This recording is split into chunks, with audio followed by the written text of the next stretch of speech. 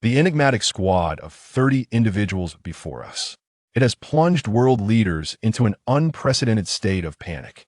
Even the elite Navy SEALs of the Eagle Sauce family appear as mere juniors in its presence, merely because this is the only special forces unit in the world capable of conducting operations across land, sea, and air. You are indeed the languid commander of this team.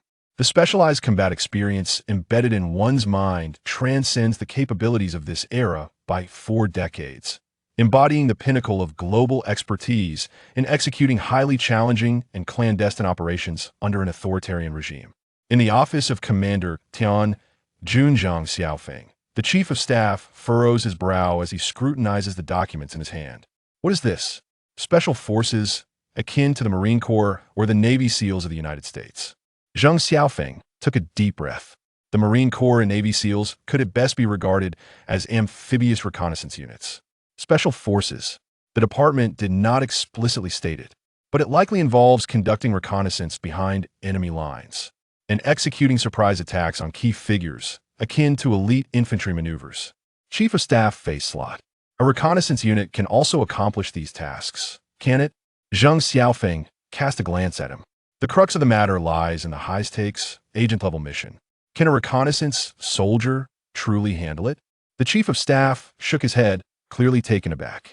During this meeting of the command, the superior emphasized that the 36 army groups must establish special forces this year. Other nations are developing them. We too must possess this sharp blade that can pierce directly into the enemy's heart. The Chief of Staff chuckled wryly. The crux of the matter is that we are utterly oblivious to how to establish even the standards of combat effectiveness. At that moment, the guard called out, "Report to the leader, Comrade Mugo has arrived."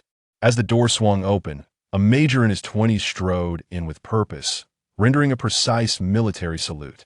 The Chief of Staff's eyes sparkled with excitement. At the beginning of the year, Magida had just secured first place in the International Reconnaissance Soldier Training, emerging as the top warrior among elite soldiers from 9 Asian nations. You gazed at the two leaders with a look of bewilderment. The commander handed over the document, and as you perused its contents, a fierce flame ignited in your eyes.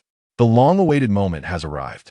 The original poster has traversed through time for 3 years, eagerly anticipating the arrival of the 7th. In a past life, you were the unparalleled amphibious Special Forces king of the Dragon Kingdom.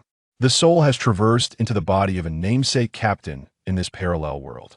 Upon arrival, Good discovered that this realm is remarkably reminiscent of the late 1980s, a time when the Dragon Nation had yet to embark on the establishment of Special Forces. The Special Forces genes within you have long been stirring with anticipation, and now the opportunity has finally arrived. Zhang Xiaofeng inquired with a smile.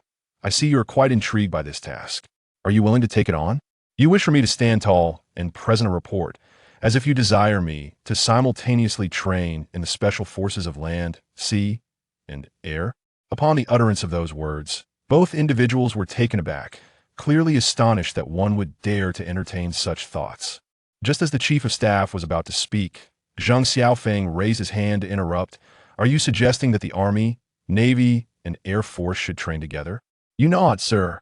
If it is merely the initial stages of training, there is no need to divide into 3 separate units. One could entirely cultivate a singular amphibious Special Forces team, integrating the combat skills of land, sea, and air into one. This would enhance combat strength and foster a greater sense of unity. I aspire to become an instructor, to cultivate an elite tri-service Special Forces unit, capable of soaring like eagles in the heavens, prowling like tigers upon the earth, and navigating the seas like dragons. I possess unwavering confidence in my ability to achieve this. Zhang Xiaofeng and the Chief of Staff exchanged a glance, both taken aback by your audacious response. It is not that they lack faith, but rather that they have yet to witness such a tri-service battlefield. If this truly comes to fruition, the combat prowess of this unit would surely be terrifying.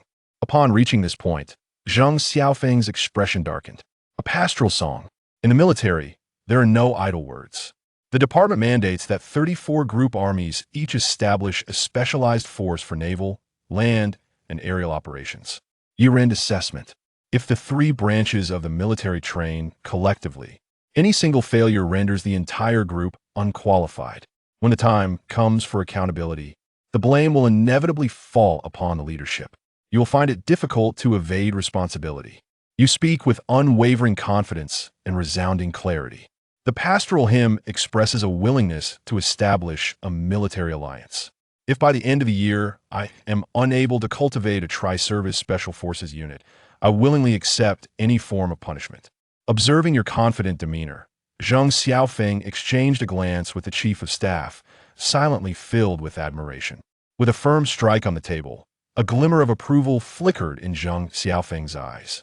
Good lad, with your tenacity, I shall join you in this endeavor. From this day forth, you shall be my training officer. By the year's end, I expect you to cultivate a tri-service Special Forces unit, codenamed Heavenly Wolf. You stand tall, your voice resonating with strength and conviction. Thank you for your trust, esteemed leader. Just as I stepped out of the office, a resonant chime echoed in my mind, signaling the detection of the host's assignment to establish a tri-service Special Operations unit. Reward for acquiring the new skill, Eagle Vision. Assist the host in forming the Sirius Special Forces. You have long since grown accustomed to this voice. The day after the time travel, this system manifested. Over the course of the past 3 years, with its assistance, you swiftly accomplished a myriad of challenging tasks, thus ascending to your current position. Without it, even if you were a Special Forces king in your past life, it would be impossible to ascend so swiftly. Talent insight, simple and direct. You possess the ability to perceive the innate military talents of individuals, while also conducting real-time analyses of their physical attributes, such as strength, speed, endurance, and the limits of their willpower. With this skill, selecting the most outstanding talents from 100,000 soldiers becomes an effortless task. Simultaneously, you can tailor training plans to address each individual's weaknesses, swiftly enhancing their combat capabilities. This skill is truly tailored for the instructor. With a mere thought, a panel of attributes materializes in your mind. Ne Muge, position, instructor of the Tianlang Amphibious Special Forces. Physical condition, 350 average, 100. Skills, divine comprehension, masterful marksmanship, martial arts grandmaster, supreme hacking, exceptional driving, innate X-ray vision. Military merit points can be exchanged for items or skills in the system shop. 3 years of system enhancement. You have mastered all elite combat skills. In terms of battle prowess, you are the pinnacle of the entire army. Even in a previous life, you would stand out among all special forces. In half a month, you will establish the selection base on a small island, where majestic mountains, vast plains, and pristine beaches abound, providing an exceptional locale for the cultivation of tri-service special forces. On that day, a speedboat approached the shore. A man and a woman, each burdened with a combat backpack, strolled towards you. You greeted them with a smile. It has been a while. Are you ready? The two exchanged a knowing glance and replied in unison, indeed. Pastoral song. You orchestrate. We shall comply without question. With a mere nod from you. Very well. Let us first retire to our lodgings for rest. Tomorrow we shall commence the selection of soldiers. These two individuals are Lu Jingxi and Sun Wan. They will accompany you in the elite training abroad. Initially, they were merely scouts, still a distance from becoming special forces. However, under your guidance and rigorous training, Sergio has barely attained the standards of a special forces operative. As they mounted their mountain bikes, Lu Jingxi and Sun Wan could not help but marvel at the training facilities on the island. Boss, your training facility surpasses even our overseas training camps in intensity. Can those athletes truly withstand such rigorous demands? Your remarks seem understated. Can you accomplish it? Why are they unable to? Lu Jingxi shrugged his shoulders. Boss, do you mean to say that we are inferior to them? Sun Wan shot him a glance. The meaning of a pastoral song is that tomorrow's selection of candidates will be those whose backgrounds are somewhat similar to ours, correct? You nod, yet the evening remains gentle. Lu Jingxi furrows his brow. However, this time the selection of soldiers can only be conducted within our army group. Other army groups are also in the process of forming special forces and will not relinquish their promising candidates to us. Does our army group possess numerous prodigies like Xiaowan and myself? You smiled gently, emphasizing that it is not the quantity that matters, but the quality. Lu Jingxi pressed further. Boss, How many people are we ultimately going to hire? You extended 3 fingers. The number of 2 individuals nodding is considered quite reasonable. Your head is not. It is indeed a considerable number. Lu Jingqi expressed his astonishment. That is quite a lot. Almost enough to match an entire battalion. How can we possibly train effectively with just the 3 of us? You raise a finger. The 2 individuals instantly widened their eyes and screamed in unison. What? It's merely a line of soldiers. You nod slightly. The Special Forces seek the elite among the elite, not a mere rabble. Lu Jingqi furrowed his brow. Boss, during our training overseas, we observed the Special Forces of countries like Eagle Sauce, the empire on which the sun never sets, and the Bear of the North. Their numbers often reach the thousands, sometimes even exceeding 10,000. The publicly disclosed composition of the Delta Force comprises several thousand personnel, whereas we consist of merely 30. Can we truly be regarded as a special operations unit? You pose a rhetorical question. Then tell me, of those thousands in the ranks, how many truly engage in special operations? The 2 individuals stood in stunned silence. You continue. Indeed, a fully equipped Special Forces unit necessitates a battalion's worth of personnel. However, such a formation can merely be regarded as a special operations company. To put it plainly, their combat prowess is comparable to that of our Army Group's elite reconnaissance battalion, merely adorned with the title of a Special Forces unit. What I desire is 30 individuals capable of conducting amphibious operations across land, sea, and air, who can dominate those so-called elite soldiers of the special operations companies in any environment, rather than labeling it as the Tianlang Amphibious Special Forces. It would be more fitting to call it the Tianlang Special Operations Assault Team. Just like the Delta Force of the Eagle Nation, there exists a shadow unit within dedicated to executing high-stakes missions. What I aspire to create is precisely such a strike team. Do you comprehend this? Lu Jingqi and Sun Wan exchanged a glance, their expressions clouded with confusion as they shook their heads in bewilderment, unable to comprehend. You find yourself momentarily speechless, yet you comprehend. The Special Forces of the Dragon Kingdom are merely in their nascent stages. Having never encountered such an assault unit, it is only natural that they struggle to grasp the concept. You smiled softly. You chuckled gently. Once the selection training commences, you will come to understand. Lu Jingqi felt a twinge of anxiety. What would happen with the upcoming year-end assessment? Other military groups boasted special forces comprising hundreds, even thousands of personnel. Could we triumph with merely 30 individuals? You chuckle softly. It depends on the manner of comparison. In a direct confrontation, we may indeed fall short. However, should the contest involve tactics such as infiltration, ambush, or intelligence gathering, the missions of these elite soldiers can be usurped. Even if they number in the thousands, we shall triumph effortlessly. All you need to do is trust me and adhere to my directives. Lu Jingqi and Sun Wandi exchanged nods, choosing not to inquire further. The following day, you set forth towards the Marine Corps, accompanied by 2 individuals.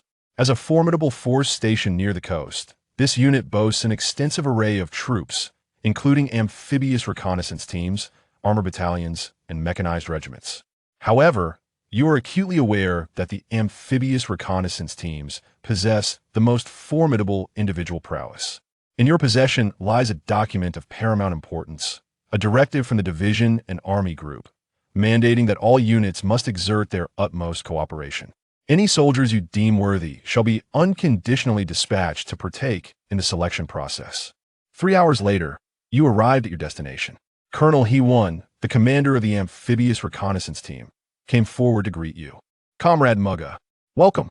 I am He-Won, the captain of the amphibious reconnaissance team. The performance data for all subjects over the past few years has been meticulously prepared. Allow me to show you. You wave your hand, signaling to disregard the information, and instead take me directly to the military site to arrange personnel. He-Won was taken aback. Are you suggesting that I should bring them all out for assessment? You shake your head, indicating that it need not be so complicated. Simply take me to the training ground and the camp. There is no need for any special arrangements. You may carry on with your own tasks. He-Won was utterly bewildered. Without reviewing the documents or conducting assessments, one could discern suitable soldiers merely by observing the individuals. He murmured to himself, "You are so young, appearing to be merely in your 20s. Not to mention training special forces, it is uncertain whether you could even match the soldiers under my command. However, as a mere squad leader, he lacked the authority to question and could only nod in acquiescence. Very well, I shall lead you. The vehicle traversed the Marine Corps base for nearly 10 minutes, arriving at the training grounds of the Amphibious Reconnaissance Battalion. Before me lay a comprehensive training area, seamlessly blending land and sea, with mountains standing sentinel by the shore. The beach and forest melded into a vast expanse, stretching infinitely before my eyes. Hundreds of reconnaissance soldiers are undergoing rigorous training. Some are executing armed assaults, while others are overcoming obstacles. Some are swimming in the sea, and still others are practicing military boxing. The scene is alive with fervor and enthusiasm. Introduction to the Reconnaissance Unit. Our reconnaissance troops comprise 5 squads, 4 male soldiers and 1 female soldier. Aside from those on duty, the cooking team, and those on leave, everyone else is present here. How would you like to arrange them? He spoke softly, addressing Captain He. Could you kindly send someone to accompany me on a brief tour? Please note the places that catch my interest. Once we're done, gather everyone together. He was taken aback, utterly astonished. At that moment, a correspondent hurriedly approached and stood beside He-Wan. He-Wan Chong lifted his chin slightly. This is my correspondent, Xiao Li. In a moment, he will accompany you. If you need any soldiers, just speak directly to him. Xian nodded slightly at He-Wan, turning with the 3 individuals towards the training ground. Lu Jingqi walked beside him, his brow furrowed in concern. Boss, we haven't reviewed the materials or conducted any assessments. How are we supposed to make a selection? The pastoral song was left unanswered as I made my way towards the 3rd Battalion, where the military physical training was being conducted. Xiao Li hurriedly introduced, "This is Officer Lu, and this is the 3rd Squad." As the shepherd cast a sweeping glance, you activated the skill of clairvoyance. In an instant, a cascade of data emerged above each soldier's head. Talent level, physical constitution, combat skills, all became clear in a single day. His gaze settled upon a particular private who was diligently practicing his punches alongside the formation. The data unfurled before his eyes. Talent A. The system's ultimate refinement could reach S, possibly even SSS. Potential, S level. Maximum, SSS. Combat skill, B. Physical constitution, 127, significantly surpassing the average of 100. Arm strength, back strength. Further detailed analysis follows.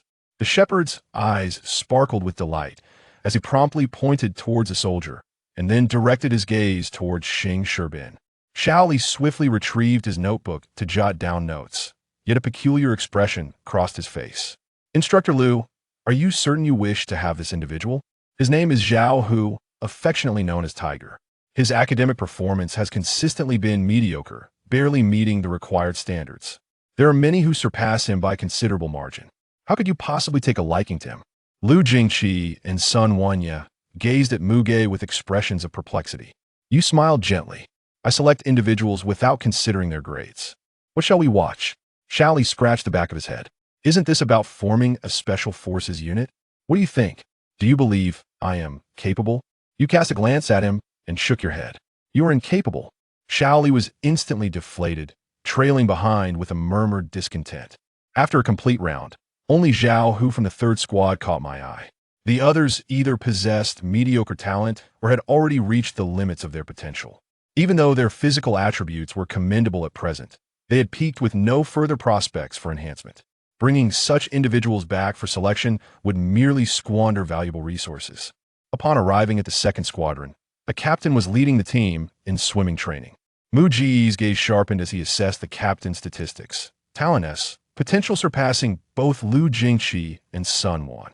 While his combat skills and physical attributes were somewhat inferior, he still dominated the entire field. Who is that captain? You pointed at the individual. It is Squadron Leader Tang Lin, replied Xiao Li. Make a note of it, Mu Gu said softly. Xiao Li paused for a moment in surprise. Lieutenant Lu, Tang Lin is the squad leader. I cannot accept the squad leader. The shepherd cast a glance, bestowing upon me a command.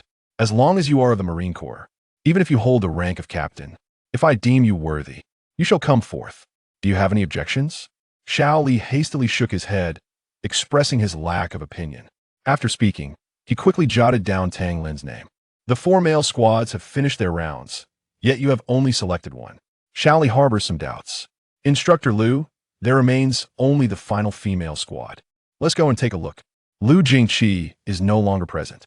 Chief, we are to examine the female soldiers. Their physical fitness is inferior to that of their male counterparts. I suspect they may struggle to withstand the rigors of high-intensity training. The shepherdess smiled and gestured towards Sun Wan beside her. You truly do not regard Xiao Wan as a woman, do you? Liu Jingqi rolled her eyes. She was, after all, not much different from Tomboy. Sun Wan instantly flared up. Liu Jingqi, say that again. Liu Jingqi immediately shrank behind Mugo, murmuring softly, to speak the truth, why is it so? You wave your hand. Indeed, the physical fitness of female soldiers may not match that of their male counterparts. However, one must not overlook the areas where male soldiers may fall short compared to female soldiers. For instance, in tasks such as reconnaissance behind enemy lines, intelligence gathering, and camouflage, female soldiers often excel. The adversary subconsciously perceives women as the weaker sex, which leads to a greater sense of complacency. This deeply ingrained notion causes the enemy to underestimate female soldiers, thereby lowering their guard and fostering a sense of unwarranted ease. This psychological blind spot has become an exceptional breakthrough for female soldiers to accomplish their missions, consequently elevating their success rates significantly.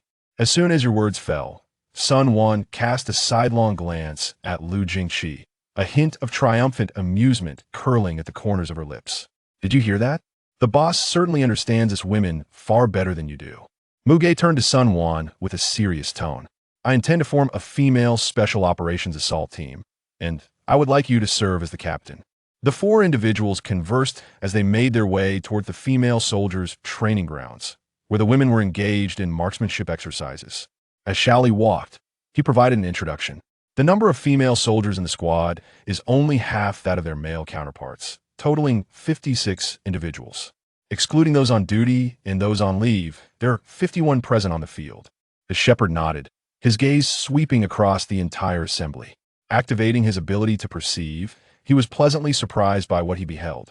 Among the 50 individuals, he discovered 4 promising talents with commendable aptitude and potential. Although their physical fitness and certain combat skills may not match those of the male soldiers, this is inconsequential. As long as their foundation is solid, they can hone their abilities with time. He promptly selected those 4 individuals. Shally swiftly noted down the names of the 2 individuals. Instructor Liu, I only know 2 of them. One is named Su Mei, a champion in Sanda, who was specially recruited for combat training. Another individual named Chun Jiao, a specialist in the 1500-meter freestyle swimming, was also specially recruited. The proficiency of both women in these events surpasses that of their male counterparts. Your discerning eye is truly remarkable, as you identified them at a glance. However, I am not quite familiar with the other 2, and will need to consult Captain Han. You nodded in acknowledgement. Promptly, Shally hurried to Captain Han, who was instructing the female soldiers in shooting training, and reported, Captain Han, I would like to inquire about the names of these 2 female soldiers. Speaking, he gestured towards the 2 individuals selected by the pastoral song and briefly elucidated the weather conditions. What is this? The selection for special forces? Our female soldiers are included? The voice of the Korean team suddenly rose, filled with astonishment. The female soldiers who were practicing their aim halted their actions in unison, curiously glancing over and whispering to one another. What exactly is a special forces unit? What does selection entail? Han Zhong's brows were furrowed deeply. The military had issued an order some time ago. Why have I not received it? At this moment, Hewen's voice resonated from behind. As soon as the Han squad caught sight of Hewen, their expressions instantly shifted to a formal demeanor. They proclaimed loudly, all rise. Attention! The female soldiers swiftly stood to attention with precision. The Han squad saluted Hewen, reporting, Captain, the female soldier squad is currently engaged in maritime shooting and targeting training. We await your instructions. Hewen casually returned 7 gifts, granting Officer Liu the authority to select personnel for our reconnaissance team. Han Squadron wore a puzzled expression. Captain, what exactly is the selection process for special forces? In simple terms, Special Forces are unconventional rapid response units tasked with executing special and covert missions. You have taken over the conversation. Han Zhongdue, I am Muge, responsible for this selection process. The 4 female soldiers that Xiao Li just inquired about are indeed the candidates I have chosen. Han Zhongdue scrutinized the major before him, who appeared to be of similar age, still wearing an expression of bewilderment. The female soldiers were hearing the term Special Forces for the first time, each of them adorned with expressions of bewilderment. You let out a helpless sigh. In the Dragon Kingdom, the very notion of Special Forces is virtually non-existent. Even the mere mention of the term evokes a sense of unfamiliarity. It is perfectly understandable that the soldiers and officers of these regular troops remain unaware. However, verbal explanations often fail to convince. After all, aside from oneself, no one truly comprehends the exact standards of Special Forces. You turned your gaze towards Captain He-1. How about this? Summon all the individuals I require.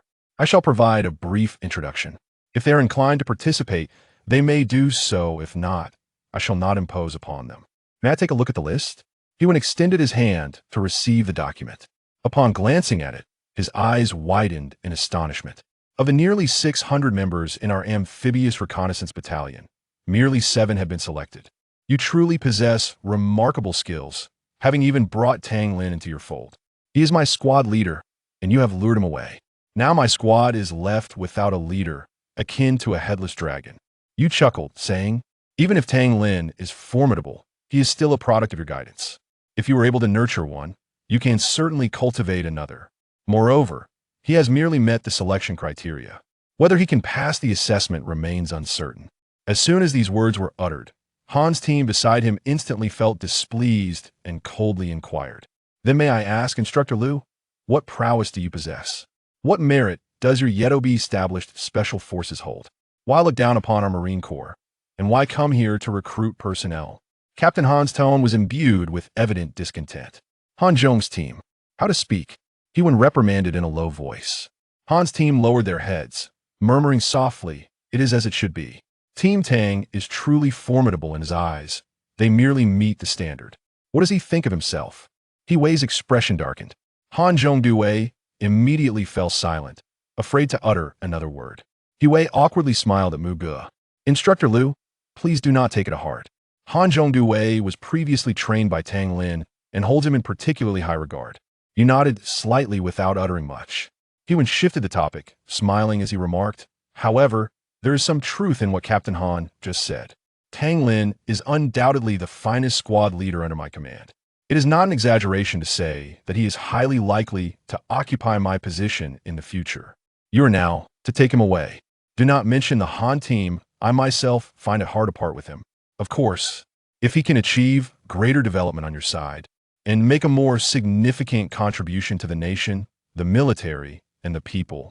As a soldier, I certainly will not stand in your way. I possess at least this level of awareness. Upon hearing this, you couldn't help but laugh. Captain He, please speak directly. What would make you feel at ease? He-1 chuckled heartily. Commander Liu, how can you say such a thing? I have no right to request anything from you, for you're a person specially appointed by the military.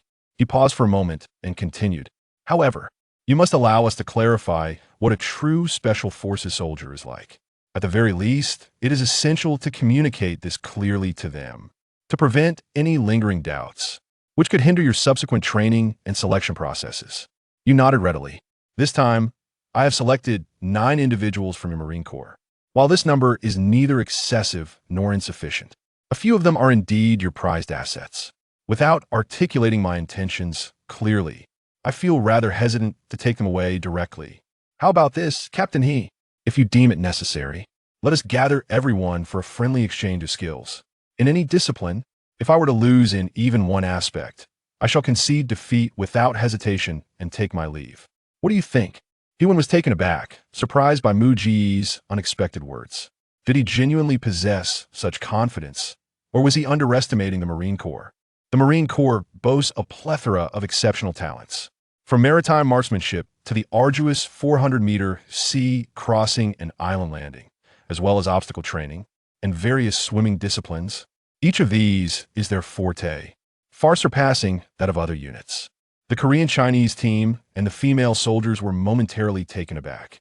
After a brief pause, a flicker of indignation surfaced on their faces, a manifestation of their insulted pride. How deeply must one look down upon the Marine Corps to dare utter such words? Chapter 1. The entire Army collaborates to forge 100 Special Forces. What is this? The entire Army, encompassing all military districts, including the Army, Air Force, and Navy, is to establish 100 Special Forces? What exactly constitutes a Special Force? Is it akin to the Marine Corps? Or is it similar to the Navy SEALs of the United States? In the office of the 31st Group Army, Commander Wang He gazed thoughtfully at the order document in his hand, while the Chief of Staff furrowed his brow in confusion. Wang He lit a cigarette and stated solemnly, "To be precise, neither the Marine Corps nor the Navy SEALs can be regarded as true Special Forces. At best, they are elite amphibious reconnaissance units." The term Special Forces as conveyed by headquarters is rather ambiguous, referring to elite infantry units tasked with executing high-difficulty covert missions such as reconnaissance behind enemy lines, surprise attacks, and decapitations. The Chief of Staff questioned, "But aren't these tasks also within the capabilities of reconnaissance units?" Wang Yi cast him a sidelong glance and replied, "The emphasis is on the phrase high difficulty. It could even be interpreted as tasks of the level of agents, commonly referred to as special operatives. Do you believe that ordinary reconnaissance soldiers could accomplish such missions?" The Chief of Staff, taken aback, shook his head slightly. Wang He continued, "During the recent meeting at headquarters, the Superior explicitly emphasized that our 36 group armies must establish these special forces within this year. Currently, armies around the world are forming such units. This is the future trajectory of military development, and we must possess a blade capable of piercing the very heart of our adversaries." The Chief of Staff lamented, "But the pressing issue is that we do not even know the combat standards for Special Forces. How can we proceed with their formation?" Wang He exhaled a plume of smoke and chuckled. "That is precisely why we need all the branches to work simultaneously to collectively navigate this uncharted territory, and to gain experience and establish standards as swiftly as possible. But without standards, how can we locate the instructors responsible for training? At the very least, those instructors should possess the capabilities of special operatives, should they not?" The Chief of Staff inquired. Wang He, still holding his cigarette, gestured towards the Chief of Staff. "As for the Air Force and Navy, I have yet to devise a solution. However, I do have a candidate in mind for the Army, and I brought you here to discuss it." "Who?" The moment the Chief of Staff finished speaking, a knock resonated at the door, and the guard announced loudly, "Report, Commander. Comrade Lin Chuan has arrived. Let him in." Wang Yi commanded. "Yes." The door creaked open, revealing a resolute young major in his 20s, who stood at attention and saluted. "Good day, Commander." "Lin Chuan?" The Chief of Staff's eyes brightened upon seeing the newcomer. "How could I have forgotten about you?" He turned to Commander Wang He. "Commander, do you mean to appoint Lin Chuan as the Chief Instructor?" Wang Yi smiled. "What do you think? Is this young man suitable?" The Chief of Staff replied with enthusiasm. He participated in the International Reconnaissance Soldier Training earlier this year and outperformed the top reconnaissance soldiers from various nations, securing first place. His capabilities have already surpassed those of typical reconnaissance soldiers. If he is not suitable, then I fear no one in our army would be. Meanwhile, Lin Chuan looked on in bewilderment. "Gentlemen, what are you discussing? What does suitability mean?" Wang Yi handed Lin Chuan a notification document, and upon reading it, Lin Chuan's eyes instantly sparkled with overwhelming joy. "At last it has arrived. Damn it, I've traversed through 3 long years. Finally, I've awaited your arrival." Indeed, Lin Chuan is a traveler from another realm. In his previous life, he was a versatile elite commando of the Huaxia forces. His soul has now inhabited the body of a lieutenant, sharing his name in this parallel world. Upon his arrival in this realm, he discovered it was still the late 1980s, a time when the Huaxia troops had yet to establish special forces. Possessing the elite combat genes from his past life, he naturally yearned to once again be a member of the special forces, undertaking various arduous and exhilarating missions. Now he has finally been given that opportunity. Wang Yi inquired with a smile. "Seeing your expression, it's evident that you are quite interested. So, Are you daring enough to take on this mission? Lin Chuan replied. Report. Are you suggesting I train as a tri-service Special Forces operator? The notion of simultaneously mastering the land, sea, and air caught both men off guard. They never anticipated Lin Chuan would dare to propose such an idea. Just as the Chief of Staff was about to speak, Wang He interrupted him, saying, Lin Chuan, are you implying that you wish to train in all three services? After a moment as contemplation, Lin Chuan responded, Sir, allow me to share my thoughts. I believe that during the initial stages of training, it's unnecessary to divide into three separate units. One unit could simultaneously master the special operations skills of the Army, Navy, and Air Force. A tri-service special operator would possess greater combat effectiveness and cohesion. Therefore, my suggestion is that if I were to serve as the Chief Instructor of the Special Forces, I would prefer to cultivate a tri-service elite unit, a premier force capable of soaring like an eagle, striking like a tiger, and maneuvering like a dragon beneath the waves. Moreover, I am confident in my ability to achieve this. Both Wang He and the Chief of Staff were taken aback by Lin Chuan's audacious confidence. It was not that they doubted him, but rather they had never witnessed such a soldier embodying the combined prowess of all three combat branches. If he could truly accomplish this, they were certain this unit would possess an extraordinary level of combat capability. With this thought in mind, Wang He's expression turned serious. Lin Chuan, there is no room for jest in the military. The order from headquarters mandates one special operations team from each of the Army, Navy, and Air Force from all 34 military groups. A comprehensive assessment of results is scheduled for the end of the year. Although the criteria for evaluation have yet to be established, it is certain that all special operations teams will be assembled for comparison. If you train all three branches together with the same batch of recruits, if even one branch fails to meet the standards, it renders the entire unit unqualified. Should headquarters express dissatisfaction, you will also face reprimand. Undeterred, Lin Chuan boldly declared, Report. I am willing to sign a military order. If I cannot cultivate a tri-service special operations unit by the end of the year, I am prepared to accept any punishment. Witnessing Lin Chuan's resolute confidence, Wang He and the Chief of Staff exchanged glances before decisively slamming their hands on the table. Well said, young man. With your unwavering resolve and confidence, I shall stake everything on this endeavor. I hereby appoint you as the Chief Instructor. Before the year concludes, I expect you to train an amphibious Special Forces unit, designated as the Sky Wolf. Yes, thank you for your trust, Commander. Lin Chuan proclaimed with pride. I shall not disappoint your expectations. Ding. The system has detected the host's willingness to undertake the mission of forming an amphibious Special Forces unit and rewards the host with a new skill, innate X-ray vision, assisting the host in establishing the Sky Wolf Special Forces. As Lin Chuan exited Wang He's office, a voice resonated in his mind. He had long grown accustomed to this voice. It had manifested the day after he traversed into this world, a system that existed solely within the realms of fiction. Over the past 3 years, with the system's assistance, he had swiftly accomplished numerous arduous tasks, culminating in his current position. Without the system, even with his past life as a king of special forces, he could not have ascended so rapidly. System, elucidate the innate X-ray vision. Certainly, as the name implies, innate X-ray vision allows the host to perceive the innate abilities of any individual concerning various military combat skills. Furthermore, it enables the host to view real-time data pertaining to the individual's physical condition, such as overall physical strength, limb power and speed, endurance, willpower, and limits, among others. The host can directly analyze any desired data using the X-ray vision.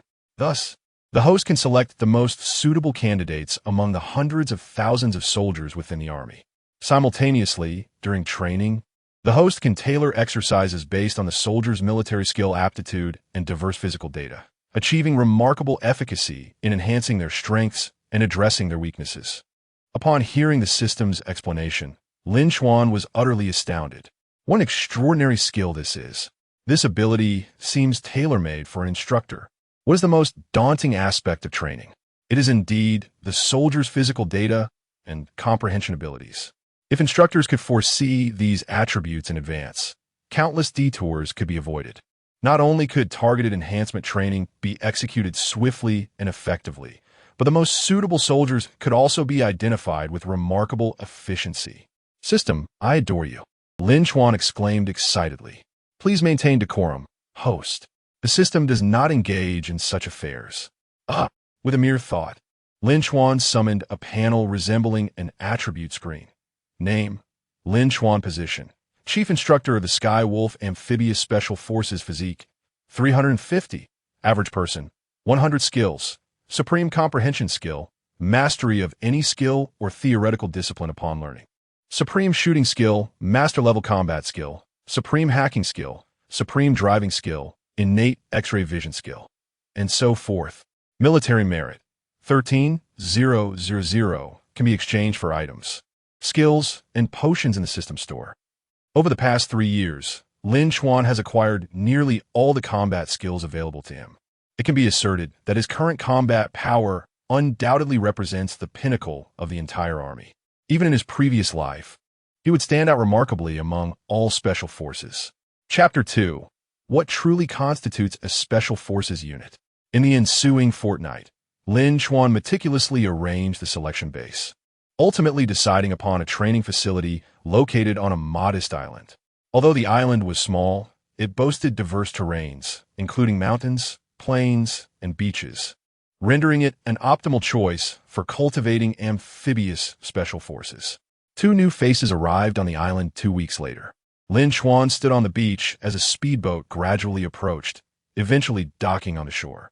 Boss! A man and a woman, both laden with combat backpacks, made their way toward him.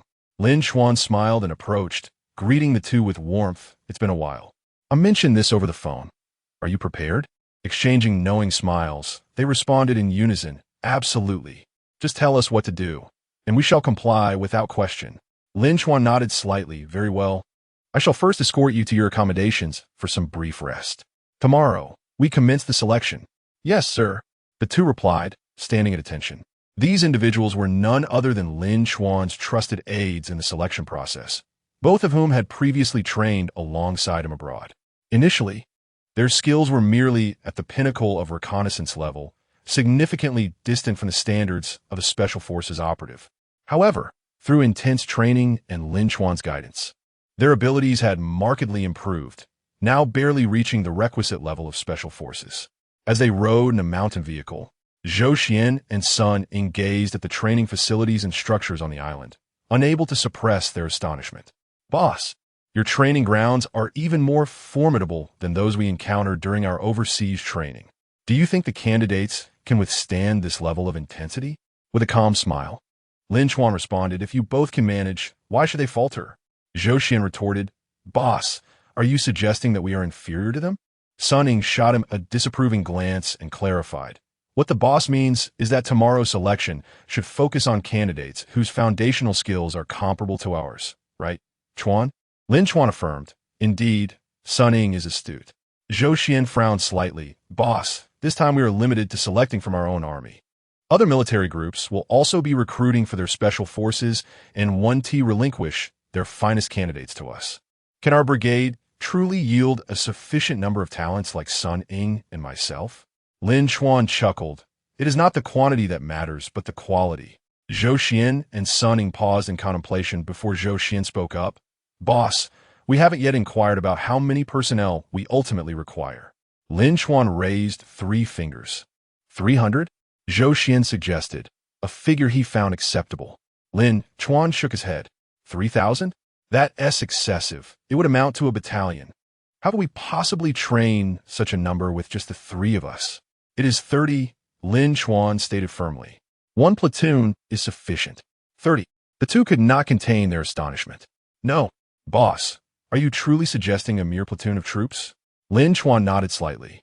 A special forces unit requires the CR de la army, not a horde of disorganized individuals. Zhou Xian expressed his confusion, saying, but boss, during our training abroad, we learned that countries like the Eagle Nation, the Empire of the Rising Sun, and the Bear Nation have long established special forces, each boasting thousands of personnel in a single unit. For instance, the well-known Delta Force and Alpha Group publicly report having thousands of members. Here we are with only 30 individuals. Can we truly be called a Special Forces unit? Lin Chuan interjected, but tell me, within such a large force, how many are genuinely engaged in special operations? The two paused, their brows furrowing slightly in contemplation. Lin Chuan continued, you are correct. A fully operational Special Forces unit comprises at least a regiment's worth of personnel. However, such a formation can merely be described as a special operations company. To put it bluntly, the combat effectiveness of these so-called special operations companies is comparable to the elite reconnaissance battalions within our various army groups. The only distinction is that they are incorporated into special forces. What I seek is a group of 30 individuals capable of amphibious operations, ready to engage in combat across all terrains and environments, and whose combat prowess far exceeds that of these so-called special operations companies. In essence, I desire 30 warriors whose capabilities rival those of hundreds, even thousands, of such special operations units. Rather than calling it the TriStar Amphibious Special Forces, I would prefer it be named the TriStar Assault Team. The special forces you mentioned, like Delta Force and Alpha Group, also possess elite subunits, often referred to as shadow troops. These units are not publicly acknowledged, yet they are tasked with high-difficulty missions such as infiltration, assassination, intelligence gathering, and small-scale counterterrorism operations. These elite warriors execute such endeavors. This is the type of assault team I aim to create. Do you understand? Zhou Xian and Sun Ying exchanged bewildered glances and shook their heads in confusion. Lin Chuan sighed, realizing that presently there are no such assault units in China. And since these two have never truly witnessed such a team, their lack of understanding was to be expected. However, in his previous life, the Chinese military gradually evolved into what he now describes as a special forces unit among special forces through continuous exploration and development. These advancements require both experience and time to accumulate. The formation of China's special forces is only just beginning. It is natural for them not to comprehend this yet. Lin Chuan reassured them, once the selection training commences, you will gradually come to understand. Zhou Xian expressed concern. But what about the confrontation assessment at the end of the year? If other army groups have assembled special forces units of hundreds or even thousands, how can we, with just 30 individuals, hope to compete? Lin Chuan replied with a smile. That depends on the nature of the confrontation. If it is a traditional face-to-face battle, we would indeed be at a disadvantage. However, if the mission adheres to the characteristics and requirements of special operations, focusing on infiltration, assassination, intelligence gathering, decapitation, and similar tasks, no matter how many personnel they have, we can emerge victorious with ease. Enough of the lengthy discourse. It may prove difficult for you to grasp the underlying significance. Simply place your trust in me and adhere to my directives. Zhou Xian and Sun Ying nodded in agreement. The following day, Lin Chuan, accompanied by Zhou Xian and Sun Ying, set forth in a vehicle towards the first military selection, the Marine Corps. Numerous army groups stationed near the coast each possess their own Marine Corps. The Marine Corps, however, is not merely a collection of the special forces one might be familiar with. Of course, it is not to say that there aren't formidable assault teams within, such as the renowned Jiaolong assault team. At this juncture, Lin Chuan was uncertain of the Jiaolong assault team's existence, for its combat prowess, as per the previous world, was comparable to that of elite Army special operations teams. The Marine Corps is extensive, rivaling the size of a division, encompassing amphibious reconnaissance units, armored battalions, mechanized amphibious battalions, artillery regiments, and chemical defense battalions. The latter are primarily technology-focused, often lacking in individual combat strength. It is the amphibious reconnaissance units that boast the most formidable individual combat capabilities. Armed with orders from the headquarters and the Army Group, all units within must cooperate fully, unless it involves essential technical personnel who cannot be detached from their posts. Any unit that catches Lin Chuan's, I must unconditionally send troops for training selection. Initially, the Army Group commander intended to simplify the process by having the elite soldiers sent directly. However, after acquiring the skill of innate insight, Lin Chuan outright rejected this request. Better to be selective than to be hasty. 3 hours later, the trio finally arrived at the Marine Corps. Comrade Lin Chuan, welcome. A lieutenant colonel approached them. I am He-1, the commander of the Amphibious Reconnaissance Unit. Lin Chuan saluted sharply. Greetings, Commander He-1 replied. I have received the orders. The brigade commander has instructed me to assist you in selecting soldiers. I have prepared all the performance records for the unit over the past few years. Please follow me. Lin Chuan waved his hand. There is no need to review the records. Take me directly to your unit so I can select on the spot. Select on the spot? He was taken aback. Are you suggesting that I bring them all out for assessment? Lin Chuan shook his head. No need for such formality. Just take me to your training ground and barracks. There is no need for special arrangements. Proceed with your regular training activities. He-1 wore a puzzled expression. How could one select suitable soldiers merely by observing them without reviewing records or conducting assessments? At that moment, he harbored doubts regarding the decision to appoint Lin Chuan as the chief instructor. Lin Chuan appeared to be merely in his 20s, lacking any notable experience in training special forces, and it was uncertain whether his personal abilities matched those of the soldiers under his command. Nevertheless, as a mere commander of an amphibious reconnaissance unit, He-1 understood he had neither the standing nor the authority to question or oppose this. He nodded in acknowledgement and promptly led Lin Chuan and the others to the training grounds of the amphibious reconnaissance unit. The vehicle navigated through the Marine Corps. The camp was expansive, and it took nearly 10 minutes of driving to reach their exclusive training ground. This was a comprehensive training facility nestled by the seaside, where mountains, forests, and sandy beaches converged.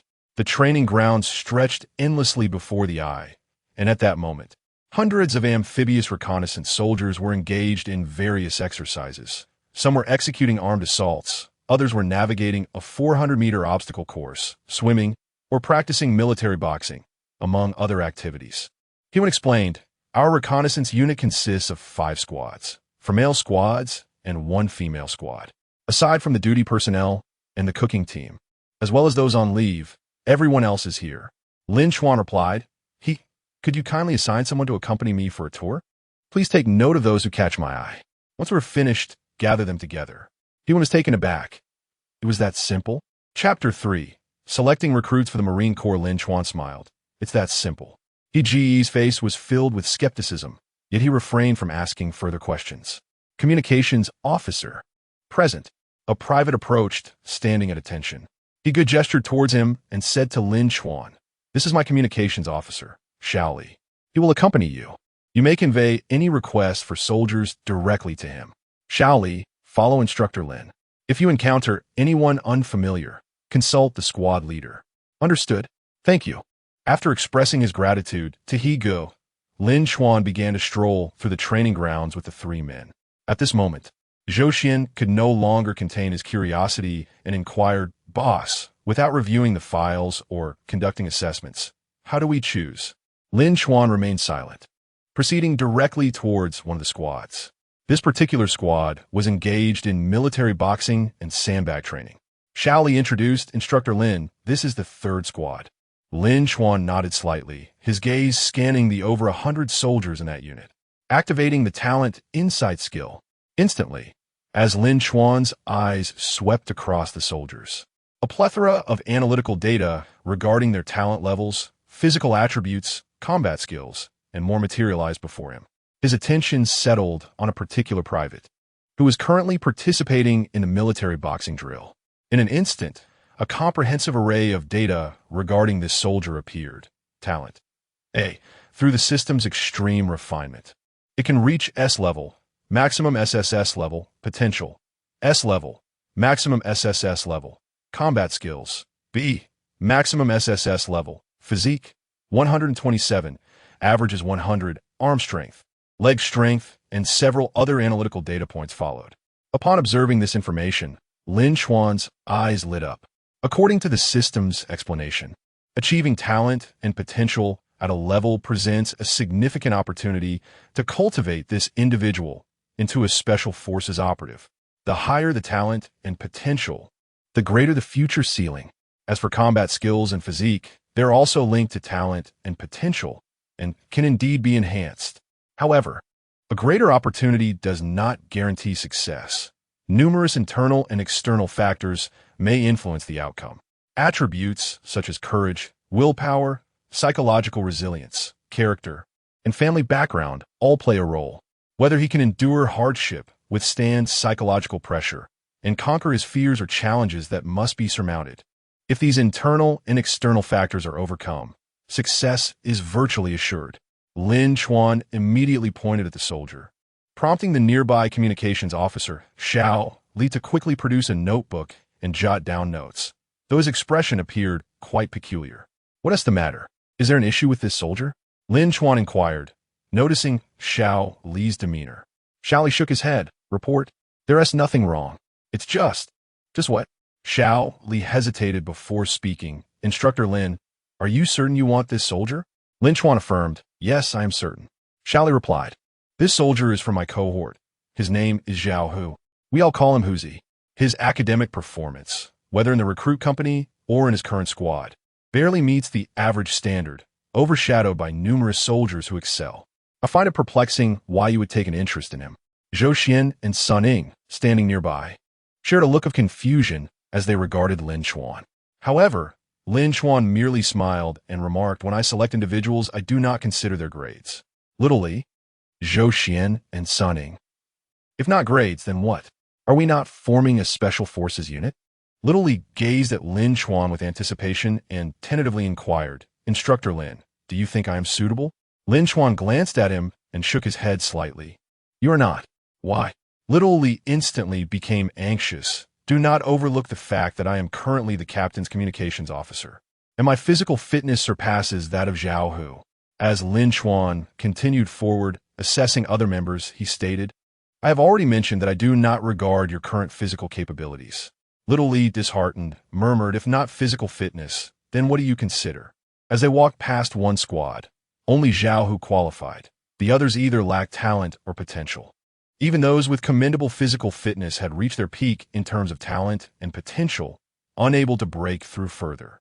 Such individuals, even if brought back for selection, would merely squander time, energy, and resources. Upon arriving at the training ground of the second squad, they discovered a captain instructing some members in swimming training. The displayed physical data indicated exceptional talent and potential, both reaching the S level, slightly surpassing Zhou Xian and Sun Ying. Of course, in combat skills and current physical fitness, he was slightly inferior to them. Nevertheless, he stood out as one of the finest in the entire arena. "Who is that captain?" Lin Chuan pointed towards him and asked Little Li. "Ah, you mean Captain Tang Lin?" "Oh, captain?" Lin Chuan's eyes brightened. How intriguing. Being a captain implies commendable command abilities, mobilization skills, and psychological resilience. Noting this down, Little Li interjected, "He is the captain." Lin Chuan shot him a glance and replied nonchalantly, "What? Is a captain not worthy of my consideration? The order I receive states that as long as they belong to your Marine Corps, even your battalion commander, should I desire, must comply. Do you have any objections?" And no. Little Li's heart raced, and he quickly shook his head, promptly noting down Tang Lin's name. After Lin Chuan completed his assessment of all 4 male squads, he found only 3 suitable candidates. "Let us proceed to the next squad." Little Li hesitated. "Instructor Lin, there remains only the final female squad." Lin Chuan waved his hand dismissively. "No matter if the female candidates meet the standards, they are acceptable." Little Li, Zhou Xian, perplexed, quietly asked, "Boss, do we still need female soldiers?" Lin Chuan Dao, "What's the matter? Are female soldiers incapable?" Zhou Xian Dao, "However, the physical fitness of female soldiers is inherently much lower than that of their male counterparts, and with such intense training, I fear they might not endure it." Lin Chuan pointed at Sun Ying beside him and chuckled. "You truly do not regard Xiao Ying as a woman." Zhou Xian scoffed. "She is simply a tomboy." Sun Ying immediately erupted in anger. "Zhou Xian, repeat that once more." Zhou Xian shrank his neck and hurriedly hid behind Lin Chuan, stammering, I meant. Sun Ying, you. Enough." Lin Chuan interjected. "While on their territory, let us not embarrass ourselves. You are correct. Female soldiers do naturally possess inferior physical conditions compared to male soldiers. Yet, do not forget, There are many innate attributes where male soldiers fall short in comparison to female soldiers. For instance, in reconnaissance behind enemy lines, intelligence gathering, and camouflage infiltration, female soldiers can effortlessly gain the trust of the enemy, causing them to lower their guard. For in the subconscious of all, women are perceived as the weaker sex. This deeply ingrained notion leads them to underestimate women, resulting in erroneous judgments. Under such circumstances, the success rate of female soldiers in completing missions is significantly higher. Upon hearing this, Sun Ying slightly lifted her chin, casting a disdainful look at Zhou Xian. "Did you hear that? It's the boss who understands us women." "Oof," Zhou Xian retorted. "Not every woman is like you, you tomboy." Lin Chuan smiled. "Hence, we must select and find female soldiers who do not fall short of Xiao Ying in physical condition, intelligence, and psychological advantage." Speaking of which, Lin Chuan turned to Sun Ying. "I plan to simultaneously establish a female special operations team, and I need you to be the team leader. How about it? Are you confident?" Sun Ying was overjoyed at his words. Reporting in, "I assure you I will not disappoint your expectations, boss." Lin Chuan nodded slightly, choosing not to elaborate further. The four of them proceeded towards the female soldiers battalion. At that moment, the female soldiers battalion was engaged in shooting training. Xiao Li remarked, "The number of female soldiers is only half that of the male soldiers battalion, totaling 56, excluding those on guard duty and on leave. There are currently 51 in training here." Lin Chuan nodded, scanning the female soldiers, activating his talent insight skill. To his surprise, among the 51, for displayed commendable talent and potential. Although their physical fitness and certain combat skills were considerably inferior to their male counterparts, this was not a concern. As long as the talent and potential were present, they could be trained to excel later. He promptly marked those 4 female soldiers, and Xiao Li quickly noted 2 of them. "Instructor Lin, I am not very familiar with the personnel in the female soldiers battalion, but I do know of 2. One is Su Mei, the provincial martial arts champion, possessing formidable combat skills, who was specially recruited. The other is Chun Jiao, a provincial champion in the 1,500-meter freestyle, also specially recruited, like Su Mei.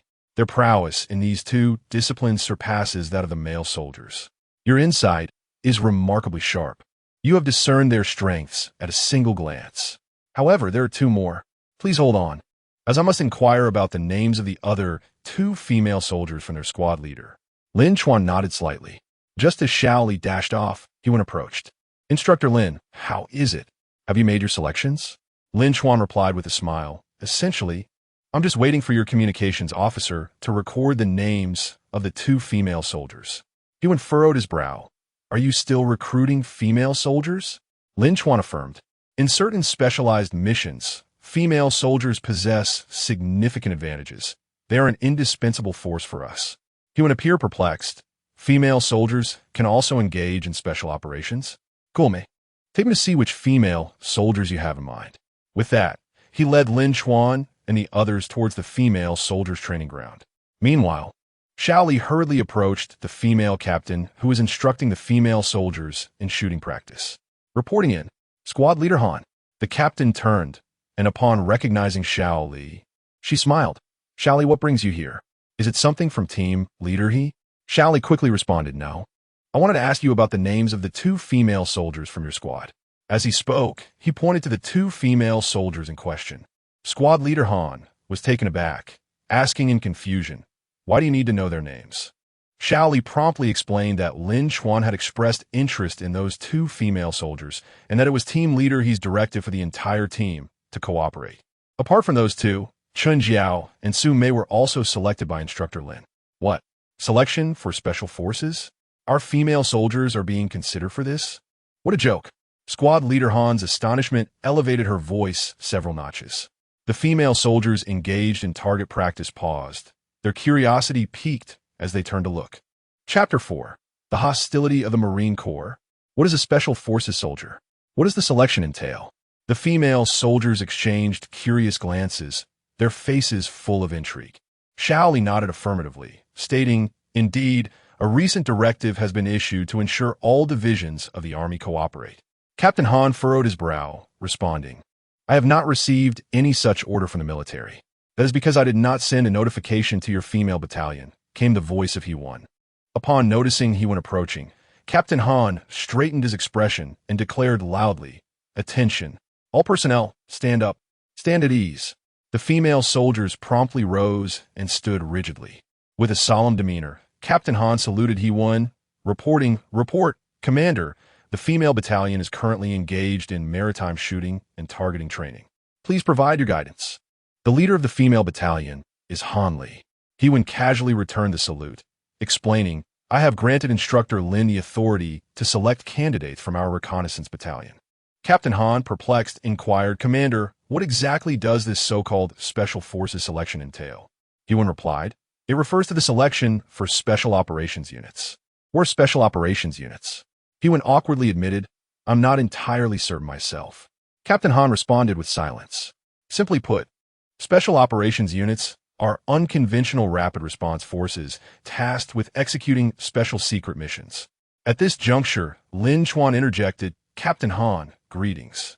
I am Lin Chuan, responsible for personnel selection for the Special Operations Unit. The 4 female soldiers that Xiao Li inquired about are those I have selected.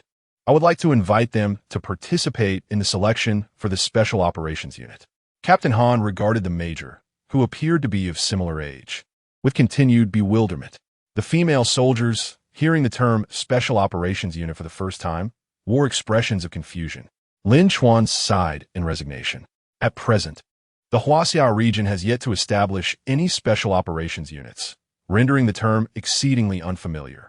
It is quite natural for the soldiers and officers of conventional forces to be unaware of this. However, verbal explanations would likely prove inadequate, as, aside from himself, no one knows the criteria for special forces. Lin Chuan could only offer a wry smile towards He-1, stating, "How about this, Commander? Please gather all the individuals I require, and I will briefly explain. If they are willing to participate, they may do so. If they are not, that is their prerogative. I shall not impose." He-1 nodded. "Bring me the list. I would like to see whom you have selected." Xiao Li promptly handed over the list. Upon scanning it, He-1 exclaimed in surprise, "Out of nearly 600 personnel in our amphibious reconnaissance battalion, only 7 meet the criteria to become special forces?" Xiao Li quickly corrected, "Not 7, but 9. There are 2 female soldiers I have yet to include." He-1 examined the list closely, astonished, and jestingly reprimanded Lin Chuan. "You rascal. You haven't even spared my most exceptional captain, Tang Lin. With his transfer, my battalion will be left leaderless." Lin Chuan chuckled and remarked, "No matter how formidable he may be, he is still a product of your nurturing. If you could cultivate one, surely you can cultivate another, can you not? Moreover, he has merely met the standards for selection. Whether he can pass the assessment and join our ranks remains uncertain." Upon hearing this, Han Zhong, who was present, felt a surge of displeasure. "Pray tell, what prowess do you possess, the so-called Instructor Lin? What comprehensive combat capability does your yet-to-be-established Special Forces unit hold?" Han Zhong scoffed. "If you hold our Marine Corps in such contempt, why come here to undermine us?" "Han Zhong, how dare you speak so?" He-1 admonished softly. Han Zhong lowered his head slightly, but still mumbled under his breath, "That's the truth. With Tang Zhong's prowess, he still merely regards this so-called selection standard as a bare minimum. He truly sees himself as something special." "Enough," He-1 snapped, causing Han Zhong to clamp his lips shut, refraining from further comment. He-1, feeling somewhat awkward, turned to Lin Chuan and said, "Instructor Lin, please do not take offense. Han Zhong was once mentored by Tang Lin and considers him a remarkable figure." Lin Chuan nodded slightly, not taking it to heart. However, He-1 then shifted the conversation, smiling as he said, "Yet, Han Zhong does have a point. The individual you selected is indeed the finest captain for my team. To speak candidly, it is highly likely that he will occupy my position in the future. If you seek to take him away now, not only Han Zhong, but I too would be reluctant to part with him. Of course, if he can achieve greater development under your tutelage, contributing more to the nation, the military, and the people as a soldier, I would not dare to impede this. I'm aware of that much." At this, Lin Chuan couldn't help but smile. He understood He-1's implication and promptly replied, "He-1, why not be straightforward? What must I do to assure you? Yuan laughed heartily. Instructor Lin, how could I presume to demand anything from you? You are, after all, the imperial envoy of the military. After a brief pause, Yuan added, you should enlighten us on what a true Special Forces soldier should embody. At the very least, you must clarify this for them to prevent any misunderstandings, which would not bode well for your subsequent training and selection, would it? Understood. Lin Chuan readily nodded. During this visit to your Marine Corps, I have selected 9 individuals. It may not be many, but it is not insignificant either. Furthermore, some among them are indeed treasures of your Marine Corps. If I did not clarify this, I would feel quite remiss in taking them away. Thus, Yuan, if you deem it necessary, let us assemble the individuals and engage in some friendly sparring. I will stake my honor.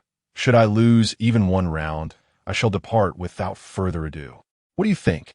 Yuan was momentarily taken aback, not expecting Lin Chuan to make such a bold proposition.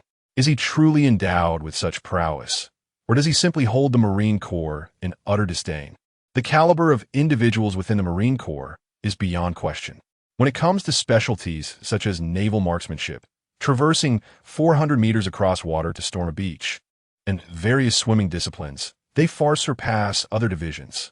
Meanwhile, Team Han and the contingent of female soldiers were momentarily taken aback. Moments later, they felt an overwhelming sense of insult.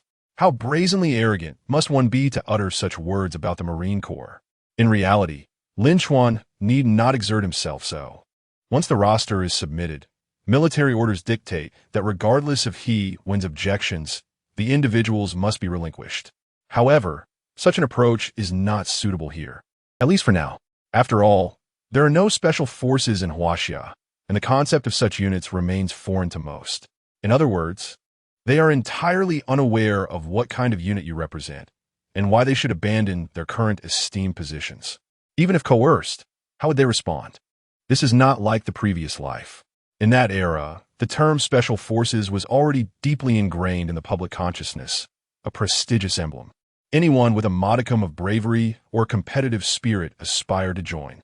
Thus, the most effective method is to illuminate the vast chasm that separates them from true Special Forces. They must comprehend what a Special Forces operative is truly like. Once Yuan grasped the situation, he chuckled and remarked, Instructor Lin, your words are quite something. After all, you must allow the soldiers you select to discern whether their instructor possesses the capability to train them, correct?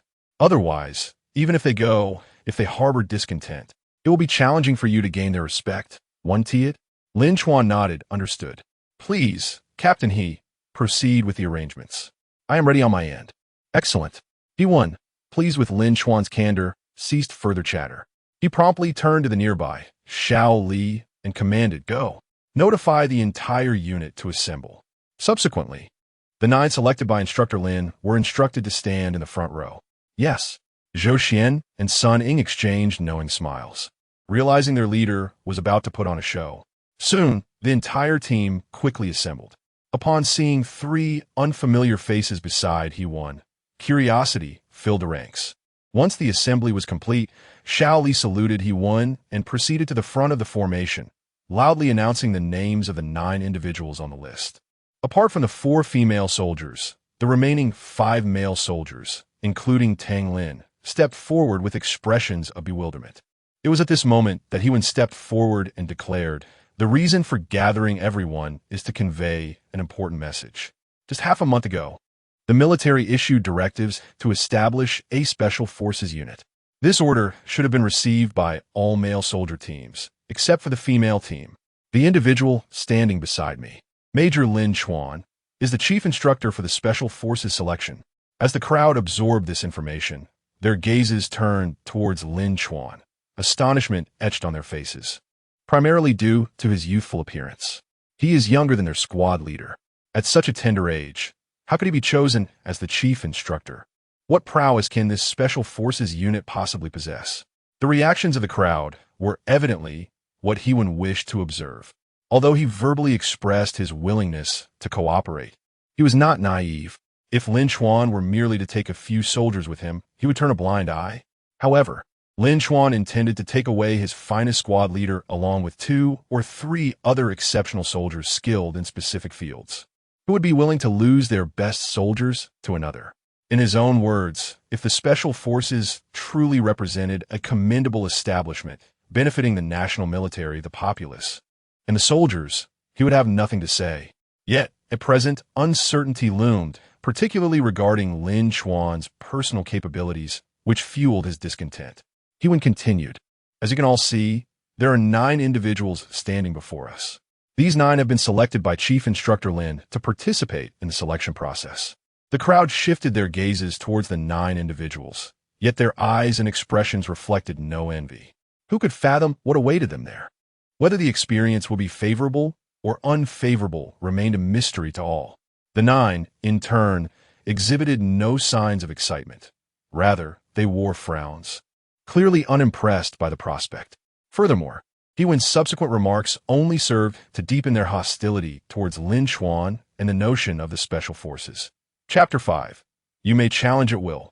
If you lose even once, consider it my defeat, Hewen proclaimed loudly. Yet you 9 should not become overly complacent. Commander Lin has stated that you merely barely meet his selection criteria. You are still far from becoming true Special Forces. Therefore, you 9 must strive diligently in your training, aiming to meet Commander Lin's requirements as soon as possible. Do not disgrace our Marine Corps, understood?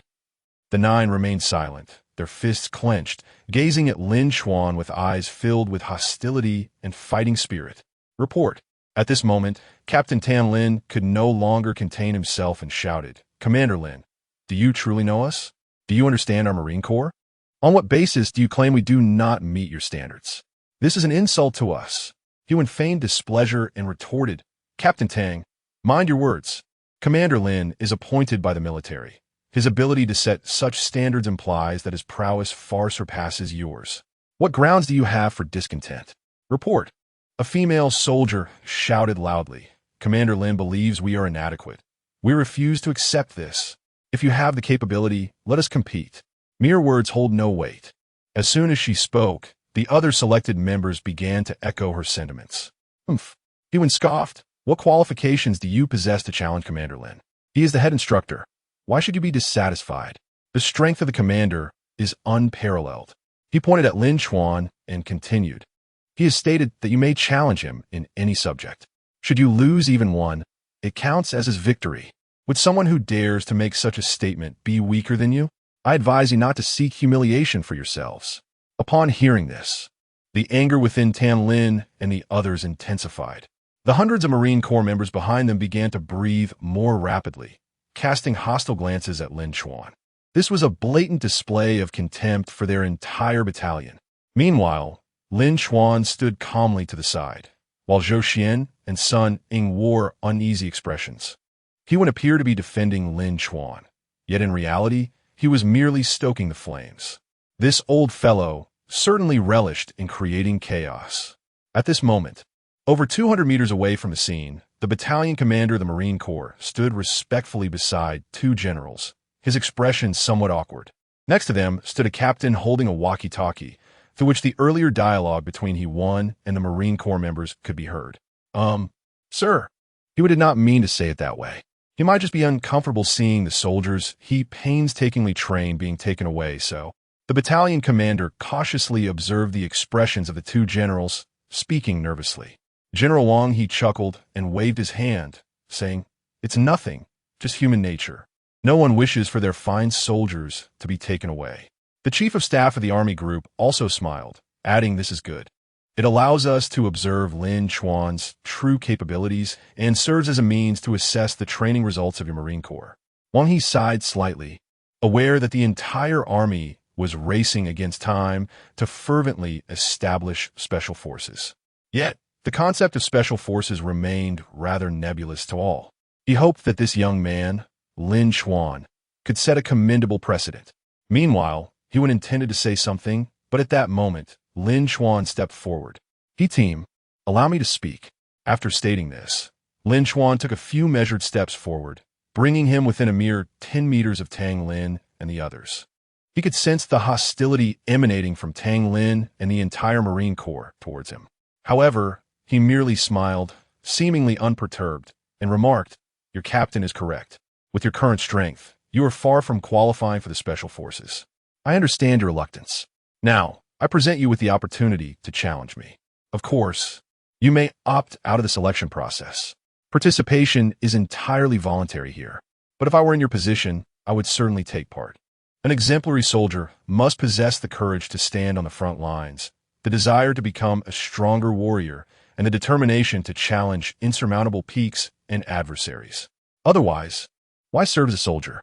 You might as well return home and raise pigs. The Special Forces exist specifically to cultivate the elite among elites. Upon hearing this, Tang Lin scoffed, "You need not say so much. While I may not know much about Special Forces, I can roughly imagine their essence. I simply do not believe that you can establish such a unit. Thus, I challenge you. If you can defeat me, I will certainly participate. Furthermore, I will exert myself to complete the selection assessment and become a member of the Special Forces. However, if you lose, you must apologize for your arrogance and your disdain for our Marine Corps." "Agreed," Lin Chuan replied with a nod.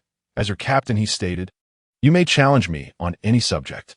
With that, Lin Chuan extended a finger, declaring, "If I lose even one match, I will concede defeat and apologize."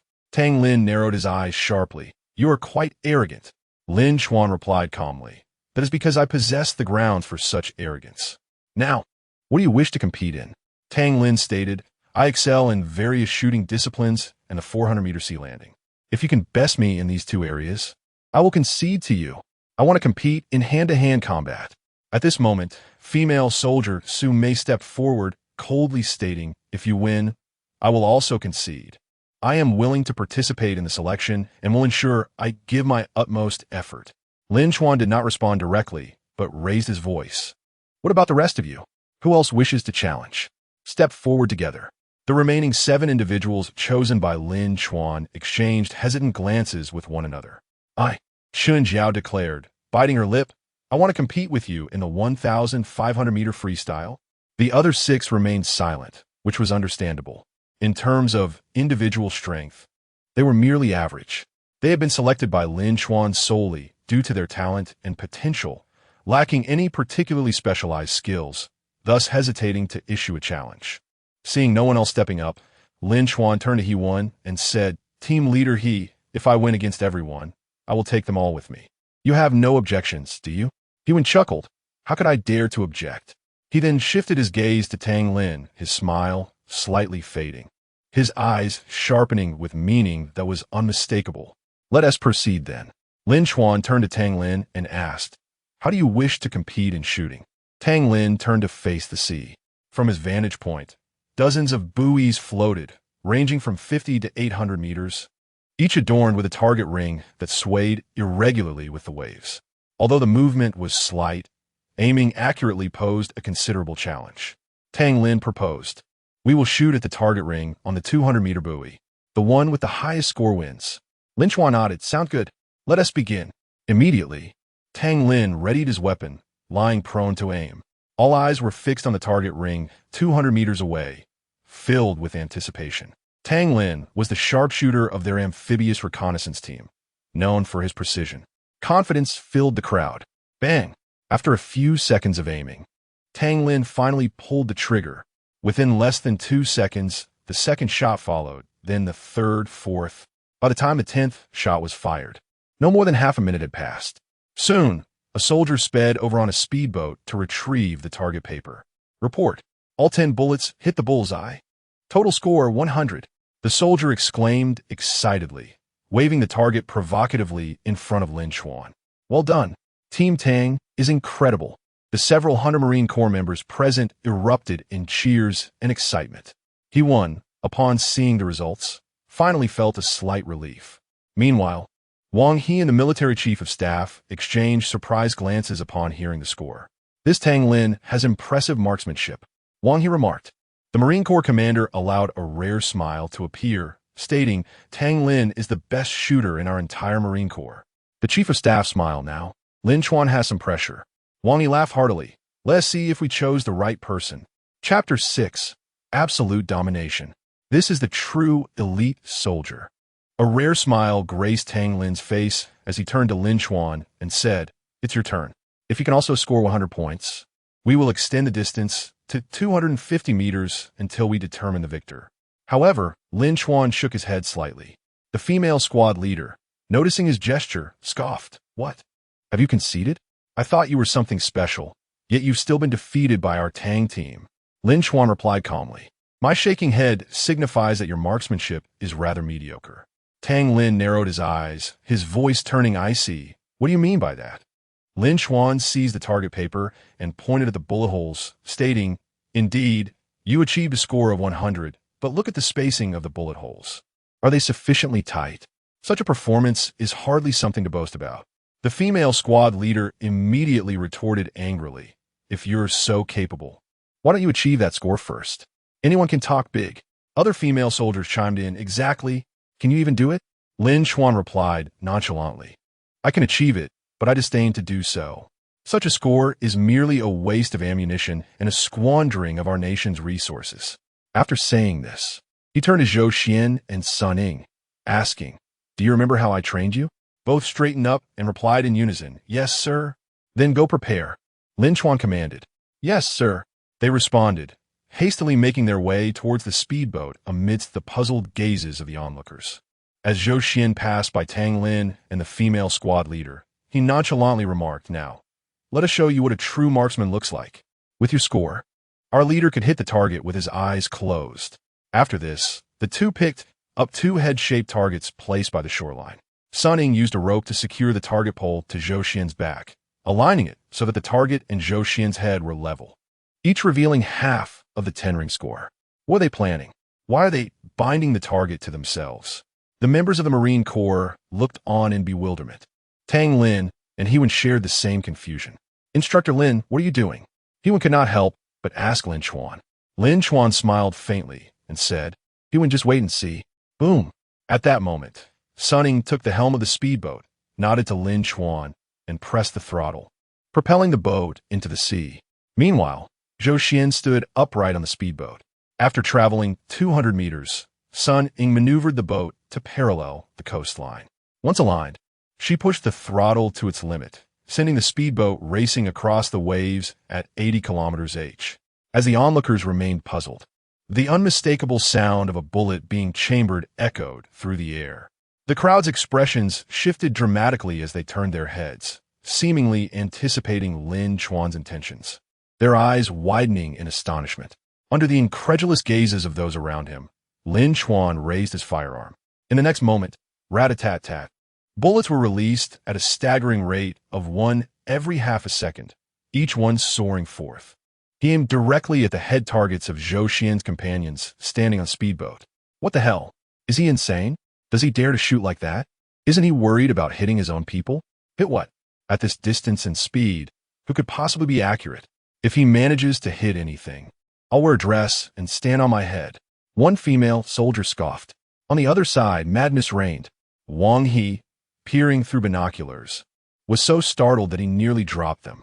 How dare that little rascal Lin Chuan shoot like this? If something goes awry, Zhou Xian could be turned into a sieve.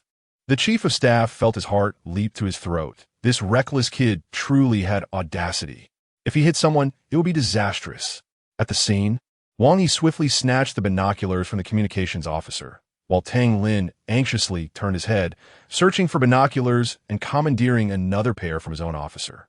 However, due to the speed of the boat, even with the binoculars, it was challenging to discern the situation with the targets.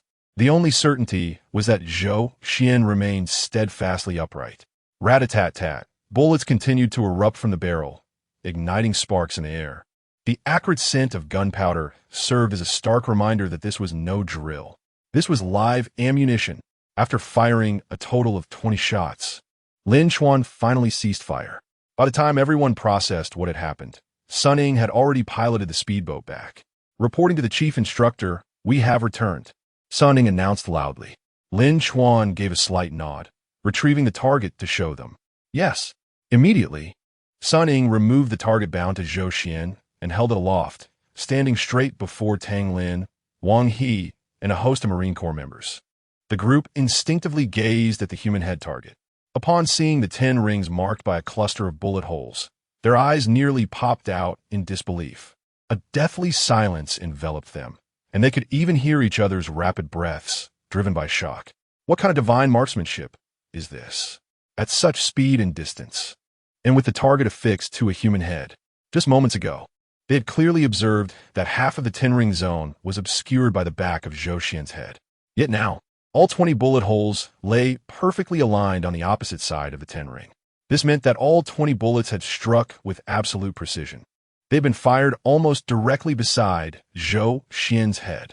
What kind of extraordinary psychological fortitude, resilience, and sheer marksmanship prowess must one possess to achieve such a feat? General Wang, he let out a long sigh of relief, wiping the cold sweat from his forehead. This rascal nearly gave me a heart attack, the Chief of Staff remarked, clicking his tongue. Nevertheless, Lin Chuan's marksmanship is truly remarkable. Achieving such terrifying results is no small feat. Wang nodded slightly, concluding that they had indeed chosen the right person. At that moment, Lin Chuan approached, standing before Tang Lin. Tang Lin lifted his gaze to meet Lin Chuan's eyes, which now reflected neither disdain nor hostility, but rather profound astonishment and fervor. Do you understand why I chose to shoot this way? Lin Chuan asked calmly. Tang Lin momentarily froze, then slowly shook his somewhat stiff neck. The others wore puzzled expressions as well. With such exceptional shooting skills, one could easily defeat Tang Lin. Why then opt for such a perilously reckless approach? Because this is the training method of Special Forces. Lin Chuan elucidated. Tang Lin's expression shifted. Lin Chuan continued. Special Forces confront adversaries who are not merely ruthless thugs, drug traffickers, or mercenaries, but also well-equipped militants. Indeed, foes who may possess skills equal to your own. The enemy will not stand still like a target waiting for you to shoot. More often than not, they hold hostages. Anyone can shoot at a target. But what about an enemy who has taken hostages? Do you possess the fortitude to take the shot, eliminate the enemy, and rescue the hostages? Do not tell me such scenarios are implausible. You are Marines, part of a force that collaborates with the Navy to safeguard maritime security. Pirates and armed groups abound in the seas. If pirates were to seize hostages on a speedboat, the only way to rescue them would be to shoot the pirates behind the hostages. Would you dare to fire? Could you hit your mark? The group fell silent, recognizing the gravity of Lin Chuan's words. They were not foolish. The situations he described were not only plausible, but likely to occur. They simply had not encountered them yet. However, if Special Forces exist to execute such rescue operations, then they would undoubtedly face similar circumstances in the future. This further affirmed Lin Chuan's earlier assertion. They were still far from becoming true Special Forces operatives. I concede. After a brief moment, Tang Lin finally spoke. In terms of marksmanship, I cannot compete with you. However, his eyes reignited with fierce determination. I still wish to challenge you in a 400-meter obstacle course to the island. Lin Chuan smiled. Light gear or armed? Tang Lin replied, naturally armed. Light gear is meant for rookies. Very well. Let us begin, Lin Chuan said. Soon, the two arrived at the 400-meter obstacle course. Chapter 7. You are unworthy of my efforts. The Marine Corps 400-meter amphibious obstacle course simulates a complex and ever-changing combat environment, replete with numerous formidable challenges. It commences with a 2-meter-high wall, followed by a knee-deep mire, and then a series of uneven stepping posts. Next lies a precarious floating bridge that demands swift traversal, succeeded by a 3-meter-high ladder and a labyrinth of barbed wire, beneath which sharp bamboo stakes mimic plastic thorns. Finally, there is a broad shallow water area, concealing hidden obstacles designed to test the participants' adaptability and aquatic speed, among a myriad of other impediments. The obstacles are arranged in parallel, with Lin Chuan and Tang Lin positioned behind their respective starting lines. Upon receiving the command from He-1, both swiftly donned their 15-kilogram combat packs and brandished their rifles, launching forth like arrows released from a bow. As an elite of the Marine Corps, Tang Lin exhibited remarkable agility, effortlessly leaping over the low wall, then traversing the mire with steady steps and gracefully navigating the stepping posts, rapidly approaching the precarious bridge. Drawing upon his extensive experience, he adeptly maintained his balance and swiftly crossed the bridge.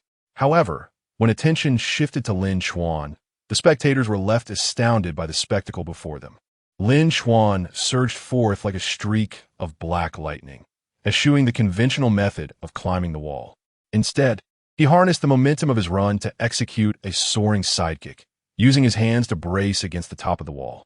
His body traced a graceful arc in the air, effortlessly clearing the barrier with seamless precision.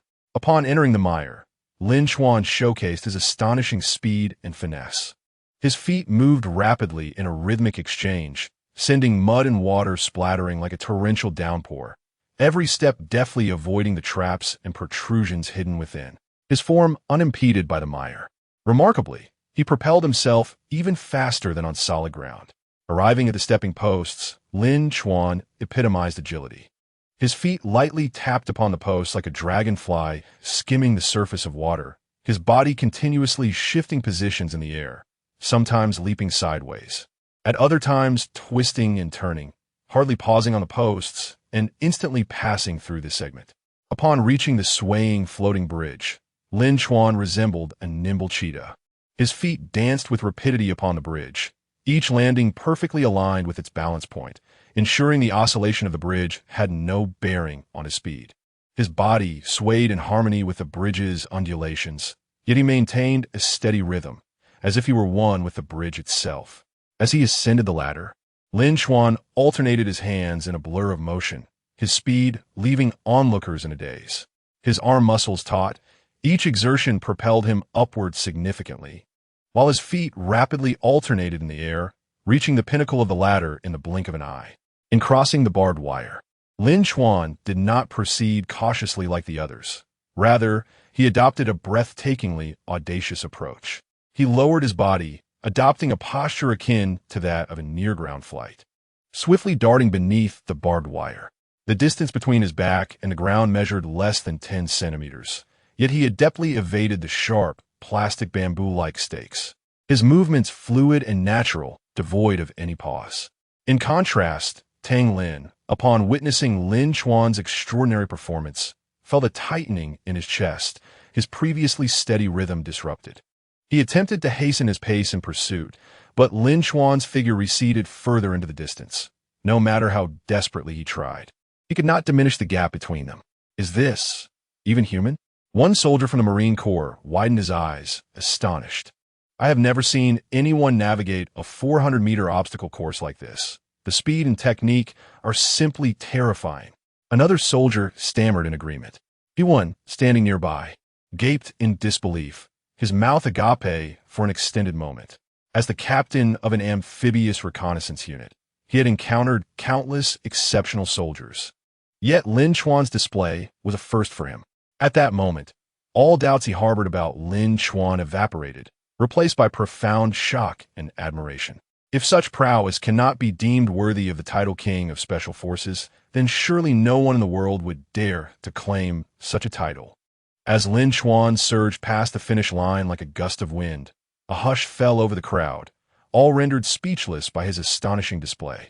1 minute and 22 seconds.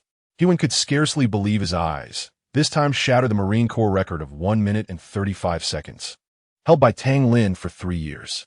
Lin Chuan stood beyond the finish line, his breath steady and expression composed, as if he had merely completed a leisurely jog. He rested his rifle upon his shoulder, calmly gazing at Tang Lin, who was still striving towards the finish.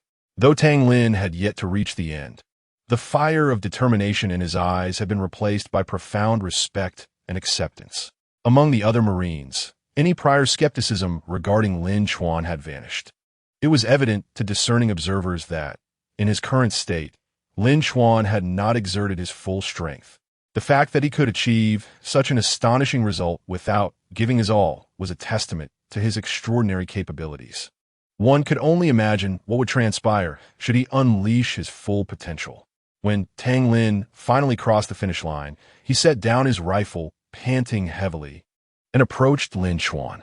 I concede my defeat. With full respect, he said, looking up at Lin Chuan. Turning to He-1, he added, Captain you know me. I must leave. I will undoubtedly succeed. I shall never bring shame upon our Marine Corps. He-1, naturally, would not impede him any longer. With a faint smile, he replied, Go ahead. I believe in you. You will always be my finest squad leader.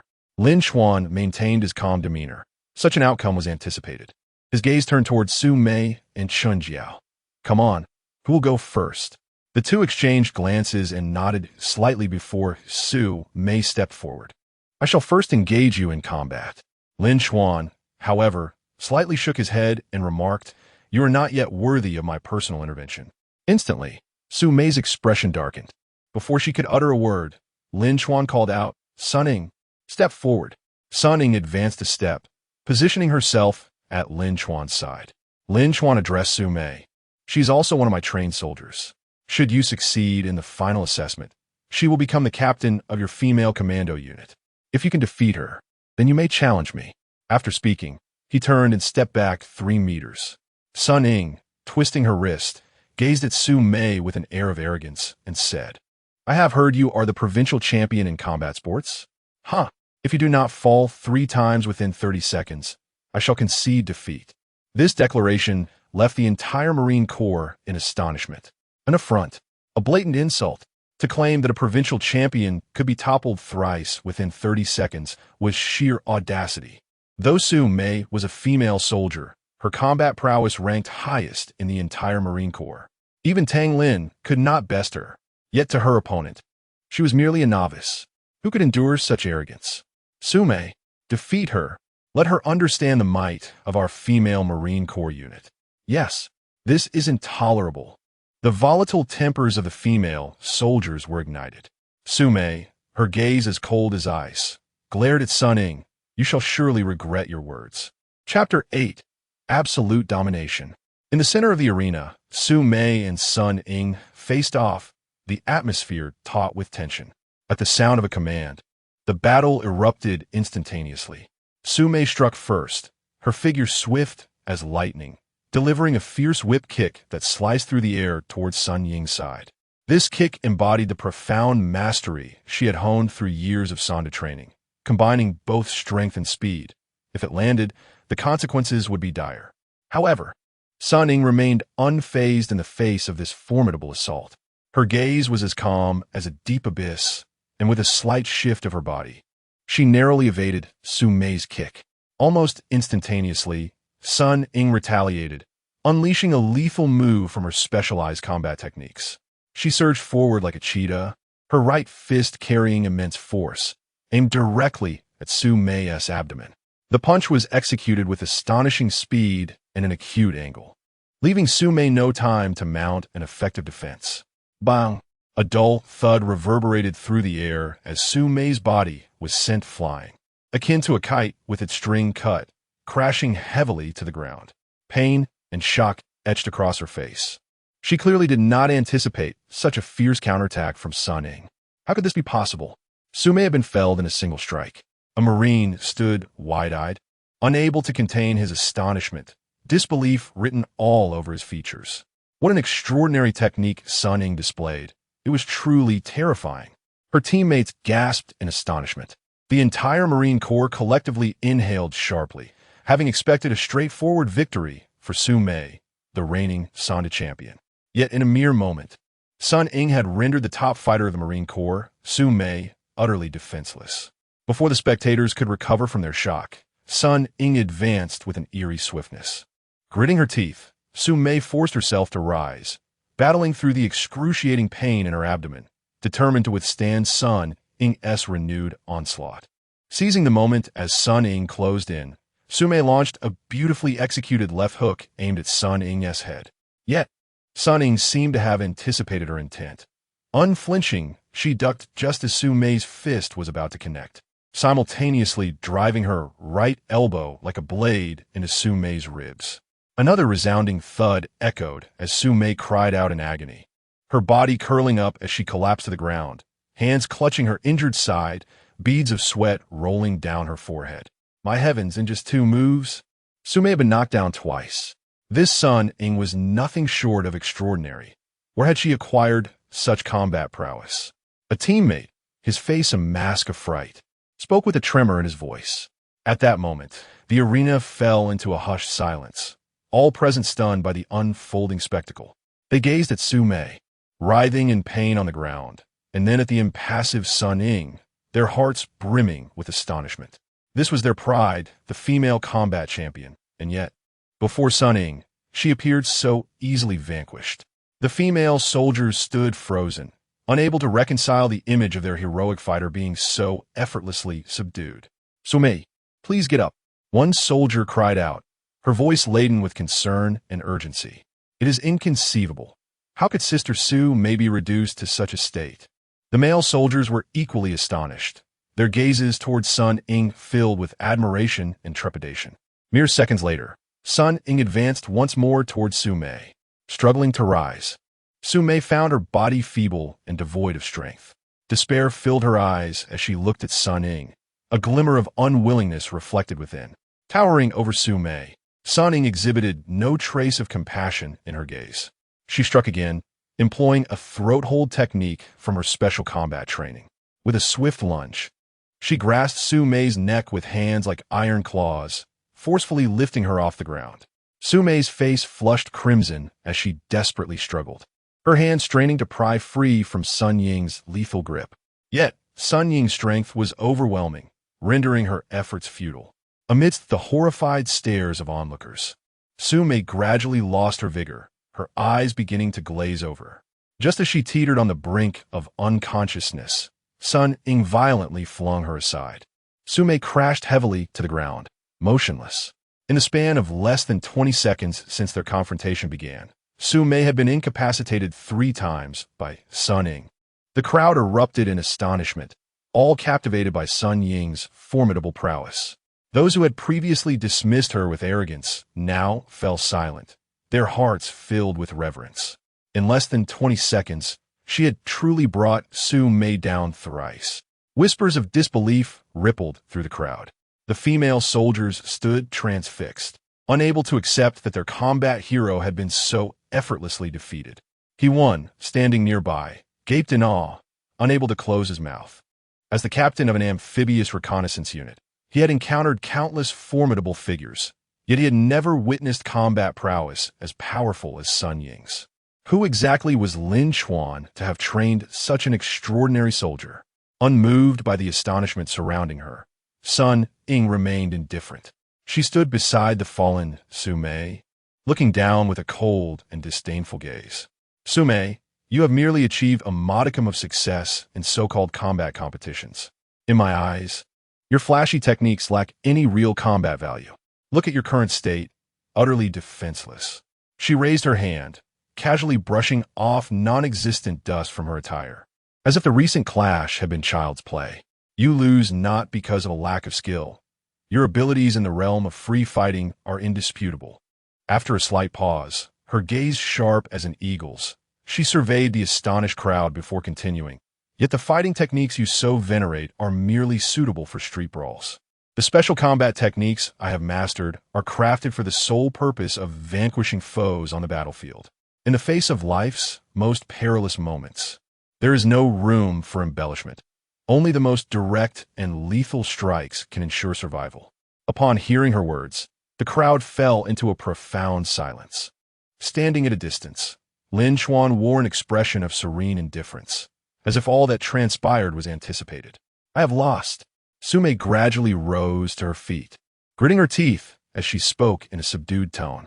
Yet, mere moments later, her face transformed into one of defiance, brimming with fighting spirit as she declared to Sun Ying, "However, mark my words, there will come a day when I shall undoubtedly triumph over you."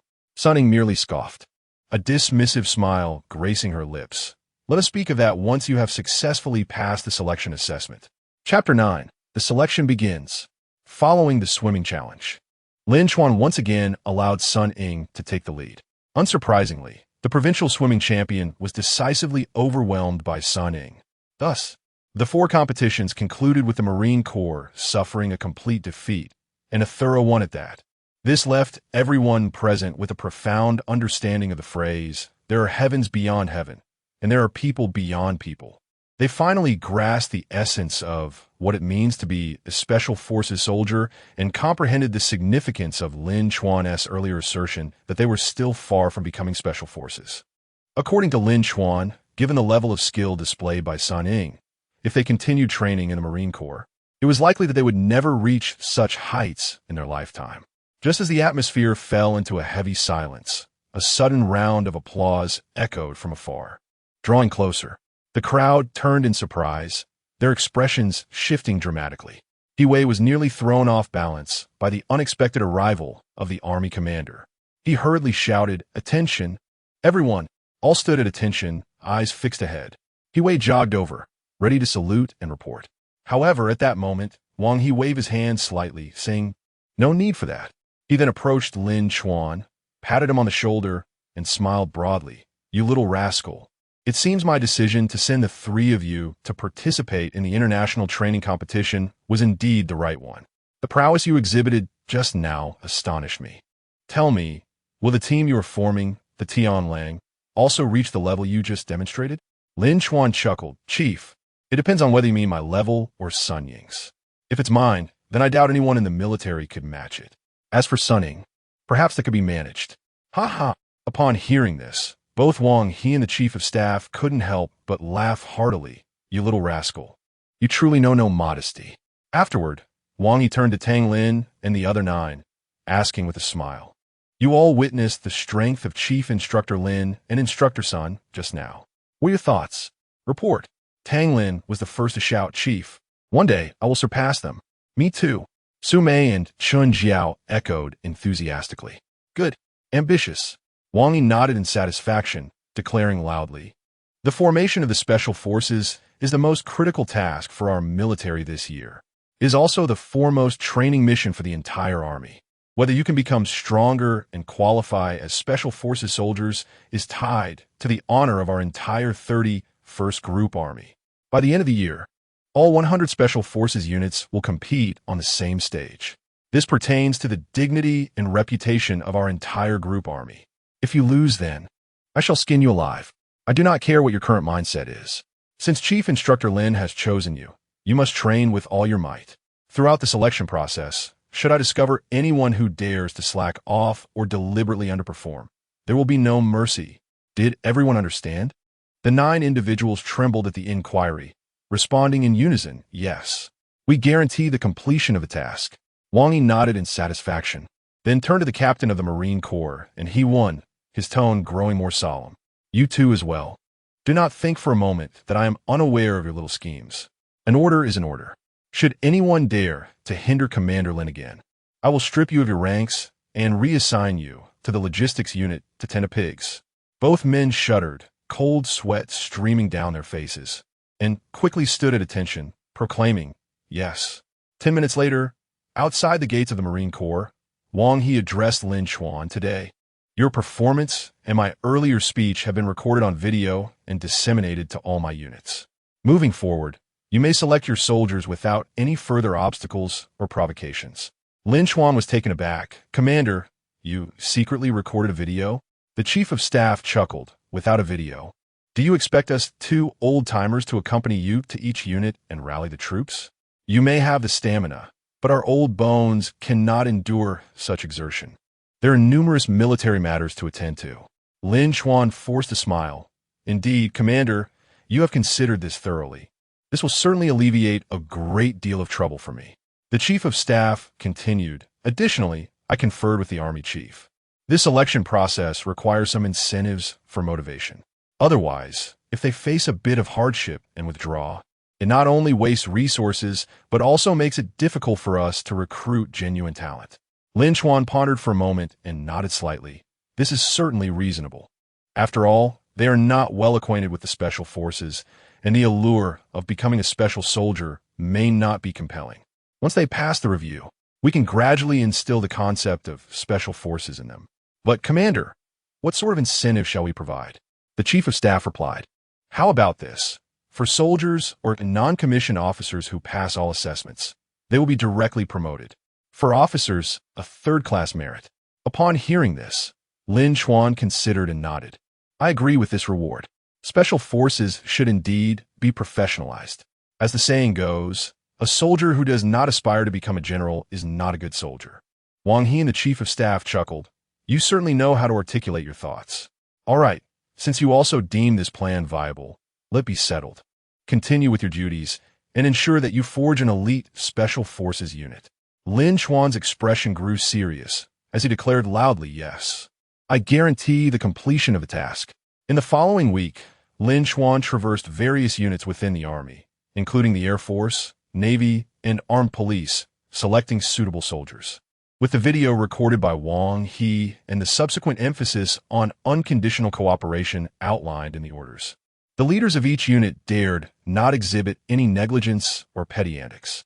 Even the soldiers below, after watching the video, couldn't help but express their immense admiration and longing for the Special Forces.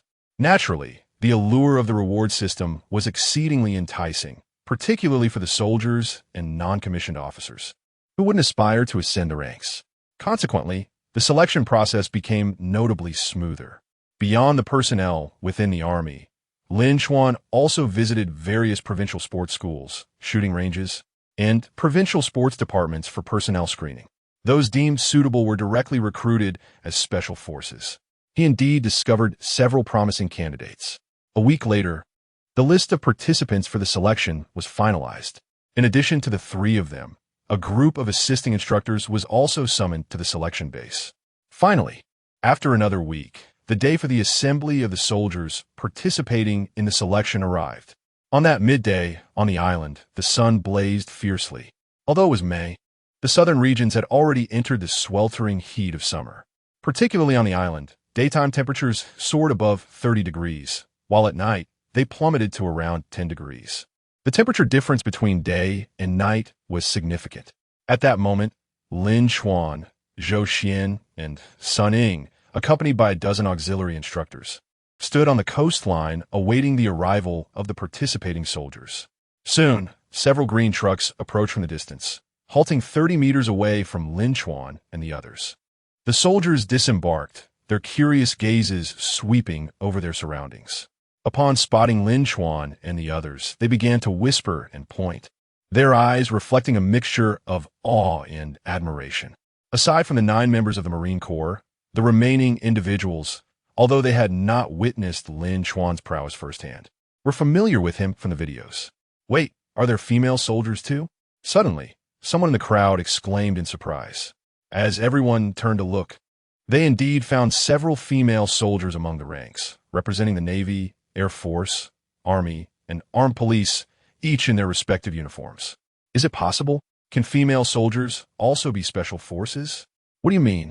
Are you suggesting that female soldiers cannot be Special Forces? The fiery-tempered Sume stepped forward, coldly questioning. The soldier who had spoken earlier scoffed dismissively. Nonsense. The battlefield has always been a man's domain. What are you women doing here? I bet you won't last a day before heading home. Upon hearing this, Sume's temper flared instantly. You dare say that again? Although I'm a female soldier, my strength is certainly not inferior to yours. If you dare to look down on us female soldiers, believe me, I will tear your mouth apart. As it seemed the two were about to clash, Lin Chuan glanced at Zhou Xian. Understanding Lin Chuan's intent, Zhou Xian swiftly removed his rifle, unhesitatingly pulling the trigger towards the ground among the participating soldiers. The bullets rained down, kicking up clouds of sand and dust. Startled, the soldiers screamed and scrambled backward. As the gunfire ceased, Zhou Xian bellowed, "Assemble! What are you all doing in such disarray? Do you think this is a vacation? Stand in line now." Chapter 10. Write the last will. A realistic selection. Upon hearing the command, the candidates swiftly lined up, visibly tense and anxious. The entire assembly began, starting from the front row, counting off. 1, 2, 3. 129, 130. Report concluded. Zhou Xian turned and jogged to Lin Chuan, standing at attention and saluting, reporting to the Chief Instructor. For the inaugural selection of the Tianlang Tri Special Forces, the expected number of candidates is 130. The actual number present is 130. Please give your instructions. Instructor, Black Wolf. At ease. Yes. Zhou Xian turned and sternly commanded the 130 candidates. At ease. Lin Chuan slowly approached the assembly of 130 individuals. Although he would ultimately select only 30 to 50, his assessment was based solely on their talent, potential, and various physical metrics. Their willpower, character, and psychological attributes remained unknown, necessitating a thorough screening process. Only those who met all criteria would truly gain entry into the elite special forces. Among the 130, many had never encountered Lin Chuan before, yet their admiration and reverence for him were palpable, having witnessed his extraordinary prowess through video. As they stood before him, both male and female soldiers were infused with anticipation. However, Lin Chuan's demeanor was starkly indifferent as he remarked, "The gleam in your eyes seems to suggest that you believe you have already one foot in the door of the Special Forces. Is that so?" Upon hearing this, the candidates exchanged glances, their expressions varied. Lin Chuan displayed a profoundly sardonic smile. "Look at your current state, standing here brazenly, thinking you can shine in this selection for the Special Forces? Utterly naive. Even now, I have yet to witness a single trait worthy of my attention. You may consider yourselves elite, but to me, you are merely a group of inexperienced novices, entirely unaware of your own limitations. The term Special Forces holds a weight you cannot comprehend. It entails absolute obedience, unparalleled endurance, exceptional combat skills, and a courage that defies death, all of which you have failed to demonstrate. Yet you dare to entertain thoughts of joining the Special Forces?" Upon hearing his words, discontent was etched across their faces, fists clenched tightly. Yet some stood apart, such as the Marine Corps members Tang Lin, Su Mei, and Chun Jiao, who had first-hand experience battling against Lin Chuan. His formidable strength was a standard they could only aspire to. If that were indeed the benchmark for the Special Forces, then, as Lin Chuan articulated, they were at present merely a band of oblivious novices. Lin Chuan continued to roar, "In the forthcoming selection, you shall come to understand what true hellish training entails. Do not expect leniency from me merely because you cry out in fatigue or pain. Weakness holds no value in my eyes. The vast majority among you are destined to be ruthlessly eliminated in this selection process. Only a select few who can endure until the end may possess even the slightest qualification to don the glorious attire of the Special Forces." Lin Chuan cast a cold glance over all present before commanding Zhou Xian, Black Wolf, provide them with the tools. "Yes," Zhou Xian replied, promptly bringing forth a box accompanied by several instructors. The aspiring candidates looked on with curiosity. Tools? What tools? At that moment, Zhou Xian opened the box, revealing a stack of paper, while one instructor distributed the sheets and another handed out pens. The candidates grasped the pens and paper, their expressions filled with bewilderment. "What is the purpose of this? An examination?" Then, Zhou Xian declared loudly, "Now, you have 10 minutes to write your last words to your loved ones and friends." Last words. Upon hearing this, the mood shifted drastically. One recruit raised his hand and asked loudly, "Black Wolf instructor, I do not comprehend what you mean by last words.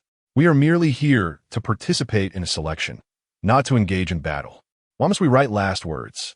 The others shared the same look of confusion. Zhou Xian, maintaining his emotionless demeanor, responded, "The selection is akin to warfare. Let me be clear, our selection is combat-oriented, utilizing live ammunition, real explosives. It is not like your military, where you merely wield an empty magazine and carry a fake weapon, practicing with empty shells. In every training exercise, you will experience the true brutality of the battlefield." At his words, the crowd's expressions darkened, their emotions growing tense. Particularly among the dozen or so female soldiers, their bright eyes were now clouded with fear. Zhou Xian surveyed the room and continued, "Since this is a combat-oriented selection training, casualties are an unavoidable reality. Having you write your last letters in advance is intended to prevent any unforeseen tragedies, allowing you to leave no regrets, and ensuring your families do not bear any regrets either. If anyone is afraid, you may withdraw now. Speak up if you wish to leave." Out of the 130 recruits, none responded. Although fear and tension lingered in their hearts, they could not simply retreat in the face of intimidation. Seeing the silence, Zhou Xian smirked coldly. "No one is withdrawing. Is that so? Excellent. You will surely regret this. Now, unload your backpacks and begin writing your last letters. Do not presume I am jesting. Throughout the entire selection process, this is your sole opportunity to write. After you truly experience the cruelty and danger of the selection, there will be no chance left to compose them.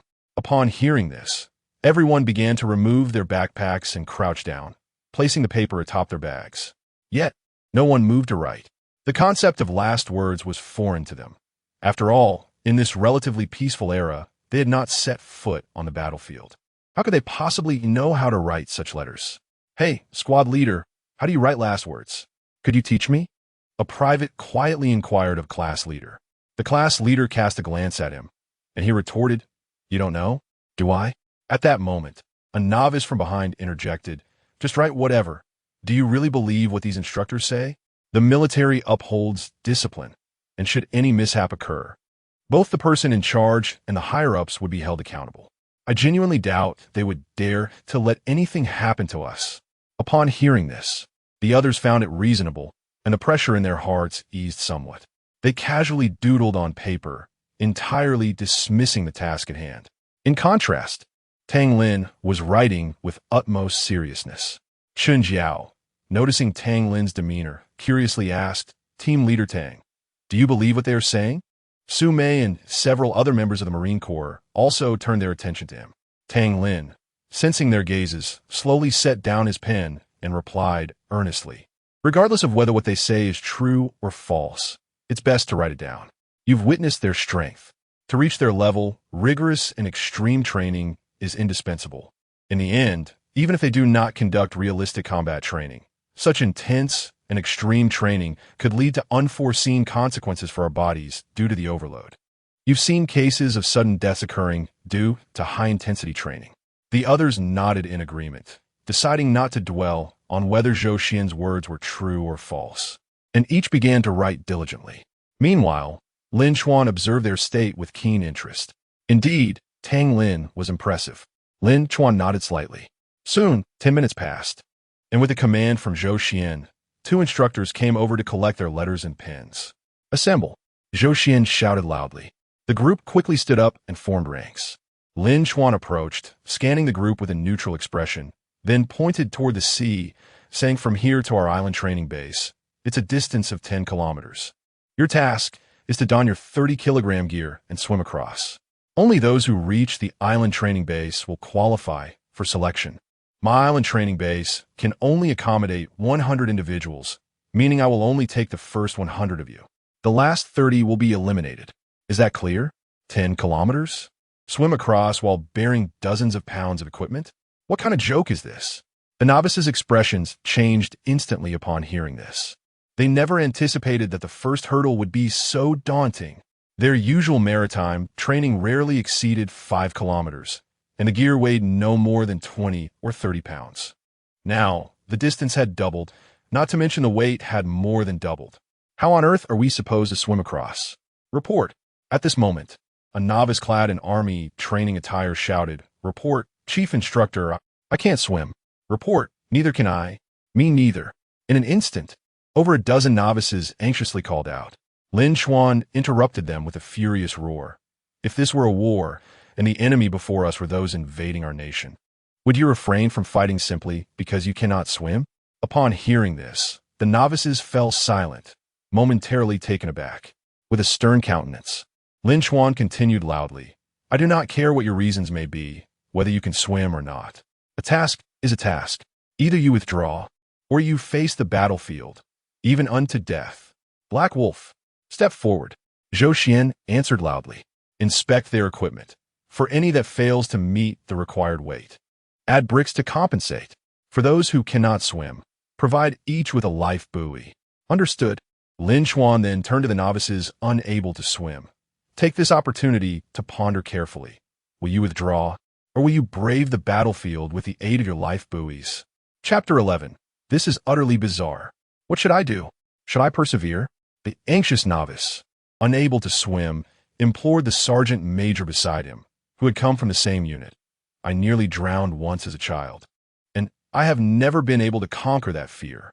If I had known last year during the sea training, I would have applied to join you instead of staying behind." The sergeant major sighed softly and inquired, "Do you wish to become a Special Forces soldier?" The novice paused for a moment, then nodded earnestly, "Yes, of course. Otherwise, why would I be here? However, but you heard the instructor just now. The last 30 will be eliminated. Even if I manage to stay afloat with a flotation device, I can barely keep from sinking, let alone swim forward. In the end, I would still be eliminated, wouldn't I? The sergeant major spoke earnestly. To be honest, given your military aptitude, I find it perplexing why the chief instructor would choose you over so many more capable candidates. Nevertheless, as the chief instructor, the formation of this Special Forces unit is a direct order from headquarters. Each Army group is fervently engaged in this endeavor. There is no reason to randomly select someone to make up the numbers. Therefore, there must be a talent within you that we cannot see, but the chief instructor can. If you do not take the plunge, you will have no chance whatsoever. If you do, he paused, a faint smile gracing his lips. Although you are not my soldier, we belong to the same unit. If you call me Sergeant Major, I have a responsibility to look after you. As long as you are not afraid of death, I can swim alongside you. If you do not give up on yourself, I will not abandon you.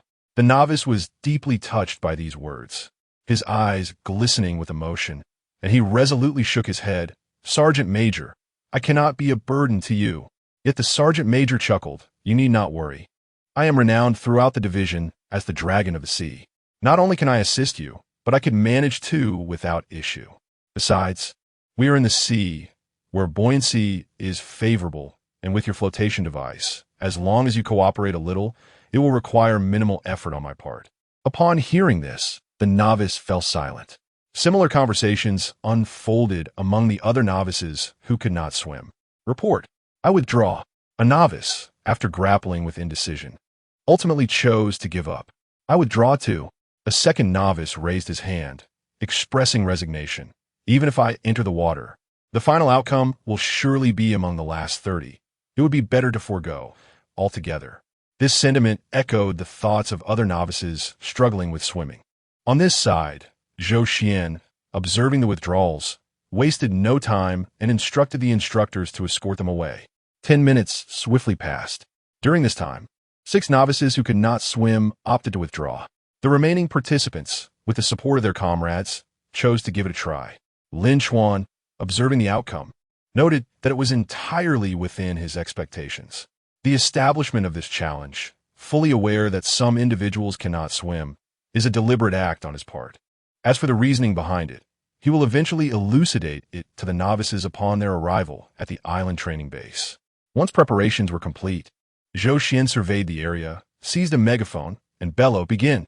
As soon as his voice faded, he and Sun Ying raised their firearms and unleashed a barrage of shots directed at the novices' heels, mere half a meter away. What the hell? Again, the novices, startled, dashed toward the sea. Those who could swim, having previously traversed the ocean, understood all too well that the buoyancy of seawater made swimming considerably easier than in freshwater. However, there exists a significant drawback: the waves. Initially, upon plunging into the sea, they had to brace against the crashing waves. Although the swells lessened as they ventured deeper, the possibility of sudden gusts and elevated waves remained.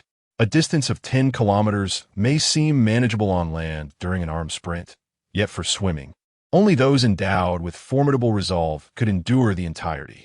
Moreover, they were burdened with an additional 30 kilograms, navigating through the tumultuous waves and into the depths.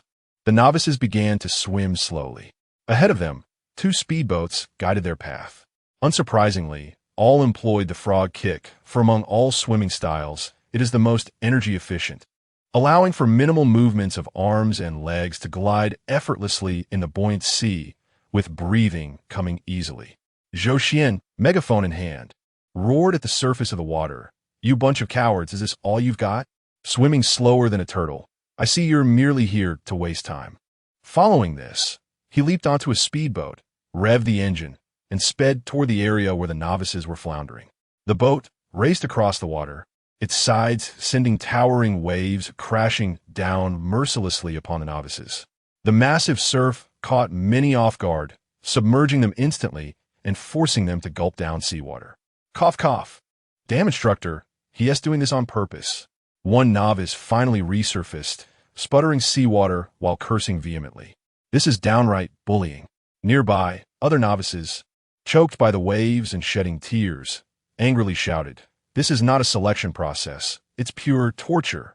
Amidst their cacophony of grievances, Zhou Xian showed no signs of relent, continuing to maneuver the speedboat, generating wave after wave. "Swim faster.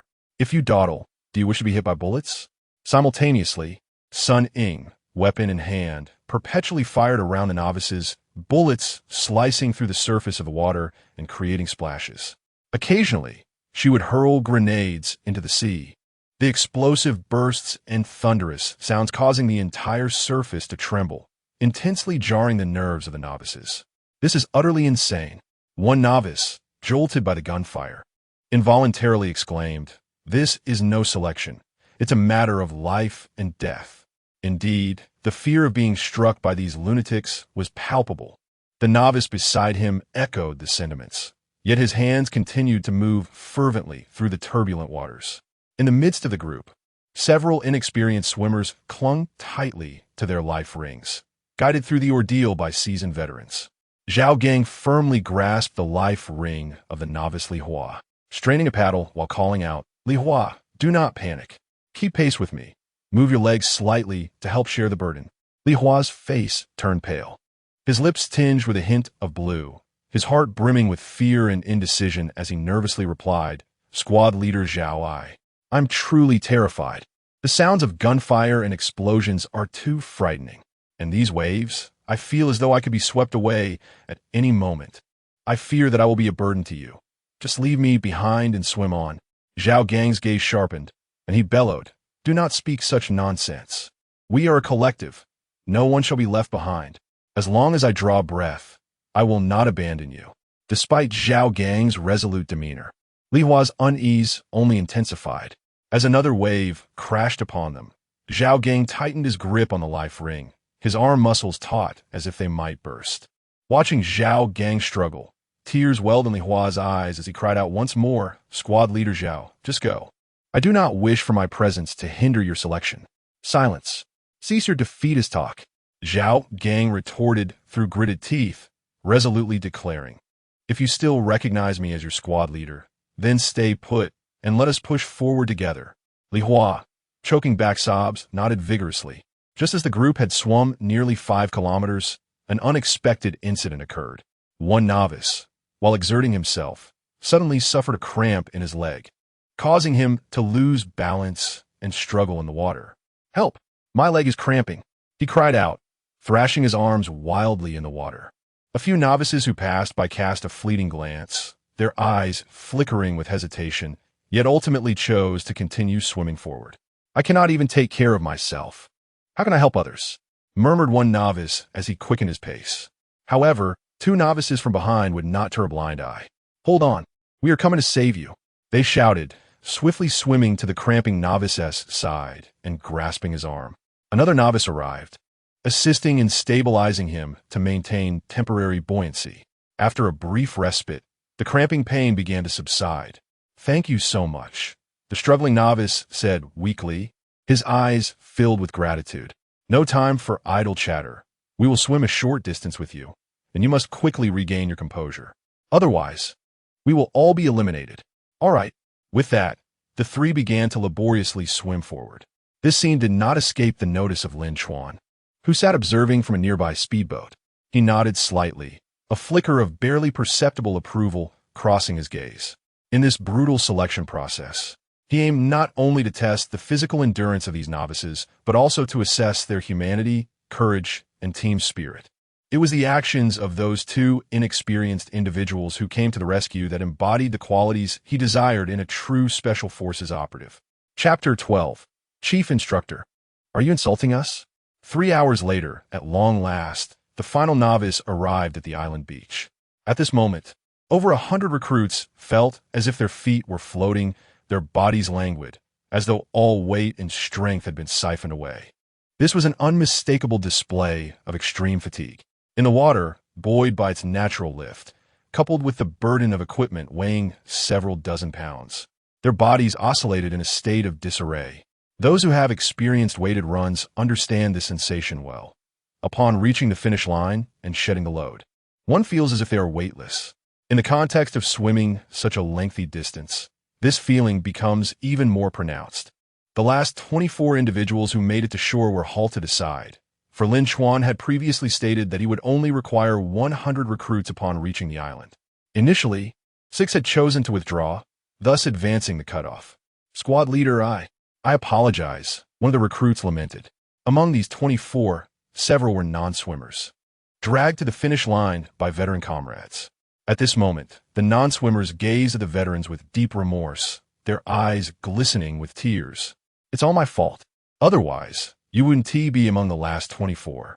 Unsurprisingly, the veterans shook their heads with a sense of acceptance, indicating that it was their choice to assist. They were veterans, after all, and it was only natural for a squad leader to care for their soldiers. Yet, despite their words, the disappointment in their eyes was palpable.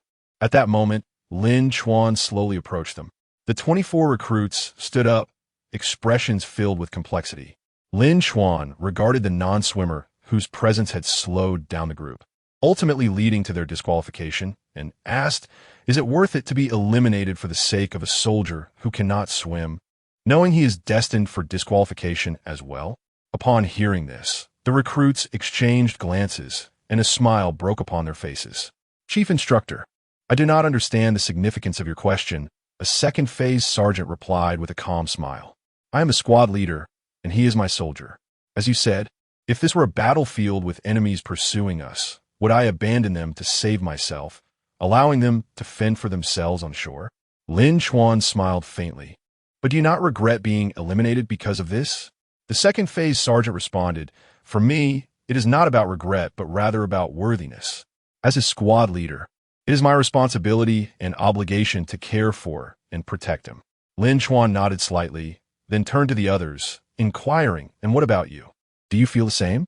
They exchanged glances once more and nodded subtly. "Chief Instructor, it is your prerogative to select and establish the rules. However, we have our own principles and bottom lines. We will never abandon our soldiers. If we are eliminated, we can always return next year. However, if one were to forsake their comrades for the sake of a mere quota, we would be condemned to live a life steeped in guilt. When they called us squad leader, it became our solemn duty to safeguard them." Lin Chuan cast a profound glance at them, choosing silence as he approached a few others. Among them, 3 had encountered misfortune in the sea, suffering from cramps or inhaling seawater, while the remaining 4 had risked their own positions to rescue them, thus falling behind themselves. What about you 4? Was it truly worth it to jeopardize your standing for the sake of a stranger, a soldier not from your unit? The 4 of them exchanged glances, their expressions darkening in unison. One of them coldly interjected, "Chief Instructor, I fail to comprehend your notion of stranger. We are soldiers, and so are they. Even if we are not from the same unit and do not know each other, does that negate our bond as comrades? To take it a step further, even if they were merely ordinary civilians facing peril, should we not extend our hands to aid them? Is this not a fundamental duty of ours as soldiers?" Another spoke up, "Chief Instructor, we would never disregard a living life before our eyes in pursuit of entering the Special Forces. Your question is a grave insult to us." "Indeed," another voice chimed in. "Chief Instructor, you not only insult us, but also demean yourself and the uniform you wear." Lin Chuan gazed into their eyes, recognizing their heartfelt sentiments before snapping his fingers. Zhou Xian swiftly grabbed a small notebook and called out, "Wang Xiaolong, Lin Qiming." He read out 5 names. The recruits who were named, bewildered, quickly stepped forward. Lin Chuan approached the 5 with an impassive expression and asked, "Do you know why you've been called out?" The 5 exchanged glances, a flicker of realization crossing their faces, yet they dared not acknowledge it, shaking their heads in unison. Lin Chuan continued, "Regrettably, you 5 have been eliminated. Someone will escort you to the shore shortly." This announcement sent a shockwave through the group of recruits. What was happening? Were they not all within the top 100? How could they be eliminated? The 5 were momentarily taken aback, but quickly regained their composure. One shouted, "Why? You must provide us with a reasonable explanation." The others echoed, "Exactly. According to the rules, we made into the top 100 and completed the assessment. By what right do you eliminate us? We refuse to accept this." Lin Chuan let out a cold snort and pointed toward the 3 recruits who had faced accidents and failed to make the top 100. Do you remember them? The 5 turned to look, their expressions becoming complex. They lowered their heads slightly, unable to meet the gaze of those 3. The others remained perplexed. What relevance does this have to the 3 individuals who have been eliminated? Chapter 13, The Special Forces, Warriors from Hell. Lin Chuan gazed at the 5 individuals before him, a hint of scorn flickering in his eyes. You 5 are the closest to them, he remarked. You witnessed their misfortune and heard their desperate cries for help, yet remained unmoved. In your hearts, you viewed them merely as competitors. You failed to realize that what you might lose is not just a rival, but a comrade. We cannot partner with individuals like you. Upon hearing this, the faces of the 5 flushed with shame. They had not anticipated that the instructor would observe everything so keenly. The other novices, upon hearing Lin Chuan's words, finally grasped the situation, their gazes towards the 5 tinged with a mixture of disdain and derision. It would have been understandable if they had chosen not to assist due to their slower swimming pace. After all, they were not part of their own unit. In such a competitive selection process, that behavior was expected. However, when faced with an unexpected crisis that endangered lives, it is utterly unforgivable to forsake a comrade out of fear of being encumbered and missing the opportunity for advancement. As Lin Chuan articulated once on the battlefield, no one would dare to ally with them. The 5 could sense the contempt directed at them from their peers and dared not voice any objections to Lin Chuan's decision. Immediately, Zhou Xian instructed the 2 instructors to escort them onto the speedboat. Lin Chuan then returned to the group of those who had been eliminated. Casting his eyes upon the 24 individuals before him, he pointed out 6 novices, declaring, "You 6 are eliminated. The rest advance." Instantly, the 6 protested, "Chief Instructor, why can they advance while we cannot? Indeed, why were we the only ones among the 24 eliminated? We refuse to accept this." The others were expressions of confusion, including those who had thought themselves eliminated but were later advanced, leaving them equally bewildered. Lin Chuan regarded the 6 with a calm, yet disappointed demeanor, stating, "Did you truly believe this stage was merely a test of your swimming skills and physical endurance? What else could it be?" The 6 frowned in response. Lin Chuan shook his head slightly, disappointment evident in his tone. "Do you understand what it means to be a Special Forces soldier?" Suddenly, his expression hardened, and he nearly shouted, "Special Forces! They are warriors forged in the fires of hell. They endure rigorous trials, pushing their physical, mental, and willpower limits, enduring despair and fighting to survive against overwhelming odds. You 6, upon realizing the diminishing hope in the latter part, chose to abandon yourselves, opting for surrender. You could not muster the determination to fight for even the smallest glimmer of hope in the simplest of tasks, such as swimming. Can I expect you to excel in the more brutal, demanding, and perilous evaluations ahead? Do you dare to dream of launching a final charge against the enemy in the face of despair? And you have the audacity to question me why? Get out of my sight. You 6 weaklings." The 6 individuals never anticipated that Lin Chuan possessed such keen insight. Even their momentary relaxation was discerned by him at a glance. Once those destined for elimination were escorted away, Lin Chuan turned his attention to the remaining 115 novices. This selection process had begun to reveal to them that the chief instructor before them was far more formidable than they had initially perceived. His penetrating gaze instilled a chilling sense of dread within them. Lin Chuan surveyed them in silence, his formidable presence rendering the novices too intimidated to even breathe audibly. After a brief moment, he finally spoke, his voice resonating with authority. "You have all witnessed the outcome. Here, there will be no room for complacency. Every action, thought, and emotion of yours will not escape my scrutiny.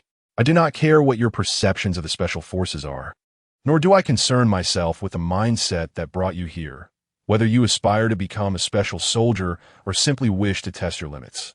To me, it is all the same, for I shall train you with the most brutal and rigorous methods known to man. If you fail to meet my standards, I would rather see this special unit disband than witness your lifeless bodies on the battlefield, because Special Forces must confront the most ruthless and terrifying enemies this world has to offer. Now, tell me, do you still wish to continue with the selection process?" "Yes, yes, yes," The novices shouted in unison. Do you truly believe you are worthy? Lin Chuan retorted with a mocking sneer, followed by a thunderous roar. Look at your current state. You are on the verge of retreating to your mother's embrace in tears. Upon hearing this, the novices felt a shiver run down their spines and quickly adjusted their posture, straightening their backs. Lin Chuan scanned the group with an impassive expression and barked, now, all of you, get into the sea and commence extreme push-up training. You are not permitted to rise without my consent. Otherwise, it will be deemed as forfeiture, resulting in immediate elimination. Get down. As soon as Lin Chuan's command echoed in the air, instructors Zhou Xian and Sun Ying raised their firearms and unleashed a volley of shots behind novices. Zhou Xian bellowed, "What are you hesitating for? Get down. Do you wish to become fodder for bullets? Hurry up, you weaklings." The novices, taken aback by the swift return to training so soon after reaching the shore, lamented internally as they rushed towards the water. Bang! Bang! Bang! While firing to drive them forward, Zhou Xian shouted, "In the sea, there is a red line. All of you, place your heels at the red line." Once the novices plunged into the water, they realized that the height of the red line was nearly half a meter above the water surface. Even when they attempted to prop themselves up, only their heads barely broke the surface. If they were to perform push-ups, their entire bodies would be submerged. What are you waiting for? Get down. Bang, bang, bang. All of you lie down. Zhou Xian, wielding a firearm, simultaneously discharged rounds in their vicinity while forcefully kicking them down. Once all the novices had succumbed to the ground, struggling to elevate their heads to avoid the encroaching sea, Zhou Xian brandished a megaphone and proclaimed loudly, "In a moment, I will fire a shot, and you must press your bodies down. Only after 2 successive shots may you raise yourselves." Did you hear that? Yes. The novices chorused in unison. The tempestuous wind roared like a frenzied beast, wreaking havoc upon the surface of the ocean. Towering waves surged violently, their crests frothing with icy, stinging seawater. The temperature of the ocean was excruciatingly low, akin to a series of icy blades cutting into the exposed skin of the novices. At that moment, Zhou Xian's weapon discharged. The first dull report echoed above the tumultuous waters. The novices were yanked downwards with a force both formidable and merciless, their bodies thrust into the frigid depths. In an instant, the cold, briny water invaded their nostrils and mouths like a horde of savage invaders. Their entire forms were enveloped by the sea. Initially, they could endure the ordeal. After all, it was merely the beginning. However, after enduring this punishment for over 20 repetitions, the signs of fatigue began to surface among the novices. Not only were they battered by the waves, but Zhou Xian also extended the intervals between his gunfire. When they pressed their bodies down, it often took a full 10 to 20 seconds before he would fire twice, allowing them to surface for air. This grueling exercise was not merely a test of their physical endurance and willpower, but also a trial of their lung capacity. "This is utterly insane. I feel as though I cannot endure any longer," gasped one novice. Another, gritting his teeth, replied, "Hold on. We cannot simply give up. Remember our purpose for being here." Before he could finish, Zhou Xian fired his weapon again, forcing them to submerge once more. Their trembling arms guided their bodies downward, the splashes of water appearing particularly feeble against the dim sky. Meanwhile, on the shore, Lin Chuan scrutinized the novices struggling in the water. Every subtle change in their expressions, whether contorted in agony or glazed with fatigue, every moment of hesitation, even the slightest pause of their arms, was meticulously observed by him. His gifted vision skill continuously scanned the physical states of each novice. As time drifted by, this brutal training persisted for a grueling 3 hours. The sky grew increasingly dark, thick clouds converging like an invisible hand, devouring the last vestiges of light. The horizon blurred, merging the sea and sky into a chaotic expanse, indistinguishable from one another. Simultaneously, the tide began to rise, the water surging like an enraged beast, elevating the water level relentlessly. The once formidable red line, which posed a significant challenge to the novices, now seemed even more unattainable. The buoyancy and turbulent force of the water continuously battered them, rendering the effort to lift their bodies increasingly arduous. "Instructor, the tide has risen, and we can no longer endure," a novice shouted, his voice feeble and helpless amidst the howling wind. His body bobbed with the surging waves, arms flailing desperately in the water in search of support. Zhou Xian's eyes widened in fury as he bellowed, "Stop your whining. Can't handle a little tide?" On the battlefield, the enemy won't spare you just because of high water. Keep going. Anyone who dares to stop, get out. Another novice, overwhelmed by exhaustion and agony, began to sink uncontrollably. His arms flailed in a panic through the water while his legs kicked desperately, attempting to defy the pull of the depths. A nearby novice, witnessing this, yearned to lend a hand but found himself equally drained, his arms feeling as heavy as lead, helplessly watching his companion gradually submerge. At that moment, Lin Chuan suddenly shouted, "Zhou Xian, pull that one up. The rest of you continue training." The novice who was rescued collapsed on shore, gasping for air, his face pale as he expelled the seawater from his lungs. Meanwhile, the novices still in the water, driven by Lin Chuan's icy commands and Zhou Xian's relentless gunfire, struggled to perform push-ups in a rising tide. Their arms ached unbearably, seemingly numb, and each lift felt as if they were hoisting a boulder of immense weight. Their bodies swayed in rhythm with the waves, sometimes elevated high, only to be forcefully slammed back down. "This is your battlefield. No one will save you. You must rely on yourselves. Hold on," Lin Chuan roared. "Anyone who dares to slack off, leave immediately. Do not question my judgment." The novices were instantly galvanized by his words, for they knew better than to doubt Lin Chuan. After all, others had been eliminated for less. Their lack of effort detected even in the water. "Team Tang, I can barely hold on." From the Marine Corps side, several female soldiers struggled, their trembling arms pale with fatigue. Despite being soldiers, their physical capabilities could not quite match those of their male counterparts. Lasting 3 hours was commendable, yet it fell short of Lin Chuan's expectations. Among the over 100 novices, only a third possessed good physical attributes. The remainder were those with potential and talent, which Lin Chuan was determined to extract through rigorous means. Tang Lin was arguably the strongest among the novices. Though he felt utterly exhausted, he remained within his limits. After a brief moment to catch his breath, he addressed his comrades. "Do not forget, you are representing the Marine Corps. As long as you are alive, train to the limits. If you must perish, let be on the training ground. We will never give up." Upon hearing these words, the crowd nodded earnestly, their expressions reflecting unwavering determination. Captain Tang was indeed right. Do not yield. Hold on. Hold on. Chapter 14. I am determined to prove my capabilities. As the tide rose, it became impractical to continue with push-ups. Consequently, Lin Chuan instructed Zhou Xian to procure 12 solid logs, each measuring 8 meters in length and 40 centimeters in diameter. He then organized a group of 8 to hoist these hefty logs and perform squat exercises in water that was 1 meter deep.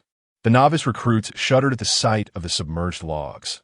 Their size and weight, even when dry, started at a daunting 300 pounds. Once soaked, their weight would at least double.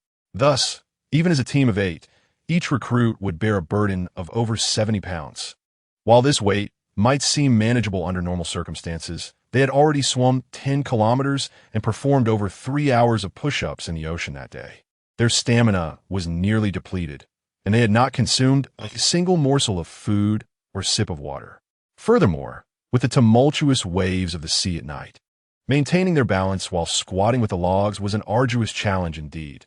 The training regimen was grueling. Report. A rookie could no longer contain himself and exclaimed loudly, "Chief Instructor, we have been training all day, and our bodies and minds are utterly fatigued. I believe we deserve a moment to rest and replenish our energy." Every individual has their limits, and continuous overtraining could lead to irreversible harm. As our Chief Instructor, you should understand this principle. Upon hearing this, the other novices nodded in agreement, their eyes filled with hope as they looked towards Lin Chuan. However, Lin Chuan, with his hands clasped behind his back, approached the rookie. This particular recruit, adorned with the rank of major, shared the same military insignia as Lin Chuan. albeit from the Chemical Defense Corps and a graduate of the National University of Science and Technology with dual master's degrees in chemistry and computer science. His intelligence and potential were remarkable, marking him as an exceptional candidate. As Lin Chuan stood before him, Zhu Hamlin raised his head slightly, displaying a hint of defiance in his gaze. Lin Chuan smiled faintly and remarked, "Zhu Hamlin, with your background in chemistry and computer science, I believe you would have been better suited to study physiology." Zhu Hamlin narrowed his eyes, questioning Lin Chuan's assertion. Lin Chuan smirked. "I genuinely wonder if your major rank was purchased. While it is true that every individual has their limits, are you not aware that surpassing those limits can significantly enhance one's capabilities?" He then surveyed the group of novices, insisting, "Do not tell me none of you are aware." The recruits exchanged glances, and it was evident they understood all too well, especially for seasoned soldiers, non-commissioned officers, and officers who have undergone rigorous military training. The journey from a recruit to a fully qualified soldier with commendable physical fitness is one fraught with challenges. Who among us can claim to have never endured extreme training? A quintessential example is long-distance running. When recruits first enlist, unless they are athletes or habitual runners, who among them does not find themselves utterly exhausted after merely a few hundred meters? Those who eventually emerge as elite athletes are invariably those who have repeatedly surpassed their physical limits to achieve greatness. Zhu Hamlin scoffed, "Chief Instructor, please refrain from misrepresenting my words. I speak of sustained extreme training.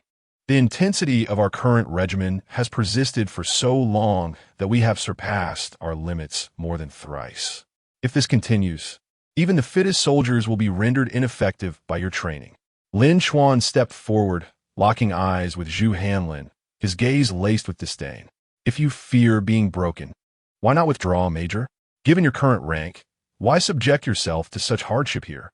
Why not return to your office, type away, sip tea, and enjoy the air conditioning? I have no patience for those who cannot endure even a modicum of hardship." Upon hearing the term pathetic, Zhu Hamlin's face flushed crimson, his eyes blazing with fury as he clenched his fists. Just as he felt the urge to strike, a teammate pulled him back from the brink of impulsive violence.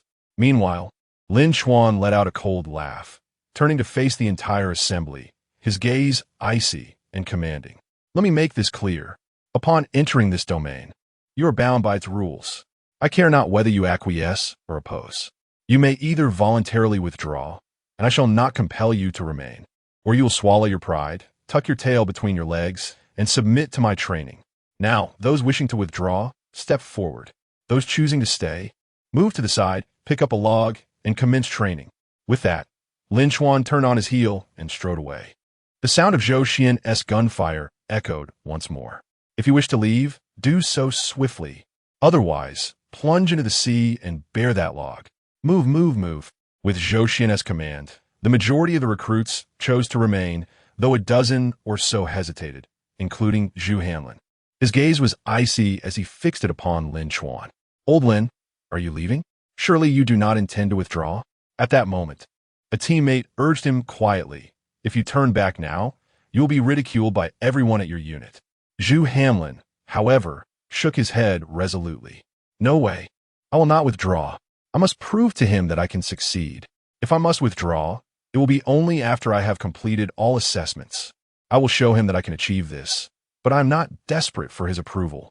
With that declaration, he pivoted and dashed toward the sea. His teammate could only smile wryly, thinking this guy remains as stubborn as ever. Chapter 15. The Ultimate Trial. The novices are breaking down. Listen closely, everyone. With a single gunshot, crouch down. 2 shots, stand up. If any group's log falls, you will undergo an additional hour of training and will forfeit your dinner. Do you all understand? Zhou Xian bellowed. The novices appeared dazed and unresponsive. Witnessing their silence, Zhou Xian's voice grew louder, roaring, "When I speak, you must respond. Otherwise, no one will have dinner tonight. I shall ask once more.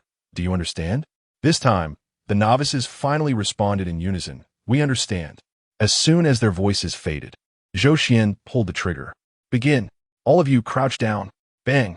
In an instant, the novices' legs felt as though they were infused with an unbearable weight. akin to being submerged in a sea of lead. They could only struggle to lower themselves slowly.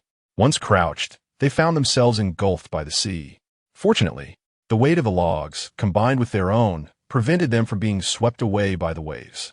Yet, this was merely a precursor. The waves would only grow fiercer as time passed, and that would be the true test of their endurance. As night fell, the temperature on the island plummeted, and the water grew increasingly frigid.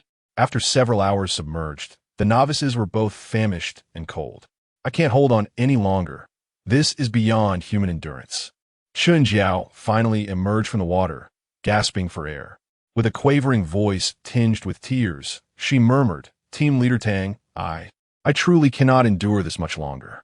Despite his own exhaustion, feeling as if all strength had been drained from his body, Tang Lin gritted his teeth and urged, "Hold on. We, the Marine Corps, have never backed down. As long as there's breath left, we shall not falter." Zhu Hanlin's group faced a similarly dire situation. His veins throbbed ominously, threatening to burst from beneath his skin. His companions gasped, their voices heavy with despair and fatigue. "Old Zhu, this intensity is monstrous. It feels as though my body is no longer my own." With a glint of madness in his eyes, Zhu Hanlin retorted, "Enough chatter. I will never show weakness in front of that bastard." The memory of Lin Chuan's disdainful gaze ignited a new surge of strength within him. That look would be etched into his mind forever, a profound contempt and mockery. Throughout his life, he had been the favored child of fortune, adored and esteemed for his intellect and capabilities, even within the ranks of the military. He had never been subjected to such scorn before. As time relentlessly passed, the novice's stamina dwindled like sand slipping through an hourglass, swiftly and irretrievably consumed. Under the relentless assault of wind, rain, and waves, members began to succumb to fatigue, collapsing into darkness, only to be swept away by the tide. Fortunately, there were security personnel observing them from behind. Upon witnessing a novice collapse and get swept away, they swiftly maneuvered a speedboat to rescue the individual. However, even with one less participant, the training continued unabated. Zhou Xian unleashed a barrage of gunfire, the bullets whizzing past the novices and stirring up sprays of water. "You worthless bunch! You can't endure this little torment? With such feeble abilities, do you dare to aspire to be Special Forces? Do you believe you are worthy of promotions and commendations?" Following this, he pulled the pin on a grenade, and one by one, they detonated near the novices. Flames soared skyward, the explosions resounding painfully in everyone's ears. A powerful shockwave hammered against their bodies, jarring their already frayed nerves. "Listen up, you lot. Just hold on for another half hour. Anyone who dares to give up will forever relinquish the dream of becoming a Special Forces soldier." Zhou Xian's voice struggled to carry amidst the tempest, the gunfire, and the thunderous explosions. One male Marine, his lips already tinged with a purplish hue from the cold, trembled like a leaf in the wind. Summoning every ounce of strength, he stammered, "Captain Tang, I truly can't go on." Tang Lin roared back, "Can't go on? We have no limits. Keep going, even if it costs us our lives on this training ground." Meanwhile, Zhu Hanlin felt his legs weaken, nearly collapsing once more into the frigid sea. Yet, through sheer willpower, as unyielding as steel, he rose again. Beside him, a teammate was in tears, their anguish mingling with rain and seawater. "Old Zhu, I truly can't do this anymore." Zhu Hanlin, summoning his last reserves, shouted hoarsely, "You must persevere." On shore, Sun Ying hurriedly approached Lin Chuan, her brow furrowed with concern. "Boss, is it not time to stop? If this continues, the novices will truly break." Lin Chuan remained expressionless, his gaze fixed intently on the struggling novices in the water. "Just a little longer, we are one step away." Indeed, they were on the brink of a breakthrough. Both their bodies and spirits had reached their limits. Just one final push was needed. Sun Ying wanted to persuade him further, but upon seeing Lin Chuan's resolute expression, she swallowed her words, letting out a resigned sigh. Silently, she offered a prayer for the novices. In those final 30 minutes, the tempest, torrential rain, crashing waves, and gunfire intertwined, creating a scene reminiscent of an apocalyptic nightmare. With every gunshot, the novices were mercilessly submerged once more by the sea. The suffocating despair and bone-chilling cold clung to them, enveloping them tightly. Their bodies, increasingly heavy from the extreme lack of oxygen, struggled on. Yet, with unwavering determination, they mechanically repeated the motions of squatting and standing. Finally, after half an hour, as Lin Chuan nodded, Zhou Xian lowered the fearsome weapon in his grasp. "Stop! All of you get back to shore." The novices felt as if they had been granted a reprieve, hastily discarding their logs and dragging their exhausted bodies. As if all vitality had been drained from them. Like dying fish, they crawled slowly towards the shore on the muddy beach. Behind them lay the tumultuous, murky waters, a scene of utter chaos. The novices, akin to dehydrated fish, struggled to writhe upon the sodden sand, finally managing to reach the land. Their bodies, having been submerged in the frigid sea for an extended duration and subjected to intense training, were now utterly unresponsive. Some novices lay sprawled on the ground, limbs limp, gasping for air, while others stared vacantly at the sky, their consciousness fading. Zhou Xian strode with purpose in front of this group of novices, his gaze filled with disdain and contempt. "Look at you all. Is this what you call progress? You appear as though your spines have been severed. Do you still aspire to be special forces? Pathetic, you so-called elite soldiers." Each of Zhou Xian's words pierced the novices' hearts like sharp blades. Upon hearing this, Tang Lin, despite his own extreme fatigue, grit his teeth and forced himself to sit up. The female soldiers beside him wore expressions of exhaustion. One of them quietly asked, "Captain Tang, can we truly endure through this grueling training?" Tang Lin, with resolute eyes, replied softly, "We must. As members of the Marine Corps, we cannot show weakness here. Hold on, everyone." Zhu Hanlin lay on the beach, his muscles twitching involuntarily. A teammate beside him, with little strength left, murmured, "Old Zhu, this training is beyond human endurance. What will we do moving forward?" Zhu Hanlin remained silent, his gaze occasionally drifting toward Lin Chuan, as if each glance could grant him a modicum of strength. After lying on the ground for a full 10 minutes, the novices' stamina began to recover slightly, allowing them to sit up with difficulty. At that moment, Zhou Xian gestured for the instructor to bring over a basket. The basket, steaming, contained freshly steamed buns. Upon sighting the buns, the novices' eyes lit up instantly. A wave of hunger surged within them, and many unconsciously licked their cracked lips, their bodies leaning forward as if eager to rush forward and seize the buns. Observing their reaction, Zhou Xian sneered, "Listen up. From today onward, you will only have one bun for breakfast, lunch, and dinner." This declaration sent the crowd into an uproar. "What? Just one bun? That is hardly sufficient," a novice exclaimed, unable to contain himself. "With the intensity of our daily training, one bun cannot possibly replenish our energy." Others echoed their agreement. Zhu Hanlin furrowed his brow and stood up, voicing loudly, "Instructor, this is unreasonable. We require adequate nutrition to sustain our training." Zhou Xian's eyes widened in anger, and he bellowed, "Unreasonable? This is realistic training. On the battlefield, do you expect a lavish feast to await you? Having even a bun to eat is a privilege. If you can't handle it, you may leave now. Don't waste my time here." The atmosphere fell into a brief silence, as the novices were filled with discontent and helplessness. Faced with Zhou Xian's stern demeanor, none dared to voice their thoughts. Zhou Xian cast a cold glance around the group and commanded, "Now, take your steamed buns and find a spot to eat. Once you're done, a far more arduous task awaits you." The novices, resigned to their fate, picked up the solitary bun and began to gnaw at it slowly.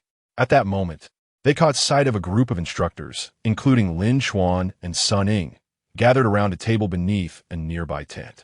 A steaming hot pot lay before them, releasing an enticing aroma. The instructors indulged in their meal, sipping on drinks with an air of leisure. This scene ignited a flame of indignation within the novices. These scoundrels were truly overstepping their bounds. Here we were, toiling away, while they reveled in comfort. One female Marine felt her eyes well with tears of frustration. Yet she could only mutter softly, "It's so unfair." Tang Lin furrowed his brow and replied quietly, "Let us not speak up. It's futile to say anything now. Our focus should be on training." Zhu Hanlin bit down hard on his bun, muttering curses under his breath. "Just wait and see. "You bunch of brutes." A teammate gently tugged at him, signaling him to temper his impulses. Despite being consumed by anger and resentment, the novices understood that resistance was pointless at this juncture. They swallowed their rage and continued to chew on their meager buns, their gazes occasionally drifting towards the instructors, their eyes reflecting a complex array of emotions. At that moment, Lin Chuan strolled through the ranks of novices, holding a glossy, fragrant chicken leg, a smirk playing on his lips. He deliberately brought the roasted chicken leg close to each novice, the rich aroma tantalizing their ravenous senses. The novices clenched their jaws, forcing down their inner turmoil and hunger, their eyes filled with longing. "Want a taste?" Lin Chuan grinned at them. "Anyone who withdraws can join us for hot pot and chicken legs. I promise you'll be well fed before you leave." In this regard, we instructors are quite considerate, and the novices scoffed in response. If they withdrew, returning to their unit, they would certainly eat well. Who would covet such a meal from him? Not receiving any answers, Lin Chuan approached Zhu Hanlin directly. He scrutinized Zhu from head to toe, his gaze dripping with disdain. Then he waved the roasted chicken leg and laughed lightly. "Oh, Zhu, the talented one. Aren't you supposed to be quite capable? Don't you think you can manage? Yet here you are, struggling with a mere bun. Look at your pitiful state. I truly don't understand why you insisted on participating in the selection. It seems you have no desire to become a Special Forces soldier. Perhaps it's for that third-class merit? TSK, I believe you are merely overestimating your capabilities. Spare yourself the embarrassment. You might just give up one day. And that third-class merit? You may not only fail to attain it, but also end up with injuries. Why bother? If I were you, I'd withdraw promptly and return to your old unit as a staff officer. In the sweltering heat, one enjoys the cool embrace of air conditioning, while in the chill of winter, one is warmed by the comforting glow of heating. Throughout the day, there are attendants to serve you meals, and at night, you can command them to prepare your bed. How splendid is that? With your capabilities within the next 3 years, not to mention a third-class merit, even a second-class honor would be effortlessly within your grasp. Why subject yourself to such torment here? Zhu Hanlin's face flushed crimson in an instant. His fists clenched tightly at his sides, knuckles whitening from strain. He struggled to contain the surging anger within, veins throbbing on his forehead, his gaze fixed intently on Lin Chuan. Yet, he understood that acting impulsively would only entrap him in a more disadvantageous position. He could only force out 3 words through gritted teeth. "Wait and see." "Ha!" Lin Chuan laughed heartily. "Very well. I shall wait and see how I can torment you." With that, a fierce glint flickered in Lin Chuan's eyes as he locked his gaze on his Zhu Hanlin's. "To be frank, I hold a deep disdain for you. The bane of my existence is precisely individuals like you, who after a few years of study, consider themselves to be superior intellectuals. Therefore, no matter how resolutely you persist, you shall never pass my assessment.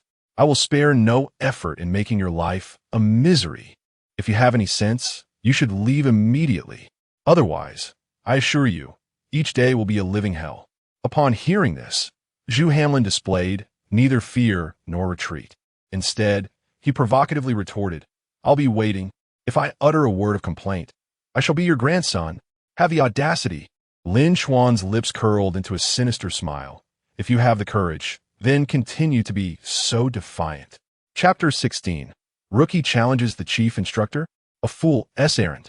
The rookies, having endured a grueling training regimen, were drenched and disheveled, their bodies exuding the brine of seawater and the odor of sweat. At Zhou Xian's command, they dragged their weary bodies into fresh attire.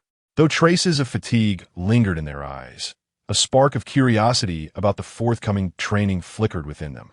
Half an hour later, under the guidance of their instructor, the group slowly entered a warehouse. As the massive doors swung open, a row of military-grade computers gleamed with a metallic chill before them. The rookies exchanged puzzled glances, their faces a canvas of confusion. Were they to practice? Were they to become typists? Surely, this could not be some high-tech combat simulation. Standing before the computers, Lin Chuan surveyed each rookie before speaking aloud. In the wars of the future, information warfare will take precedence. Even special forces are not exempt. Tasks such as reconnaissance behind enemy lines, intelligence gathering, and information synthesis all rely on these devices. Therefore, a competent special soldier must master various military electronic equipment. Upon hearing this, the rookies' expressions shifted to realization. Suddenly, their interest in the subject peaked. In this era, not only was it rare to operate a computer, but even mere observation was a luxury few could afford. Now, with the opportunity to engage with such advanced technology, none wished to let it slip away. Access to these high-end devices was indeed a rare privilege. In their hometowns, only the affluent could afford such luxuries, and they had never even glimpsed one. At that moment, a rookie with prior exposure to computers and electronics cautioned, "I advise you not to be overly excited. Learning this is not as straightforward as it seems. Soon, you may find yourselves in tears. Is it truly that difficult?" Lin Chuan observed the rookie's expressions, and a knowing smile crept onto his lips. He continued, "From this day forth, you will dedicate at least 2 hours daily to this subject. This is a rare chance for you to recuperate, so cherish it. But should I discover anyone slacking off, they will immediately return to extreme physical training." The rationale behind introducing them to this aspect at this stage was primarily due to the rookie's unfamiliarity with such technology, many having never encountered it before. Mastering this skill would demand substantial energy and time. Thus, early training was preferable to procrastination. Upon hearing Lin Chuan's words, memories of the day's punishing limits flooded their minds, causing goosebumps to rise and chills to creep down their spines, prompting each rookie to adopt a serious demeanor. At that moment, Sun Ying stepped forward, clad in pristine military attire, her gaze exuding professionalism and authority. "Everyone, take your seats. I will now elucidate the pertinent knowledge." The resources were limited, necessitating that 2 individuals share one computer. Yet, as Sun Ying began to expound on codes, numbers, and symbols, the expressions of the rookies gradually morphed into one of distress. Most individuals have never encountered a computer. To them, this knowledge appears as inscrutable as a foreign language. A female Marine gazes at the screen filled with dense lines of code, feeling dizzy and unable to comprehend. She turns to her comrade beside her and asks, "What is all this? I cannot make sense of it at all." Her companion, equally bewildered, shakes his head in despair. A member next to Zhu Hanlin, in a state of agitation, exclaims, "Major, can you understand this? I feel as though I'm listening to an alien tongue." Zhu Hanlin merely smiles faintly, remaining silent. He certainly understands, and not only that, he is quite proficient. He holds a master's degree in computer science from the University of Science and Technology of China. Had he not insisted on training in the field, he could easily be lecturing from a podium now. Observing the novice's confusion, Sun Ying sighs in resignation. "It appears your foundational knowledge is lacking. We shall start from the very basics. First, memorize this fundamental code and familiarize yourselves with the basic operations of the computer." The novices, though hesitant, can only muster the courage to begin their learning under Sun Ying's stern gaze. Amidst the bustle and clamor, Zhu Hanlin appears out of place. He sits there, neither perusing study materials nor opening his computer, calmly observing everything around him. Sun Ying notices his unusual demeanor and approaches him with a furrowed brow, questioning. "Everyone else is studying. Why are you not participating?" Zhu Hanlin's lips curve into a slight, disdainful smile as he replies, "I'm already well-versed in all of this. There is no need for me to learn." At this declaration, the surrounding novices cast astonished glances at him, whispering amongst themselves, "Is he boasting? Surely not. He is a major, after all. Besides, he graduated from a military academy. I believe the instructor mentioned he holds a master's degree in his field." One of them reflects, "Had I known back in school, I would have worked harder. I wouldn't be struggling now. Do you think you are so exceptional that you need not learn?" A cool voice interjects, and a figure stands before Zhu Hanlin.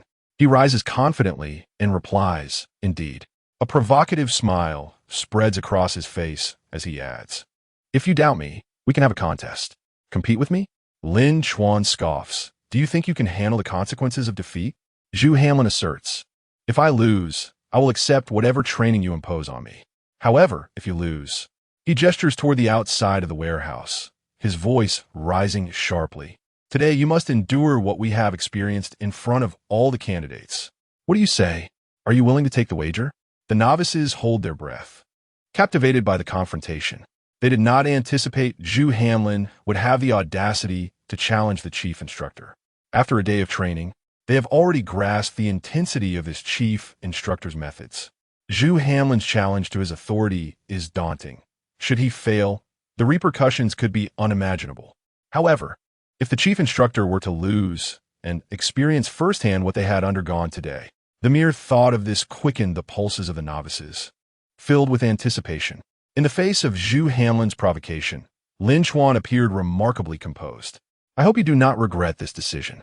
You may set the rules as you wish. I shall comply. Zhu Hanlin's eyes narrowed slightly, surprised by Lin Chuan's swift agreement.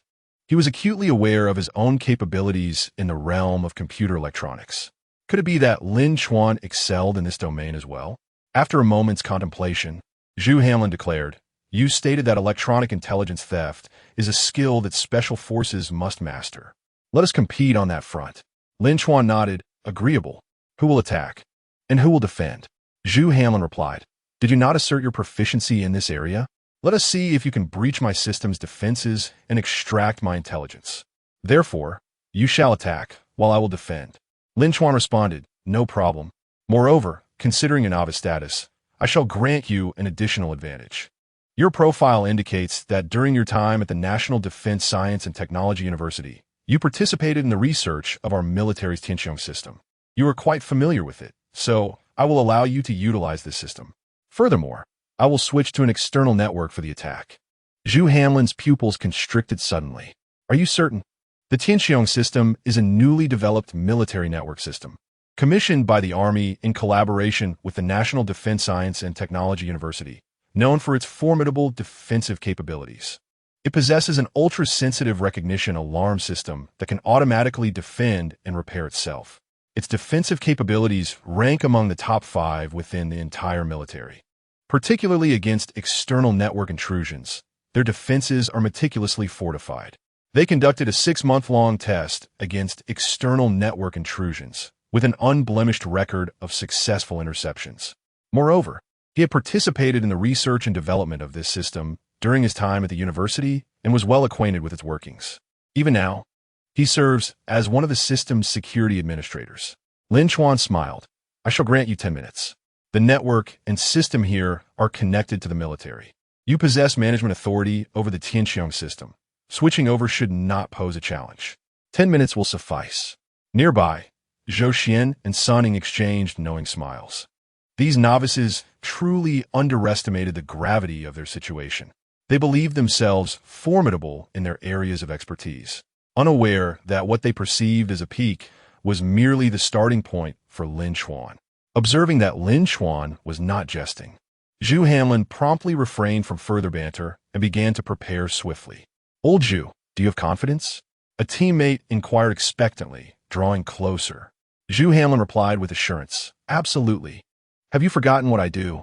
The team members expressed excitement and anticipation, urging him on. "Go for it. Show him what it means to be defeated after he has been so harsh on us today." "Yes, indeed." The other novices also approached, whispering, "Chief, please help us regain our honor. I am eager to witness the sight of that peculiar individual performing push-ups in the sea. How delightful it would be. Just the thought brings me immense joy." "Hush, let us keep our voices down. We mustn't let him overhear us, lest we find ourselves in a predicament later." 10 minutes later, Lin Chuan casually settled himself in front of computer. Meanwhile, Zhu Hanlin had already prepared his own device. At the center of the warehouse stood a sizable projector, which displayed the screens of both computers in a split format. Zhu Hanlin addressed Lin Chuan, stating, "Chief Instructor, the file you intend to acquire is named Red 01. Lin Chuan nodded, inquiring, "Are we ready to proceed?" Zhu Hanlin replied, "Yes." With that, Lin Chuan sprang into action. Chapter 17. The strength of the Chief Instructor, is it not disturbingly extraordinary? Lin Chuan's hands danced upon the keyboard like a graceful performer, unleashing a torrent of code that shimmered across the screen like fleeting meteors. His assault commands rained down upon Zhu Hanlin's Sky Dome system with the ferocity of a relentless barrage. At first, Zhu Hanlin maintained a composed demeanor.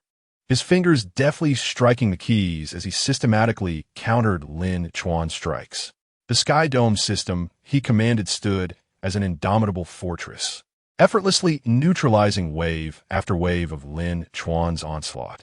Observing this, a slight smirk of derision curled at the corners of Zhu Hanlin's mouth. Is this the level of the Chief Instructor? Yet, Lin Chuan paid no heed to his taunts. In an instant, his offensive doubled in intensity, surging forth like a tidal wave, bearing down upon Zhu Hanlin with overwhelming force.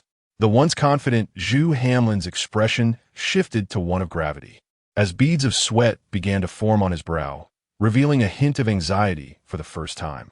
His fingers flew across the keyboard in a frantic attempt to reinforce his defenses, but Lin Chuan's relentless assault proved too formidable, causing fine cracks to emerge in the once impenetrable barrier. The onlookers, novices in the realm of technology, were rendered speechless, their eyes wide with astonishment, as if witnessing a breathtaking science fiction spectacle. Wow, this is incredible. It feels like a hacker duel. Come on, old Zhu. You must hold your ground. The novices, observing Zhu Hanlin's expression, felt a wave of despair wash over them. It's over, it's over. Old Zhu looks like he is struggling. Don't be a jinx. The chief will surely prevail. Yet, the harsh reality shattered their illusions. In less than a minute, Lin Chuan's series of masterful maneuvers, akin to lethal blades, swiftly tore through the layers of the Sky Dome system's defenses. A distinct chime rang out as Lin Chuan successfully seized the Red 01 classified document, just as Zhu Hanlin attempted to reclaim the document from the Sky Dome system. Ding! A blue box with red text appeared on his computer screen. Access denied. Zhu Hanlin's eyes widened in disbelief, his gaze fixed on the screen, his face a canvas of shock and incredulity. My security management privileges have been usurped? How is this possible? He murmured, his voice laced with despair. He could hardly fathom that the Sky Dome system, which he had deemed invulnerable, could so easily succumb before Lin Chuan's prowess. The entire warehouse fell into an eerie silence, the novices rendered speechless by the sudden turn of events. They had anticipated Zhu Hanlin would deliver a resounding lesson to Lin Chuan, avenging their frustrations. Yet reality dealt them a grievous blow. Zhu Hanlin slumped helplessly in his chair, his eyes vacant. He realized he had lost, utterly and completely. He could scarcely believe that Lin Chuan, in the realm of computer technology, possessed such formidable skill. In less than a minute, he had dismantled the Sky Dome system, a creation of their collective expertise. This is indeed a core security system of the military. How could it possibly be so easily compromised? Could it be that he had already obtained permissions from the highest management in the military and was cheating here? As this thought crossed Zhu Hanlin's mind, he realized this was the only possibility. Just as he was about to speak, Lin Chuan's voice interrupted. I bet you are thinking that I colluded with the military security network department to cheat and defeat you, right? Zhu Hanlin was left speechless. Lin Chuan stood up and pointed to his own position. All my operations just now were recorded. Come and see for yourself. This way, you won't say I won by unfair means. Zhu Hanlin cast a deep glance at Lin Chuan, but unhesitatingly walked over to inspect. As an elite in this field, he quickly discerned that Lin Chuan had indeed defeated him with his exceptional hacking skills. With such prowess, not only him, but likely no one in the military security department could rival him. Instantly, Zhu Hanlin's arms drooped weakly, and a bitter smile spread across his face. I concede. My skills are inferior. I am convinced. Just tell me how I should be punished, and I will accept it without protest. The other novices sighed at this scene. They had not anticipated Zhu Hanlin's defeat to be so complete. Given the Chief Instructor's nature, one could only wonder the extent of his humiliation. However, Lin Chuan's next word surprised everyone. I give you two choices. First, you can leave. Second, assist the instructor and teach the other novices this skill within 3 months. Of course, if you're not eliminated during the selection process. He added, I don't care how you do it, whether you teach during training or share experiences during breaks, it's up to you. If within 3 months, any of the remaining novices fail to grasp the skill, you will still be dismissed. Zhu Hanlin was astonished. He had not expected Lin Chuan's punishment to be so lenient, merely assisting with teaching. Yet, He quickly realized that this was perhaps not an opportunity given by the instructor, but rather a way for him to serve as free labor for the selection. Given Lin Chuan's capabilities, he could easily teach the other novices himself. But having Zhu Hanlin do it saved him considerable time and effort. That rascal. What a clever punishment. Nevertheless, Zhu Hanlin felt he had no choice, for he did not wish to leave. At least, until he had passed all assessments and proven himself, he could not depart. I choose the second option. A smile tugged at Lin Chuan's lips, clearly indicating that Zhu Hanlin's decision was within his expectations. Having Zhu Hanlin assist in teaching was not merely to have him serve as free labor. If he truly needed a teacher, a single call would summon plenty of professional elites. There were deeper reasons behind this. Lin Chuan then turned to the other novices. You are all the same. If you do not meet the assessment standards for this subject within 3 months, you will be directly eliminated. Upon concluding his remarks, Lin Chuan exited the room. Meanwhile, Sun Ying continued to oversee the training of the novices. Zhu Hanlin, a hired instructor, began to circulate among the fledgling trainees, imparting knowledge and sharing his experiences. The novices were acutely aware of the subject's complexity and dared not slacken their efforts. They persevered until the late hours of the night, their spirits nearly shattered, at which point Lin Chuan permitted them to retire for the evening. After an intensely rigorous day of training, compounded by mental exhaustion and subsisting on merely a single loaf of bread, each individual had reached their limit. Once they lay down in their modest quarters, they fell into a deep slumber without uttering a word to one another, utterly spent. Goodness, I am utterly exhausted. Upon entering the command center, Zhou Xian and Sun Ying immediately lamented, stretching their backs. Lin Chuan tossed them a bottle of water with a grin, remarking, "Is it only the first day, and you are already fatigued? We have over 6 months of training ahead." Zhou Xian plopped down into a chair, reclining and refusing to move. With a weary expression, he groaned, "Heavens, 6 more months? Just end me now." At that instant, a water bottle was hurled in his direction. "If you find it so arduous, perhaps you ought to undergo retraining?" Zhou Xian hurriedly straightened up, chuckling sheepishly, "Boss, I was merely jesting." Having followed Lin Chuan for an extended period, they were acutely aware of his relentless nature. He was harsh not only on others, but even more so on himself. Sun Ying approached Lin Chuan with a hint of concern, saying, "Boss, with this training regimen, I doubt we will retain even 50 individuals. Should we consider moderating the intensity?" Lin Chuan slightly shook his head, asserting, "There is no need. We shall proceed according to plan. Their potential far exceeds your expectations. If we do not seize this opportunity to unearth their abilities and talents, it will be significantly more challenging to facilitate breakthroughs later on. Should any choose to leave due to the strain, it merely indicates they are unfit for the role of a Special Forces operative. Let them go. I seek elites, not a rabble." Before Sun Ying could further persuade him, Zhou Xian interjected, "Xiao Ying, the boss is correct. Reflect on our own beginnings. The intensity we faced was hardly less than theirs. Yet we continuously transcended various limits, our abilities soaring. Without enduring such hellish trials, they cannot achieve rapid growth. Moreover, the boss possesses a wealth of experience and a keen eye. Those he has selected are individuals he holds in high regard. So I believe there should be no significant issues." Upon hearing this, Sun Ying chose to remain silent.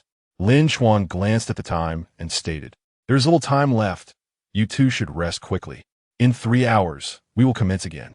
Both glanced at the clock, realizing it was already past midnight, and could not help but smile ruefully, silently mourning for the novices.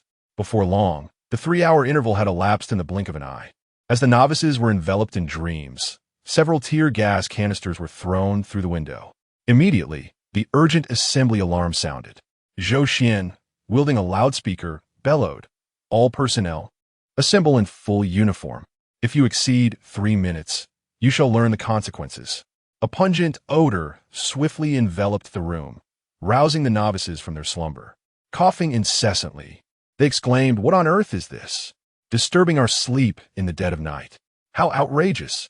Frantically, some groped in the darkness for their clothes, cursing under their breath as they struggled. "This is unbearable. Are we not allowed to live?" Anger echoed throughout the room. The novices, amidst the smoke from the tear gas, coughed and struggled, hastily donning their attire. After what felt like an eternity, 5 agonizing minutes passed before they managed to assemble outside, looking disheveled, hair askew, buttons misaligned, and shoes on the wrong feet. Upon seeing this, Zhou Xian's eyes widened in disbelief, and he roared, "Look at your pitiful state. You move with the speed of a snail, and your attire is a complete disaster. Do you truly believe you can become special forces like this? It's utterly laughable. 5 minutes to assemble? In a real combat situation, you would have been obliterated by the enemy long ago. Now, return to your quarters and prepare for punishment." With that, Zhou Xian raised his weapon and fired shots in front of them, causing the novices to retreat in fear. A group of instructors rushed out, forcefully herding them back into the room. Once all the novices were confined again, Zhou Xian tossed a few tear gas canisters inside, swiftly closing and locking the door behind him. As the smoke filled the room, the novices initially attempted to endure, but the acrid stench pierced their senses like countless tiny needles, invading their nostrils and eyes. Their eyes reddened instantly, tears streaming uncontrollably, their vision blurred, rendering only shadowy figures in disarray. Each breath felt like a searing flame in their throats, accompanied by violent coughing fits. Some tried to cover their mouths and noses with their hands, but the pungent odor was relentless, choking them to the brink of asphyxiation. "This is unbearable," one novice gasped, doubling over and clutching his throat, as if that might alleviate some of the anguish. "I can't take it anymore," another cried out in desperation, pounding on the door, their voice filled with despair. Yet, the only response was Zhou Xian's cold indifference from outside. Within the confines of that small room, the tear gas smoke thickened. The novices' bodies began to tremble uncontrollably, their legs weakening. Some collapsed to the floor, writhing in agony, desperately seeking a breath of fresh air. "I can't go on. I need to get out," one pleaded, while another weakly replied, "Don't waste your efforts. They won't care about us." Each second felt like an eternity, and the novices, enduring this relentless torment, approached the brink of mental collapse. After what seemed like an interminable span of 5 minutes, Zhou Xian finally opened the door and coldly uttered, "Step outside." The novices, resembling a battalion of defeated soldiers, trudged out of the room with a palpable sense of dejection. At that moment, a female soldier could no longer contain her emotions and burst into tears, exclaiming, "I want to withdraw. I can no longer endure this torment." Following her lead, 2 more female soldiers joined in the lament, declaring, "We too wish to withdraw." Encouraged by their fervor, a dozen or so novices hesitated briefly before ultimately gritting their teeth and opting to withdraw. They simply could not withstand the relentless intensity of the training, which had pushed both their mental and physical limits to the brink. Yet, even in the face of their despair, Lin Chuan exhibited no trace of compassion.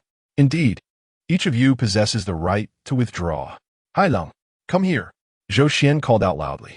"Escort them off the island." "Yes." Zhou Xian turned to face the novices and, with a stoic expression, loudly inquired, "Anyone wishing to withdraw, step to the front." Instantly, 3 female soldiers and 9 male soldiers stepped forward without hesitation. Soon after, 3 more male soldiers timidly approached the front.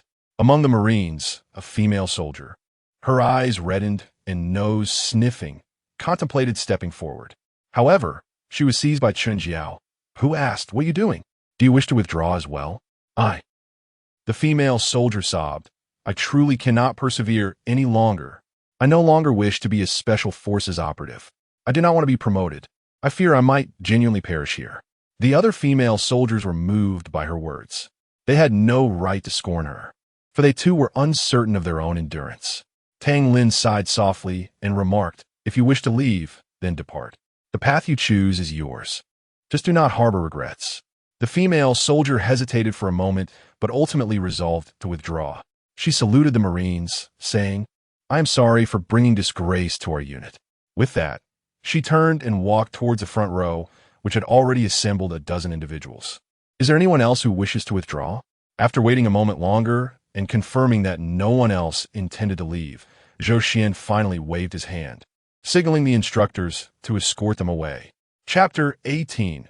Extreme Endurance. Newbies covered in blisters, on the verge of collapse. Lin Chuan leaned back, observing the dwindling group of novices, now reduced to fewer than 100. After barely 3 hours of sleep, they were forcibly roused for assembly, only to be subjected to the torment of tear gas. At this moment, the condition of the novices could only be described in 2 words: numbness, a profound exhaustion that rendered them oblivious to their surroundings. As they watched Lin Chuan pacing before them, the urge to charge at him and unleash their pent-up frustrations was palpable. "I know what you're thinking." Lin Chuan suddenly halted, a disconcerting smile playing on his lips. "You must be wishing that if only you could land a punch on me. It would be a great relief, wouldn't it?" The novices were taken aback, astonished that their thoughts could be perceived so clearly. "There's a reason I called you up at this hour. Otherwise, I would not wish to disturb your slumber," he continued. "Take a look at that hill behind you." The group turned to glance at the hill, which loomed not far away, standing at just over 300 meters. Lin Chuan remarked last night, "I specifically checked the weather forecast. It indicated that today would be splendid. As we all know, the sunrise over the ocean is breathtaking. You were all so weary yesterday, your spirits taut for so long, so I thought I'd take you up to witness the beautiful sunrise and unwind a bit." Upon hearing this, the novices were on the brink of an outburst. "Unwind? Are you kidding? We're completely exhausted. You want to let us rest, and instead drag us out in the middle of the night to see the sunrise? Is this the time for a sunrise? It's more like the time for the moon." With a smirk that was almost infuriating, Lin Chuan observed them, clearly sensing their impatience. "Impatient, are we? I can see you're itching to give me a good thrashing. Let us not waste any time, shall we? We're heading up the mountain now to greet the sunrise. Unfortunately, my island base is short on vehicles, so I must ask you to make the ascent on foot. It's not far, just over 1,000 meters in a straight line. I believe you can all make it before dawn. Of course, if you truly lack the strength, you may accompany me in my vehicle. However, once we reach the top and enjoy the sunrise, we will have to depart. Is anyone interested in riding with me?" The novices rolled their eyes in exasperation. "Black Wolf." "To me," Zhou Xian called out loudly. "Check their gear. Each person is to carry a load of 40 kilograms. 40 kilograms? The novices' eyes widened in disbelief. This weight exceeded the standards they were accustomed to in their own training by over 20 kilograms. Climbing such heights with such a burden? It would surely break their backs. "Report. This is too heavy. How are we supposed to ascend the mountain?" One novice could not contain his frustration. Zhou Xian replied coldly, "The standard weight for Special Forces equipment is precisely this. Unable to bear it any longer, one must withdraw." Yet again, this phrase resonates. The newcomers seethe with frustration. However, it must be acknowledged that this very phrase compels them to endure in silence. When the burdens of 40 kilograms weigh heavily upon their backs, their bodies feel as though they have been struck by a colossal boulder, sinking abruptly under the immense pressure. What is this outrageous weight? It is nearly crushing. One rookie could not help but curse aloud, only to be met with Zhou Xian's cold gaze. Some individuals trembled uncontrollably, their knees buckling like cotton, nearly collapsing onto the gravel-strewn ground on several occasions. Despite Zhu Hanlin's superior physical prowess, he too found himself furrowing his brow at the daunting load, the straps of his gear pressing painfully against his shoulders. As the rookies began to lumber forward, they quickly realized that the ascent was far more perilous than they had anticipated. The path beneath their feet flickered in the darkness, winding like a coiled serpent. What appeared to be a mere 1,000 meters to the summit actually stretched into a serpentine journey of at least 5 kilometers.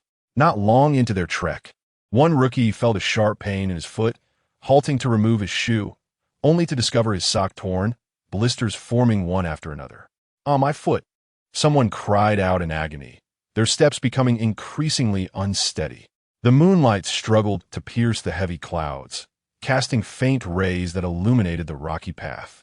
With each step the rookies took, the unforgiving stones rolled and scraped beneath them, akin to countless tiny steel needles stabbing mercilessly at their soles. Zhou Xian, positioned to the rear of the group, urged them forward with a commanding voice. "Hurry up. What are you dawdling for? Can't you manage this distance? Do you still aspire to be Special Forces?" Meanwhile, Lin Chuan sat leisurely in the vehicle, trailing behind at a relaxed pace. Occasionally, he raised his firearm to the sky, firing shots that shattered the pre-dawn silence, reverberating through the valley and causing the rookies to shudder in fright. Keep your spirits up. Run faster. This is just the beginning. How can you falter now? As time inexorably passed, the rookies' stamina dwindled like sand slipping through an hourglass, the formation gradually disintegrating. Some gasped for breath, their chests heaving, steps growing ever slower. Others clutched their blistered feet, limping onward, each step accompanied by excruciating pain. At last, one rookie, unable to endure any longer, stopped, gasping for air and declaring, "I can't take it anymore. I want to withdraw." Zhou Xian glanced at him, remaining silent, merely gesturing for him to wait to the side. He then strode into the midst of the group, his gaze piercing and scrutinizing each individual, loudly inquiring, "Is anyone willing to board the vehicle? If you do, you can escape this suffering." Though the rookies were all visibly exhausted, their faces flushed, sweat streaming down their cheeks, eyes filled with fatigue and resentment, they grit their teeth and shouted in unison, "We will not board the vehicle. Even in death, we shall perish here. No, if you have the ability, run me to death." At this moment, Lin Chuan fixed his gaze upon Zhu Hanlin, who, due to exhaustion, was bent over, retching bitterly. A cold smirk curled at the corners of Lin Chuan's mouth as he drove closer to Zhu Hanlin, deliberately raising his voice to speak to Sun Ying beside him. Some individuals, despite their evident limitations, insist on putting on a show. They run slower than the female soldiers, yet constantly boast of their prowess. If I were in his shoes, I would rather journey to the Banana Republic and change my identity, sparing myself the humiliation of being a man. Zhu Hanlin, still heaving, felt a surge of rage at Lin Chuan's words. He lifted his gaze to meet Lin Chuan's, a fierce determination igniting in his eyes. Just as he was about to charge forward, a teammate pulled him back, warning, "Don't be foolish. We are no match for him." Zhu Hanlin shot Lin Chuan a fierce glare before turning away and resuming his run. His mind fixated on a singular thought. He must not allow Lin Chuan to look down upon him. Under the relentless pressure from Zhou Xian and the provocations from Lin Chuan, the novices struggled onward, enduring the pain in their feet and the fatigue in their bodies along the rugged mountain path. Each step was fraught with difficulty and strife. Yet the indomitable spirit within them only intensified amid this extreme torment. As the novices gasped heavily, the horizon over the sea began to blush gently. The sky gradually brightened. At this moment, their vision extended farther. The mountaintop. Tang Lin spotted the summit platform just a few dozen meters away. And in that instant of extreme weariness, a glimmer of hope surged within him. "Get ready. We're almost at the top. Hold on, everyone," he shouted to the novices below. Upon hearing his words, the novices felt a sudden rush of hope, an inexplicable surge of strength coursing through them. "We must hold on. We can do this." They encouraged one another, leaning on each other as they continued their arduous ascent to the summit. Finally, as the sun began to rise above the horizon, one by one, the novices reached the mountaintop, collapsing onto the rocky platform, breathless. Their gasps were faint, for they scarcely had the strength to breathe. Their bodies were so utterly exhausted that even the slightest movement felt as if it might drain them of their remaining energy. They were pushed to the limits of fatigue, left with only a sense of numbness. With the arrival of the last novice, Lin Chuan also reached the platform. Observing the condition of the novices, he couldn't help but grin and exclaimed, "Why is everyone lying down? Come on, get up and witness the sunrise." Watching the sunrise over the sea from the mountaintop was a dream cherished by many. "Come, take a look. It's so beautiful. Beautiful, my foot." The novices internally groaned. They were utterly spent, too fatigued to care about the sunrise. Yet, despite their complaints, they couldn't resist the urge to slightly turn their heads toward the horizon. Gazing at the sea below, after such a strenuous ascent, it would be remiss not to take a moment to appreciate the view. Gazing at the blood-red sun hovering above the horizon, surrounded by clouds tinged with crimson, all set against the backdrop of the vast, shimmering sea, one cannot help but admire the breathtaking beauty before them. Indeed, it is a sight worth the effort of the climb. Lin Chuan, in a rare display of benevolence, refrained from issuing further commands, allowing his companions to rest and revel in the splendor of nature. After allowing them to recuperate for over half an hour, he finally drove up to bring the recruits down. As the vehicles appeared, the recruits were momentarily taken aback. What on earth? Aren't there supposed to be more vehicles? Is this a toy? 10 minutes later, at the beach, Zhou Xian gestured for the instructors to approach with boxes of silver needles and small scissors. Everyone, take off your combat boots and burst those blisters. Trim away the dead skin. Upon hearing Zhou Xian's orders, the recruits belatedly became aware of the pain in their feet and promptly sat down to remove their boots. As they did so, the scene erupted into cries of agony. My goodness, my feet are covered in blisters. Oh, my feet. Yours seem fine, but mine are completely burst, blood and flesh stuck to my socks. Gritting their teeth against the excruciating pain, the recruits trembled as they slowly peeled off their socks. Once removed, it became evident that nearly every foot bore several blisters, many of which had already ruptured, revealing a clear display of blood. What are you all waiting for? Get to it. Do we have to assist you in bursting them? Zhou Xian urged, his voice firm. The recruits, upon hearing this, could only grit their teeth and begin the painful task. However, many hesitated, fearful of the pain. How about I help you, and afterward, you help me? One suggested, trembling. That works. Suddenly, Lin Chuan's voice broke through. What is happening here? Can't you handle a few blisters yourselves? No mutual assistance is allowed. Otherwise, you'll be making that climb to the summit again. The recruits felt a wave of despair wash over them as they reluctantly turned to their own tasks. The air filled with sounds of sharp intakes of breath and the grinding of teeth. After 10 minutes, Zhou Xian called for a halt, and Lin Chuan approached them slowly. Upon nearing, he covered his nose, overwhelmed by the pungent odor of sweat. Oh, I nearly forgot. You've been through the ocean, then endured the gas grenades. And now you're drenched in sweat. It's only natural that there is an odor. I have a bit of a cleanliness obsession and am quite averse to unpleasant smells. Therefore, I suggest you all take a hot shower to cleanse yourselves of the odor, change into fresh clothes, and then join me for breakfast. Off you go. The novices appeared utterly bewildered, struggling to comprehend the words they had just heard. How could the chief instructor suddenly exhibit such unexpected benevolence? Was the sun rising from the west? Yet, they had clearly observed the sun ascending from the east just moments ago. Why were they still dazed? Had they not heard the chief instructor's command? Zhou Xian bellowed. Everyone, gather your gear and assemble in the bathhouse. Move quickly. Following his command, he lifted his firearm and unleashed a flurry of shots at their feet, causing the novices to recoil in fear. The pain beneath their feet elicited a chorus of anguished cries. In their disarray, a group of novices stumbled into one another. What on earth are you doing? Lin Chuan suddenly interjected, glaring at Zhou Xian. Can't you see they're already injured? Must you fire your weapon to frighten them further? Are bullets free? Military funds are being squandered on people like you. If you continue to fire recklessly, I shall dock your wages. Zhou Xian responded with confusion, while Lin Chuan huffed. Treat them properly. Show some decorum. Zhou Xian replied, Yes, sir. The surrounding instructors exchanged bewildered glances, as did the novices. Male soldiers were led by Zhou Xian, while female soldiers followed Sun Ying as they proceeded towards their respective bathhouses. With each step, the novices trembled, leaving a trail of bloodied footprints behind them. Upon entering the bathhouse, they were met with an overwhelming stench of alcohol. What was this? How could the air inside the bathhouse be so saturated with the scent of alcohol? The novices exchanged looks of astonishment and confusion, a sense of foreboding washing over them. Almost simultaneously, Sun Ying and Zhou Xian pointed towards the water basin.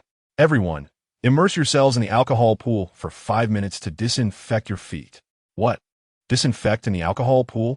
In an instant, both bathhouses erupted with the terrified screams of novices. Chapter 19, Breakfast, Consuming Mice and Snakes. Terrifying the female soldiers. Disinfecting directly in a pool of alcohol. This is going to kill us. A rookie screamed in terror, her voice echoing through the bathhouse, filled with dread and resistance. Indeed, this is utterly ruthless. Our souls are already raw. Immersing them would surely cost us half our lives. Another rookie protested loudly. This is nothing short of torture. We refuse to soak. The rookies exchanged words, collectively voicing their discontent and dissent. Who dares to enter? We've barely recovered from the pain of broken skin. Just the slightest touch sends shock waves through us. Even applying a bit of disinfectant makes our muscles tense and brings tears to our eyes. And now, they want us to soak in a pool of alcohol, constantly irritating our blisters with the stinging alcohol. Not even a bull could endure such agony. Yet, their complaints and fears elicited no sympathy from Zhou Xian. With a stern expression and icy gaze, he surveyed the group and bellowed, "Enough with the nonsense. If you refuse to enter, you will be eliminated. Do not think this is up for negotiation. If you cannot bear this minor pain, how can the nation and its people expect you to battle on the front lines?" Upon hearing this, the rookies' faces were painted with helplessness and struggle. They glanced at Zhou Xian's unyielding demeanor, and then at the alcohol pool emitting a pungent aroma, their hearts filled with trepidation. However, recalling their earlier resolve and the fact that leaving equated to surrender, they gritted their teeth and, reluctantly, began to approach the alcohol pool. A male rookie was the first to step into the pool. The moment his skin made contact with the alcohol, his body tensed instantaneously, and a blood-curdling scream escaped his lips. It hurt so damn much. His face contorted in agony as beads of sweat cascaded down his forehead. Witnessing this, the other rookies were even more terrified, but could only muster the courage to follow suit. As they touched the alcohol, grimaces of pain appeared on their faces, and the bathhouse filled with anguished howls. Enough with the shouting. Just then, Lin Chuan entered, his expression stern as he admonished, "Injuries on the battlefield are inevitable. The missions assigned to special forces are covert and fraught with peril. You never know how many enemies might be lurking nearby. Not only is silence crucial, but even the slightest movement could attract a bullet. Shut up. You must endure the pain," he commanded. "Anyone who dares to utter another sound will be made to soak for an hour." Upon hearing this, the rookies immediately clenched their jaws and bore the pain in silence. Unwilling to make even the faintest sound, they writhed like shrimp tossed into a boiling pot of oil, their suffering evident. One burly male soldier tightly grasped the edge of the pool, his knuckles whitening from the strain, with veins on the back of his hands protruding like writhing worms. His chest heaved violently, each breath accompanied by a pained roar, while his feet frantically stomped at the bottom of the pool, splashing alcohol onto his body and igniting a wave of even more intense agony. In a corner, another agile soldier curled up like a wounded beast, cradling his head in his hands, incessantly shaking, emitting incoherent groans of suffering. Beads of sweat dotted his forehead, cascading down his cheeks and mingling indistinguishably with tears as they dripped into the pool of alcohol. Other soldiers lay collapsed at the edge of the pool, their bodies limp, arms hanging weakly outside the edge. Their lips trembled, yearning to articulate something, yet only feeble, intermittent gasps escaped their mouths, their eyes brimming with anguish and despair. Zhu Hanlin stood in the alcohol pool, his legs trembling slightly, the excruciating pain beneath his feet akin to a barrage of sharp daggers piercing him relentlessly. Yet, upon meeting Lin Chuan's gaze, his expression transformed into one of unwavering determination. He clenched his teeth, his jaw muscles bulging with effort, veins protruding on his forehead, beads of sweat trickling down his face, yet he remained silent. His unwavering gaze fixed on Lin Chuan seemed to convey a silent challenge. Tang Lin, similarly engulfed in torment, clenched his fists tightly, nails digging deep into his palms, leaving trails of blood. His body leaned slightly forward, searching for a foothold at the bottom of the pool, every muscle taut with pain. On the side of the female soldiers' bathing area, the atmosphere was stiflingly oppressive, especially after hearing the anguished cries from the male soldiers, intensifying their own fears. A short-haired female soldier, her eyes reddened, spoke with a quivering voice. "I'm truly terrified. If I submerge, I feel I will faint from the pain." Beside her, Chun Jiao, despite her own visible fear, reached out to pat her shoulder in a gesture of comfort. "Do not be afraid. We are in this together. We just need to endure for a moment." However, when faced with the alcohol pool, such reassurances felt utterly powerless. The first to brave the pool was Su Mei. As her foot first touched the alcohol, her body recoiled sharply, hands instinctively covering her mouth in a desperate attempt to stifle a scream. Yet a muffled whimper escaped through her fingers. At that moment, a petite female soldier slowly crouched down, taking a deep breath, as if summoning all her courage, before gradually placing her foot into the alcohol pool. Instantly, her eyes widened in horror, the color draining from her face, followed by a piercing scream. Her body began to tremble uncontrollably, hands frantically clawing at the edge of the pool, her nails scraping against the wall with a jarring sound. After barely 2 minutes, her gaze dulled, her body slackened, eyes rolling back as she fainted from the pain. "Oh no, someone has fainted." The nearby soldiers gasped in alarm. Sun Ying hurried forward to check, furrowing her brow, and shouted, "Lift her out. The rest of you stay in." As the novices emerged from the pool of alcohol, their steps were unsteady, as if a mere gust of wind could topple them. Their faces were as pale as parchment, foreheads beaded with fine droplets of sweat, each step accompanied by a slight tremor. This was the body's stress response to the stimulus of alcohol. The pain beneath their feet rendered their movements laborious, each footfall akin to treading upon a razor's edge, involuntarily drawing sharp breaths. The male soldiers endured the agony, supporting one another in their efforts to maintain composure. Yet their furrowed brows and slightly quaking frames betrayed their distress. Zhu Hanlin's complexion was ashen, veins pulsating on his forehead as he struggled to suppress his discomfort, biting his lower lip until it bore faint traces of blood. Tang Lin gasped for breath, his legs weak. Had it not been for the support of a comrade beside him, he likely would have collapsed to the ground. The female soldiers fared even worse, many with tears brimming in their eyes, their bodies shuddering uncontrollably. They stifled their cries, their shoulders quivering slightly, their gazes filled with anguish and helplessness, with scarcely any strength left to wipe away the sweat. After a prolonged half-hour, they managed to muster the energy to drag their weary bodies to the showers. The warm water cascaded over them, but could not dispel the fatigue and fear that lingered in their hearts. As they changed clothes, their movements were sluggish and stiff, as if every action drained the last vestiges of their strength. Just as the novices finally donned clean attire, Zhou Xian's sharp whistle rang out. "Formation, come out for breakfast." Upon hearing the prospect of breakfast, a glimmer of hope flickered in the novices' otherwise dim eyes, their stomachs echoing with timely growls. Clutching onto this lifeline, they trudged heavily toward the assembly point. However, upon stepping outside, they did not behold the bread they had enjoyed the previous night. Instead, their eyes were met with 2 large iron cages, draped with cloth, from which a faint hissing sound emanated. The novices exchanged uneasy glances, a sense of foreboding rising within them. At that moment, Lin Chuan emerged with a broad smile, hands clasped behind his back, surveying the crowd before speaking. "Given your performances yesterday and this morning, I am quite pleased, so I shall treat you to an additional meal to replenish your strength." With that, he gestured for Zhou Xian to unveil the covered cloth.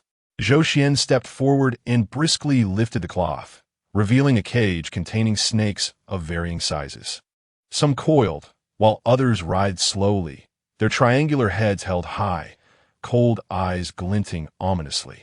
Their long tongues flicked in and out, producing a chilling hissing sound, as if to assert their dominance over the onlookers. Some snakes were adorned with vibrant patterns, their striking colors seemingly warning of their perilous nature. Others were pitch black, sending shivers down the spine. The other cage housed a flurry of mice, leaping within and emitting sharp squeaks. With furtive eyes and twitching tails, these little creatures scurried about, their small eyes darting wildly. Their fur was sparse and disheveled, some tainted with dirt, emanating an unpleasant odor. They scurried frantically within their cramped cages, occasionally clawing at the bars with sharp nails, producing a cacophony of screeches. Upon the sight of mice and snakes, the rookies erupted in panic. The female soldiers, particularly, turned pale with fear, some shrieking and instinctively recoiling. One trembling soldier inquired, Is this our breakfast?" Lin Chuan flashed a broad smile, revealing a set of gleaming white teeth, and responded, quite astute. He then issued a command. Each person must consume either a mouse or a snake, and they must kill it themselves. Upon hearing Lin Chuan's words, the rookies were momentarily stunned, their faces etched with shock and resistance. How could one eat such a thing? I would rather starve than partake in this. Protests erupted in waves. While the male soldiers did not exhibit the same level of terror as their female counterparts, their faces were nonetheless marked by reluctance, brows furrowed tightly, their eyes brimming with defiance. Chapter 20. The novices consume raw mice and snake flesh, resulting in a scene of vomit as Lin Chuan observed the expressions of those around him. He proclaimed, "Of course, if you are unwilling to partake, I will not force you. However, I must kindly remind you that for the next 3 days, breakfast, lunch, and dinner will consist solely of these provisions. If you choose to abstain, you will undoubtedly find yourselves among the eliminated. The choice is yours." The novices shuddered at his words. 3 days of consuming such fare. It would surely be revolting. Yet, after enduring over a day's worth of training, they had developed a foundational understanding of Lin Chuan. Setting aside other matters, they dared not gamble with his commitment to his word. If they refrained from eating, as he suggested, no one could possibly endure the rigorous training that lay ahead. Even for a single meal, the absence of sustenance would likely leave them incapacitated before the next training session commenced. The body requires energy to persevere. Undeniably, the mice and snakes possessed a wealth of protein. If they could muster the resolve to consume them, the benefits would surpass the satiety and energy derived from mere bread. However, gazing at the serpents flicking their tongues and the squeaking rodents before them, who could possibly bring themselves to eat? "Report," a male soldier exclaimed. This raw consumption, can it be? "No," Lin Chuan interrupted coldly. "Starting a fire on the battlefield is strictly forbidden. Special forces, in most instances, operate covertly behind enemy lines. Camouflage and concealment are essential skills. Even the slightest noise could attract the enemy, resulting in unimaginable consequences for oneself and comrades alike. Even when consuming food, you must proceed with utmost caution. Do you still wish to ignite a fire? Do you believe this is a barbecue gathering at home?"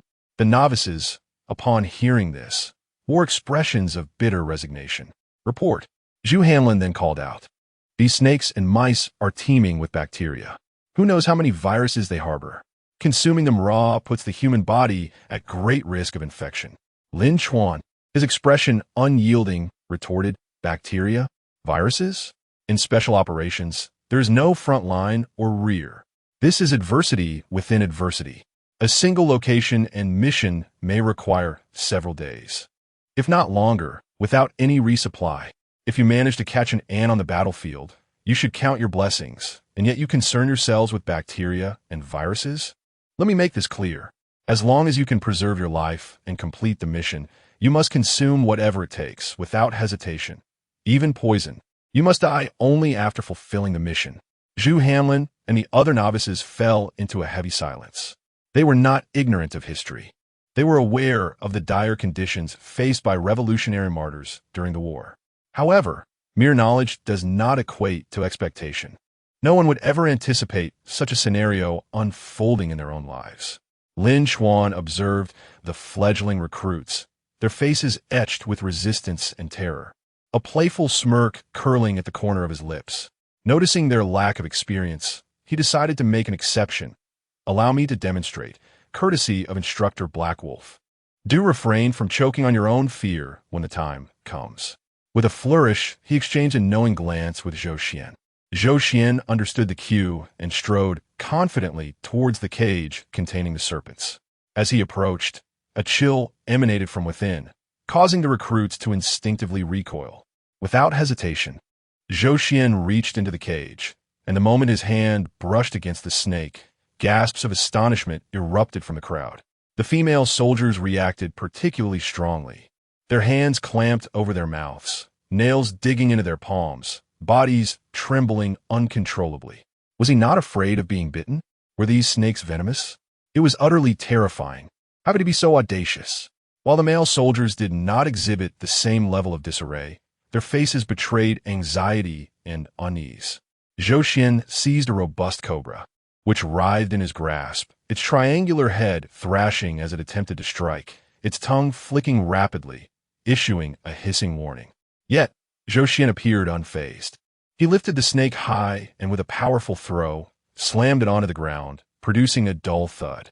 Dazed, the serpent was momentarily incapacitated, and Zhou Xian took advantage of this, pinning it down with his knee to immobilize it. He then drew a dagger from his waist, its blade glinting ominously, and with deft precision began to skin the snake. His movements were fluid and swift, peeling away the skin to reveal the blood-streaked flesh beneath. Droplets of crimson cascading onto the ground. Once the skin was removed, Zhou Xian turned his attention to the snake's belly, carefully slicing it open to extract the emerald-green gallbladder. He held it aloft in his palm, displaying it to the recruits with a grin. This gallbladder is a remarkable treasure, an excellent supplement for enhancing bodily functions in the wild. Without hesitation, he tossed the gallbladder into his mouth, tilted his head back, and swallowed it whole. The recruits collectively grimaced, their faces contorted as they swallowed hard in unison. Zhou Xian then brought the skinned snake meat to his lips, taking a hearty bite and chewing with an expression of delight. The recruits raised their eyebrows, murmuring indistinctly, not bad. It's high in protein, quite nourishing. This spectacle sent the recruits into a frenzy. Some of the male soldiers could not suppress their gag reflex, their throats emitting distressing sounds as their bodies quaked. Zhu Hanlin's face turned ashen, his eyes filled with revulsion as he fought against the urge to retch. Tang Lin turned his head away, unable to bear the sight. His fists clenched tightly, knuckles whitening from the strain, muttering curses under his breath. The female soldiers were no less vocal in their reactions.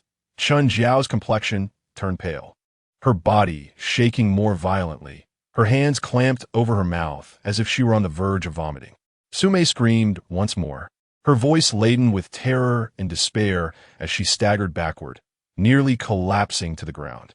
If these two fearless female soldiers were in such a state, one could only imagine the plight of the others. It was utterly horrifying. I truly cannot bear this. The thought of consuming it is unbearable. Just the sight of it fills me with dread, rendering me unable to approach. After sampling a few bites of snake meat, Zhou Xian approached the cage containing the mice. As he reached in to grasp one, the novices tensed up again. The female soldiers' eyes widened in sheer terror, fear spreading across their faces. Chun Jiao shut her eyes in panic, unable to look any longer, her body trembling uncontrollably. Sumei turned away, cradling her head in her hands as if that would shield her from the horrific scene. The short-haired soldier let out a more desperate cry, her voice echoing through the air, imbued with helplessness. Zhou Xian seized a mouse, which thrashed violently in his grip, emitting sharp squeaks. He grasped the creature by its tail, lifting it upside down, and with a decisive motion, flung it against the cage, silencing it instantly. He took up his dagger once more and began to skin the mouse. With swift movements, he sliced open its belly, efficiently removing the skin to reveal the pink flesh beneath. Picking up the skinned mouse meat, he took a bite, his face reflecting satisfaction as he deliberately strolled before the novices, occasionally exclaiming, "This mouse meat isn't half bad. It would be a shame for you not to try it." Witnessing Zhou Xian consume the mouse meat sent the novices into a complete breakdown. Some female soldiers crouched on the ground, retching uncontrollably as if trying to expel their very bile. The male soldiers were not much better off. Though they were unafraid of mice, they felt a profound aversion towards such filthy, grotesque creatures. Observing the novices' reactions, Lin Chuan coldly stated, "This is the reality that special forces may face on the battlefield. If you cannot overcome this, you might as well leave now. You have the choice to eat or not. If you choose to eat, you must do it yourself. If not, I advise you to depart at once." These provisions will be integral throughout the selection process. Even as a special forces operative, the things you will be required to ingest in the future will be far more repulsive than these snakes and mice. You have 10 minutes. After 10 minutes, training will commence in earnest. If you believe you can endure on an empty stomach, then do not eat. The timer begins now. The air in the vicinity seemed to freeze under the weight of this oppressive atmosphere. The novices' faces were etched with struggle, particularly the female soldiers. Their eyes reflected a primal fear of the food, intermingled with an unwillingness to relinquish their dreams of becoming Special Forces operatives. The inner conflict caused their bodies to tremble slightly. Chun Jiao's lips were pale from biting them, her hands clenching the hem of her clothing as if trying to draw some courage from it. Su Mei's eyes reddened once more, tears welling as she took deep breaths, attempting to calm herself. Yet, her slightly trembling shoulders betrayed the profound terror that resided within her. The other female soldiers huddled together, softly weeping, their voices barely audible in the stifling atmosphere. "I can't do this. It's too terrifying," one of the soldiers lamented, her voice laced with despair. "Indeed, how can one possibly eat this? I would rather withdraw," another echoed, her body quaking incessantly. At that moment, Zhou Xian stepped forward. "The first to go can eat the rats, if we go at night." As he spoke, a mischievous smile played on his lips. "Then it will only be snakes." His words fell like a bombshell in the already tense atmosphere, further unsettling the novices, particularly the female soldiers. Compared to snakes, they would prefer to consume rats, not to mention the majority of male soldiers who harbored an innate fear of snakes. Just a glance at those creatures could instill trepidation, let alone the thought of reaching out to grasp one. While everyone was grappling with their inner turmoil, Zhu Hanlin took a deep breath and was the first to step forward. His footsteps were heavy, each step seeming to engage in a fierce struggle with his own heart. Upon reaching the rat cage and observing the scurrying rodents, hesitation flickered across his face. Just then, he inadvertently caught sight of Lin Chuan's disdainful gaze, igniting within him a fierce determination and stubborn resolve. Gritting his teeth, he turned and strode confidently to the snake cage. As Zhu Hanlin reached to grasp a snake, his hand trembled noticeably. He inhaled deeply, striving to calm himself, and then abruptly seized a snake. The creature writhed desperately in his grasp, his complexion paling instantaneously, yet his gaze remained resolute. Mimicking Zhou Xian, he forcefully threw the snake to the ground, pressing its vital point firmly with his knee, drawing out his dagger to commence skinning it.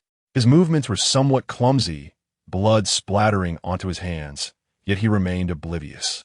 When he brought the skinned snake meat to his lips, the surrounding novices held their breath in anticipation.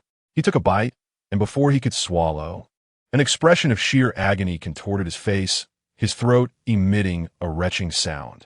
His body trembled violently on the verge of expulsion. Nevertheless, a fierce determination shone in his eyes. He fought through the nausea, forcing the morsel down, and then took a second bite.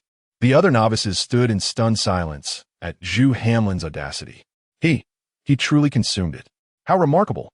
If only I possessed his courage. Some male soldiers displayed admiration, quietly clenching their fists, seemingly inspired by his bravery. With the first accomplished, a second followed. Tang Lin inhaled deeply and stepped forward. A fierce glint shone in his eyes as he strode purposefully to the snake cage. He seized a snake, killing it and skinning it. Though not as deft as Zhou Xian, he executed the task in one continuous motion. He bit into the snake meat, chewing with a pained expression.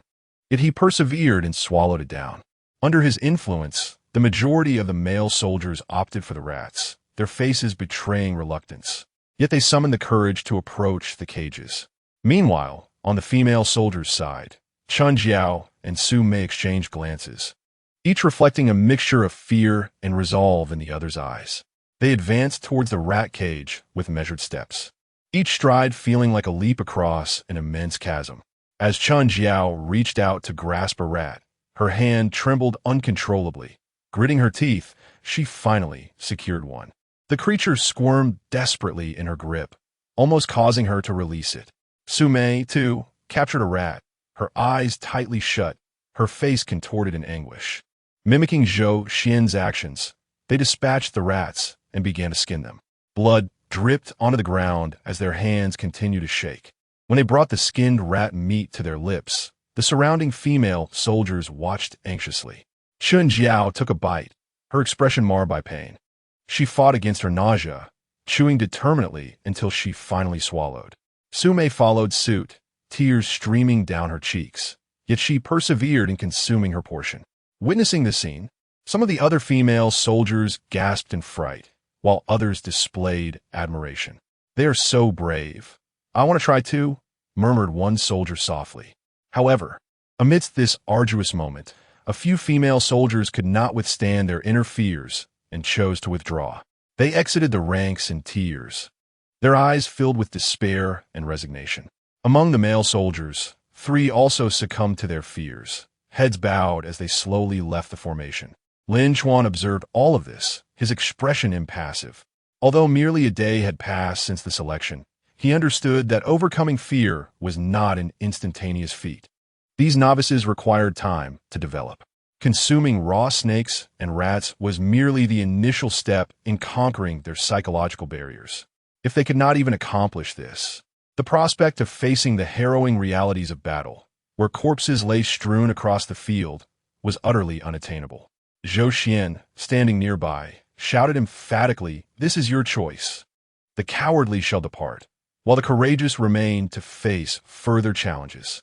Tang Lin, battling his own nausea, addressed the fledgling soldiers, "Do not swallow it whole.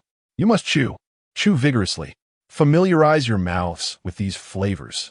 Only then will you overcome the revulsion and fear associated with the taste in the future."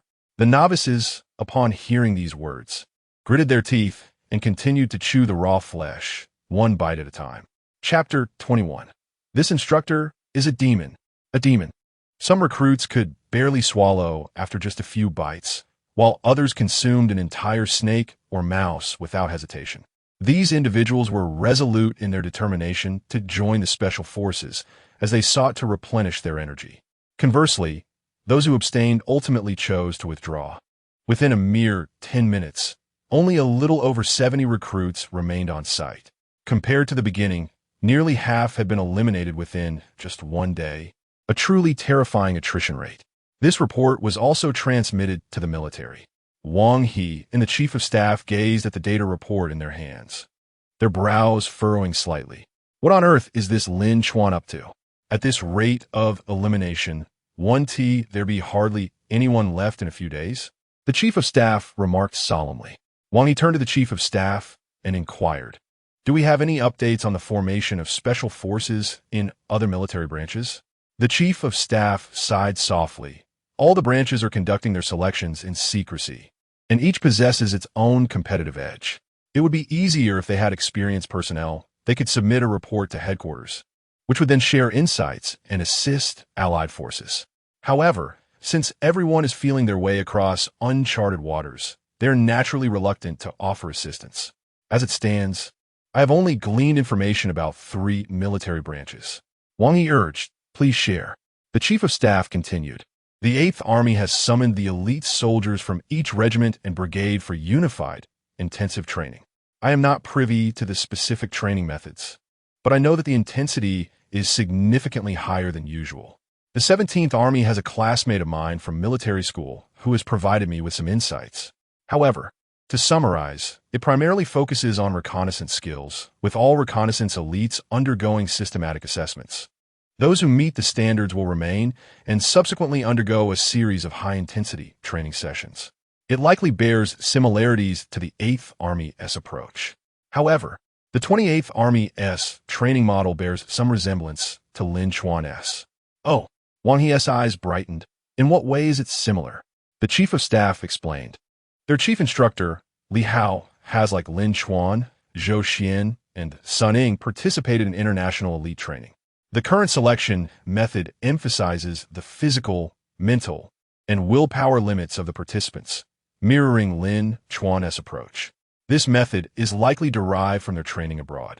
The distinction lies in the fact that their pool of candidates is more than 10 times ours, all elite soldiers from the military. Our numbers are limited, and the recruits Lin Chuan has selected are largely quite ordinary, with very few elites among them. This is the aspect I find most perplexing. Given the availability of seasoned soldiers, why does he not utilize them? Of course, they're organized separately by military branch, while we're integrating 3 branches into one unit." Wang Yi remained silent for a moment before finally stating, "The definition of special forces is based on foreign standards. Lin Chuan and Li Hao adopted a military approach for the establishment, selection, and training of their unit. I believe this method is indeed feasible. One of the primary objectives of forming a special forces unit, aside from maintaining border stability and combating armed insurgents, is to counter foreign special operations forces. Utilizing their strategies to defeat them is hardly surprising. However, regarding the elite soldiers you mentioned, to be frank, I find it rather incomprehensible. Cultivating an elite soldier is no simple task, let alone a group of them. Could it be that this fellow possesses some extraordinary abilities that elude our perception? Is he capable of discerning the potential of his subordinates for becoming special forces at a glance? The chief of staff chuckled wryly, acknowledging the complexity. After all, while special forces are elite soldiers, not all elite soldiers are special forces. Regardless, Lin Chuan gives me the impression of being enigmatic, whether in the past or present.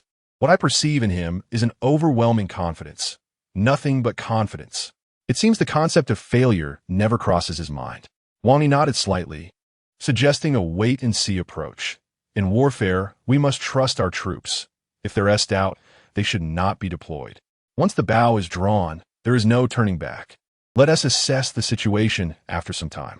Lin Chuan surveyed the pale-faced novices, who were struggling to suppress their nausea, and finally allowed a satisfied smile to grace his lips. Indeed, quite commendable. Lin Chuan remarked, "Your performance today has greatly pleased me. Therefore, as a reward, we shall forego the high-intensity physical and mental endurance training today.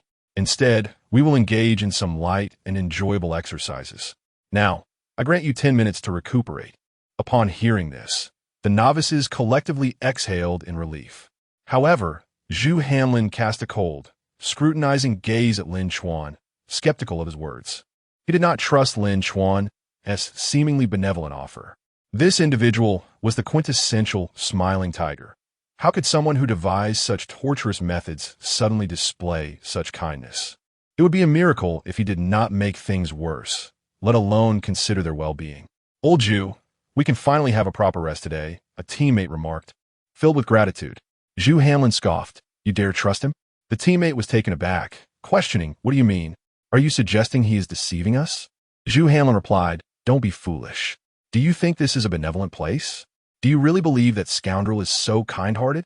As he spoke, Zhu Hanlin narrowed his eyes, fixating intently on Lin Chuan. "I suspect he is surely concocting something nefarious against us right now." The other novices turned to Zhu Hanlin with curiosity, for his display of computing prowess the previous night, coupled with his patient guidance, had earned him their respect and trust. One teammate, anxious, remarked, "Surely not. Given our current state, we can barely move, each of us drained of energy, and we can hardly stand. What else could we possibly train in? At worst, we can undergo training on electronic devices, which I can still accept." Zhu Hanlin shot him a glance. "Do you think the subjects we are to train in are merely these? Have you forgotten the code name of our special forces? It is indeed Tianlang. Remember, what follows Tianlang? Tri-service?" Zhu Hanlin stated with a solemn tone. "What does tri-service mean? To my knowledge, the entire army is establishing 100 various units, which refers to the Navy, Army, and Air Force. Since yesterday, we have only been training in the Army and the usual subjects of the Navy. What about the other subjects?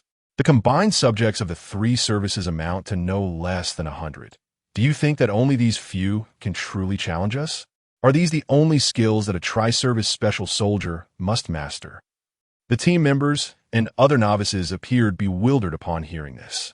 One team member hesitated and asked, "Old Zhu, what do you speculate he will use to challenge us?" Zhu Hanlin shook his head slightly. "I do not know. This fellow's thoughts are inscrutable. I can only advise everyone to prepare mentally. In any case, it will not be easier than before." Upon hearing this, the group instantly grew tense again. Meanwhile, the Marines were also anxiously looking towards Tang Lin.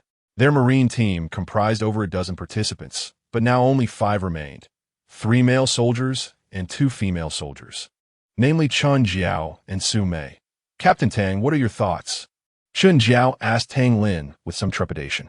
Tang Lin glanced at her and replied, "What else can we think? We'll take it one step at a time. Regardless of what lies ahead, we shall face it. As soldiers, we just have to grit our teeth." What is it that we cannot endure? The others nodded vigorously in agreement. The 10-minute break passed in the blink of an eye, and the novices had somewhat regained their composure. Suddenly, the whistle blew. All personnel, assemble. Zhou Xian's voice echoed like a spell once more.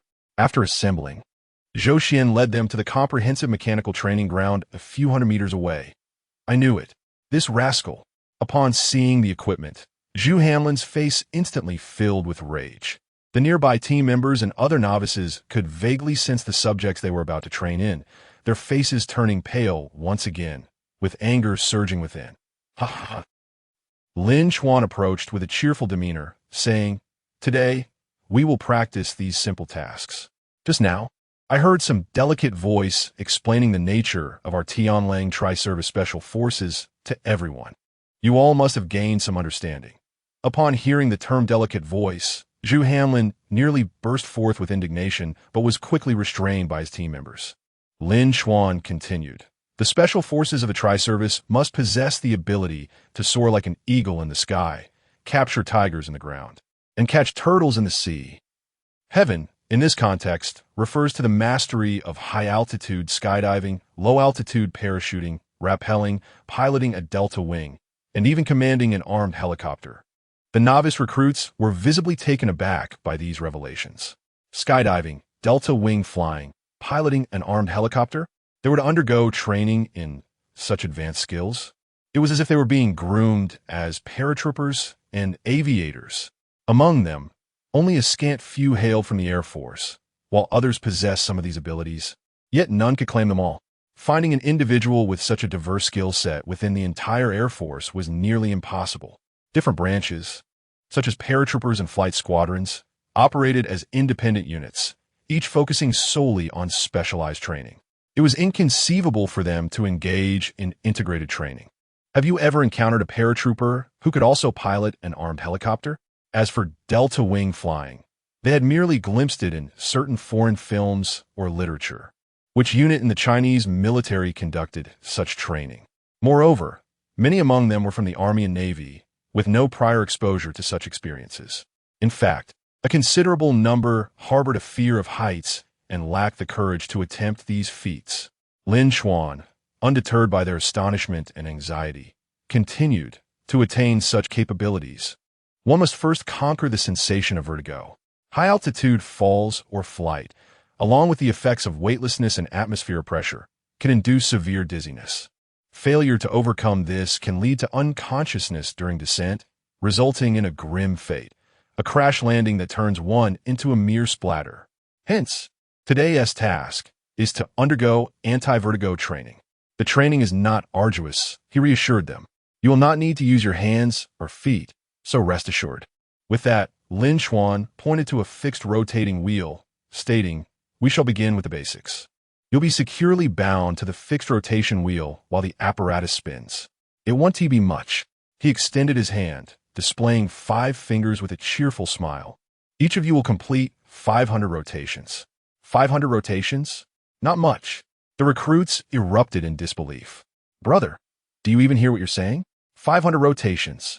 Usually, when they stood on the ground and spun around a few times, they became dizzy and disoriented. Now, you expect us to be strapped to this rotating wheel and spin 500 times? Are you serious? Please, take your so-called not difficult and go somewhere else with it. We are human beings, not machines. Of course, the primary concern was not just this. It was the fact that, for God's sake, they had just consumed snake and rat meat. Managing to keep it down was already pushing their limits. And now, you want us to spin around? Is this not a blatant attempt to torment our stomachs and induce us to expel everything we had just eaten? Is this truly something a human can endure? Chapter 22. Eating cockroaches? Instructor, you are a devil, not human. Lin Chuan pointed to an oil drum 20 meters away and continued, after dismounting from the rotating wheel. If you can walk over and touch the oil drum within 10 seconds, you will be deemed qualified. The novices felt a surge of panic. Walking over? Being able to stand still would be an achievement.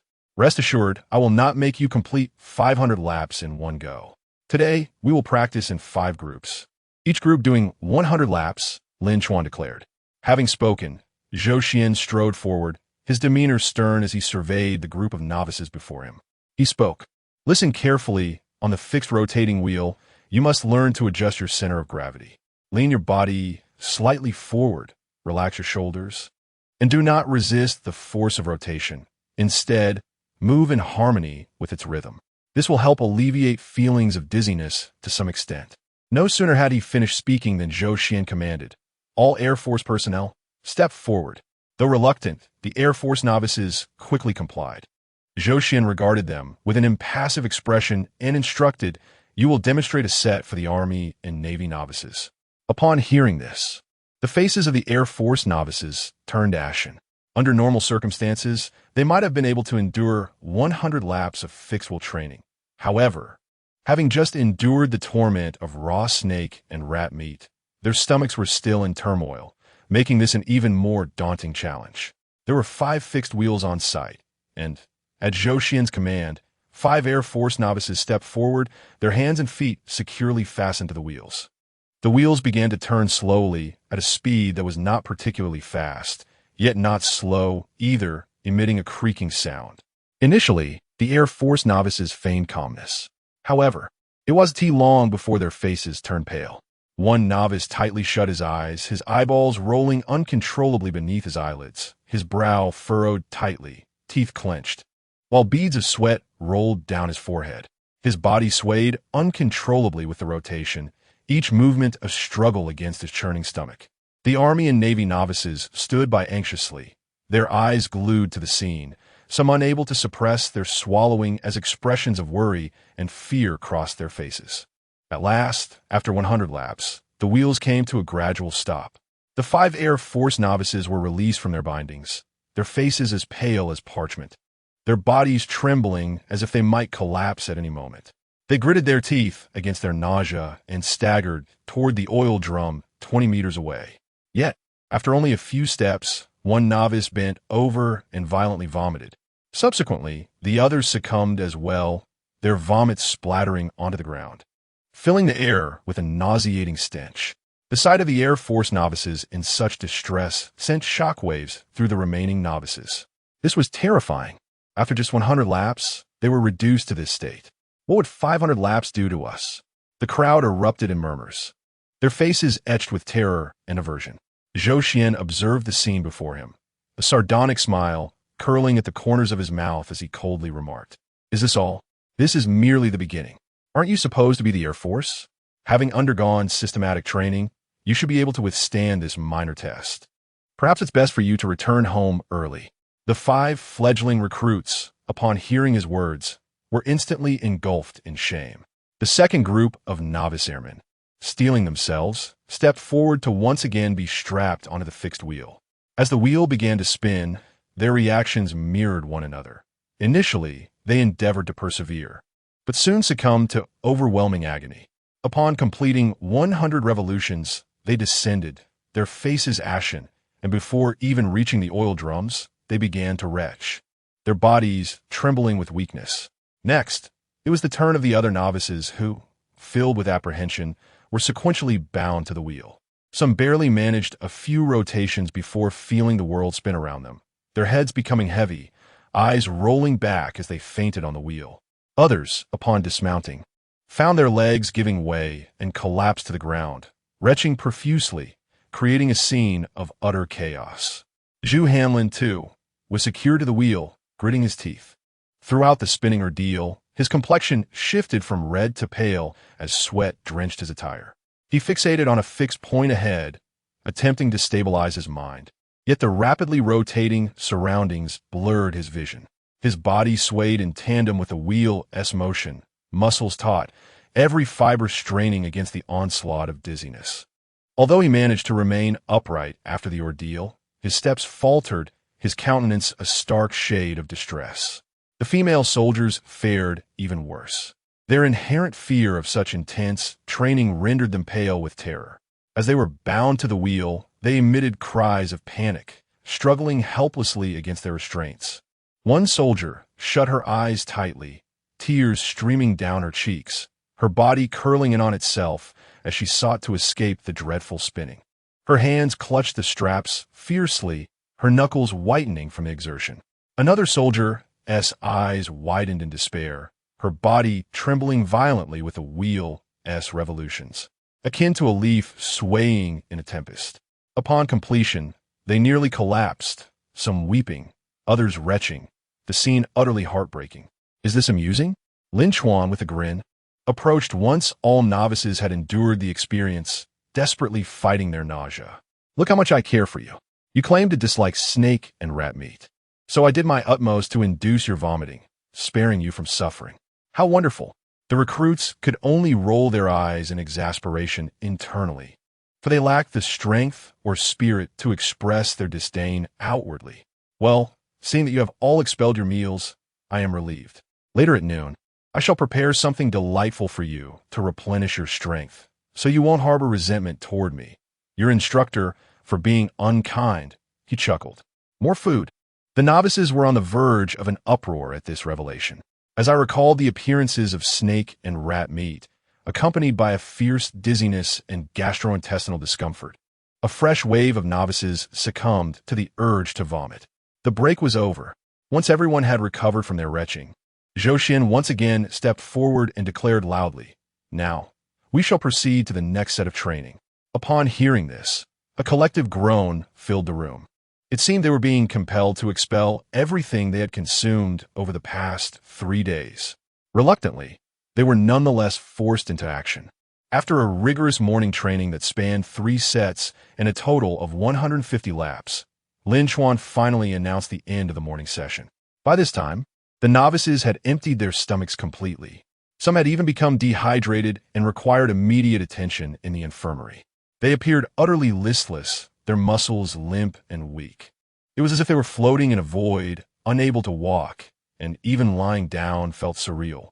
Fortunately, during lunch, they were greeted not with mere buns or raw snake and rat meat, but rather with chunks of dark gray pastries, emanating a faint aroma. Upon seeing these pastries, the once despondent novices, who had lost all spirit, exhibited a rare glimmer of desire in their eyes. As they regained a semblance of composure, an overwhelming hunger began to take hold. Logically, such profound dizziness should have suppressed any feelings of hunger. However, after enduring a day of minimal sustenance, having expelled everything, their stomachs were entirely empty. To not feel hunger under such circumstances would indeed be a remarkable anomaly. Yet, despite their hunger, the group eyed the pastries in their hands with trepidation, wary of what tricks this devilish instructor might have up his sleeve. Lin Chuan, with a beaming smile, gestured enthusiastically. "Come on, don't just stand there, eat up." The novices exchanged hesitant glances, their eyes filled with uncertainty. Finally, one brave novice ventured to ask instructor, "There's nothing like a laxative or poison in these, is there?" Upon hearing this, Lin Chuan's face instantly transformed into an expression of exaggerated grievance, akin to a child wrongfully accused by their parents. He furrowed his brow, feigning innocence as he replied, "How could you possibly think that of me? I would never harm you. Though I am your instructor, we are ultimately comrades. Chinese soldiers do not deceive fellow soldiers." Saying this, he seized a pastry and stuffed it into his mouth, chewing vigorously while deliberately making loud, smacking sounds, mumbling, so delicious. "You must try it. It truly is delightful." Tang Lin, observing this scene, took a deep breath and interjected, having already consumed snake and rat meat, "Why fear these?" Meanwhile, Zhu Hanlin furrowed his brow and muttered quietly, "That may be true, but this rascal has always played by his own rules. Who knows what tricks might be hidden in those pastries?" Tang Lin patted Zhu Hanlin on the shoulder, reassuring him, "What's there to fear? At worst, we'll just vomit once more. We certainly won't starve." With that, he unhesitatingly picked up a piece of pastry and took a hearty bite. The other novices, observing this, felt their doubts diminish slightly and, albeit hesitantly, reached for the pastries, cautiously taking a nibble. To their surprise, the pastry was quite delightful, sweet and soft, possessing a unique flavor. Chun Jiao nudged her companion, Su Mei, and whispered, "It seems there's truly nothing wrong. It tastes rather good." Su Mei, after a moment's hesitation, nodded and began to eat slowly as well. Seeing everyone start to indulge, Lin Chuan's smile grew even brighter. He cheerfully urged, "Don't rush, take your time. There is plenty to go around. This meal will fill you up. Eat freely, and if you find you need more, don't hesitate to ask. Today, I promise you'll eat to your heart's content." Encouraged by Lin Chuan's warm hospitality, the novices shed their hesitations and began to eat voraciously. Before long, they found their stomachs pleasantly full. After satisfying their hunger, the novices felt their previously weakened bodies begin to recover slightly. Although their heads still felt a bit foggy, they were at least able to sit up steadily. They leaned against the wall or sat on the ground, wearing expressions of rare contentment. At that moment, Lin Chuan, leisurely savoring his pastry, asked with a smile, "So, how is it? I told you these pastries made from cockroaches are delicious, didn't I? If you find them to your liking. How about we skip the snake and rat meat from now on and stick with this?" "All right." The novices, still basking in the joy of their full bellies, responded eagerly without a second thought. Suddenly, one quick-witted novice's eyes widened in shock as if struck by lightning, tentatively asking, "Instructor, did you just say these pastries are made from cockroaches?" The other novices, awakening from their stupor as if a switch had been flipped, suddenly recalled the revolting image of cockroaches. Their stomachs involuntarily began to churn again, and a wave of nausea surged within them. Lin Chuan, maintaining a relaxed demeanor, replied with a grin, "Indeed, I assure you, these cockroaches are completely natural and harmless. There are plenty in the warehouses, rooms, oh yes, and even in the restrooms. Absolutely pesticide-free. You must believe me. I would never harm you." With that, Lin Chuan took another bite of the pastry, relishing the taste, and seriously remarked, "Cockroaches are recognized as a high-protein food. They're quite nourishing, don't you know?"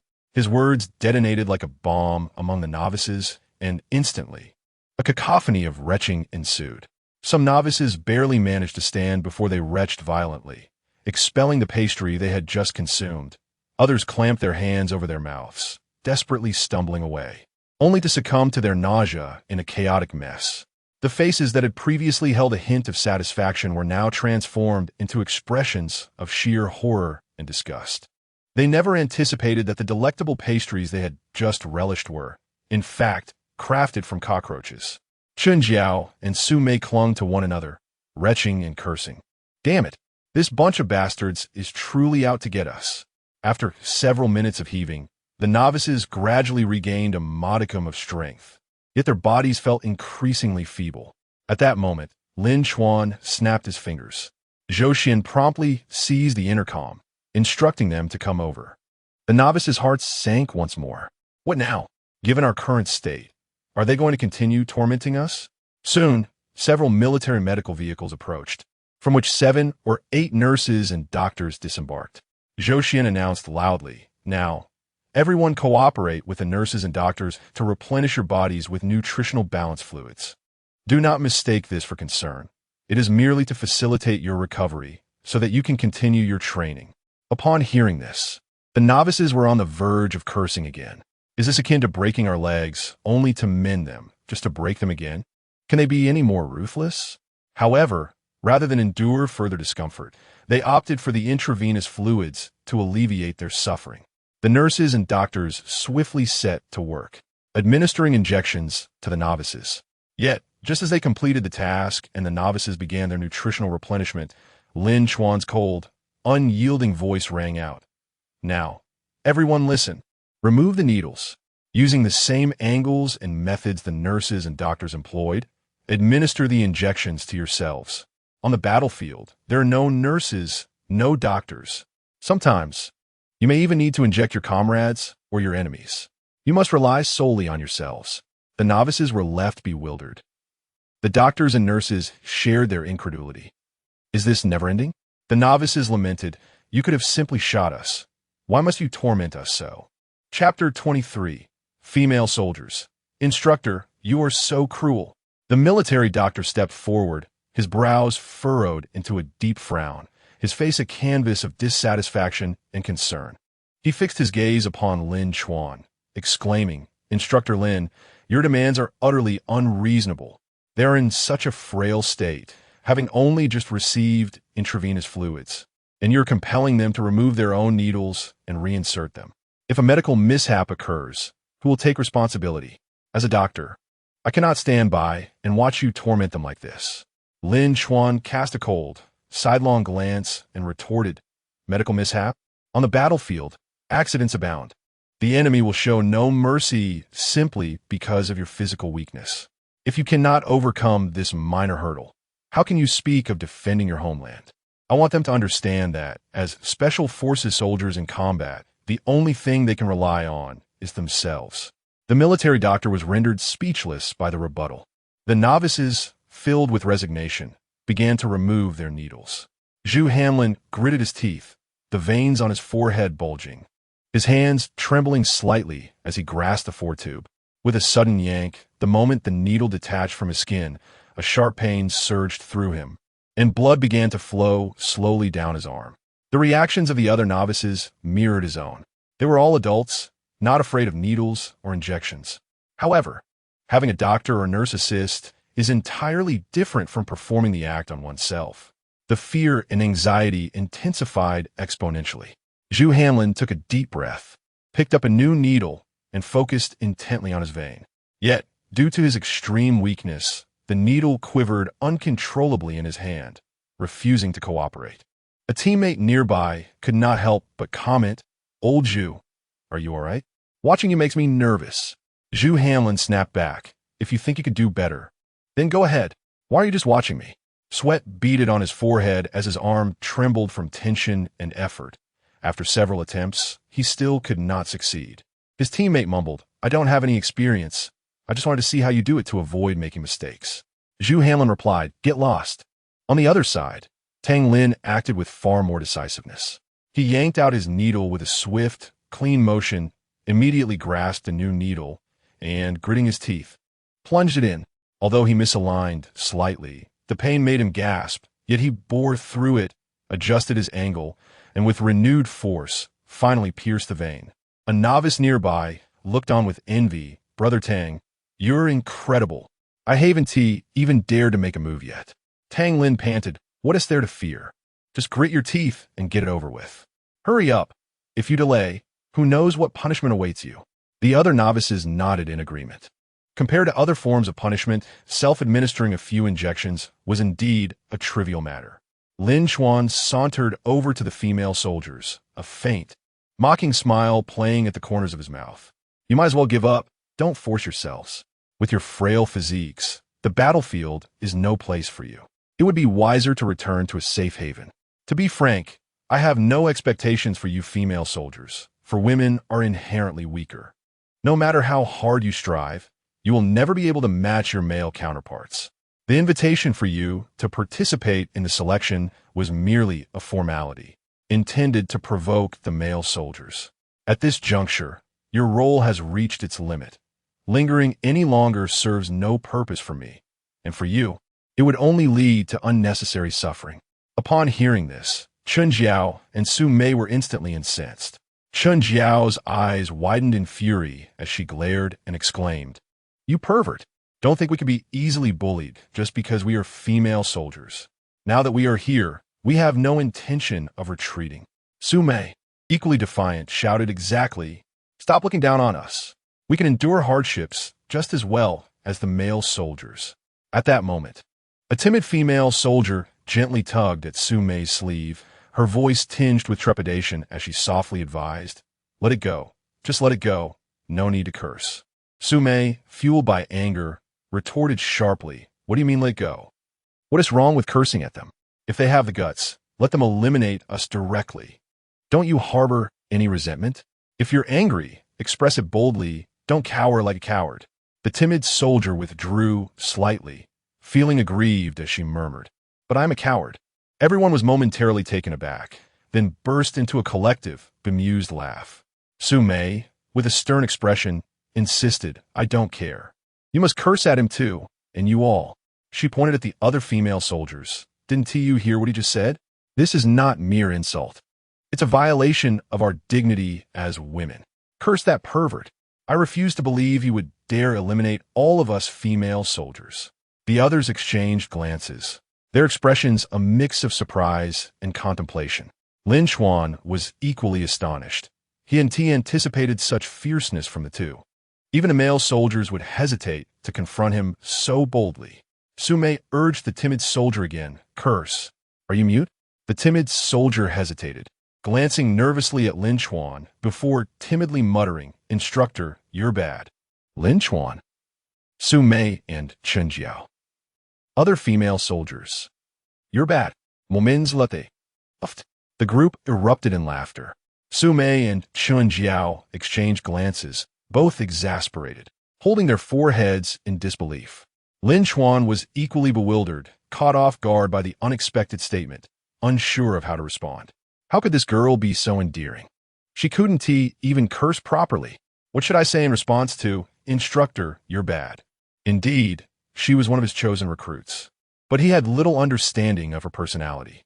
He had only recognized her potential and talent, granting her this opportunity. He had not expected that such a timid girl would persevere until now.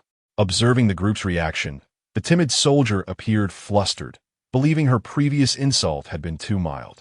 Gritting her teeth, she summoned her courage, pouted, and reiterated with a firmer tone, "Instructor, you're really bad." I'm utterly amused. The male soldiers nearby, who overheard the words of the female soldier, could no longer contain their laughter, completely forgetting their physical weakness and the discomfort of the injections. Su Mei also succumbed to the humor, exclaiming, "Clamp, clamp, clamp. What are you doing? Would you die if you didn't clamp? Is this how one insults another? Are you scolding or merely being coy?" The female soldier, in a tone of grievance, murmured, "I don't know how to scold." Su Mei rolled her eyes and mimicked her, "I don't know how to scold." After which, she could not help but exclaim, "Goodness, listening to you makes me want to lactate." Lin Chuan, at that moment, could barely suppress his amusement, clearing his throat twice to mask his embarrassment, saying, all right, considering how charmingly you speak, I shall overlook your previous insolence. Now, let us get on with the injections." He promptly made his exit, fearing he might burst into laughter at any moment. Meanwhile, the other rookies were still struggling with their injections. Some held the needles with trembling hands, too frightened to proceed. And when they finally mustered the courage to jab, they consistently missed the mark. One rookie, with a forlorn expression, lamented, "This needle seems to have a mind of its own. It refuses to enter the vein." Another rookie consoled him, "Don't rush, just take your time. We're all in the same boat." Some rookies, paralyzed by anxiety, withdrew the needle the moment it grazed their skin. One male soldier, after several unsuccessful attempts, ultimately broke the needle in frustration and had to retrieve a new one. After a laborious effort, he finally succeeded in piercing the vein, wincing in pain. He couldn't help but grumble. What kind of atrocious training is this? If you want to kill us, just say so. A teammate nearby quickly reminded him, "Stop complaining and get it done. Otherwise, the instructor will lose his temper." The nurses, unable to watch any longer, stepped in to provide guidance. "Don't be nervous. See here, gently press your finger here. You can feel the pulse of the vein. Insert the needle at a 15 to 30-degree angle. Steady now. Not too fast, nor too slow." As she spoke, she demonstrated the finger-pressing technique. The rookies, following the nurse's instructions, attempted cautiously, but just as they were about to inject, their nerves caused them to hesitate. "Let me do it." The nurse was about to take over when Zhou Xian, witnessing the scene, immediately shouted, "Everyone, stop. Anyone who dares to let the nurse assist with the injection will be eliminated." Hearing this, the rookies could only grit their teeth and press on with their attempts. The military doctor, observing this harsh spectacle, could no longer bear it, protesting loudly, "Lin Chuan, you are going too far. I will file a complaint about you." Lin Chuan, with an indifferent demeanor, merely pointed towards the vehicle and replied coolly, "Do as you wish." The military doctor. Time passed without notice, and the rookies had endured countless needles. The scene was chaotic, filled with groans of pain and anxious breaths. Yet, despite it all, not a single soul chose to surrender. After all, the act of needle pricking pales in comparison to the training endured yesterday and today. Following the administration of nutritional balance fluids, the novices found some semblance of recovery. As anticipated, the assembly whistle echoed once more, and Zhou Xian led them to the low-crawl training ground. Low crawling is an essential military skill, imperative not only for special forces, but also for conventional troops. On the battlefield, when confronted with enemy fire, one must endeavor to keep their body as low to the ground as possible. Exceeding a certain height significantly increases the likelihood of being struck in the head by enemy fire. The training area featured 3 sand pits, each extending 200 meters in length and 3 meters in width, filled with seawater, yet devoid of the customary barbed wire. Lin Chuan, pointing toward the training ground, proclaimed loudly, "Given the injuries on your feet, today we shall temporarily forego practicing on the soles. Instead, we will focus on low crawling." At this, the novices exhaled in slight relief. Low crawling constituted a regular part of their training regimen, utilizing their toes, waists, and elbows for propulsion, though when fatigue set in, knees could also be employed. They relished this foundational exercise far more than running up hills with logs. However, the subsequent words from Lin Chuan transformed their expressions from mild relief to sheer horror, exclaiming, "This is insane." Lin Chuan directed his finger towards the starting point of the sand pit, and the novices beheld a sinister black machine gun, ominously positioned there. An unsettling premonition surged within them. Lin Chuan wore a knowing smile. "It appears you have surmised the purpose of this machine gun. Indeed, during today's training, I will conduct parallel shooting at a height of 40 centimeters. Your task is to crawl back and forth 10 times within 2 hours, which amounts to a distance of 2 kilometers. Throughout this ordeal, the gunfire will not cease. You may question whether I am using blank rounds. If you possess the audacity, raise your heads 40 centimeters to find out. Of course, I cannot guarantee that the bullets 1T deviate or drop. To clarify, there will be no barbed wire, no reference points. To avoid being struck, you must press your bodies and heads to the ground as low as possible and crawl with all your might." Swiftly, upon hearing Lin Chuan's words, the novices were instantly rendered speechless. Their expressions shifted from disbelief to profound terror. The air seemed to thicken with tension, and the training ground fell silent, save for the sound of waves lapping against the shore and the increasingly frantic breaths of the novices. Was it not a matter of life and death? Crawling 2 kilometers amidst a hail of bullets, with the slightest misstep leading to potential injury. How was this different from charging in a battle without any form of protection? Tang Lin, too, wore a furrowed brow, his lips trembling slightly. He fixated on the glistening machine gun, a wave of intense unease swelling within him. He was acutely aware of the peril inherent in this training exercise. Any minor lapse in judgment, any elevation of the body, could render one a living target for bullets. The female soldiers, too, were rendered pale with fear. "This is utterly insane. Is he truly going to shoot at us? This instructor is nothing short of a madman. This is not training, but rather a relentless push towards our demise." The timid female soldier is now trembling uncontrollably, tears welling in her eyes. I do not wish to die. This is terrifying." Lin Chuan gazes at the terrified expressions of the recruits, his face betraying no emotion. He coldly states, "I will grant you 3 minutes to contemplate. Those who wish to withdraw should do so now. Otherwise, once we commence, the bullets will not cease, and there will be no opportunity to retreat." His voice reverberates across the vast training ground, amplifying the recruits' anxiety. For them, these 3 minutes stretch on like 3 centuries.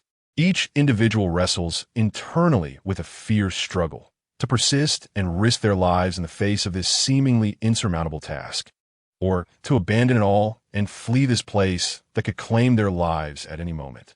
Amidst this tense atmosphere, 4 recruits finally step slowly out of line.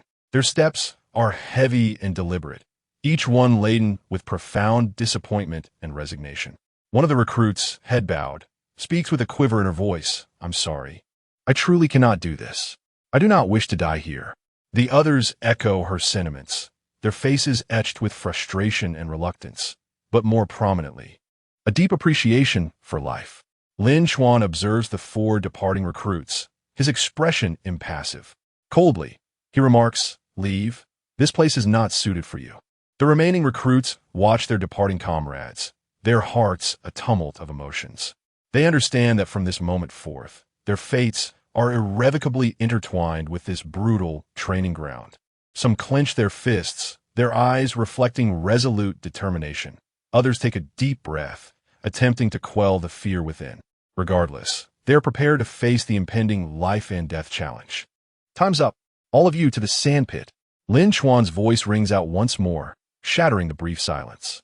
For those unwilling to embrace death, strive with all your might to advance. The recruits take a deep breath and slowly approach the starting point of the sandpit. Their hearts race with urgency. They know that life and death hinge on this very moment. Chapter 24, A Trial by Fire. The novices are thoroughly fractured. At Lin Chuan's command, the novices, their hearts filled with trepidation, gradually advanced into the sandpit. This is utterly insane. Are they truly trying to push us to our limits? A male novice muttered under his breath, his voice saturated with fear. Beside him, another novice gulped nervously, his voice trembling. Perhaps we should retreat. This is no child's play. Retreat? How could we survive in the military after that? Begin. Lin Chuan abruptly stepped forward, his hands seizing the grip of the machine gun. Tat-tat-tat-tat. Without hesitation, his finger pressed the trigger. In an instant, the machine gun erupted with a deafening roar. The muzzle belched forth brilliant flames, and bullets, like a cascade of lethal meteors, whistled through the air, hurtling at breathtaking speed towards the sand before the novices. The novices, startled by the sudden gunfire, instinctively flinched, yearning to retreat. Yet, as they observed the barrage of bullets whizzing past, they understood that retreat was no longer an option. They could only muster their resolve and crawl forward. As they dropped to the ground, the icy water swiftly soaked their clothing, and the overwhelming tension caused their bodies to tremble uncontrollably. Zhu Hanlin gritted his teeth, pushing against the ground with all his might, propelling himself forward with fervor. His eyes fixated ahead, sweat streamed down his forehead, splattering onto the sand. Each bullet that zipped by was akin to thunder exploding beside his ear, causing his heart to race wildly. The pooling water rendered the sand exceptionally muddy, and with each exertion, his palms sank deep into the mire, requiring immense effort to extricate them. The strain on his arm muscles was excruciating. "Old Zhu, I can barely hold on. Damn it, those bullets are whizzing perilously close to my head." A teammate cried out, his voice laced with desperation. "Enough with the chatter. Keep crawling. If you stop, you're finished." Zhu Hanlin shouted back without turning his head. He, too, was not faring well. Water continued to seep into his sleeves and collar, the chilling sensation raising goosebumps on his skin. The female soldiers fared even worse. A few of them, upon beginning their crawl, were so frightened that they burst into tears, their sobs rendered almost inaudible beneath the gunfire. One particularly timid female soldier had barely advanced when she succumbed to fear, lying there paralyzed, her body shaking uncontrollably. "I can't do this. I truly can't," the frail soldier murmured between sobs. "Do not fear. We are in this together. Let us inch forward slowly. Just hold on a little longer." Chun Jiao encouraged, straining to crawl ahead. Zhou Xian stood nearby, shouting into a loudspeaker with fervent urgency. "Crawl faster, all of you. If you don't want to die, pick up the pace. Hurry up." Lin Chuan, observing the immobilized female soldier, furrowed his brow slightly before pivoting the machine gun, directing fire toward her rear and the surrounding area. The sand and seawater splashed upon the female soldier as bullets whizzed by, eliciting a terrified scream from her. Amidst overwhelming fear, she finally summoned the courage to crawl forward once more. Bullets incessantly zipped overhead, accompanied by a sharp, piercing whistle. Many recruits felt bullets graze their arms or shoulders, instantly scorching their flesh and releasing tendrils of smoke.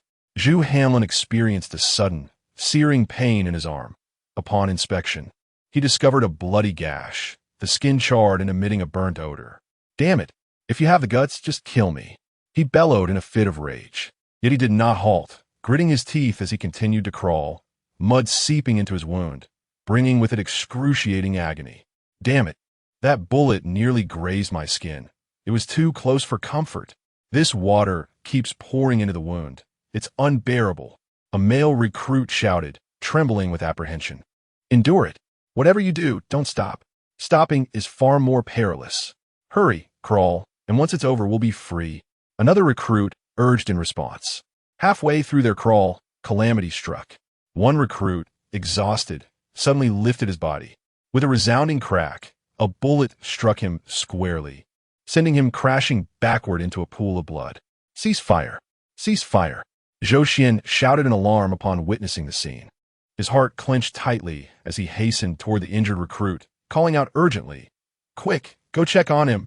The other recruits stood frozen, eyes wide, their faces etched with fear and disbelief. They had never anticipated that someone would pay the ultimate price. Until now, despite the live ammunition, it had merely served to intimidate them. Even as countless bullets had whizzed overhead moments ago, they had clung to the hope that they were merely blanks. But now, right before their eyes, a comrade had been struck down. How could this happen? He can't just be gone, can he? A recruit stammered, his lips trembling with terror. This cursed training is nothing short of a nightmare. We have to dodge bullets while enduring this frigid water. Another recruit exclaimed in anger, pounding the sand and splattering mud everywhere. Several instructors rushed over, examining the recruit's injuries before urgently shouting, "He's lost consciousness. Quickly, get him to the hospital for emergency treatment." Zhou Xian commanded loudly. The instructors lifted the injured recruit onto a stretcher and dashed toward the medical vehicle. The remaining recruits gazed at the lifeless body being carried away, their hearts brimming with fear and rage. Zhu Hanlin abruptly rose, shouting at Lin Chuan, "Have you lost your mind? This is training, not murder. How could you do this?" Lin Chuan looked at Zhu Hanlin, his expression still impassive as he retorted, "I have already told you. Training is real combat. In this position, I am your enemy. An enemy shows no mercy. If you wish to survive, then abide by the rules and give it your all. Did you think that making you write your wills from the very beginning was merely a scare tactic?" The novices clenched their fists, glaring at Lin Chuan with palpable anger. However, Lin Chuan remained unfazed, inhaling deeply before speaking again. "I shall grant you one more opportunity. Choose to continue or withdraw. You have 1 minute to decide. Training will resume in 1 minute. I'm out. Who would want to stay in this dreadful place? Don't lecture me about real combat. Don't assume you're the only one aware that it can lead to death," shouted one novice, his face a mix of rage and fear. "I too am withdrawing. I refuse to risk my life here, only to file a complaint against you in the military. This is not training. It's a blatant disregard for life," echoed another novice. Several novices, unable to withstand their inner turmoil of fear and anger, chose to exit in indignation. As they departed, they called out, "I will also report you to the military. This is barbarity." Lin Chuan ignored their protests, directing his gaze toward the remaining novices, coldly stating, "Is there anyone else? If you don't withdraw now, you shall miss your chance. Let me make it clear, live fire training will not cease due to fatalities.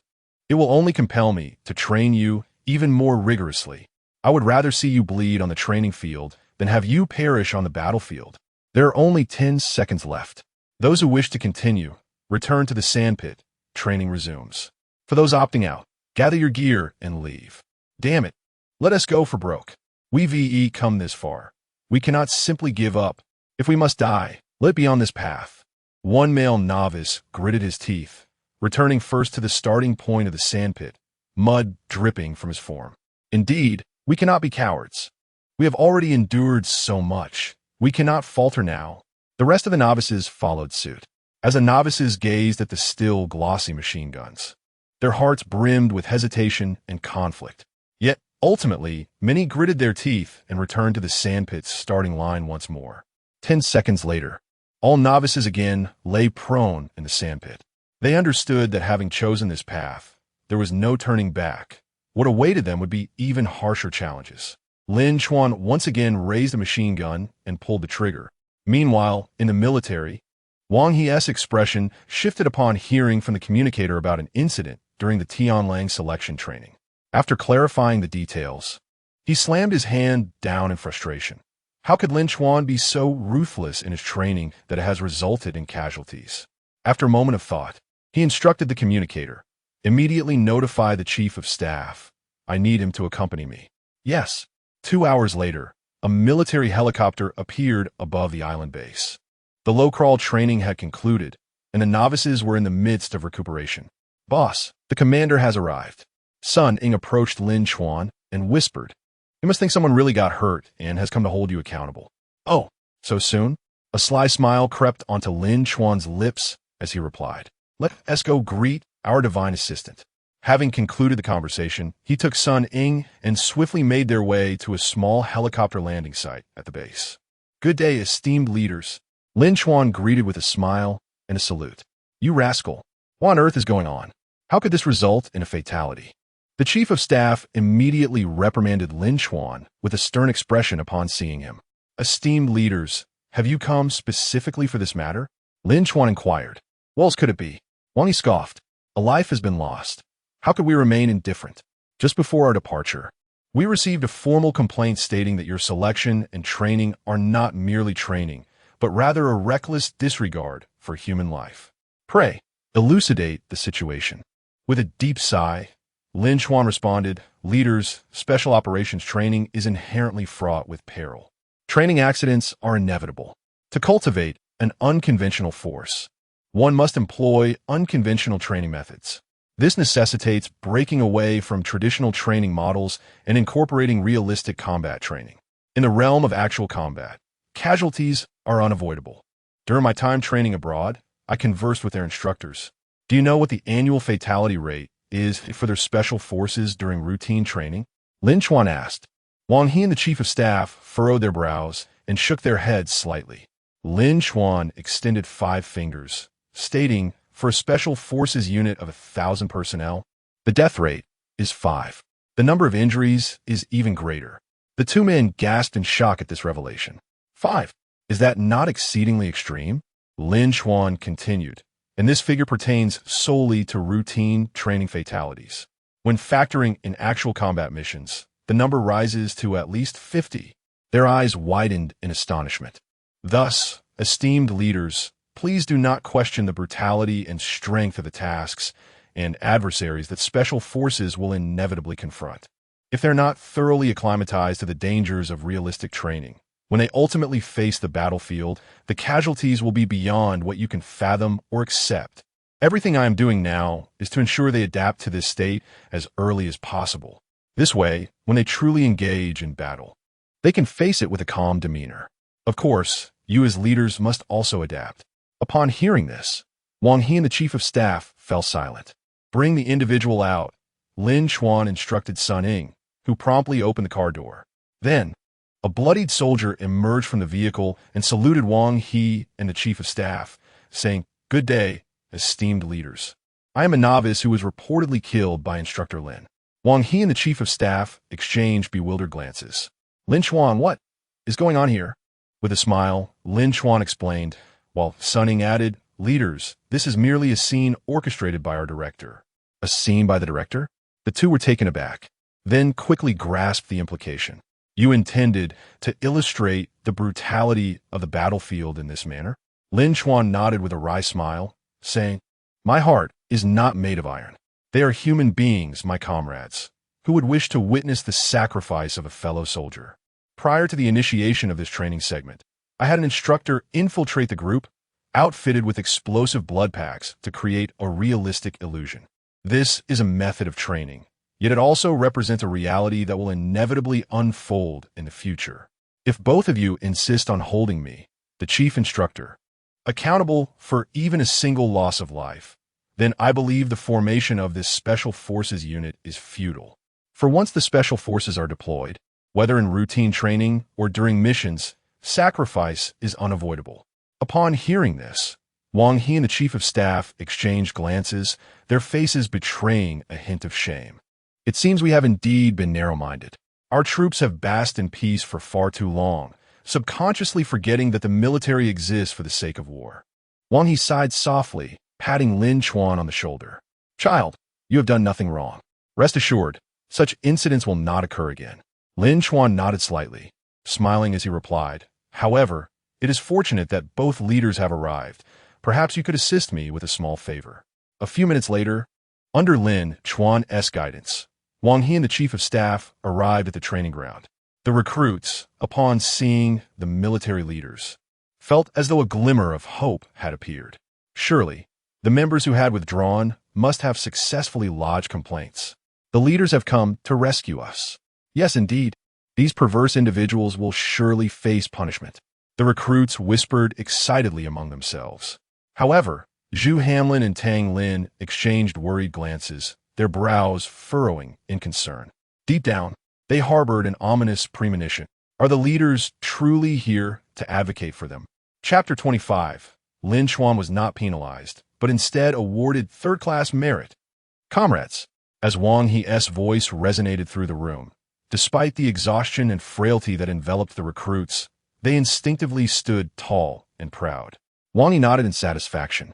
He continued to speak loudly. I'm fully aware of your training conditions, everything you have encountered, and the unfortunate incident that occurred 2 hours ago, resulting in the sacrifice of one of your comrades. I have also received complaints from members who withdrew from the selection regarding Instructor Lin. I am here today to address these matters. Upon hearing this, the recruits felt a renewed sense of assurance that the commander had come to advocate for them and seek justice. With this thought in mind, they cast eager and excited glances at Lin Chuan. However, Wang He's subsequent words left them utterly astonished. Lin Chuan, step forward. Lin Chuan took a step forward, standing upright before Wang He. Wang He addressed the recruits loudly, in light of Instructor Lin's exceptional training results and methods. The headquarters has deliberated and decided to award Instructor Lin with a third-class merit. What? A third-class merit? Surely the commander must be mistaken? Shouldn't there be accountability and penalties instead? This training nearly cost lives, and yet it is rewarded with military honors? What on earth? The recruits were left speechless upon hearing Wang He's proclamation. Observing their expressions, Wang He barked. Do you all truly believe that I would penalize Instructor Lin? Let me clarify. This level of training is sanctioned by the military for Instructor Lin. He possesses the authority to conduct various combat-oriented training sessions, even if they result in injuries or fatalities. A unit that fears death cannot achieve invincibility in battle. If you cannot endure, I do not blame you. Whether or not you become Special Forces is your prerogative. However, to shirk responsibility onto the instructor when you yourself cannot meet the challenge is a display of cowardice I have never witnessed in soldiers. Those who lodge complaints will be dealt with accordingly. Therefore, remember this well, my troops require no weaklings. What I seek are warriors with vigor, unyielding resolve, unafraid of death, and ever ready to sacrifice on the battlefield. Do you all understand? Understood. The fledgling recruits, spurred by Wang He's encouragement, lifted their heads and responded with fervor. Excellent. Wang He nodded in satisfaction, anticipating the day they would become Special Forces. At that moment, he vowed to personally bestow upon them their ranks and commendations. The formation of special units is the paramount mission for a powerful and resilient China. The time has come for our nation and its people to test us. Tell me, can we accomplish this task?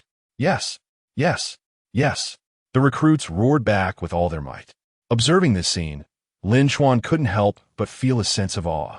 Despite his extensive speeches, none could match the potency of General Wang He's words.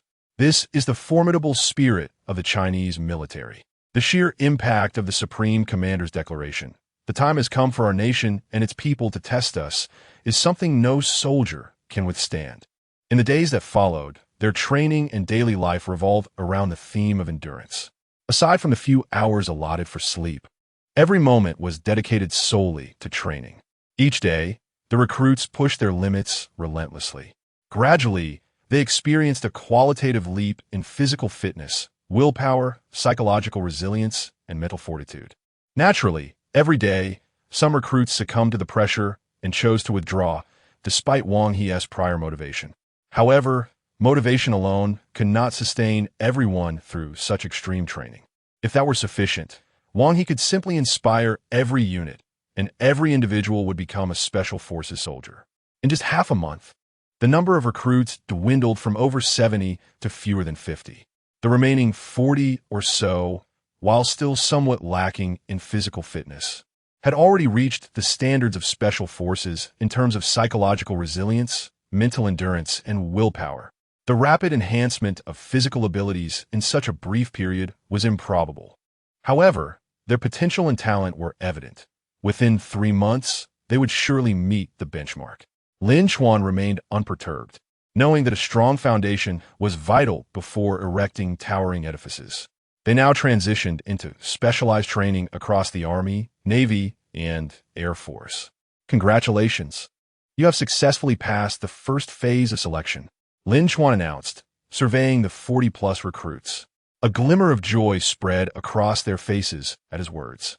But do not rejoice too soon, Lin Chuan interjected with a cold scoff. The selection process is far from over. The upcoming training will focus on tri-service special operations skills, with physical fitness as a supplementary element. I hereby declare a rule. From this moment until the selection concludes, we will employ a strict point elimination system. Each recruit begins with 100 points. Failure to meet training standards, disrespect towards instructors, or delays in executing orders will result in point deductions. Performing good deeds will not earn points, while mistakes will incur penalties. Once your points reach 0, you will be dismissed. Do you understand? Understood. The recruits replied in unison, reporting. At that moment, a novice shouted loudly, "Instructor, what about our daily routine?" Lin Chuan replied calmly, "Aside from the uncertainty of sleep, eating, drinking, and other necessities will be normalized." Upon hearing this, the novices finally exhaled in relief. After half a month of consuming various raw wild delicacies, their mouths had nearly succumbed to decay. They had almost forgotten the taste of cooked food. However, this experience was not without merit. At the very least, they could now eat what was deemed so-called rat and snake meat without a hint of hesitation. Nausea and aversion had long since vanished. Otherwise, their bodies would not have endured until this point. Next, each of you will be assigned a numerical code, ranging from 1 to 47. As Lin Chuan finished speaking, Zhou Xian and several instructors produced shoulder patches emblazoned with numbers and affixed them onto the novices. Once completed, Lin Chuan continued, "All right, I will grant you 3 days of rest. Make sure to adjust your physical condition. 3 days later, the second phase of selection training will commence." Dismissed. Upon hearing they could rest for 3 days, the novices erupted in cheers.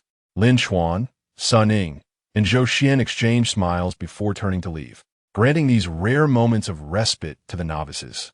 Meanwhile, Zhu Hanlin observed the retreating figures of Lin Chuan and the others, his emotions a blend of complexity. "Hanlin, what's the matter?" Tang Lin approached with a smile. Over the past half-month, the novices had become quite familiar with one another. Both Tang Lin and Zhu Hanlin, being seasoned officers of considerable rank, found significant common ground in their values and thoughts, thus forging a solid friendship. Zhu Hanlin murmured, "To be honest, I had initially thought that once I passed the selection, I would leave. The reason I chose to persevere was to prove to them that I could succeed. Now that I have weathered the most challenging phase, barring any unforeseen circumstances, the subsequent training evaluations should pose little problem for me. Yet for some reason, upon realizing that success is highly probable, I find myself feeling. Tang Lin chuckled. "You feel that it isn't as joyous as you anticipated. And you also don't wish to leave, correct?" Zhu Hanlin glanced at him and nodded with a wry smile. "Though life here has been arduous, it has been incredibly fulfilling. My personal strength has undoubtedly improved significantly. This is something I could never fully grasp in the military bureaucracy. In comparison, I suddenly feel as though all those previous years were spent in vain." Tang Lin patted his shoulder, signaling him to sit down. The two sat side by side, watching the sunset over the sea. Tang Lin remarked, "In truth, you know deep down that the Commandant's rigorous treatment of you was because he values your potential. This is a common tactic employed by commanders. You may not have led troops before and might not understand, but I have. From our perspective as combatants, the greater the reliance on someone, the more stringent the expectations. Your nature tends to be rather proud. He seeks to refine that disposition through such methods, compelling you to embrace these challenges. For it is only in this way that you may progress further and improve. Otherwise, should you adhere to a more conventional path, even with inherent potential, pride and prejudice may lead you to abandon perseverance and opt for retreat. From the current perspective, the Chief Instructor is indeed correct. At the very least, I have observed your transformation over the past week. Zhu Hanlin sighed deeply, admitting, initially, I did not foresee this. Perhaps it relates to my own disposition. However, over the past week, it dawned upon me. Furthermore, my perception of the Chief Instructor has undergone a considerable shift. To ascend to such a position, possessing that level of capability, he must have endured the trials we are currently facing. He perceives many things that remain obscured from our view. Gradually, I have discovered an unexpected, almost perverse desire within myself. I aspire to become a person like him. Do you think I have lost my mind? Tang Lin chuckled, replying, if those with such aspirations are deemed insane, then I must have been submerged in madness long before you. I have contended with him, and from the moment I was bested, I resolved to become a person like him, a formidable figure standing atop the mountains, a strong individual who remains unafraid of any danger or fear in the world, exuding confidence and composure. Ha ha! Zhu Hanlin extended his palm toward Tang Lin, saying, then let us two fools, whose minds are muddled, strive together side by side. Tang Lin reciprocated, firmly grasping Zhu Hanlin's hand, declaring, let's work hard together. 3 days of respite swiftly passed. Prepare yourselves, came a call from Zhou Xian outside the dormitory. Today, we will conduct shooting training and assessments. The results will be included in the overall evaluation. Many novices stirred with excitement at the announcement, for they held confidence in their shooting abilities and yearned to demonstrate their prowess before the instructors. After the morning assembly, Zhou Xian instructed them to don heavy gear and the stifling green camouflage uniforms. The daytime weather on the island was exceedingly oppressive, especially as the sweltering summer approached. Wearing the cumbersome uniforms while navigating the forest heightened the sensation of scorching heat, becoming increasingly pronounced. To their surprise, the shooting range was situated in a swampy plain. Listen carefully, Lin Chuan commanded, standing at the edge of the marsh, his gaze sternly surveying the novices before him, his voice resonating like a thunderclap. Today's shooting training will take place right here in this swamp. The novices gazed at the murky expanse, emanating a foul odor, their brows furrowing in dismay. The air was thick with a pungent scent, characteristic of the swamp, a noxious blend of decaying mud, aquatic vegetation, and the remains of unidentified creatures, inducing a wave of nausea. Mosquitoes buzzed around them in swarms, creating a dense cloud of annoyance. The damp air seemed thick enough to extract water from it. With every breath, the lungs felt filled with this cloying atmosphere. The training rules were straightforward. Lin Chuan continued, stating, you are to lie in this marshland and shoot at head targets 200 meters away. These targets will rise unpredictably and sway from side to side. Each of you is allotted 30 rounds, and by the end of today, you must hit at least 25 to pass. The novices, though sensing the challenge in this requirement, reassured themselves with their shooting skills and accepted the task, albeit with some trepidation. They inhaled deeply, bracing against the harsh conditions of the marsh, and slowly lowered themselves, adjusting their stances, aiming, and quietly awaiting the targets to emerge. At that moment, several instructors arrived with large iron cages, bulging leather bags, and several sizable jars of honey. As the novices looked on in confusion, the instructors began to smear honey over each of them. What was the purpose of this? Coating oneself in honey in this marshland could only spell disaster. One novice murmured apprehensively, a sense of foreboding rising within him. Before they could fully grasp the situation, Zhou Xian strode purposefully to the iron cage and abruptly swung it open. Instantly, a chilling hiss filled the air as hundreds of snakes slithered out, winding their way across the marsh. Ignoring the terrified shouts of the novices, the instructors seized the snakes and tossed them onto each novice. This can't be happening. The novices shuddered, their skin crawling. However, having previously hunted and consumed snakes, their fear was somewhat mitigated. Even with the serpents nearby, they felt they could manage. But then, the instructors opened the leather bags, and a swarm of ants poured out, rapidly dispersing across the marsh towards the novices. The ants, drawn by the sweet scent of honey on the novices' bodies, surged towards them as if they had discovered a treasure. Chapter 26. Is this not an inducement to death? The stifling swamp resembled a colossal steamer, with murky vapor incessantly rising and a foul stench permeating the air. In this hellish marshland, the novices were enduring unprecedented torment. Snakes slithered across their bodies, their cold scales sending shivers down their spines. Meanwhile, the relentless swarm of ants surged like a black tide, fervently biting at their flesh. The ants crawled up their pant legs, sleeves, and even infiltrated their collars. Each bite felt akin to a sharp needle piercing the skin, followed by waves of searing pain. Then came the relentless itch, prompting an overwhelming desire to swat away the vile creatures. Some ants even ventured up their spines, delivering a fierce bite at the nape of their necks. The excruciating pain caused the novices to tremble, their hands unsteadily gripping their weapons. One novice, voice quavering with suppressed tears, lamented, "The bites from these ants make my bones ache. How can I aim?" A teammate gritted his teeth and replied, "Endure it. Complaining now is futile. Only by persevering can we hope to pass the assessment." In that moment, one novice could no longer bear it and reached out to swat at the ants on his body. Suddenly, Lin Chuan's thunderous voice erupted. "Put your hand down. Who told you to move? Listen carefully.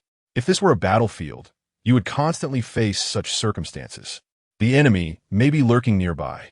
Even the slightest movement could draw a bullet and jeopardize your comrades' positions. You must maintain absolute focus, be it venomous snakes or ants, even if engulfed in flames. You must remain still." Upon hearing this, the novices could only grit their teeth and endure the excruciating pain and itchiness. Sweat mingled with the swamp's muddy water trickled down their faces. Their eyes were fixated on the distant target, their already blurred vision rendered even more unclear by the amalgamation of sweat and tears. "Lao Zhu, are you all right?" Tang Lin quietly inquired of Zhu Hanlin beside him. Zhu Hanlin grunted, "Just holding on. I hope this torment ends soon." At that moment, female soldier Chun Jiao was striving to regulate her breathing, attempting to disregard the pain and discomfort in her body as she concentrated on aiming at the distant target. However, a snake was slowly crawling up her arm, its icy touch causing goosebumps to erupt across her skin. She could only mentally encourage herself. "Do not move, absolutely do not move. This is a battlefield. A single motion could endanger everyone." Yet, the snake continued to slither up her neck, its forked tongue occasionally brushing against her cheek. Chun Jiao felt her heart racing, nearly leaping into her throat, and her scalp prickled, instinctively urging her to scream and shake off the serpent. But recalling Lin Chuan's earlier admonition, she could only tightly shut her eyes, forcing herself to remain calm. The surrounding swamp was eerily silent, punctuated only by the occasional croak of frogs and the buzzing of mosquitoes. Each passing second felt like an eternity for the novices, who silently yearned for the target to rise swiftly, allowing them to complete their shots and end this nightmarish ordeal. Yet, time inexorably trickled by, and the target remained stubbornly unmoving, gradually eroding the patience of the fledgling marksman. "Boss, how long do you think they can endure?" Zhou Xian inquired with a grin, glancing at Lin Chuan, who stood with arms crossed, turning to meet his gaze. "I shan't speculate. My only demand is that, regardless of the duration, they must persevere until the task is accomplished." Zhou Xian clicked his tongue, remarking, "Your standards far exceed those of the relentless chief instructor we train with abroad." Lin Chuan remained silent, his gaze fixed intently upon the novices on the field. No one understood the significance of a special operative in combat better than he did. Once a special forces soldier infiltrated enemy territory, concealment became a matter of absolute necessity. At that juncture, the nature of the environment remained an enigma to all. Unwavering endurance, focus, and composure were indispensable. In his previous life, how many comrades had perished and enemies he had dispatched due to the inability to maintain absolute concealment in dire circumstances? The uncertainty of the enemy's numbers and the positions of snipers rendered even the slightest movement perilous. Bullets would inevitably follow. This was no hyperbole. It was born of experience, which underscored the importance of this training module. Thus, the inaugural hurdle in special operations training was to cultivate their endurance, composure, and focus, an aspect Lin Chuan deemed non-negotiable. After a full hour of anticipation, The long-awaited target finally ascended slowly. However, by this time, the novices were on the verge of collapse, tormented by ants and snakes. Their bodies, stiffened by prolonged tension and pain, rendered them incapable of aiming. They could hardly keep their eyes open. "Fire! Everyone, fire!" Zhou Xian bellowed from the sidelines. "What are you dawdling for? Have the ants devoured your eyes?" The novices, jolted from their stupor, fumbled to pull the triggers. Yet, the shooting difficulty exceeded their expectations. The excruciating pain rendered them unable to stabilize their weapons. Their arms trembled incessantly, and their vision remained unfocused. Each shot felt like a gamble. "We're finished. My hands won't stop shaking." One novice shouted anxiously. "I can barely see the target. What is the point of shooting?" Another despaired in response. Bang, bang, bang. The sound of gunfire echoed through the marshland, but their accuracy was abysmal. Bullets either veered off target or struck the marshy ground, splattering mud. After the shooting concluded, the voice of the target reporter drifted from the target pit. "Target 1, 2 hits. Target 2, 1 hit. Target 47, 5 hits." Once the scores were announced, it became evident that even the highest achiever had only managed to hit the target 5 times, while the majority had struck it merely once or twice. "Is this truly your performance?" Lin Chuan's countenance darkened instantaneously. Among the 47 individuals, with over 1,000 rounds fired, fewer than 100 had found their mark. Such dismal results have never been witnessed in the annals of the Huaxia military range. You are utterly squandering ammunition. Were this a battlefield, you would have perished 100 times over. All of you will lose 2 points. Instructor, this is simply unmanageable, these snakes and ants. A novice dared to retort. Silence. Lin Chuan interrupted him sharply. I shall reiterate. This is the essence of combat. On the battlefield, will you have the luxury to lament your circumstances? The enemy will not pause to allow you to regain your composure. Lin Chuan regarded them with a frigid stare and continued, You shall not rest until you achieve acceptable scores. Resume training immediately. Upon hearing this, the novices erupted in a chorus of lamentations. Must we continue? I feel as though I am nearing my limit. Is this not akin to pushing a person to their breaking point? Yet, they understood that under Lin Chuan's command, there was no escape. They could only grit their teeth, return to the marshy ground, and endure the torment of snakes and insects, once more embarking on the seemingly unattainable shooting practice. Chapter 27. 6 months later, Transformation of Novices. The Commencement of Practical Missions. Chapter 26. 6 months later, Transformation of Novices. The Commencement of Practical Missions. Under the blazing sun, the island's forests seemed as though they might ignite. In the afternoon, Lin Chuan, Zhou Xian, and Sun Ying stood before a vast expanse of woodland, surrounded by a cadre of novices.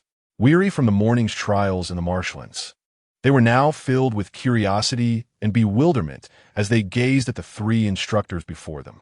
Lin Chuan's demeanor was stern, his gaze sweeping over the novices as he declared loudly, The shooting scores from this morning were utterly dismal. Now prepare yourselves to witness what true special operations shooting entails. Open your eyes wide and learn diligently. On the battlefield, this is not only your lifeline, but also the key to vanquishing your foes. As his words resonated, Zhou Xian and Sun Ying promptly readied themselves under the novices' eager and inquisitive stares. The trio formed a triangular formation, maintaining an impeccable distance between them, exuding an air of seamless coordination. With a commanding signal, they launched forward like leopards into the depths of the forest. The dense woodland loomed overhead, with trees casting shadows that obscured the sunlight, and the ground was strewn with a thick carpet of fallen leaves and scattered twigs. Yet, this did nothing to impede their speed. The 3 of them darted through the trees with remarkable agility, their movements as fluid and swift as phantoms. They leapt high at times, utilizing the branches to pivot midair, and executed side rolls with effortless grace, evading obstacles beneath their feet, with each action flowing seamlessly into the next. In tandem with their rapid movements, their firearms erupted in a continuous display of firepower. The muzzle flashes illuminated the dim woods, while the sharp crack of gunfire echoed throughout the forest. With each shot fired, distant targets fell in succession, each bullet finding its mark with astonishing precision. They complemented one another flawlessly. Zhou Xian drew the enemy's attention. Sun Ying circled around from the flank, and Lin Chuan delivered lethal strikes at critical moments. Their movements were as fluid as flowing water, devoid of any hesitation. The novices watched in awe, their expressions a blend of shock and disbelief. They had never witnessed such a breathtaking display of marksmanship, maintaining such high velocity and accuracy within such a complex environment beyond their comprehension. This is simply extraordinary, one novice exclaimed in hushed tones. Indeed, I can hardly keep up with their movements. On the battlefield, who could possibly rival them? Another novice echoed, admiration evident in their voice. Zhu Hanlin and Tang Lin exchanged glances, their eyes shimmering with astonishment and yearning. This was the prowess of the special forces they had long aspired to emulate, the very goal of their relentless efforts. As the demonstration concluded, Lin Chuan and his companions landed gracefully, their breaths steady as if the vigorous exercise had been but a trifling endeavor. Did you all observe closely? This is the standard you must strive to attain. Lin Chuan bellowed. Listen carefully. When executing missions behind enemy lines, you may often find yourselves confronted with sudden attacks from the adversary, leaving you no time to seek a secure position and leisurely aim your shots. Mastering special assault shooting techniques is essential to respond swiftly in ever-changing environments, allowing you to eliminate the enemy before they can fire upon you. This matter pertains not only to your personal survival, but also to the success or failure of the entire mission. Now it's your turn. Step forward one by one and let me witness your skills. The rookies took a deep breath, summoning their courage as they ventured into the forest. However, in stark contrast to the instructor's impressive displays, their performances were utterly dismal. The first rookie stumbled upon entering the woods, tripping over a branch and landing in a humiliating manner.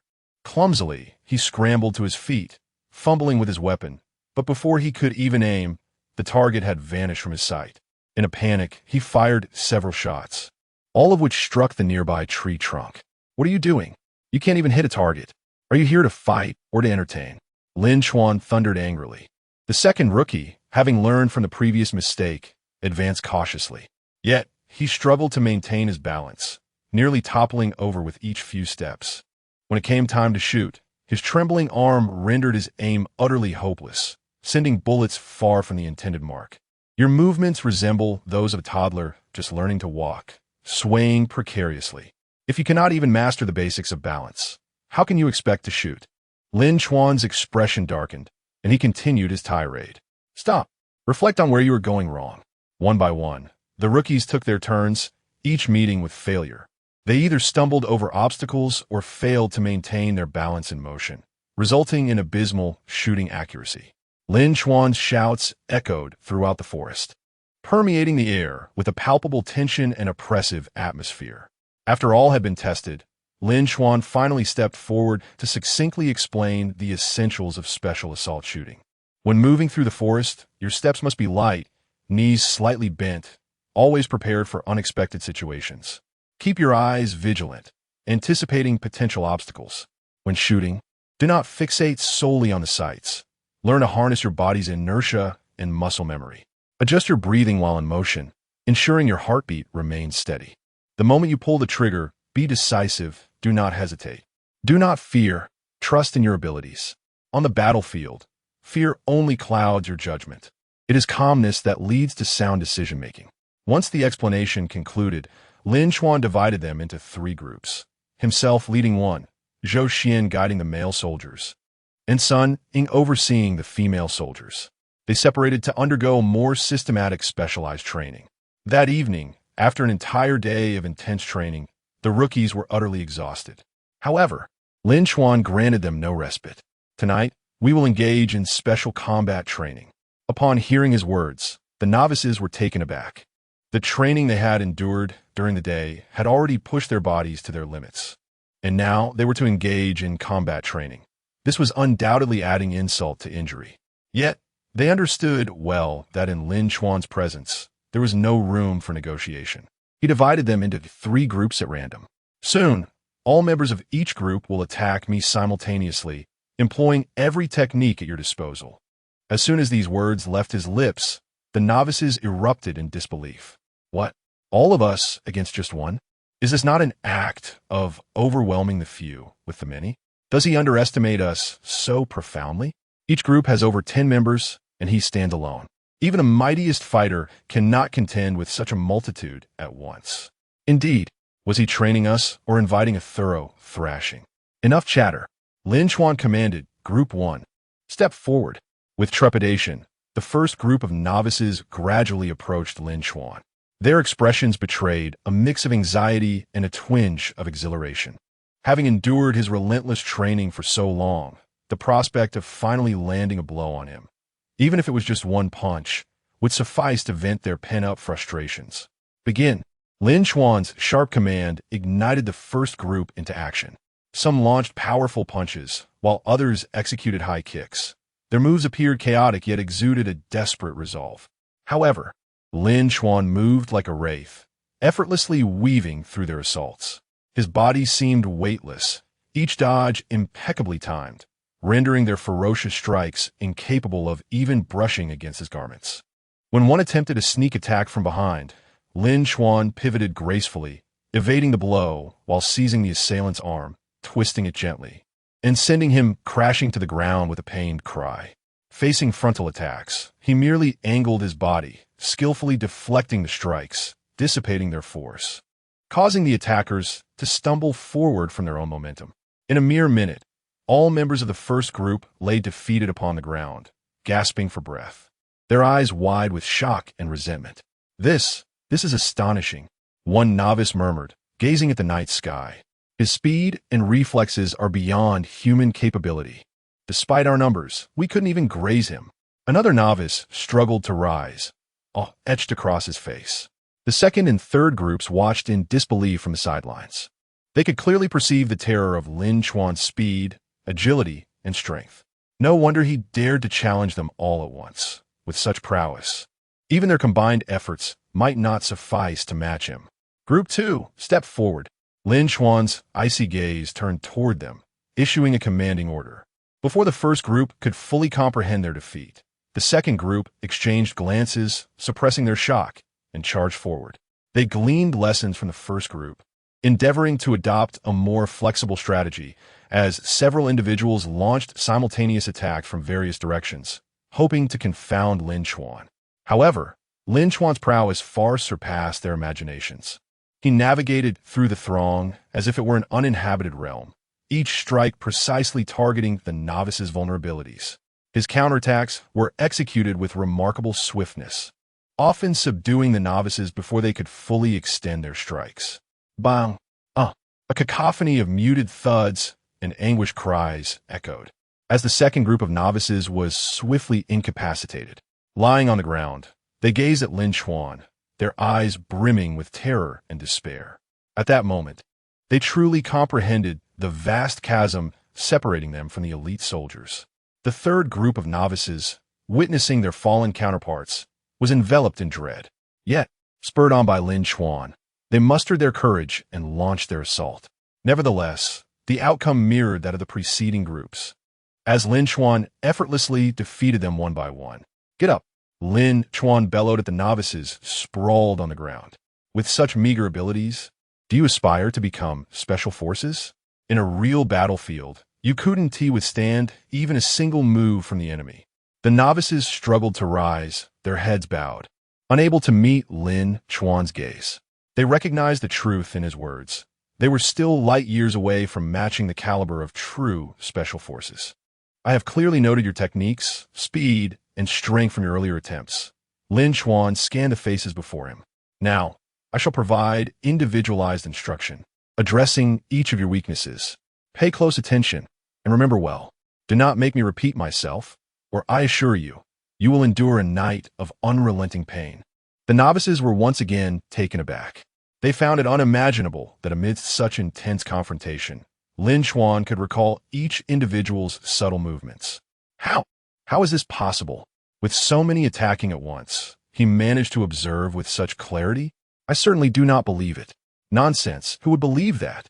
Yet, Lin Chuan paid no heed to their skepticism, stepping directly in front of the first novice, pointing out his earlier punching technique. Your fist was too rigid, your speed too slow. Such shortcomings not only allow your opponent to evade, but also betray your intentions. Watch how it's done. With that, Lin Chuan swiftly demonstrated the correct punching technique, executing it with lightning speed and palpable power.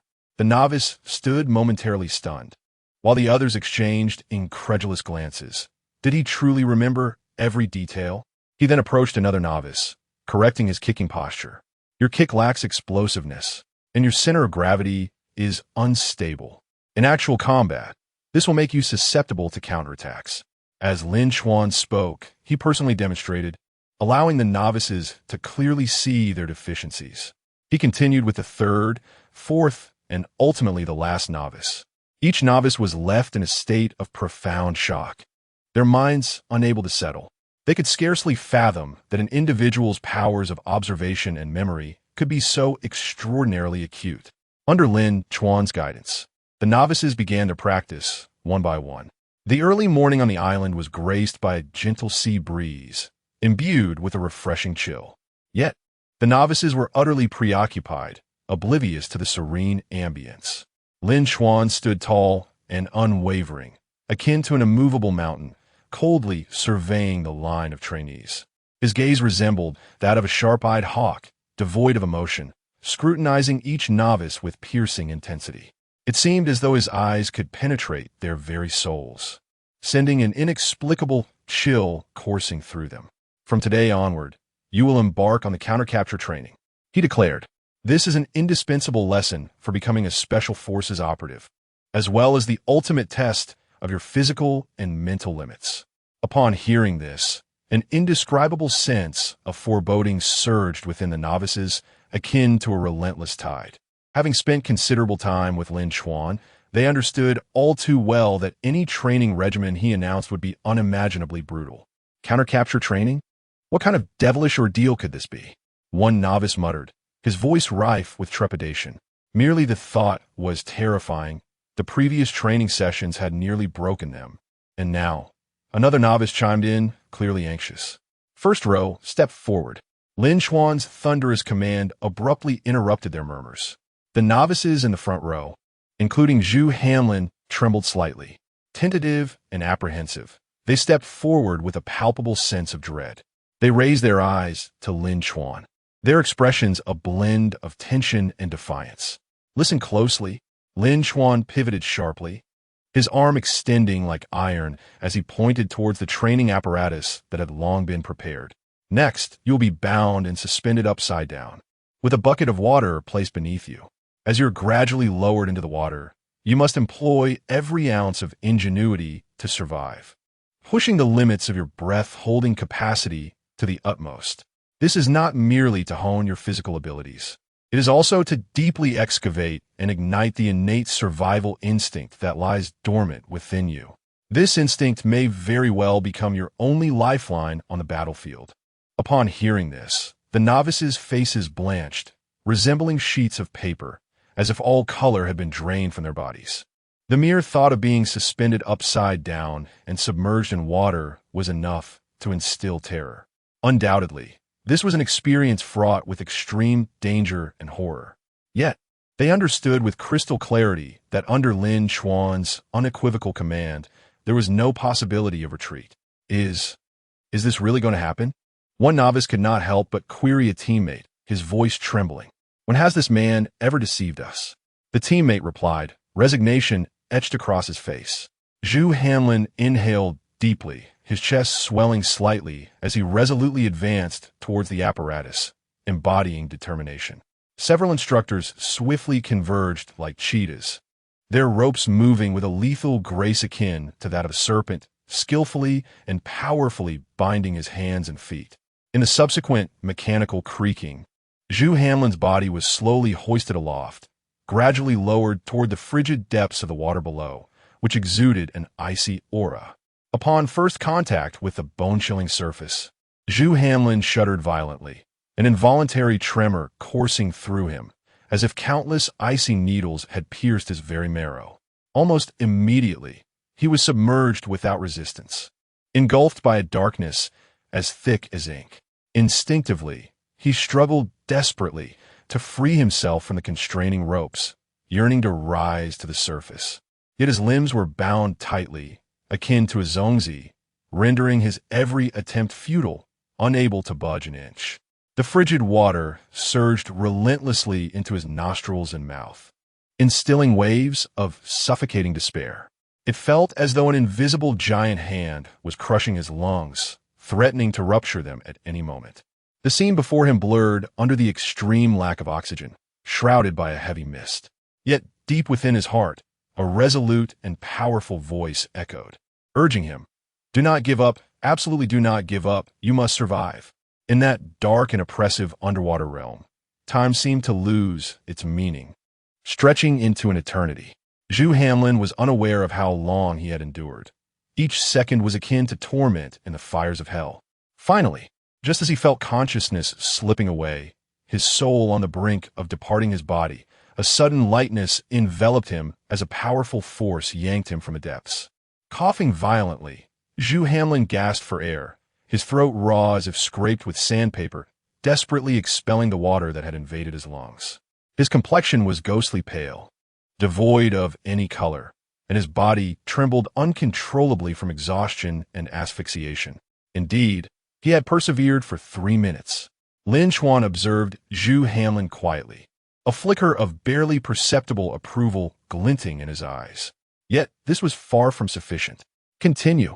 No sooner had Lin Chuan's voice faded than Zhu Hanlin was once again plunged into the water. The other recruits were similarly bound, commencing the same rigorous training as Zhu Hanlin. "Instructor, I feel I can't go on," one recruit gasped weakly after being pulled from the water. "You must endure. On the battlefield, the enemy will not spare you simply because you cannot continue." "Next up," Lin Chuan replied without mercy. Thus, one by one, the recruits were submerged, subjected to the same brutally dehumanizing trials. Some managed to endure slightly longer due to their tenacity, while others, hindered by physical limitations or psychological resilience, found their time comparatively brief. Yet, without exception, each recruit was pulled from the water in a state of utter disarray, as if they had just clawed their way out from the depths of hell. Drenched to the bone, their clothes clung tightly to their bodies, hair disheveled and hanging over their faces, their eyes reflecting a mixture of horror and exhaustion, as if they had narrowly escaped a calamity. The first phase of the rookie underwater training had finally concluded, yet the novices barely had a moment to catch their breath before Lin Chuan's merciless voice thundered once more. "Next, you will be cast into a cesspool and remain there for a day and a night. This is a dual trial of your physical and mental fortitude. Remember, this reflects the dire situations you may encounter on the battlefield. You must learn to adapt. You must maintain unwavering resolve and the will to survive even in such extreme conditions." Upon hearing this command, the rookies erupted in disbelief and resistance, their already weary faces contorted in incredulity. "What? Stay in a cesspool for a day and a night? How is that even possible? This is enough to drive someone insane," cried a female soldier, her emotions running high. "This is utterly revolting. Is this something a human can endure? This is inhumane. Enough of your nonsense." Lin Chuan roared, his gaze fierce and unwavering as he bellowed, "Get in there. Instructor, could we?" A rookie attempted to plead. "There are no coulds. Execute the order immediately." Lin Chuan interrupted decisively. Left with no alternative, the rookies gritted their teeth, their hearts heavy with resentment and indignation, dragging their leaden legs toward the fetid cesspool that emanated a nauseating stench. The noxious odor, palpable as a toxic fog, assaulted them, nearly suffocating them as their stomachs churned violently, threatening to expel their last meal. Yet under Lin Chuan's piercing, hawk-like gaze that brooked no defiance, they could only endure the dual discomfort of body and mind, one by one jumping into the foul depths. The conditions within the cesspool were horrendous. Filthy liquid rose to their knees, reeking with an overwhelming stench that seemed to amalgamate every foul odor of the world. Swarms of mosquitoes buzzed around them like sharks sensing blood, voraciously biting at their exposed skin, each sting akin to a sharp, venomous needle piercing their flesh, delivering waves of searing pain. The rookies tightly covered their mouths and noses in a futile attempt to alleviate the discomfort of the stench, but it was all in vain. As the foulness seeped into their nostrils, mouths, and even the depths of their souls. "I can't take this anymore. I feel like I'm suffocating," one rookie lamented, his voice quivering with desperation. "Hang in there. We must endure this to pass the training," encouraged a teammate beside him. As time dragged on, every second felt like a century to the rookies, each moment pushing the limits of their physical endurance and mental resilience. Their bodies, soaked in a foul liquid for an extended period, began to swell and turn pale, while their skin erupted in a maddening itch and pain, as if countless ants were crawling and gnawing at them. Yet they could only endure it all, persevering through this exceedingly harsh environment, constantly whispering to themselves that they must hold on, that they must become qualified special forces. Meanwhile, the second group of recruits began their rigorous submerged training with a palpable sense of tension. They faced immense challenges, struggling desperately in the water, each effort consuming every ounce of their strength as they sought to transcend their limits. The scene resembled valiant warriors battling sharks in the depths of the ocean, exerting every effort for survival. "Everyone, stay strong. We must endure," shouted one recruit before entering the water. "Indeed, we cannot be outdone by the first group.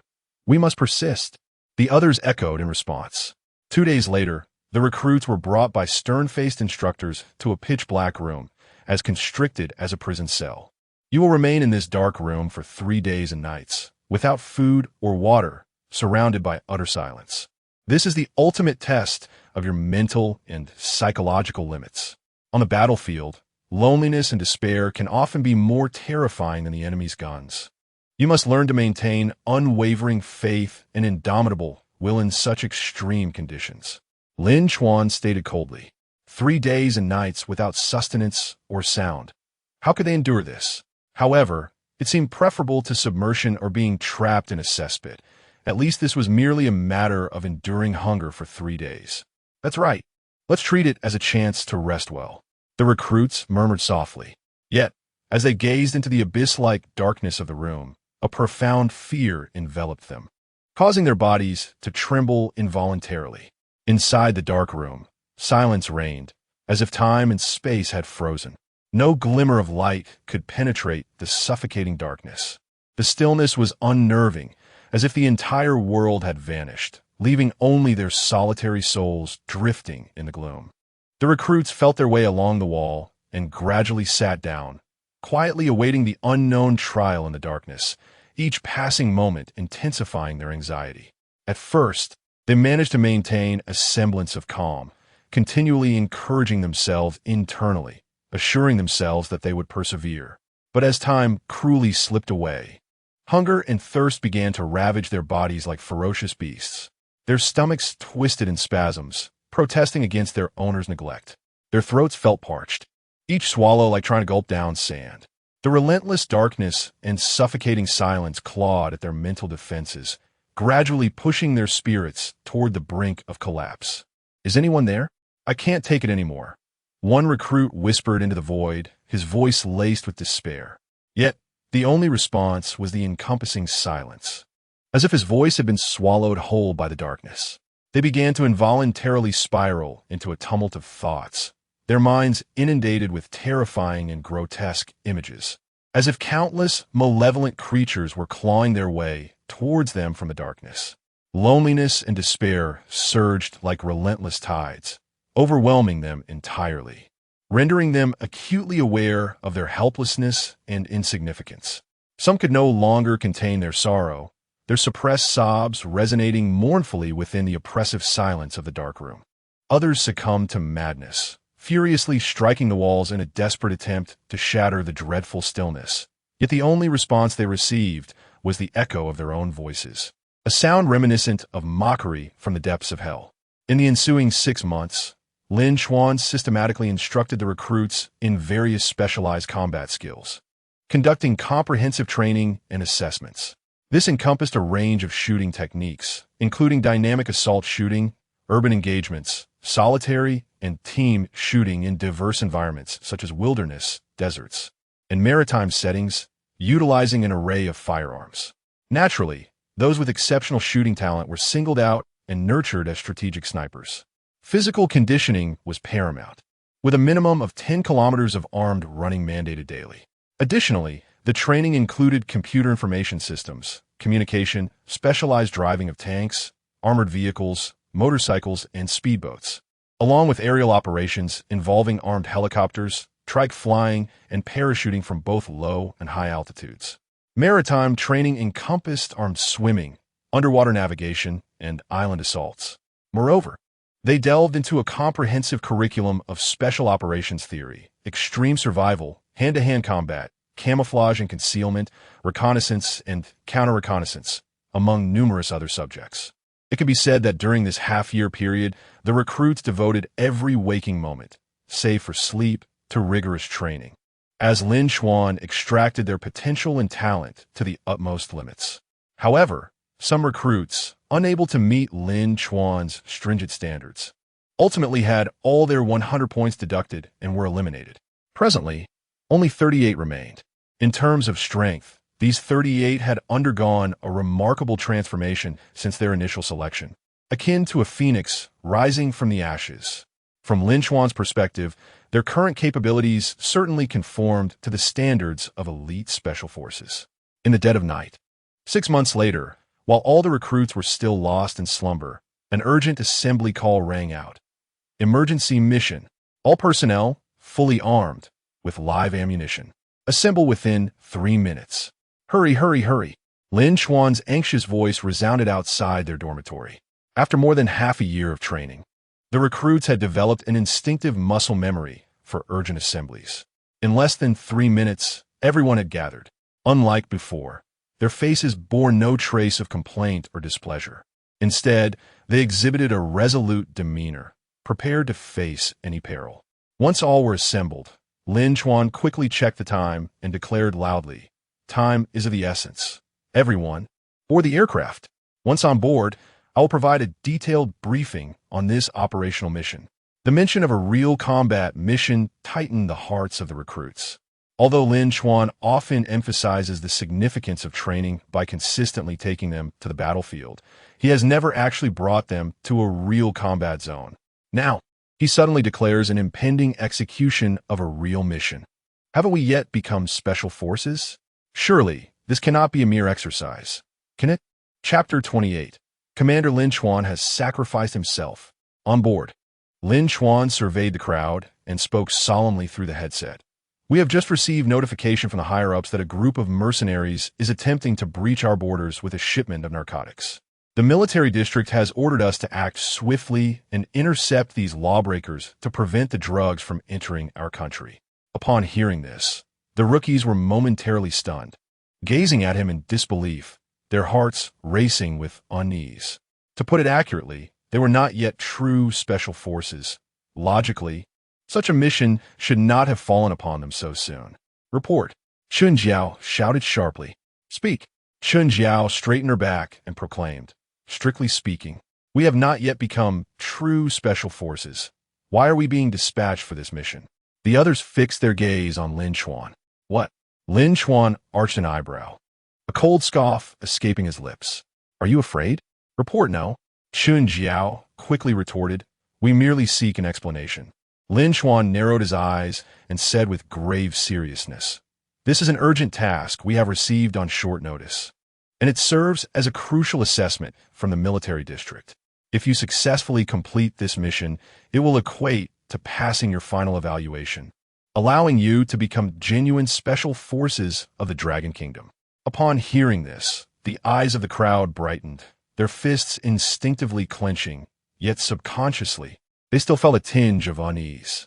At that moment, Sun Ying interjected, "The commander's urgent call." Lin Chuan nodded, activating all channels. "Understood."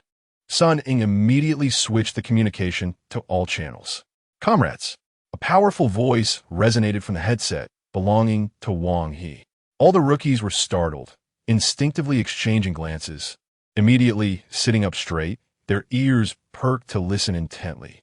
"I understand that many of you may be perplexed about being involved in this perilous mission, and some may already be so tense that they're breaking into a cold sweat, feeling restless. However, Wang He's voice suddenly rose in intensity. You are soldiers. Soldiers are born for battle. From the moment you donned this uniform, you took on the mission of defending your homeland, regardless of whether you're special forces or not. Whenever the nation is in peril, as soldiers, you must step forward. This mission is exceedingly arduous and pertains to the safety of our nation and its people. Although you may not yet be considered true special forces, your military capabilities have already equipped you for this challenge. With your strength, I believe you can successfully intercept these mercenaries. Can you accomplish this? Yes. The crowd erupted in a fierce roar. Excellent, Wang He declared. I look forward to your good news. I await your triumphant return. After ending the call, Lin Chuan turned to the group. Remember, this is real combat. The artillery and bullets are genuine. Do not harbor any illusions. You must give your all and fight this battle well. Yes, at this moment, no one regarded this as a mere drill. They were completely convinced that this was a genuine engagement. In an instant, the atmosphere fell into a profound silence. Each individual's heart raced to their throat, hands clenched tightly, and beads of cold sweat adorned their foreheads. Some even experienced dry heaving, a psychological reaction stemming from their overwhelming anxiety. The instinct for survival is ingrained in human nature. To claim one is unperturbed would be disingenuous. A soldier unacquainted with the harsh realities of the battlefield now faced a perilous mission of grave consequence, and it is only natural for trepidation to manifest in varying degrees. Lin Chuan raised an eyebrow and continued, given the nature of actual combat, casualties are inevitable. No one can guarantee their safe return from the battlefield, myself included. Should any of you fall in combat, we will ensure that the letters you previously penned will be delivered to your parents. Upon hearing this, the rookies felt as though struck by a bolt from the blue. Their minds buzzed, utterly unprepared for the swift realization that their previously written farewells might soon be put to use. Vivid memories of family, friends, loved ones, and cherished moments flooded their thoughts, each a poignant reminder of what was at stake. These treasured recollections relentlessly assailed their minds, intensifying their unease. Some female soldiers clasped their hands together tightly, their apprehension palpable. Sume sought to reassure them, saying, "Let's not succumb to such anxiety. We have trained diligently, honing our military skills to a commendable degree. We are more than equipped to confront these mercenaries. Even if we were to sacrifice ourselves, so what? When we don this uniform, our lives belong to the nation. Should we fall, we would still bring honor to our families, our names etched at the forefront of our lineage." Chun Jiao tightened her grip and inhaled deeply, resolutely declaring, "Sume is right. As soldiers, we are destined for the battlefield. If we falter at the sight of the enemy, do we truly deserve this uniform? We have inherited the banner of our forebears, and we must uphold it with unwavering strength. We cannot bring shame upon their legacy." Her words ignited a fervor, akin to a thunderclap that reverberated among those present, gradually soothing their previously restless hearts. Though fear lingered, their gazes began to blaze with an unprecedented determination. Witnessing this transformation, Lin Chuan fell silent and returned to his seat, a subtle smile curling at the corners of his lips, his esteem for these female soldiers elevated. As time progressed, the aircraft descended in a vast expanse. With a loud thud, the doors swung open. Lin Chuan was the first to hoist his pack, gesturing vigorously. "Quickly, secure your weapons and gear. Disembark. Time is of the essence. We must arrive ahead of them." Swish, swish, swish, every rookie shouldered their packs, swiftly descending the plane under the guidance of Zhou Xian and others. Despite their lingering fear, obedience to commands had become an ingrained principle. In less than 2 minutes, everyone had assembled. Lin Chuan gazed at them with utmost seriousness and proclaimed, "Everyone, follow me closely and do not fall behind. Remember, this is real combat, not a drill. Those who wish to survive, exercise caution and move." Instinctively, everyone cleared their throats, casting wary glances around, and immediately followed suit, leaving behind a series of varying footprints in the ground. They were unaware of what lay ahead, only sensing that the night was far from peaceful. As the night deepened, an eerie silence enveloped the surroundings, broken only by the intermittent chirping of crickets and the cawing of crows in the forest. With each step, the rustling of leaves echoed beneath their feet. Moonlight seeped through the branches, casting dappled reflections on the ground, swaying gently in the caress of the breeze. Hurry, keep up, be cautious. Zhou Xian treaded carefully, glancing left and right, while the novices trailing behind him held their breath, their anxiety palpable in the pitch-black night. Su Mei and Chun Jiao, exuding an air of leadership amongst the female soldiers, walked at the forefront, occasionally glancing back to offer words of reassurance.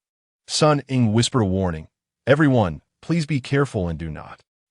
Before she could finish her sentence, a sudden cry escaped her lips as she stumbled and fell. It was a tripwire. "Scatter!" Lin Chuan shouted, leaping forward to forcefully push Sun Ying aside. As the others quickly dispersed, a deafening explosion resounded. Lin Chuan was thrown to the ground by the blast. Blood gushed from his mouth, saturating the air with a pungent metallic scent. "Instructor Lin." Sun Ying's eyes widened in horror as she rushed to him, kneeling beside him and repeatedly shaking his shoulders. Instructor, are you all right? Please wake up, don't scare me." The other novices gathered around, their faces etched with concern, tears welling in their eyes as they cried out in distress. "Instructor, please wake up. Help, help." Zhou Xian swiftly pushed through the crowd, checking for Lin Chuan's breath. His expression darkened. "Instructor Lin has fallen." What did you say?" The group froze, disbelief etched on their faces. "Sacrificed?" Su Mei shook her head vehemently. "Impossible. He is such a formidable person. How could he possibly fall?"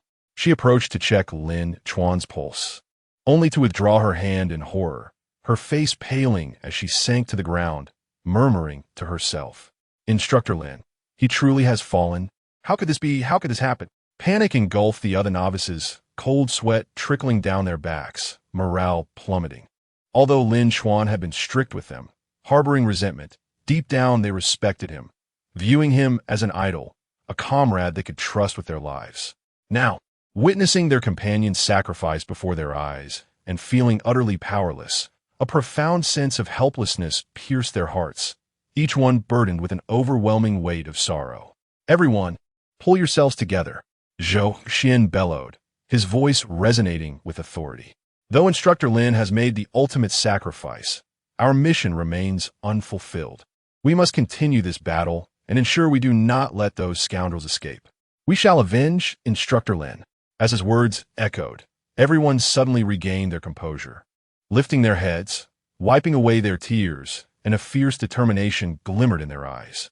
Zhou Xian continued with a cold snort, "All of you, follow my orders. Come with me."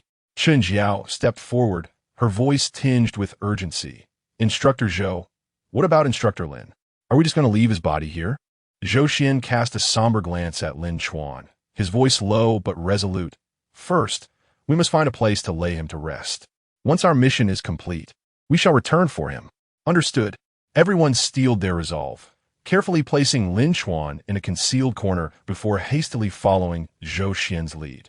After walking approximately 3 kilometers, a thick plume of smoke suddenly enveloped them. Everyone frowned slightly, their legs buckling as they sank to their knees, feeling a wave of dizziness wash over them. "Do you smell something?" "My head is pounding." With that, one by one, they succumbed to unconsciousness, collapsing onto the ground. Outside, in the Golden Triangle, Lin Chuan awoke to find himself lying on a bed. He pressed a hand to his aching chest and shook his head to clear his mind. "You're awake?" Wang Yi strode over, visibly shaken. "You scare me half to death. I was genuinely worried you might be dead. Your heart wasn't beating, and I almost held a memorial service for you." "Commander!" Lin Chuan sprang to his feet, saluting briskly, a wry smile on his face. "I had to make it convincing. There are some clever ones among those rookies. If I hadn't done that, they wouldn't have believed me." It turned out that Lin Chuan had cleverly substituted a vial of liquid in the system that could temporarily halt his heart and pulse. The grenade was real, but he had evaded the explosion with remarkable speed. Although he had sustained some injuries, they were not life-threatening. Lin Chuan turned to Wang He and inquired, "Commander, have they all been captured?" Wang He nodded. "They're all locked up in a secure room, awaiting your orders." Lin Chuan replied with a grin, "Excellent. Sir, allow me to prepare myself. I shall go meet those rookies. After all this training, it's time to bring it to a conclusion. All right, Wang Yi patted his shoulder. You handle your business. I'll be in the monitoring room waiting for you. Just take it easy. Don't overdo it. Lin Chuan reassured him. Don't worry, Commander. I know what I'm doing. Once Wang Yi left, Lin Chuan transformed his appearance into that of a mercenary leader, adjusting his features and skin tone, donning local attire, and slipping on a pair of sunglasses before striding out the door. His disguise was so effective that it completely obscured his true identity. The male and female soldiers were held separately, with 6 female soldiers detained alongside Sun Ying, while the male soldiers were confined elsewhere. In the secure room, the female soldiers slowly opened their weary eyes, their brows furrowed, gently shaking their heads as they gradually awakened, bewildered by the dark surroundings. Each of them sported disheveled hair, their bodies drenched in sweat.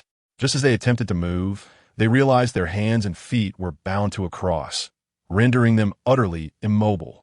Chun Jiao looked around, panic overtaking her as she anxiously inquired, Where are we? Isn't it obvious? We have been captured. Sommeil Blaive coldly. What? Captured? Chun Jiao's pupils widened in shock as she struggled against her restraints. We were drugged earlier by those mercenaries. They brought us here. Those bastards, resorting to such despicable tactics. Once we escape, I will have their skins. One soldier asked in trepidation, Why are only we left? What about the others? What about Instructor Sun and the others?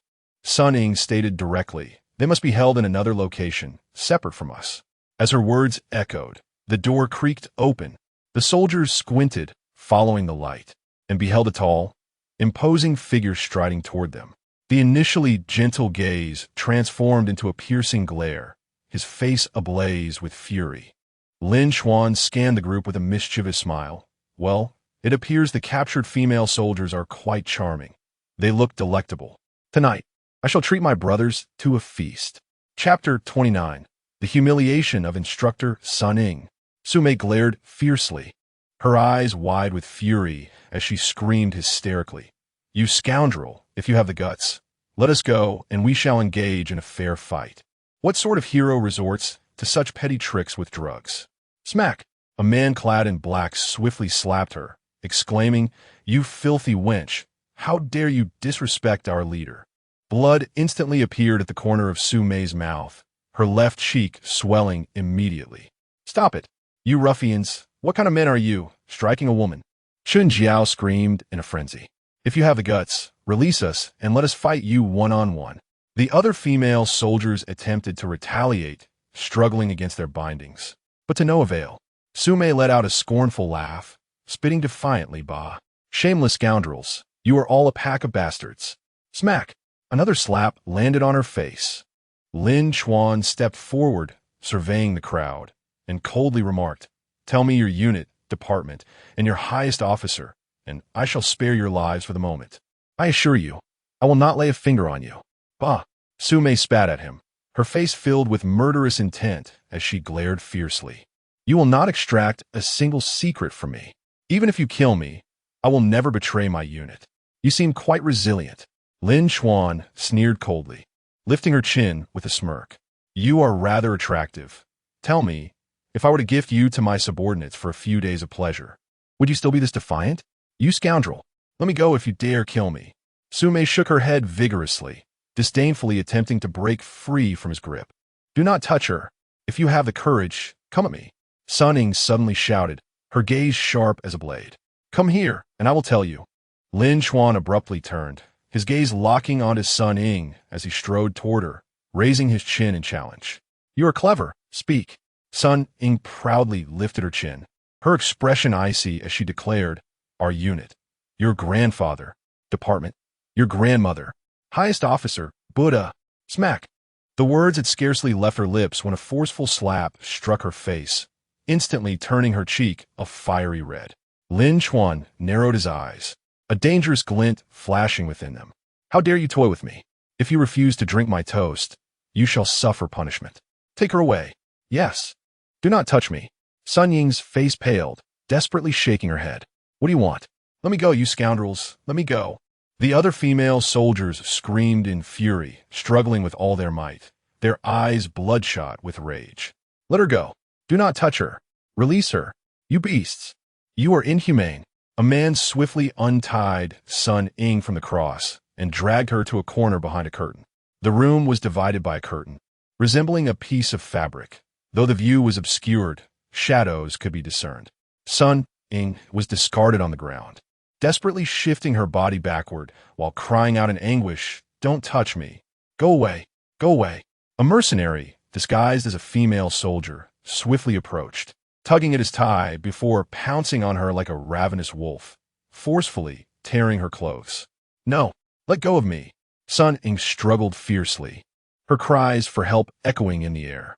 Witnessing this scene, the female soldiers across the way became frantic, tears cascading down their faces like marionettes with severed strings.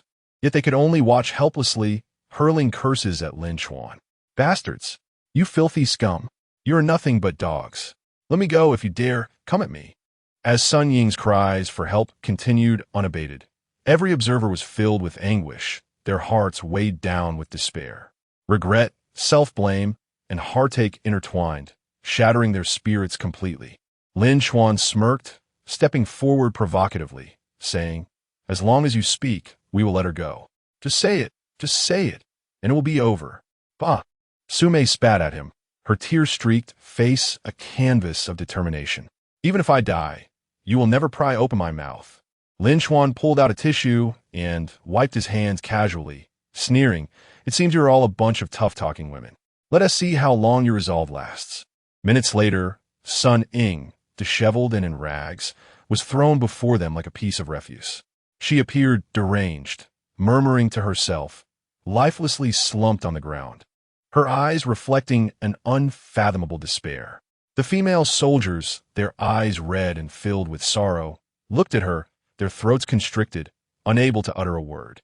They understood that, at this moment, any words of comfort would be utterly futile.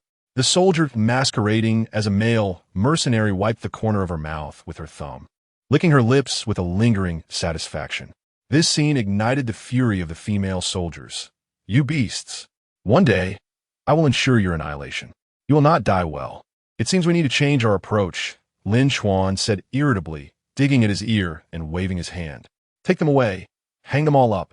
Don't give them anything to eat. I want to see how long their resolve can withstand." "Yes." Several men chuckled, immediately rushing forward to drag them away, showing no signs of compassion. Meanwhile, in the male soldiers' chamber, they realized they had been captured. Each was meticulously observing their surroundings, searching for an escape route. "What do we do now?" "Tanglin et glim ansioli." "Even if we find a way out, our hands and feet are bound. We can't move at all." "I don't know." Zhu Hanlin shook his head. "Right now, I'm more worried about those female soldiers. I have no idea what they're going through." Upon the utterance of those words, a profound silence enveloped the crowd. They were acutely aware of the dire consequences that befell captured female soldiers, an experience that was undoubtedly harrowing beyond comprehension. At that moment, the door swung open, and a beam of moonlight streamed in, prompting everyone to instinctively turn their gaze. They beheld Lin Chuan striding confidently into the room, flanked by several male bodyguards. Upon seeing them, Tang Lin's complexion immediately turned a shade of green, and with a cold, scornful tone, he exclaimed, "You scoundrels, who on earth are you? Why have you taken us captive?" Lin Chuan replied with a cold smirk, "We are precisely the individuals you sought to apprehend. Regrettably, your combat prowess proved inadequate. You were swiftly subdued from the outset. TSK, with such feeble strength, how dare you challenge us?" Zhu Hanlin retorted fiercely, "You ruffians! Were it not for your despicable drugging tactics, you would never have captured us. What have you done to those female soldiers? They put up a brave front, but I sent them to indulge my subordinates, and now they are languishing under the scorching sun," Lin Chuan declared, his demeanor utterly composed, akin to a master thespian. At his words, the expressions of the gathered individuals shifted dramatically, their faces flushing with rage akin to wild beasts unleashed. Tang Lin's visage contorted in fury, nostrils flaring with indignation. "You barbaric wretches! You will meet your doom in hell. Once I escape, I shall ensure they are dismembered and cast into the Huangpu River to feed the fish. At this juncture, you should be more concerned about your own fate. Lin Chuan replied nonchalantly. Want to escape? I offer you a chance. Simply divulge your respective units, departments, and commanding officers, and I shall spare your lives. Of course, should you prefer, you may choose to join us, ensuring a life of luxury and abundance, devoid of financial worries, with women and wealth aplenty. Bah! Zhu Hanlin spat, his face dark with fury. You expect me to betray my own country and indulge in your grandiose dreams? If you have the guts, kill me. You shall not extract anything of value from my lips. Tang Lin echoed his sentiments with a vehement curse. You scoundrel! If you possess any courage, free my hands, and let us settle this in single combat. If I do not defeat you, I will adopt your surname. Lin Chuan exhaled deeply, a disdainful laugh escaping him.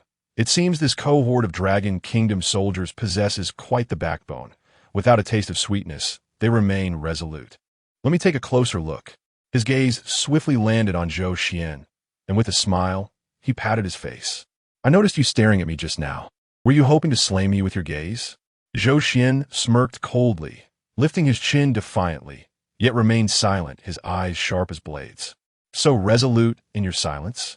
Lin Chuan's expression hardened, and he patted Zhou Xian's face again. I relish the challenge of breaking stubborn wills. Bring forth the injection. Let's see how long your silence can endure. Yes, sir. A soldier promptly produced a syringe, preparing to inject the substance into Zhou Xian's vein. The eyes of all the male soldiers widened in alarm as they struggled, shouting desperately, What are you doing? What drug are you injecting? Release him. Focus your wrath on me. Come at me.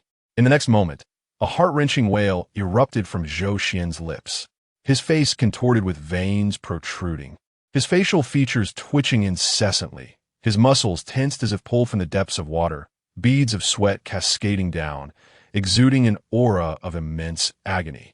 Stop! Cease at once! Tang Lin vehemently shook his head, his voice hoarse from shouting. Release him, you bastards! Scoundrels! May you meet a wretched fate! A piercing scream echoed, and Zhou Xian bellowed, collapsing unconscious. Lin Chuan narrowed his eyes and nodded subtly to his subordinates. Douse him to awaken. Press on. And you. He turned to Tang Lin and the others, coldly scoffing. Bring them all forth. Yes. You fiends, release me. Scoundrels, let us go. They struggled desperately, yet their hands were shackled with iron cuffs, rendering them immobile. In the next moment, accompanied by the infusion of a potent drug, a relentless chorus of anguished wails filled the air. Ah, damn it, bastard, if you dare. Lin Chuan observed the scene with a stoic expression, devoid of any emotion, his gaze unwaveringly fixed upon them, hands tightly clenched. Minutes passed before the drug's effects began to wane. Lin Chuan approached, lifting Tang Lin's head, his eyes locking onto him, demanding, will you speak or not? Tang Lin slightly opened his eyes, glaring at him with a piercing gaze, gasping, speak. Your grandmother? Lin Chuan forcefully pushed him away, coldly retorting, continue. Boss. A subordinate hesitated, brow furrowed, stepping forward cautiously. Lin Chuan shot him a chilling glance, commanding, proceed. Yes. The subordinate, intimidated, promptly silenced himself, resuming the infusion of the drug into their bodies, once again eliciting a symphony of screams, each voice hoarse from the torment.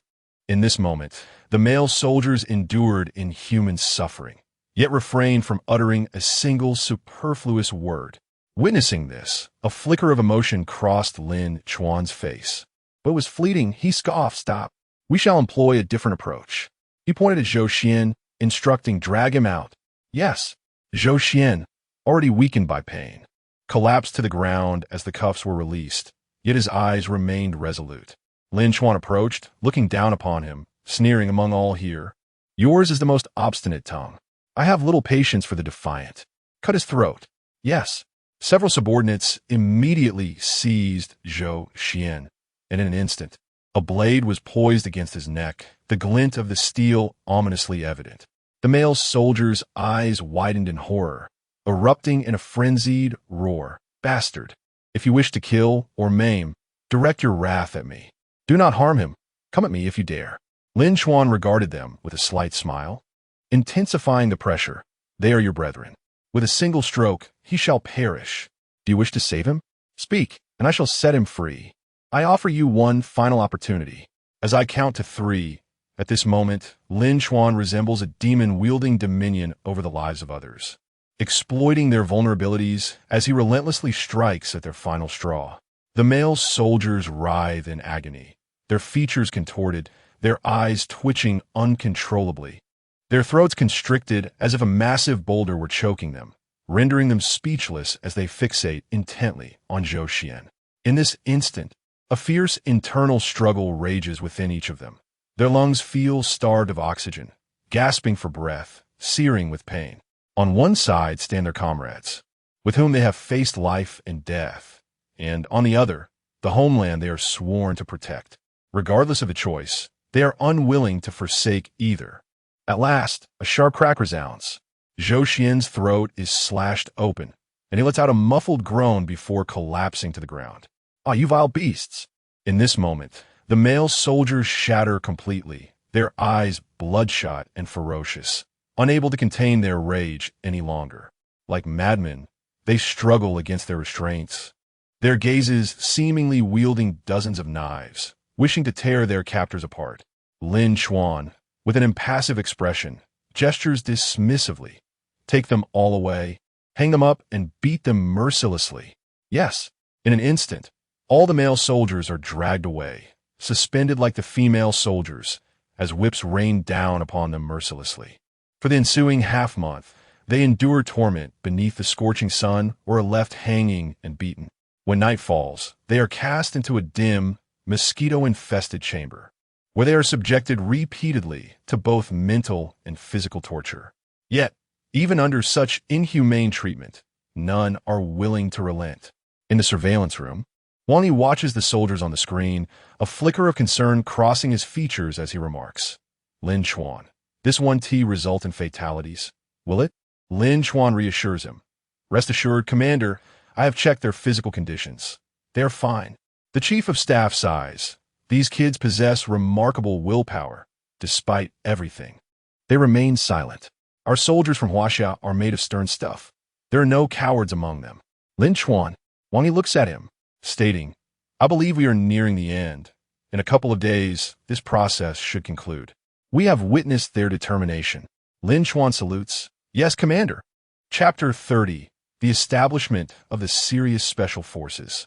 Hundreds of special forces participate in the assessment. When the novices awakened once more, they found themselves in separate hospital rooms, each confined to their own space. Who are you? Where's this? At that moment, a male doctor clad in a white coat entered alongside a nurse carrying a vial of medication. Instinctively, Zhu Hanlin sprang up, assuming a defensive posture. His eyes narrowed in suspicion. However, as he sat up, a sharp pain coursed through his muscles and head, rendering him weak and causing him to collapse back onto the bed. Noticing his distress, the nurse hurried to support him. Do not move, the doctor urged. You are in the provincial military hospital. Rest assured, you have been safely rescued. It's all right now. The nurse added, you are all extremely weak and must rest. Please refrain from any sudden movements. The provincial military hospital? Zhu Hanlin's eyes, though filled with excitement, still reflected a wariness as he sneered. Don't waste your breath. Do you think I will believe you just like that? Bring on whatever tricks you have. If I make even a grunt, I am no soldier of Huaxia. The doctor and nurse exchanged wry smiles. The doctor continued, Comrade, we truly are military doctors from the provincial military. If you do not believe us, look outside the window. You are indeed in your homeland, and you have been safely rescued. With that, he gestured for the nurse to draw back the curtains. Warm sunlight flooded the room, and Zhu Hanlin instinctively shielded his eyes from the blinding rays before gradually lowering his hand. The bed was positioned near the window, allowing him a clear view of the surroundings. He beheld the hospital buildings, the names of nearby shops, and the bustling streets filled with pedestrians, taxis, and buses, all adorned with Chinese characters. From initial vigilance, Zhu Hanlin's demeanor shifted to one of exhilaration. We have truly been rescued. His voice quivered as tears welled in his eyes, streaming down his cheeks. He buried his face in his hands, his body trembling with emotion. Suddenly, a thought struck him. and he shot up, his eyes wide with urgency as he asked the doctor, "What about my comrades? How are they? Have they all returned?" The doctor sighed softly. "They have all returned. Those who survived are in the hospital. As for the fallen, their remains have also been brought back." Upon hearing the word remains, Zhu Hanlin's expression darkened with sorrow. Are our instructors among the fallen?" The doctor replied, "I cannot say for certain, as you are a confidential unit. However, I can tell you that 3 individuals sacrificed their lives.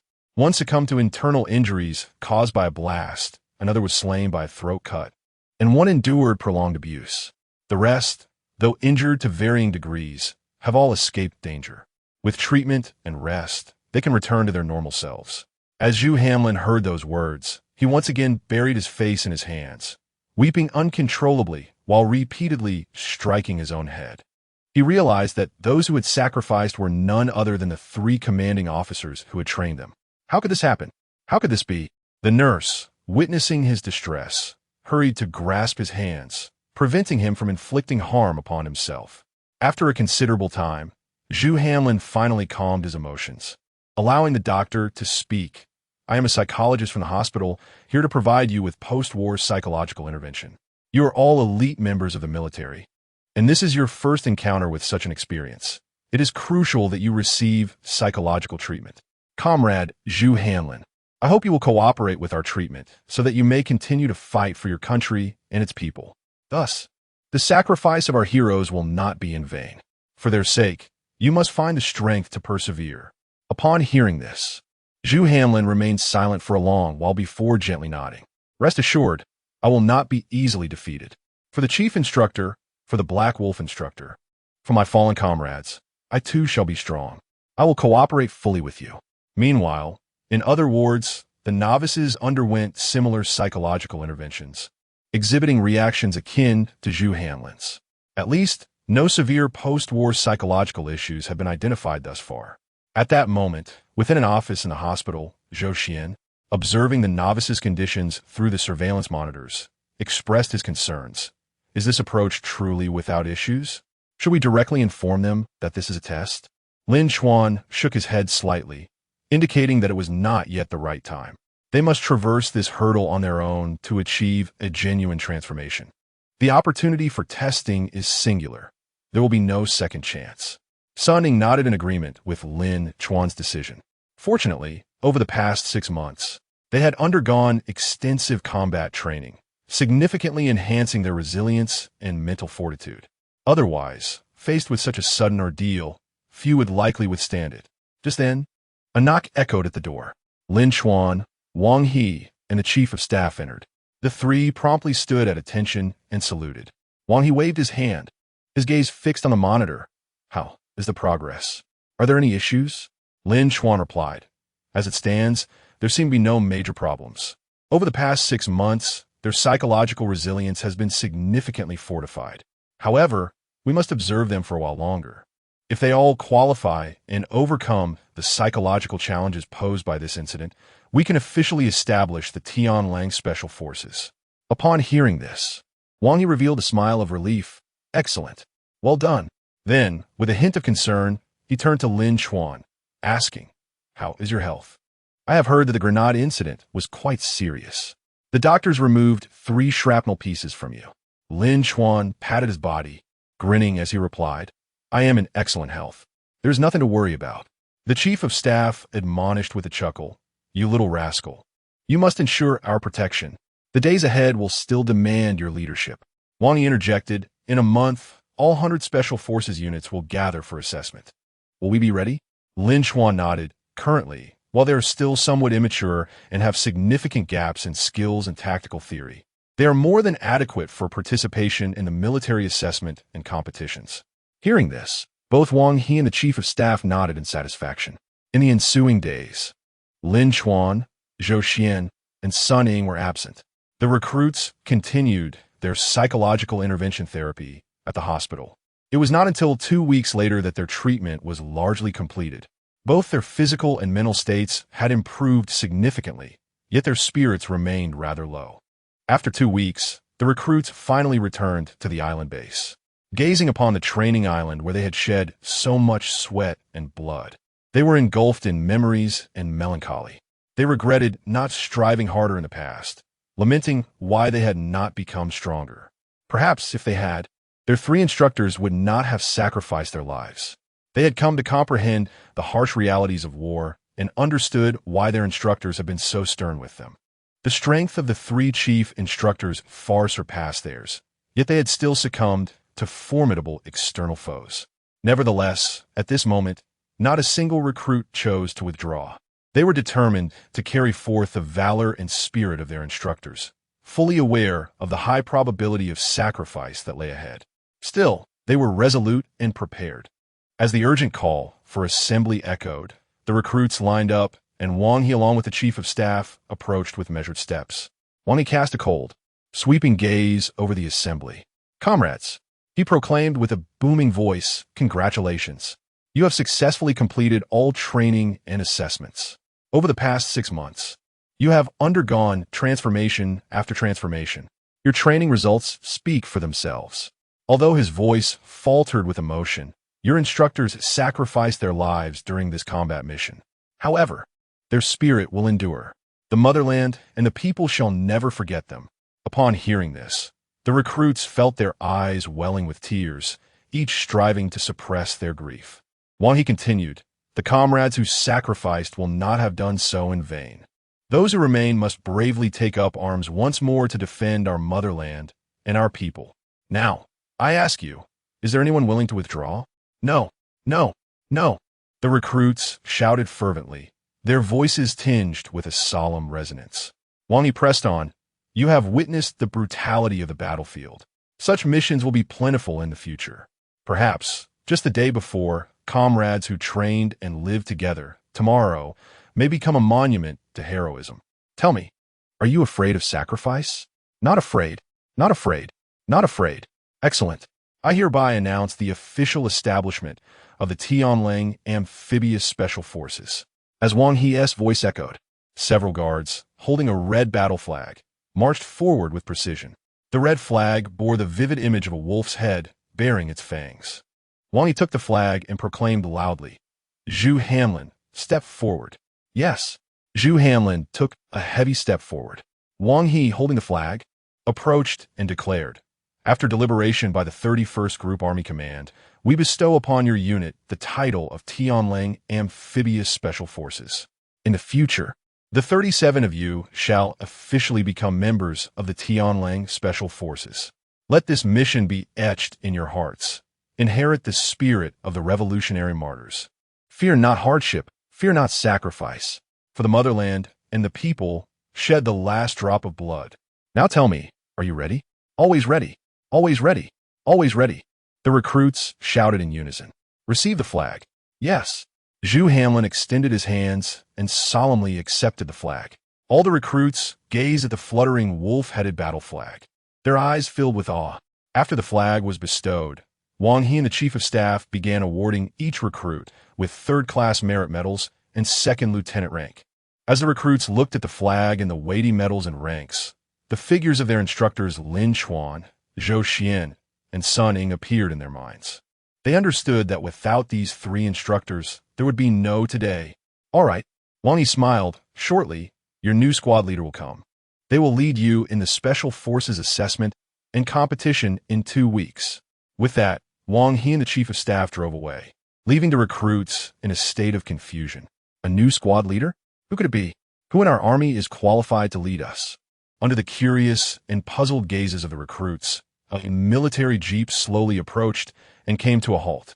When the door opened and 3 figures emerged, the recruits felt as though they had seen ghosts, their eyes nearly popping out in disbelief. "Chief Instructor, Black Wolf Instructor, Nightingale Instructor, you're not dead? You're still alive? This can't be a dream, right?" Lin Chuan exchanged knowing smiles with the other two. With hands clasped behind his back and a faint smile on his face, Lin Chuan asked, "So, seeing that we're alive, are you all disappointed?" Upon hearing Lin Chuan's familiar voice, the recruits confirmed that this was indeed real, not a dream. Soon, however, they regained their composure, and a surge of anger welled up within them. So, this was indeed a test? Zhu Hanlin, with a darkened face, gritted his teeth and questioned. Initially, One would expect joy upon witnessing the survival of the three instructors.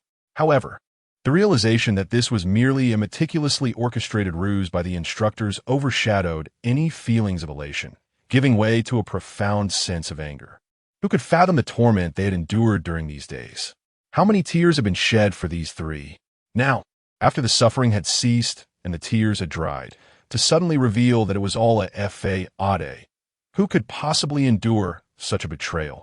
In the face of the collective outrage, Lin Chuan cleared his throat awkwardly before speaking. I merely sought to immerse you in the brutal reality of war and the dire consequences of being captured by the enemy. He then turned his gaze towards the remaining 6 female soldiers, especially emphasizing, you all should now comprehend the grim realities of being taken prisoner on the battlefield. This is merely the most fundamental understanding. The more harrowing consequences I dare not expose you to, for fear your spirits may shatter entirely. The female soldiers, recalling Sun Ying's plight during her captivity and their own tribulations, felt a cold sweat trickle down their backs. Lin Chuan continued, having experienced this event, I hope you now recognize the stark difference between the training ground and the battlefield. Every drop of sweat and blood you shed in training is meant to enhance your chances of survival in combat. Enough of my lengthy discourse. After this half-month of treatment and recuperation, you all know you're standing as clearly as a mirror reflects. If you still require my guidance, then you are unworthy of being part of the Tianlang unit. He then announced, in half a month, I will lead you to the Central 1st Group Army for evaluation by headquarters. At that time, all 36 group armies, comprising at least 100 Special Forces units, will participate. We are uncertain whether the assessment will involve individual tasks or collective confrontations. Moreover, let me impart this, aside from Tianlang. All other special forces comprise hundreds of personnel, more than 10 times our number. However, my expectation is that for all individual tasks or team confrontations, failing to secure first place will result in a level of hardship upon your return that will far exceed the trials faced during selection training, by 10-fold, 100-fold. Do not question my words. You are familiar with my methods. If you doubt me, feel free to test it. In the coming half-month, I will continue to fortify your training across various disciplines. Lin Chuan flashed a smile. Though recognizing your poor spirits, he granted you a day of rest. Tomorrow, formal training commences. With that, Lin Chuan turned to leave. Wait. At that moment, Zhu Hamlin suddenly exclaimed, You've deceived us so thoroughly. And you think you can just walk away? Brothers, let's take them on. Let us avenge the pain and tears we have suffered. With Zhu Hamlin's words, the rookies stirred, clenching their fists and converging towards the 3 instructors. Lin Chuan turned slightly, his icy gaze sweeping across the crowd. The rookies, paralyzed with fear, dared not approach further. Lin Chuan then turned and entered the vehicle. However, he rolled down the window, poking his head out, and calmly remarked, I'm feeling a bit drowsy now, so I shall return to catch some sleep. If you seek revenge, you may want to target those 2 instead. They can take a beating. I fear pain. Ha ha. Upon finishing his words, Lin Chuan pressed down hard on the accelerator, and with a roar, the car sped away, leaving Zhou Xian and Sun Ying, who had yet to board, in a state of bewilderment. The 2 exchanged glances, their faces turning pale with indignation. Damn it, you're tired? And we aren't? What do you mean you fear pain? Don't we fear it too? Brother, you can't just betray your own like this. You've committed the misdeed, yet we bear the consequences. But before they could gather their thoughts, they turned to find themselves surrounded by 37 rookies. Wait, Zhou Xian forced a submissive smile. This isn't our fault. We aren't the chief instructor. Yet the rookies paid them no heed and began to swing their fists. Meanwhile, the female soldiers surrounded Sun Ying. It was the chief instructor who instructed us to deceive you. We are victims as well. They cried out. Bam, bam, bam. Fists rained down upon them, leaving them in disarray. Please don't strike my face. In the following half-month, Lin Chuan continued to conduct systematic training with them. After undergoing the war prisoner assessment, the rookies' mindsets had clearly transformed. Without Lin Chuan's prompting, they exerted themselves to the utmost, only choosing to rest after exhausting every last bit of energy. Half a month passed in the blink of an eye. This time, The entire Army's 100 Special Forces units participated in the assessment, totaling tens of thousands. This had never occurred in the history of the Chinese military. These tens of thousands were the elite among the elite. Every branch placed great importance on the rankings of this assessment, as it reflected the reputation of the Army Corps. Therefore, even the esteemed General Wang, he resolutely decided to lead the team himself. Other military branches were represented not only by generals, but also by chief staff officers. As Lin Chuan had mentioned, other branches comprising the Army, Navy, and Air Force each sent a Special Forces unit, totaling over 1,500. In contrast, even with the addition of the three of them, Lin Chuan's group numbered only 40. The disparity in numbers was indeed significant. On the helipad of the island base, the sea breeze howled, and the fluttering military flags seemed to narrate the impending journey. The 37 members of the Tianlang Special Forces, clad in pristine combat uniforms, stood in orderly formation, their posture erect, akin to sturdy pines rooted in the earth. General Wang, his gaze swept across each soldier's face, filled with a mix of satisfaction and heavy expectation.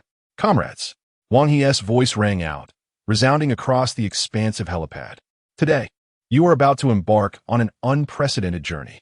The entire Army's 100 Special Forces have gathered. This is a war devoid of gunpowder, yet tests your resolve, skills, and teamwork more than a true battlefield ever could. You represent not only yourselves, but also the honor of our 31st Group Army. Throughout your training, you have endured countless challenges, transforming from inexperienced novices into the formidable steel warriors you are today. This assessment serves as a rigorous test of your capabilities and presents an exceptional opportunity for you to showcase the prowess of the Tianlang." General Wang, his words resonated powerfully, each syllable striking the hearts of the soldiers like a hammer. "I understand the disparity in numbers with our adversaries, but victory in warfare has never been determined solely by the size of one's forces. You possess the will of steel, exceptional skills, and a spirit of camaraderie that binds you together in life and death. Remember, regardless of the challenges you face, maintain your composure and perform at your utmost level. For the honor of the Group Army, for the hopes of our nation and its people, strive valiantly. Do you have confidence?" "Yes, yes, yes." The Tianlang warriors echoed in unison, their voices resonating through the skies. Upon boarding the transport aircraft, General Wang, he sought out Lin Chuan, and they settled into a corner of the cabin. A trace of imperceptible concern crossed General Wang's face as he gazed at Lin Chuan and spoke slowly. "Shaolin, this assessment bears great significance, and our opponents are numerous. Do you truly feel assured?" Lin Chuan offered a slight smile. "General, you need not worry. Over the past 6 months, we have subjected our team members to intensive, comprehensive training, and their growth is evident to all. Although we may be fewer in number, we excel in agility, cohesion, and versatility. Furthermore, having undergone the previous anti-prisoner assessment, their psychological resilience and combat spirit have greatly improved. I know our team. They are eager to prove themselves in this assessment. During training, we have made thorough preparations for all potential evaluation subjects, whether in individual combat or team confrontations. I believe they will navigate these challenges with ease." Lin Chuan's words alleviated some of General Wang's concerns. He continued, "This assessment, regardless of the outcome, will be a valuable accumulation of experience for us in Tianlang. But I assure you, we will exert our utmost effort to achieve the best results." General Wang, he patted Lin Chuan's shoulder and nodded. "Very well. I believe in you and in every soldier of Tianlang. Go forth and strive. The 31st Group Army stands as your strongest support." As the transport aircraft ascended gently into the sky, the legend of the Tianlang Tri Special Forces was about to unfold. Chapter 31. Sisters, let us vanquish these male soldiers. The transport aircraft navigated through the clouds, emitting a low, resounding roar. Inside the cabin, the members of the Sirius Special Forces were intensely focused, their eyes brimming with anticipation. Their gazes occasionally fell upon the wolf-head battle flag displayed against the cabin wall, gradually igniting with fervor. This marked their inaugural representation of Sirius in battle, their first appearance before the entire military. and their first opportunity to undergo scrutiny and evaluation from their superiors. Their hearts were a tumultuous blend of nervousness and exhilaration. "Old Zhu, what do you think?" Lin Chuan inquired with a smile toward Zhu Hanlin, seated beside him. "Are you nervous?" Zhu Hanlin unwrapped a piece of candy, popping it into his mouth before offering one to Tang Lin, shaking it lightly. "If you're anxious, you can have one. It might alleviate your tension." Tang Lin glanced at the candy, pondering. "So, you're eating candy because you're nervous?" Zhu Hanlin rolled his eyes. "After all this training and experience, what is there to fear? This is merely an evaluation, a contest, not a bloody battlefield. Furthermore, do you think our chief instructor would send us out if we weren't prepared?" Tang Lin grinned, accepting the candy and chewing it while chuckling. "I've noticed you're increasingly resembling the chief instructor." Zhu Hanlin glanced toward the front of the cabin, a slight smile playing on his lips. "Isn't it said that you tend to become like those you dislike the most?" Turning his head, Tang Lin gazed through the window at the swiftly passing aerial scenery. "To be honest, I'm a little nervous. After all, we are representing Sirius and undergoing assessment from the headquarters. If I were to embarrass myself, I wouldn't care. However, we cannot bring disgrace to the chief instructor or the military. Our numbers are limited. Unlike the other special forces, it is impossible to claim we are not anxious." Zhu Hanlin patted his shoulder reassuringly. "Evaluations are not based on numbers. If it were a solo assessment or a small team collaboration, what would the numbers matter? Once we arrive at the evaluation site, we will see what the headquarters assessment standards entail. We can worry then if needed." "Ah Jiao, are you worried?" Meanwhile, Su Mei turned to Chen Jiao. "I suspect we are likely the only female special forces in the entire army." Chen Jiao smiled. "Isn't that wonderful? It is time for us to prove that female soldiers are not inferior to male soldiers. Throughout history, it has been believed that female soldiers are far less capable on the battlefield. This time, we shall demonstrate to the entire army that we, as female soldiers, can easily outshine the male soldiers." Upon hearing this, Su Mei and the other 4 female soldiers' eyes sparkled with excitement. "Indeed, this is an opportunity to showcase our abilities. If we can defeat the special forces of other units on this grand stage before the top brass, wouldn't that be exhilarating? Sisters, we must give it our all, not just for our military, but for the dignity of all female soldiers. We will fight with all our strength." "Absolutely. Let's vanquish those male soldiers," the 6 female soldiers exclaimed in unison. As the other male soldiers heard their shouts, they instinctively glanced over. Su Mei raised her brow and exclaimed, "What are you staring at? Keep looking, and I swear I'll take you all on." The group of male soldiers could not help but burst into laughter upon hearing her words. One soldier jested, "How do you plan to take us on?" Su Mei beckoned him with a finger, revealing an enchanting smile. "Come here, and I'll tell you." The soldier was momentarily taken aback, his face flushing crimson as he lowered his head, eliciting another round of laughter from those present. A few hours later, as a slight jolt was felt, the transport aircraft began its descent at a military airfield belonging to the 1st Group Army. The cabin doors slowly opened, and a gust of frigid wind rushed in, causing everyone to shiver involuntarily. General Wang, he was the first to disembark, followed closely by Lin Chuan and the members of the Tianlang Special Forces. Outside the airport, dozens of military trucks were lined up in neat rows, their imposing frames exuding a formidable presence. The captain of the automotive battalion had been waiting and, upon spotting General Wang, promptly stepped forward and saluted with precision. "Reporting to you, sir, the 1st Group Army XX Automotive Battalion is here to welcome you." After returning the salute, Wang he replied, "Thank you for your hard work. Please take us to the designated assessment site."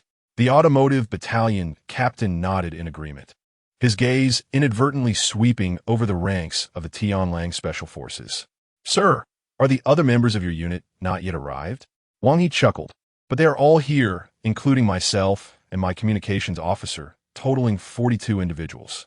Upon learning that there were only 40 present, the captain's face instantly displayed a look of disbelief and shock, his mouth slightly agape as he took several seconds to regain his composure. "A special forces unit of 40? Are you joking?" Throughout the day, their battalion had welcomed several units, each comprising at least hundreds of personnel. "You mean to say you only have 40?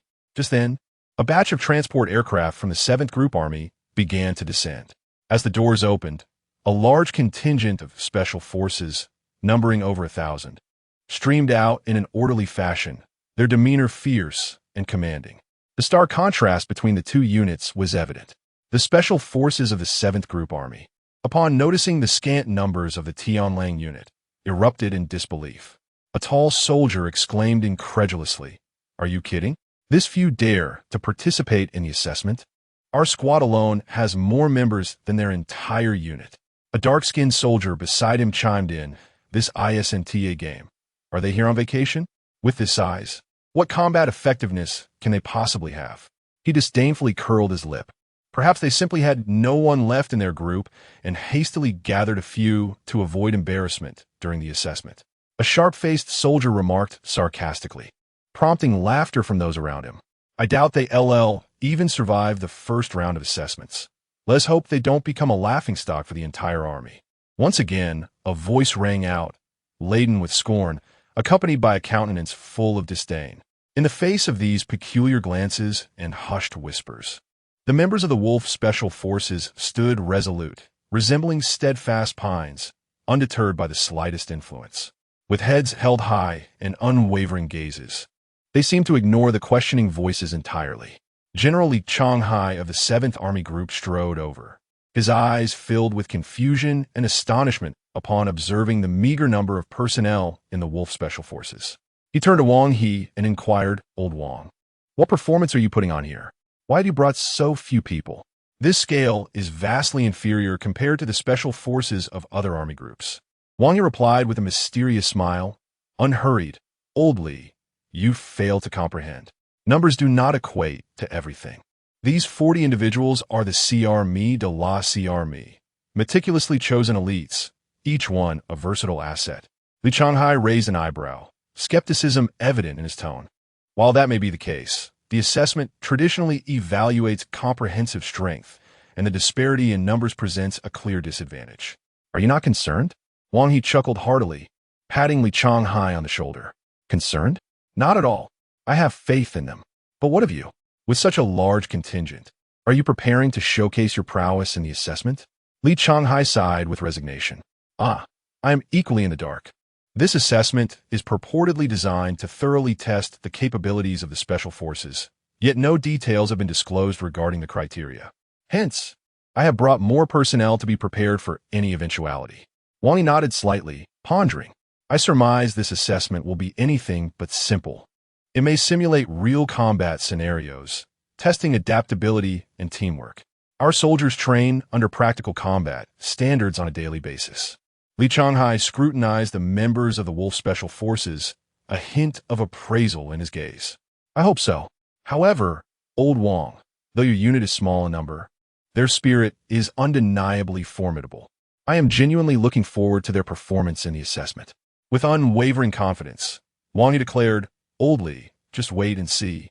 When the time comes, these 40 individuals will surely leave you in awe." After their pleasantries, the members of the Wolf Special Forces boarded the military vehicle. As the roar of the engine filled the air, the convoy gradually departed from the airport, heading towards the assessment base. Throughout the journey, the military vehicle sped along the winding road, the scenery whizzing by in a blur. Inside, the team members remained silent, each lost in their own thoughts. Some reminisced about the training moments, others silently motivated themselves, while a few closed their eyes to conserve energy. 3 hours later, the convoy finally arrived at the assessment base. Situated on a larger, northern island connected to the mainland, the biting cold wind howled, striking their faces like a blade.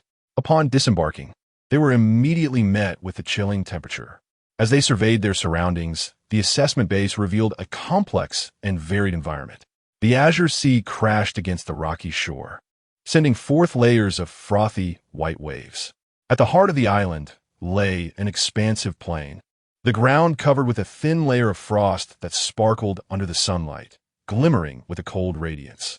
At the edge of the plains lies a dense forest, where towering trees stand tall, their leaves rustling in the cold wind.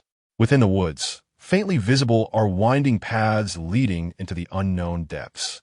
This is the very place where we shall soon engage in battle. Lin Chuan gazed at the landscape before him and addressed his team. Though the environment is harsh, it serves as a test for us. Prepare yourselves to embrace the challenges that lie ahead. The team responded in unison, their voices echoing through the frigid air. General Wang he approached Lin Chuan and spoke softly, "Shaolin, the conditions here are even more severe than we anticipated. You must ensure the safety of your team." Lin Chuan nodded in acknowledgement, assuring him, "General, you need not worry. We shall exercise caution. My team possesses strong adaptability." At that moment, other units began to arrive in succession. The island was abuzz with activity, a cacophony of sounds intertwining. Although this was a military base, it typically hosted only a small contingent of stationed troops, numbering just over 100. Consequently, there were few buildings. Despite commencing preparations for the assessment site 3 months in advance, the infrastructure remained minimal. Thus, regarding accommodation, each unit set up tents in designated areas for field camping, where they would rest. Battle flags were hung outside the tents, while the leaders of each army group naturally resided in the buildings. Once all units had arrived, the island was more vibrant than ever before. However, even with thousands of personnel, they occupied only a fraction of the island's vast expanse. As night fell, the headquarters had yet to issue a gathering order, allowing the troops to rest in their camps while awaiting further instructions. The leaders of the various units had been summoned for a meeting to announce the forthcoming assessment rules and procedures. 2 hours later, Wang He returned, accompanied by the leaders of the other units. The once bustling island fell into a sudden hush as each group commenced their meetings to declare the rules. Chapter 32. Assessment Rules and Patterns Announced. In the tent of the 31st Army Group. "Come, everyone, take a seat." Wang He gestured to the crowd and spoke. "The content is somewhat extensive, so listen attentively while you rest and keep in mind." "Yes," Lin Chuan responded, turning to the crowd. "Tianlang, everyone sit down." Once everyone was seated, Wang He began, "I just attended a meeting convened by the headquarters, and the assessment methods have been confirmed. The assessment rules are neither overly complicated nor entirely easy. Now listen carefully." The crowd straightened up, ears perked for the information. Wang He scanned the room before speaking solemnly. The assessment is divided into 3 phases. The first phase consists of individual skill competitions. For the Navy, the focus will be on armed swimming, underwater operations, maritime shooting, amphibious landings, rowing, high-speed boat navigation, and naval individual tactical theory. For the Army, the emphasis will be on a 20-kilometer armed cross-country course combined with reconnaissance, counter-reconnaissance, climbing, and shooting tasks. In simpler terms, it involves completing a 50-kilometer armed assault within a specified time frame. During this journey, participants must execute reconnaissance and counter-reconnaissance techniques, and there will be climbing sections requiring corresponding assessments. After a 20-kilometer weighted run, competitors will use designated firearms to shoot at targets set at varying distances and positions, with scores calculated based on accuracy and completion time, testing their physical limits and shooting precision under fatigue. In addition to this comprehensive skill set, there is a 3-gun shooting assessment: rifle, pistol, and submachine gun. Contestants must demonstrate proficiency in transitioning swiftly and accurately between these 3 types of firearms in designated scenarios. For instance, participants must first use a rifle to shoot distant targets, then quickly switch to a pistol for nearby emerging targets, followed by a submachine gun for sweeping fire against moving targets. Lastly, the assessments will include hand-to-hand combat, demolition, Army individual tactical theory, and battlefield vehicle operation. For the Air Force, assessments will involve both daytime and nighttime parachuting over sea, plains, and mountainous regions, including high-altitude and rapid descent operations, resistance to vertigo, infiltration through parachuting behind enemy lines, reconnaissance, and intelligence gathering, among others. Beyond the individual skill sets of these 3 branches, there is one final component: strategic sniping. This requires participants to engage in strategic sniping in various complex and dynamic environments, targeting not only fixed and moving targets at varying distances, but also hostage targets, high-speed vehicles, boats, helicopters, and so on. The first phase of the assessment encompasses all of these elements, with a duration of 3 days. Upon hearing this, The novices felt a significant stir within. It was not merely the difficulty or complexity of the assessment subjects that stirred them, but rather the realization that Lin Chuan had trained them primarily on these very skills. Of course, there were many other subjects that Wang He had not mentioned. At this moment, their reverence for instructor Lin Chuan reached its zenith. The Huaxia Special Forces had never existed before, yet Lin Chuan had envisioned all of this. Moreover, he had rigorously trained them. The tactical mindset exhibited was extraordinarily advanced and formidable. Report. Lin Chuan inquired, "Sir, is there a numerical standard required for this assessment subject?" Wang Yi chuckled, "Of course. The examination venue is limited in size. If everyone were to participate, just imagine the need for additional space, judges, and coordinators." After a brief pause, he continued, "The rules stipulate that for the various individual assessment subjects, each unit may send no more than 4 participants and no fewer than 1. Furthermore, it is mandated that 1 individual will be randomly selected by the judging panel. This also serves as a test of the comprehensive average strength of your unit. Should more than 2 be dispatched, each unit may arrange accordingly. However, the performance of the randomly selected members, regardless of their results, will be included in the statistics. All subjects will be calculated based on points. 3 points for first place, 2 for second, and 1 for third. There will be no points awarded beyond the third place. If a randomly selected member does not place within the top 10, that subject will incur a penalty of -1 point, which must be accounted for in the overall score. It is important to note that this top 10 is not determined by the total number of participants, but rather by the top 10 among the randomly selected members. Their scores will be tabulated separately." Lin Chuan nodded slightly. "I understand. In that case, our unit, even including myself, consists of only 40 personnel. If we were to dispatch just 1 participant, nearly a third of our members would need to compete in 2 subjects." Wang Yi affirmed precisely. With a wry smile, he added, "Thus, after the meeting, I specifically consulted with the judging panel to discuss potential solutions. The outcome was that all members of our unit, Tianlang, will be selected randomly. Should there be scheduling conflicts, they will adjust the selected personnel accordingly to stagger the assessment times." Lin Chuan nodded. "Then there is no issue. Competing in 1 subject versus 2 makes no difference for us." Wang Yi turned to Lin Chuan and asked, "So, does this mean we will only participate with the randomly selected members for each subject, without sending additional personnel?" Lin Chuan shook his head. "Of course not. The top 3 earn points. If time permits, we must ensure we have a full complement of 3 participants. Once the selection list and the assessment schedule are released, I will systematically arrange it." Wang Yi opened his mouth in disbelief. "Wait, you intend to secure the top 3 positions in every subject, leaving the other units in the dust?" Lin Chuan smiled and turned to the rookies. "Do you have confidence?" "Yes," the rookies shouted in unison. Lin Chuan shrugged at Wang Yi. "You see, they said it, not me." Wang Yi replied, "All right then, as long as you all possess confidence." Wang Yi continued, "Regarding strategic sniping, this involves the allocation of personnel from each unit. There will be no random selection, as sniping is not an ordinary subject. It requires innate talent. However, each unit may have no more than 3 individuals." "Understood?" Lin Chuan replied. "Commander, please proceed to discuss the second phase." Wang Yi nodded, stating that the second phase involves team cooperative operations. The personnel requirement is between 5 to 7 individuals.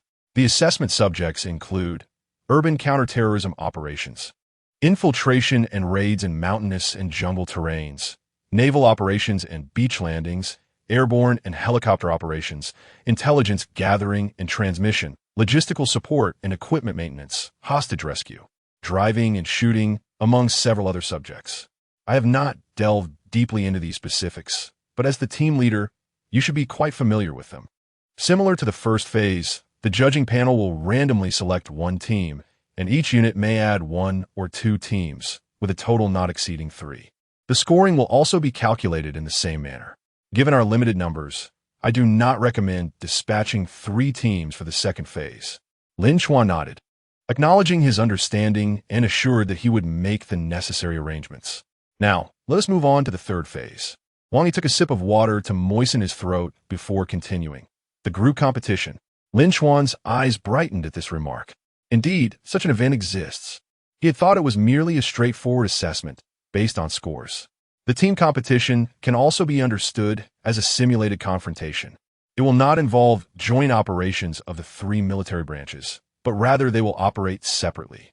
The Navy will compete against the Navy, the Army against the Army, and the Air Force against the Air Force.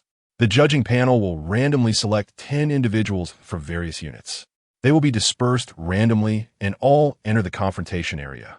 Each military branch's confrontation area and environment will differ. The Navy will primarily consist of warships, beaches, and docks. The Air Force and Army will focus on mountainous terrain, plains, lakes, and ranges. The rules of the competition are simple. It is a matter of survival until the last one standing. Lin Chuan inquired, "Commander, what do you mean by random dispersion? Does it imply that each will fight independently rather than cooperating in small teams?" Wang Yi clarified, "It does not mean that there will be no team cooperation. Upon entering the area, they will initially be dispersed. However, if luck permits and they encounter members of their own unit during the course of the competition, they may freely join forces. Conversely, if luck is not on their side, there is little to be done. The battlefield environment is ever-changing, and anything can occur. It is indeed possible for one individual to confront an entire squad. The judging panel is not omnipotent. They cannot orchestrate everything perfectly. Their arrangement aims to comprehensively assess each member's individual capabilities in special operations. The preceding evaluations have relied solely on performance metrics, lacking confrontation, which obscures the analysis of adaptability and true skill levels in combat situations. This arrangement will simultaneously measure both individual and team combat effectiveness. Lin Chuan nodded in agreement. Indeed, that is the case. Wang Yi concluded, "Well, these are the rules. Tomorrow, the judging panel will send over the randomly selected list along with the schedule for the assessments in each subject. At that time, please make your arrangements with great care." "Certainly." Chapter 33. Those who offend our great China shall be punished, regardless of distance. Oh, by the way, just as Wang He was about to leave, he turned back and said, "Tomorrow morning, all special forces of the Army will assemble to receive the inspection from the headquarters. It's quite straightforward.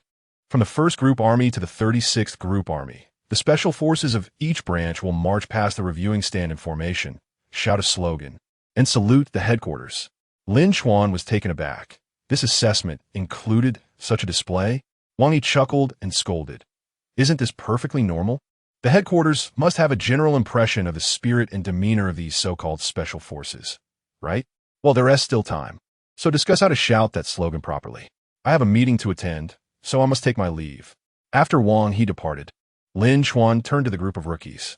After training for half a year, it was now time to test them. "We shall see what they are made of." Lin Chuan spoke in a solemn tone. "Listen closely. Regardless of the subject, whether individual skills or team cooperation, I have but one requirement. We must come in first. Otherwise, the consequences, well, I need not elaborate. You all know the stakes. What I seek is to demonstrate to the entire Army what a true Special Forces soldier is. What constitutes a Special Forces unit? I want the entire Army to regard us, the Sky Wolves, as the benchmark. The establishment of Special Forces in China is unprecedented, and every unit has been navigating without a clear standard. But this time, we shall let the whole Army know that we are the standard. If we succeed, then you shall be the heroes of the Xia forces. The Sky Wolves Tri-Service Special Forces will become an entity that the entire Army looks up to. Tell me, do you have confidence?" "Yes, yes, yes." The members, upon hearing Lin Chuan's words, exhibited an unprecedented fervor in their eyes. Who does not wish to become a legend?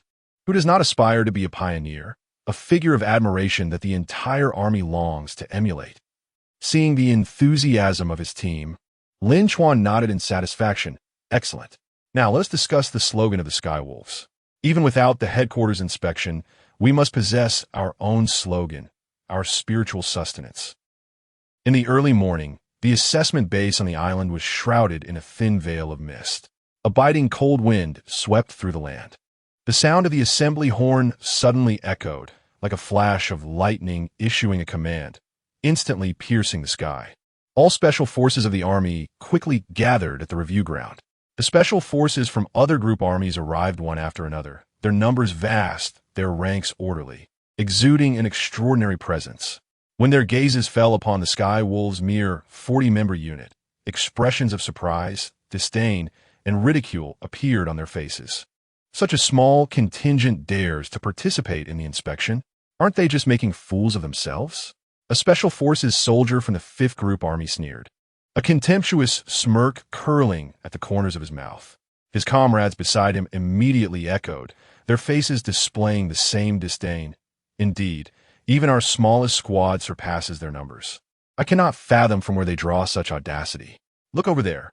Are those female soldiers? My goodness, they've even brought in female soldiers? Can they truly fight?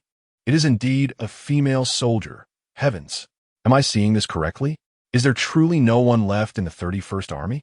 They have resorted to deploying female soldiers. It appears they are indeed a demoralized unit. You tell me, with just these few individuals, how can they possibly participate in the assessment? A Special Forces soldier from the 18th Group Army, his face marked with confusion, could not help but inquire. Yes, this assessment comprises dozens of individual tasks. They lack the manpower to distribute even a fraction of the roles, another soldier added, shaking his head, his expression filled with bewilderment. Perhaps they are merely here to go through the motions, to casually meet the requirements, without any intention of competing earnestly, someone speculated. That is quite possible. Yet even if they wished to take it seriously, their limited numbers would hinder them. Each task necessitates at least one participant. They likely cannot even muster half the required personnel. On the reviewing stand, 3 senior officials sat in the front row, their demeanor authoritative, their gazes penetrating as if they could perceive everything. Behind them, the commanders or chief staff officers of 36 group armies were seated in an orderly fashion. Each face reflected anticipation for the review and concern for their respective troops. As the multi-service Special Forces of the Day Wolf Unit made their entrance. Before the review had even commenced, the senior officials were instantly drawn to this sparsely populated contingent, their brows furrowing slightly in response. Turning to Wang, he beside him, one official queried, tinged with curiosity, "Old Wang, what is the situation? Why does your 31st Group Army field only this single unit, and with so few individuals? Moreover, are there female soldiers among them? Have you even trained female Special Forces?" Wang He promptly stood, saluted crisply, and with a calm demeanor replied, "Sir, while our numbers may be few, each soldier has been meticulously selected through rigorous screening, representing the finest elite. Every individual is a versatile operative, possessing formidable comprehensive combat capabilities. We firmly believe that combat effectiveness is not determined by sheer numbers, but by the quality of the soldiers and the synergy of the team. Moreover, our female comrades are equally capable, standing on par with their male counterparts. When it comes to the battlefield, our female soldiers can also stand their ground independently." The senior official, upon hearing this, appeared somewhat skeptical. Such a scale presents considerable challenges in an assessment. Do you feel prepared? Wang Yi confidently responded, "Rest assured, sir. During this period, we have engaged in intensive, all-encompassing training, and the growth of our team members has been remarkable. They not only possess exceptional military skills, but also exhibit indomitable fighting spirit and a high degree of team cohesion. I am filled with confidence in their abilities." The officials nodded slightly, their doubts dissipating, replaced by a glimmer of expectation. Their gaze once again fell upon the members of the Tianlang Special Forces, as if seeking to unearth further possibilities from them. At this moment, Lieutenant General Li Chuan of the 7th Group Army, seated in the back row, could not help but chuckle and tease. "Old Wang, you truly have an unexpected ace up your sleeve. While others are competing in numbers, you have chosen to assemble such a small elite force. Are you planning to achieve the miraculous by overcoming the odds?" The Chief of Staff of the 15th Group Army chimed in with jest. "Old Wang, is this an overabundance of confidence? Or do you have ulterior motives? With just a handful of personnel, a single charge from us could easily overwhelm your troops." Wang He laughed heartily, responding with neither arrogance nor humility. "Old Li, and everyone else, our Special Forces emphasize quality over quantity. My 40 men are worth hundreds of yours. When the assessment results are revealed, prepare to be astounded." Upon hearing this, the crowd erupted in laughter, a mixture of jest aimed at Wang He and curiosity and anticipation regarding the forthcoming performance of the Tianlang unit. As the inspection commenced, a powerful voice resonated from the loudspeakers. Now approaching us is the Cheetah Special Forces of the 1st Group Army. The Cheetah Special Forces marched with synchronized and vigorous steps, chanting their motto, "Cheetah strike, unstoppable and fierce." Defending our homeland, we instill fear far and wide. Their rallying cries were deafening, exuding immense vigor. Following closely, the Navy's Sea Shark Special Forces and the Air Force's Eagle Special Forces paraded past the reviewing stand, their slogans equally resounding, showcasing the unique characteristics and strengths of their respective branches. As time ticked by, various special forces from each group army advanced in succession before the reviewing stand, each displaying their distinct flair. After half an hour, it was finally the turn of the 31st Group Army's Tianlang Amphibious Special Forces. Lin Chuan stood at the forefront of the formation, his posture as upright as a pine tree, his voice piercing the heavens. "Tell the leaders, who are we?" The soldiers roared in unison. "Amphibious Special Forces of the Dragon Nation, the most elite warriors of the Republic." Lin Chuan continued, "What does it mean to be a Dragon Nation Special Forces soldier?" The soldiers replied, "Dragon Nation Special Forces are warriors from hell. We undertake the most arduous, the most perilous, and the most challenging tasks of the entire military." Lin Chuan pressed on, "What is our duty?"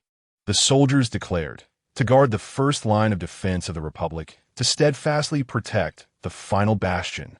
Lin Chuan asked, "What is our principle?" The soldiers answered, "An eye for an eye, a tooth for a tooth."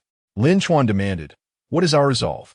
The soldiers proclaimed, "We would rather advance and die than retreat a single step to live. Those who offend our China shall face retribution, no matter how far they may be. Those who offend our China shall face retribution, no matter how far they may be. Those who offend our China shall face retribution, no matter how far they may be." Chapter 34. The assessment commences. The rallying cry reverberated like a thunderous roar, echoing throughout the entire review ground. In stark contrast to the slogans of other units, the motto established by Lin Chuan for the Tianlang Amphibious Special Forces embodies a fundamental distinction. Most military slogans tend to emphasize the display of formidable strength and an unwavering determination to triumph, often proclaiming an invincible might that exudes a sense of power, albeit in a somewhat superficial manner, akin to conventional forces. However, the Tianlang motto emanates from a deeper sense of mission, duty, and belief. It eschews ornate embellishments, yet each phrase resonates profoundly, serving as a constant reminder of the team's responsibilities and aspirations, becoming their spiritual bastion on the battlefield. In that moment, the entire review ground seemed to be suspended in time, as everyone was captivated by the resounding rallying cry. Those who had previously scoffed at the Tianlang Special Forces numbers found themselves silenced, their derision swiftly replaced by astonishment. Wide-eyed, they observed the regimented formation of the Tianlang troops, absorbing the powerful slogan, and felt a ripple of emotion within. Even the leaders of other corps, who had approached the assessment with a sense of confidence, could not help but display a serious demeanor as they began to re-evaluate this seemingly weak yet formidable Tianlang Amphibious Special Forces.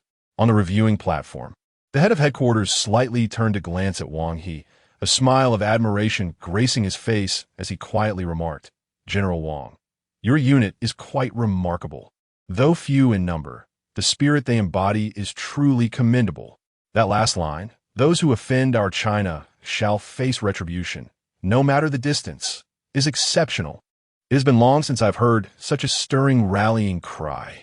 Hearing it truly transports us veterans back to the days of charging into battle during the War of Resistance." Wang He was genuinely taken aback that Lin Chuan had conceived such an impressive motto. He humbly replied, "I am grateful for the leader's affirmation and encouragement.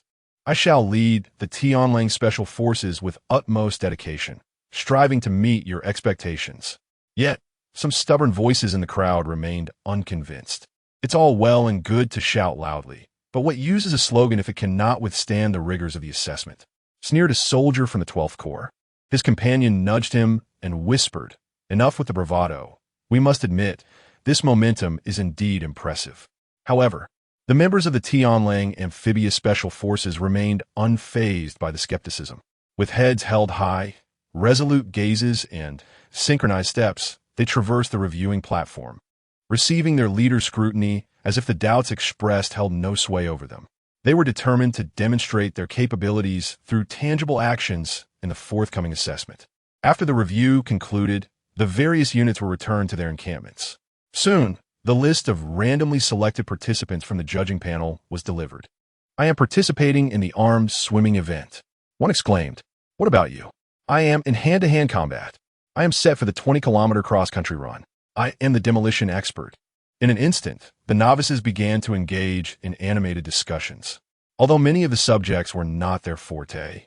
After more than half a year of training, they were confident in the topics they had been assigned. "Xiao, you specialize in combat?" Chun Jiao and Su Mei paused in surprise upon seeing Lu Xiao's subject among the female soldiers. Lu Xiao was indeed the one who had previously remarked to Lin Chuan, "You were such a naughty soldier." Yes, she had persevered until the end. Yet, even now, she remained unable to shed her introverted and delicate disposition. Lu Xiao expressed her concerns. "What should I do? I've never fought against male soldiers before. Can I switch to another subject? I will be fine with armed 20-kilometer cross-country as well." Chun Jiao, amused, responded, "You're not afraid to charge while carrying dozens of pounds of gear, but you fear a simple combat exercise?" Su Mei chimed in with a laugh. "Exactly. Over these past months, you've trained hard in combat. What is there to be afraid of?"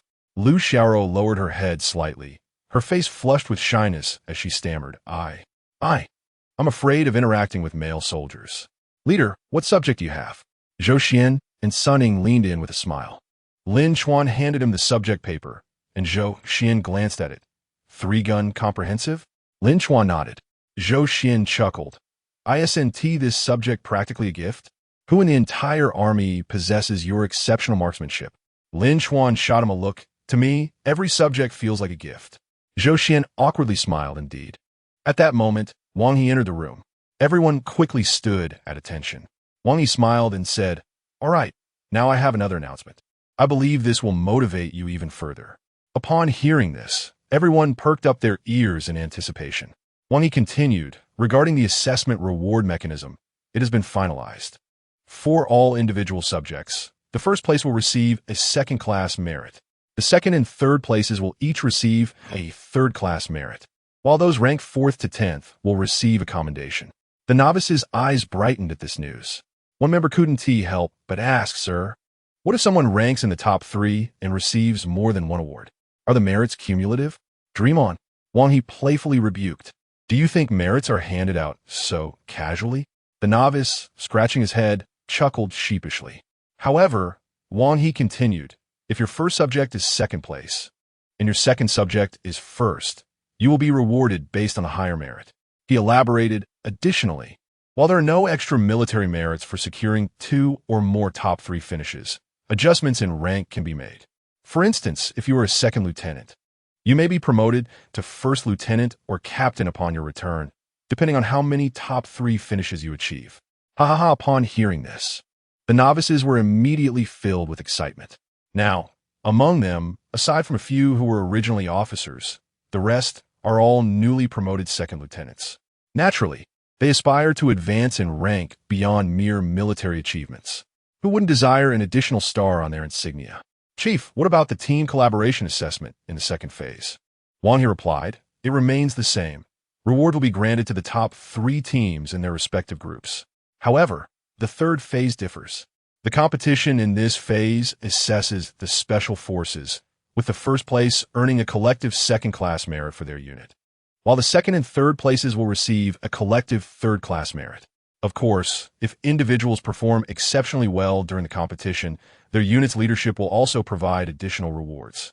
Upon hearing this, everyone nodded slightly. Wang He continued, "I have come to inform you of this matter." He then looked at Lin Chuan. "Please submit the confirmed list of those who will participate in additional subjects by 3 p.m. today. The judging panel needs to finalize the spots and numbers for tomorrow's assessments." Lin Chuan nodded in understanding. After Wang He departed, Lin Chuan clapped his hands to signal everyone to quiet down. The assessment criteria and locations were now clear.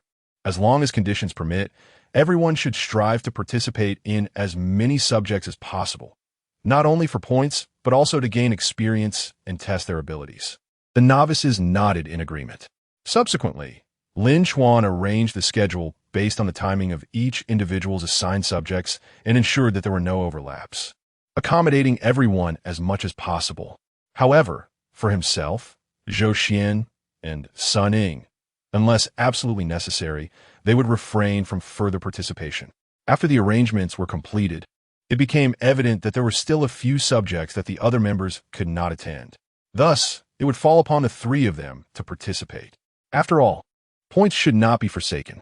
During the following time, Lin Chuan did not require the members to undertake any tasks. He merely instructed them to continue resting, adjusting their states, and contemplating how to approach the subjects they would be participating in. Just as Lin Chuan stepped out of the tent to catch a breath, three figures approached. Upon seeing them, a smile graced Lin Chuan's lips. Old Li, Old Yuan, Old Zheng. These two were majors, while one was captain. Earlier in the year, they had participated in the international warrior training, where China had 6 slots. Besides himself, Zhou Xian, and Sun Ying, the other three were Li Hao Yuan Shan and Zhang Jiajia. Though their prowess ranked below Lin Chuan, they surpassed Zhou, Xian, and Sun Ying. Li Hao hailed from the 28th Army, while Yuan Shan and Zhang Jiajia were from the 1st and 15th Armies, respectively. I saw you all during the morning review. Are you all instructors now? Lin Chuan inquired with a smile. The trio chuckled ruefully. Our title as instructors pales in comparison to yours. Among our cohort participating in the training, who does not know of your extraordinary abilities? Lin Chuan. During the review, upon noticing that your 31st Army comprises merely 40 members, we realized that this battle would be exceedingly difficult for us. Lin Chuan chuckled. Your numbers exceed ours by more than tenfold. How can it be challenging for you? Are you three intentionally trying to belittle me? Li Hao scoffed. Having a large number does not guarantee effectiveness. We have all undergone collective training, so do not attempt to deceive us. Yuan Shan added, do you think we Haven T raised the issue of numbers with the military? However, they have paid us no heed. What can we do? Not everyone possesses your extraordinary capabilities. Zhang Jiajia, intrigued, inquired, Old Lin, with only 40 people in your 31st Army, how is it that within just over 6 months, you have managed to train them in the subjects of the 3 armies? Lin Chuan replied, indeed, we have trained, but such a short time cannot achieve mastery. The headquarters requires an assessment, so we had no choice but to bring them out. As for the results, we shall ascertain them through this opportunity. Suddenly, Li Hao leaned closer, a grin on his face, and asked Lin Chuan, Old Lin, which subjects did you personally participate in during the first phase? Upon hearing this, Lin Chuan instinctively became wary and jestingly scolded. I knew you three would come to seek me out, certainly with ulterior motives. Are you trying to extract information from me to undermine my 31st Army? Li Hao rolled his eyes. Even if you gave us 10 more lives, we would not dare to challenge you, you freak. Yuan Shan sighed. We merely wish to know which subjects you participated in, so that we can avoid you. We too need to present some achievements to the military, don't we? If we encounter you, how will we ever have a chance at securing first place? Exactly. Zhang Jiajia chimed in, Old Lin, after all, we have once faced life and death together abroad as comrades. Surely, you wouldn't deny us even a sip of soup? Lin Chuan observed their antics, bemused, and thought to himself how their commander would surely be infuriated if he saw them like this. Nevertheless, he eventually divulged the 3 subjects he had participated in. Upon hearing this, the 3 of them finally wore satisfied smiles. The following day, an urgent assembly call echoed throughout the island. The booming voice from the loudspeakers resonated, announcing, all special forces, the first phase of individual subject assessments commences now. All participating personnel, please gather at the designated locations according to the assessment schedule. Upon hearing the announcement, the members swiftly began their preparations. Once they had assembled outside, they saw rows of staff members standing in the Grand Plaza, holding signs bearing the names of the individual subjects. Those participating in the assessment were to gather behind the corresponding staff members. Chapter 35 No. Boss, you can't possibly be intending to punish me as well, can you? All right, go ahead. Lin Chuan gazed at the assembled members and declared loudly, "Give it your all." Yes. The members roared in unison, their voices tinged with a mix of anxiety and exhilaration as they dispersed, sprinting towards their respective competition areas. Lin Chuan himself made his way directly to the comprehensive shooting range. This event was not for the faint-hearted. Only those with considerable marksmanship dared to participate. However, apart from their own team, the other units had a significant number of participants. Each, except for the one selected by the judges, sent an additional 3 members, totaling 4 per team. On the Tianlang side, apart from Lin Chuan, they could only manage to squeeze in 1 additional member, Zhu Hanlin. The event assigned to Zhu Hanlin was the nighttime high-altitude parachuting, scheduled for the evening. In addition to night parachuting and the comprehensive shooting, Lin Chuan had also arranged for him to undertake armed swimming, making it a total of 3 events. Upon arriving at the designated position, Zhu Hanlin, beaming, turned to Lin Chuan and said, "Boss, during the competition, please don't go easy on me." Although Zhu Hanlin had initially felt quite disgruntled with Lin Chuan during the preliminary selections, their interactions in the latter stages had allowed him to gain a more profound understanding of Lin Chuan's character. Indeed, he now recognized him as a remarkably charismatic man. After several exchanges, Zhu Hanlin unconsciously altered his demeanor towards Lin Chuan, treating him with a respect and reverence befitting a superior and comrade. Lin Chuan glanced at him and replied nonchalantly, "Rest assured, I shall not." Zhu Hanlin responded, "Wait, boss, I was merely being polite. You wouldn't truly put me through the ringer, would you?" Lin Chuan stated, "In the arena, giving it your all is the greatest form of respect towards your opponent. What is the matter? During the selection phase, you were eager to challenge me.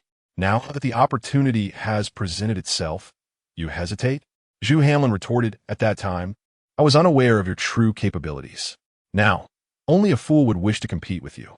Lin Chuan regarded him with a thoughtful smile and said, "I have told you before, our participation in this assessment is not solely to bring honor to the military. The true purpose is to set a benchmark. The concept of special forces remains nebulous even now across the entire army. We must provide them with a complete and standard definition. It is imperative that they understand what capabilities special forces should possess and what the standards ought to be.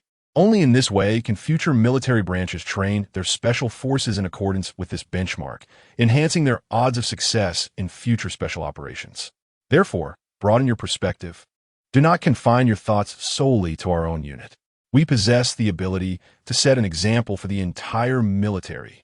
We are not only soldiers of the 31st Army. We are warriors of Huaxia. This is the true reason I insist that everyone I choose to participate in this assessment must achieve commendable results." Upon hearing this, Zhu Hanlin felt a jolt of realization, and his expression grew solemn. "Yes, I understand." 10 minutes later, the judges from various subjects called out names from their lists, confirming that everyone was present before gesturing for all to board the large truck at the rear. They were to be transported directly to the assessment site.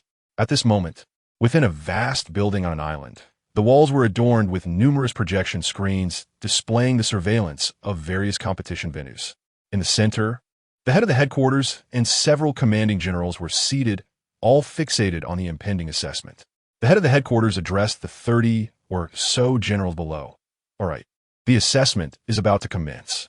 The nation has invested significant funds in enabling your respective forces to establish special operations units. Now, it is time to evaluate the results. As the saying goes, let us see whether it's a mule or a horse. Those who perform well will undoubtedly receive commendation from the headquarters. However, for those who underperform, the head of the headquarters scoffed, making it clear that accountability would be unavoidable. I hope you do not disappoint the headquarters." The generals, upon hearing this, straightened their postures, their hearts a mix of anticipation and anxiety.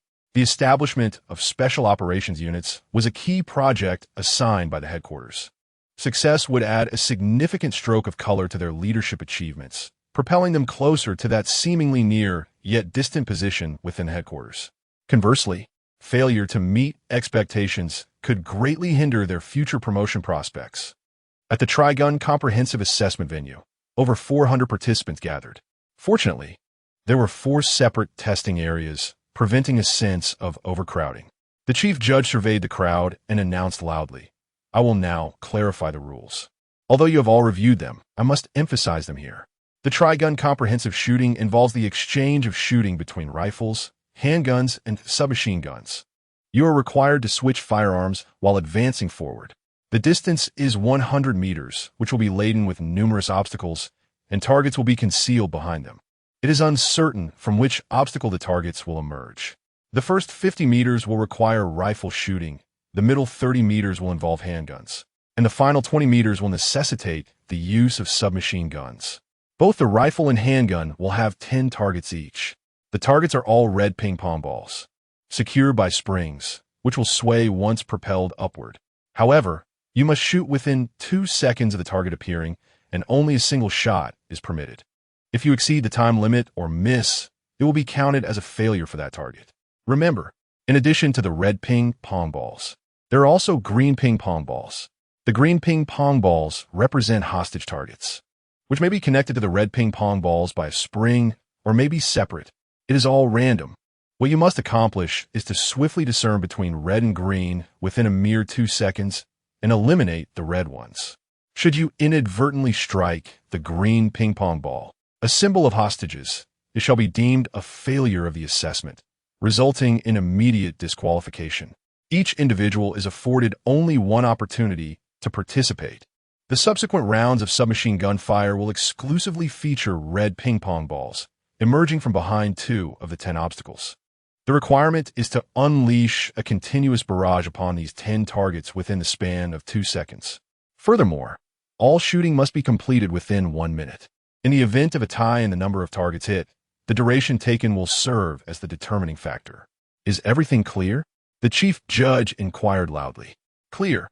Over 400 voices echoed in unison. Excellent. The chief judge announced. We will commence with the contestants from the First Army, proceeding sequentially. Now, you have 3 minutes to familiarize yourselves with and inspect your firearms. After 3 minutes, the assessment will begin. The competition firearms have been duly designated, with the officials preparing 20 of them. The members of the first 5 groups shall adapt and examine their weapons.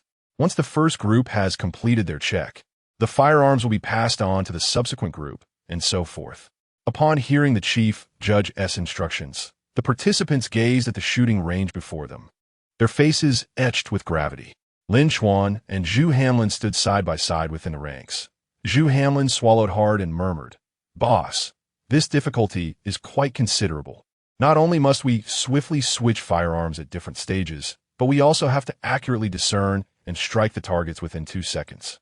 A slight misstep could render all prior efforts futile." Lin Chuan cast a calm glance at him, saying, "When I trained you, the targets were far more challenging than this. What is the matter? Are you faltering as soon as you step on the field?" Zhu Hanlin forced a smile. The training ground and the competition arena are, after all, different. There's so many people here, and the leaders from headquarters and the generals are all watching. Do you think everyone possesses a heart as steadfast as yours? Lin Chuan turned back, speaking thoughtfully. Regardless of their scrutiny, they are merely comrades in arms. If this were a battlefield, the adversary would lie opposite us. If you cannot overcome this, you will meet a tragic fate in actual combat. At Lin Chuan's words, Zhu Hanlin felt a chill run down his spine.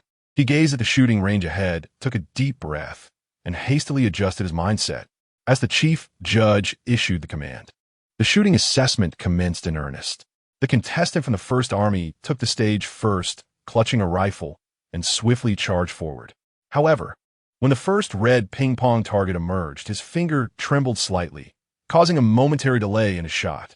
Although he ultimately hit the target, it was evident that he had exceeded the time limit. Clearly, he had yet to adapt to this rhythm.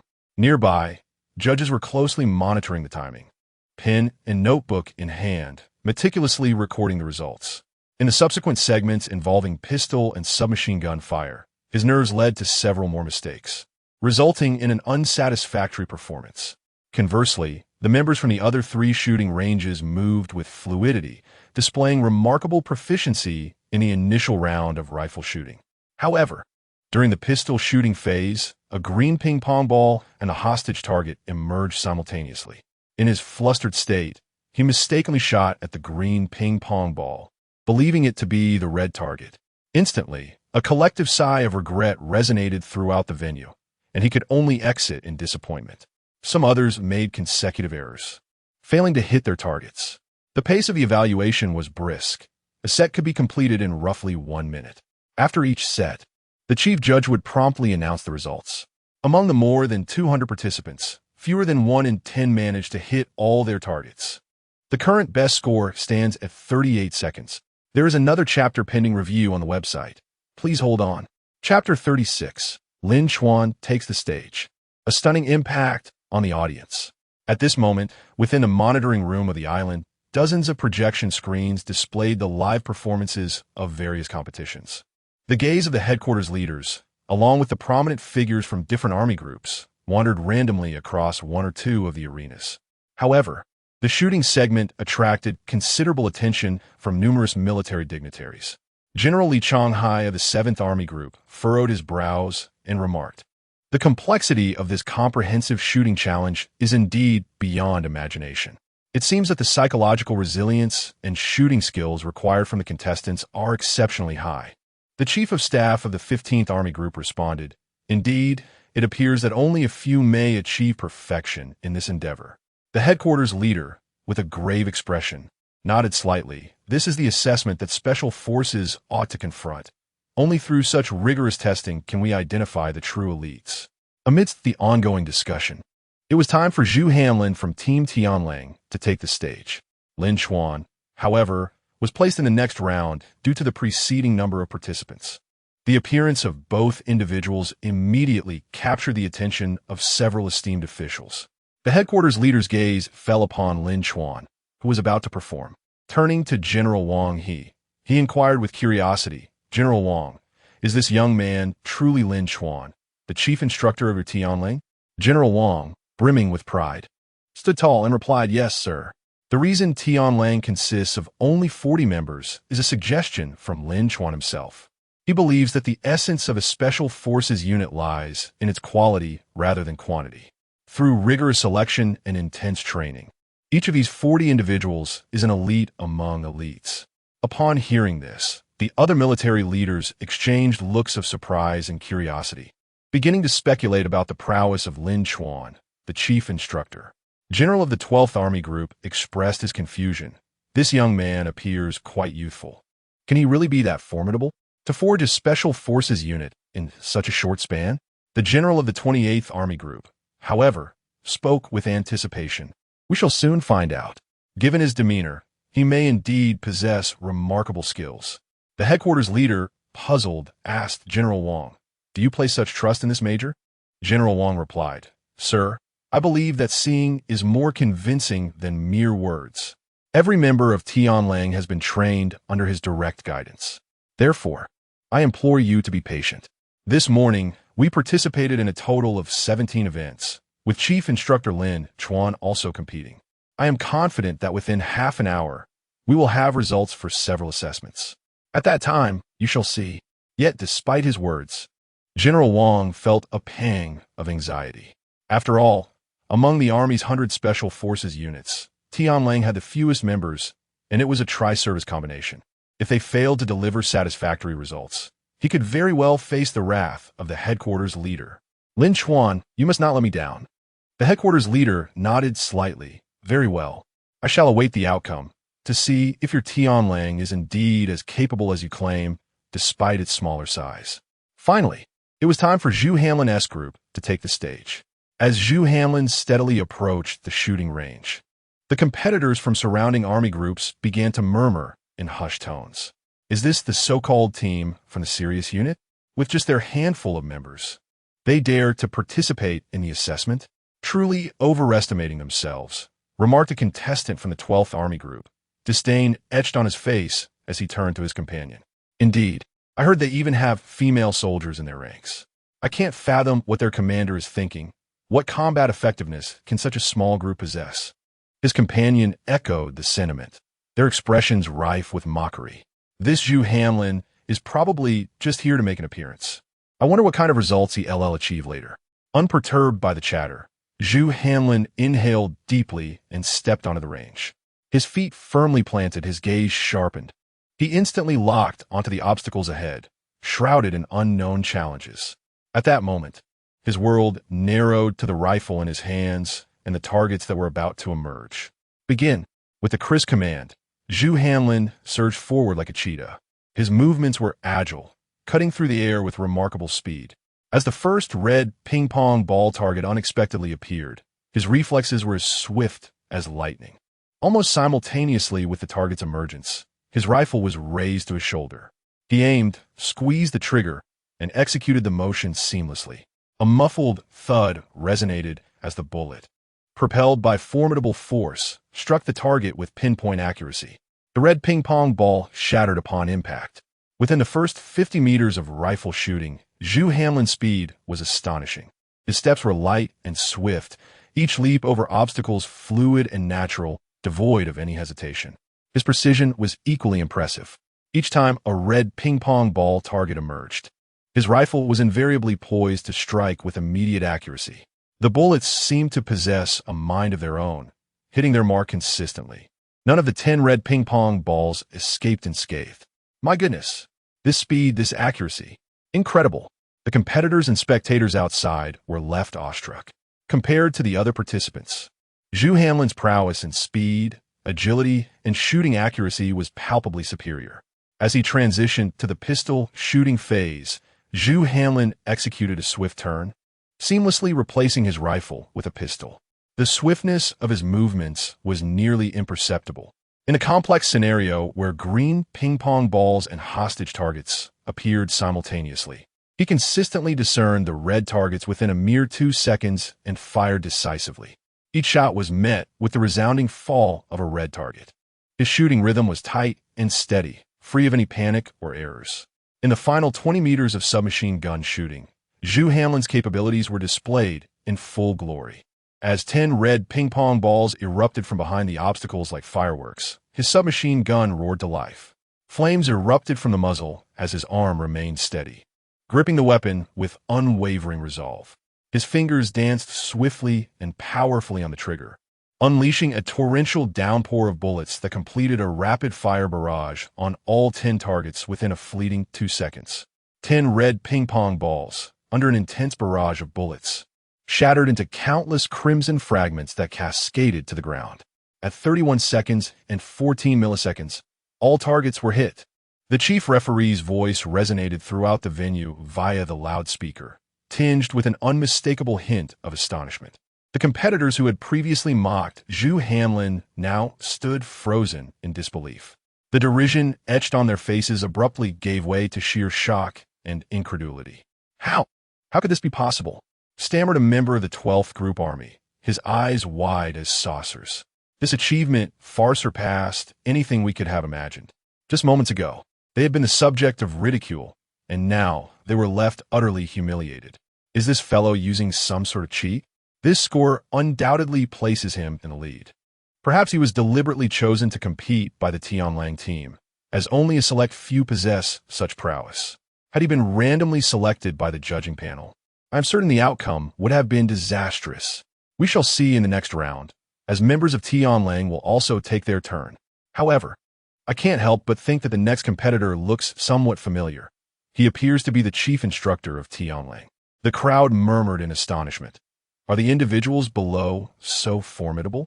If that Chief Instructor is as exceptional, then he must be even more extraordinary. Meanwhile, in the monitoring room on the island, upon witnessing Zhu Hanlin's outstanding performance, Wang He leapt from his seat, exclaiming with excitement, "Well done. This is the true strength of our Tianlang." Ha ha! The commander of the 7th Group Army, Li Chuan, wore a look of shock and could not help but remark, "This score is simply astounding. It seems I have indeed underestimated this unit." The Chief of Staff from the 15th Group Army echoed his sentiments.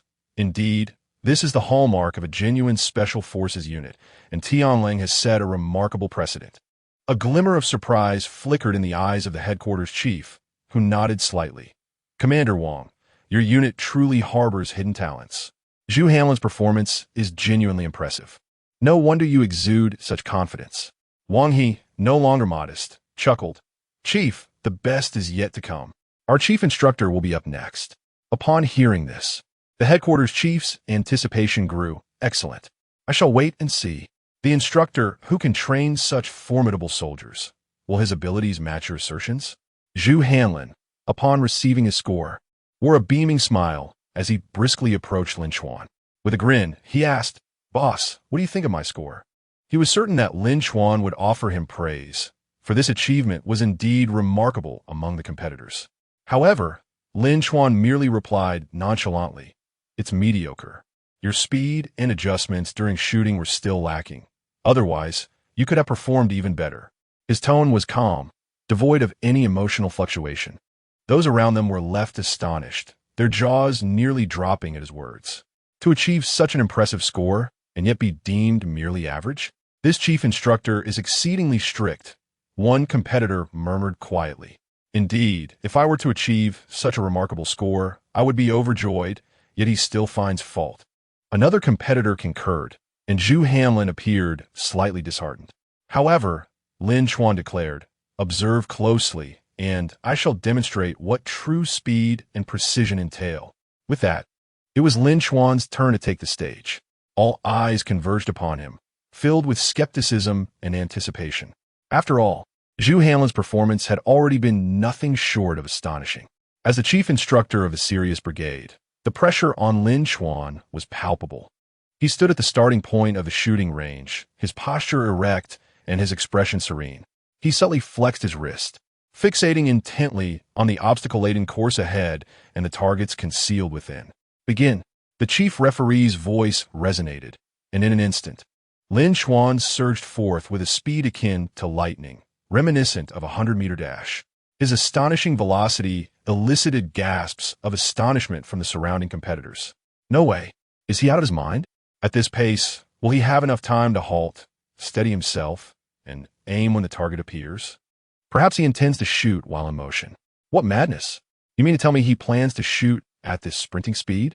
Do you truly believe that is feasible? Just as these words were uttered, the first target materialized.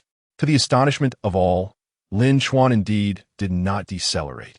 The firearm in his grasp was raised almost instantaneously upon the red ping-pong ball's ascent. Bang! Without a moment's pause to aim, he pulled the trigger. Immediately, the target shattered into fragments. The audience and all the dignitaries in the monitoring room were left utterly astounded by this breathtaking spectacle. Chapter 37. A time of 14 seconds and 32. The crowd erupts. Accusations of cheating emerge. How on earth did he achieve this? Such speed, coupled with such precision. Incredible. Truly astonishing. No wonder he is the chief instructor. Not only is his own prowess formidable, but the soldiers he trains are equally impressive. The entire audience was left in awe at Lin Chuan's displayed capabilities, including the leaders in the monitoring room and the commanders of various army groups. Even Wang He, for the first time, witnessed Lin Chuan's extraordinary marksmanship. Meanwhile, Zhu Hanlin at the scene could not help but exclaim in disbelief, finally realizing why Lin Chuan had held his abilities in such disdain. His own skills were barely half of Lin Chuan's. As the crowd gasped in astonishment, Lin Chuan continued undeterred.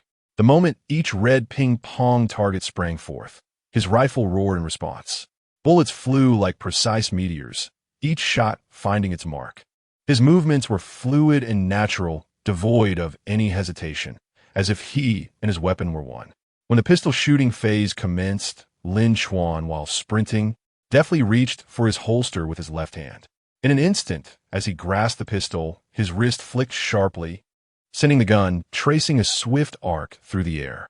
Simultaneously, his thumb expertly engaged the slide, forcefully pulling it back. With a crisp metallic click, the bullet was securely chambered. The entire sequence was executed seamlessly, flowing as effortlessly as water, without the slightest deceleration in his stride, despite the intricate action of loading the weapon. The other competitors could barely comprehend how Lin Chuan had drawn his gun and begun firing in the blink of an eye, completely oblivious to the loading process. A murmur of disbelief rippled through the crowd. His loading was far too swift. I barely caught a glimpse. Could he be cheating? One competitor from the 12th Army Group remarked, brows furrowed in suspicion. Indeed, according to the rules, one cannot load the pistol prematurely. His actions are too peculiar. There must be something amiss, another competitor concurred, eyes filled with doubt. In the monitoring room on the island, the sight left the headquarters chief and the army commanders wide-eyed, their expressions marked by incredulity. What kind of maneuver is this? Chambering around while in high-speed motion with one hand? Exclaimed General Li Chuan of the 7th Army Group, rising in shock. Never had he witnessed such mastery. Lin Chuan's capabilities were utterly terrifying. The Chief of Staff of the 15th Army Group was equally astonished. The headquarters chief's expression turned grave, yet excitement flickered in his eyes, prompting him to urgently instruct the technicians, quick, replay that moment in slow motion. The technicians swiftly complied, and the monitoring footage displayed Lin Chuan's single-handed loading technique at a fraction of the original speed. Each of his movements appeared precise and powerful, the contraction and expansion of his muscles imbued with strength. Every detail magnified infinitely, leaving the onlookers utterly speechless. Immediately, Lin Chuan swiftly raised his hand to shoot, the pistol in his grasp behaving as if it were a living entity, accurately and rapidly bringing down target after target. The rhythm and speed of his shooting left all spectators in a state of astonishment. As the phase of submachine gun fire commenced, Lin Chuan gripped the weapon with both hands, embodying the essence of a monarch on the battlefield. Without hesitation, he unleashed a barrage towards the designated area. The submachine gun erupted in his hands, spewing forth tongues of flame as bullets rained down like a tempest, striking every target in an instant. The entire sequence unfolded seamlessly, devoid of any hesitation. The competitors were rendered speechless by Lin Chuan's performance. Initially brimming with confidence in their own abilities, they soon recognized the chasm that lay between them and Lin Chuan, a disparity akin to that of heaven and earth. Is this even human speed? How is he accomplishing this? Stammered a contestant from the 5th Army, his face a portrait of shock and disbelief. Indeed, it felt as though he was not merely competing, but rather showcasing an unfathomable mastery. In comparison to him, we are nothing but amateurs, lamented another contestant, shaking his head in resignation. The commanders at headquarters, along with the leaders of various army groups, were profoundly shaken by Lin Chuan's display. Their gazes were riveted to the monitoring screens, their expressions transitioning from initial surprise to awe and admiration. The glint of astonishment sparkled in the eyes of the headquarters commander as he could not help but exclaim, "This Lin Chuan truly lives up to his reputation. His speed and marksmanship are simply beyond imagination." Wang He, chest puffed with pride, straightened his posture and declared, "Chief, I told you, Lin Chuan and his elite team. The Sirius Brigade would not disappoint you." The commander of the 7th Army, Li Chuan, widened his eyes in disbelief, exclaiming, "Is this even achievable by a human? This record is bound to shatter all previous ones." The Chief of Staff from the 15th Army also reflected, "Indeed, we previously harbored doubts about the Sirius Brigade. It appears we were far too narrow-minded. What they have demonstrated is the true caliber of a Special Forces unit."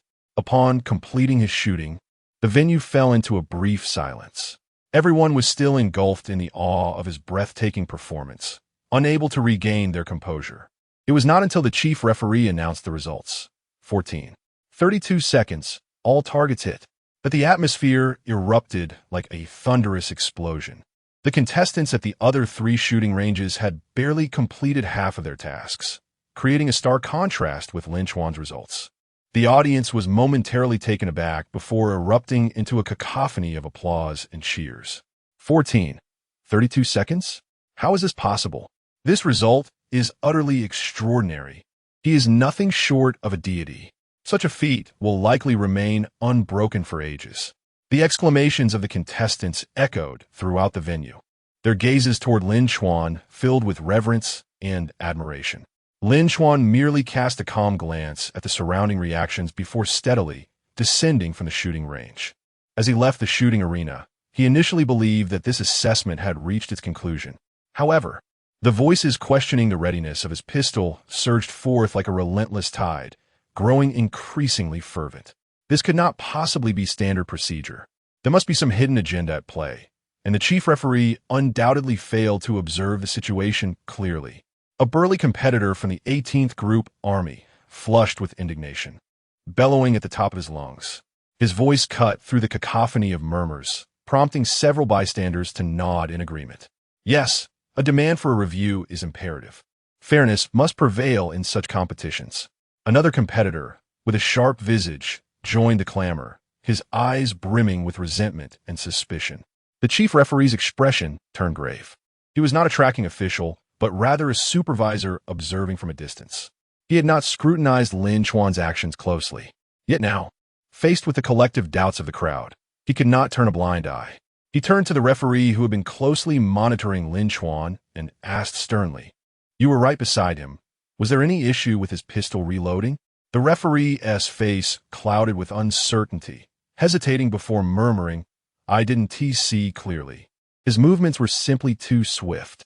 Furrowing his brows, the chief referee inhaled deeply and walked steadily towards Lin Chuan.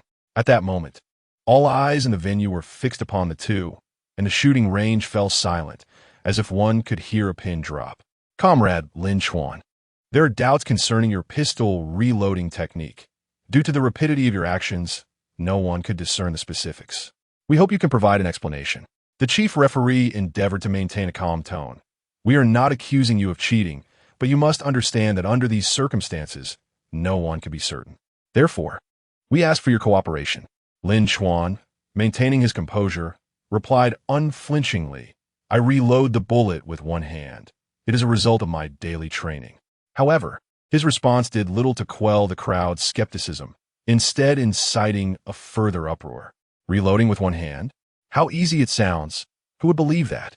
Others chimed in, "Unless you demonstrate it again, we will not be convinced."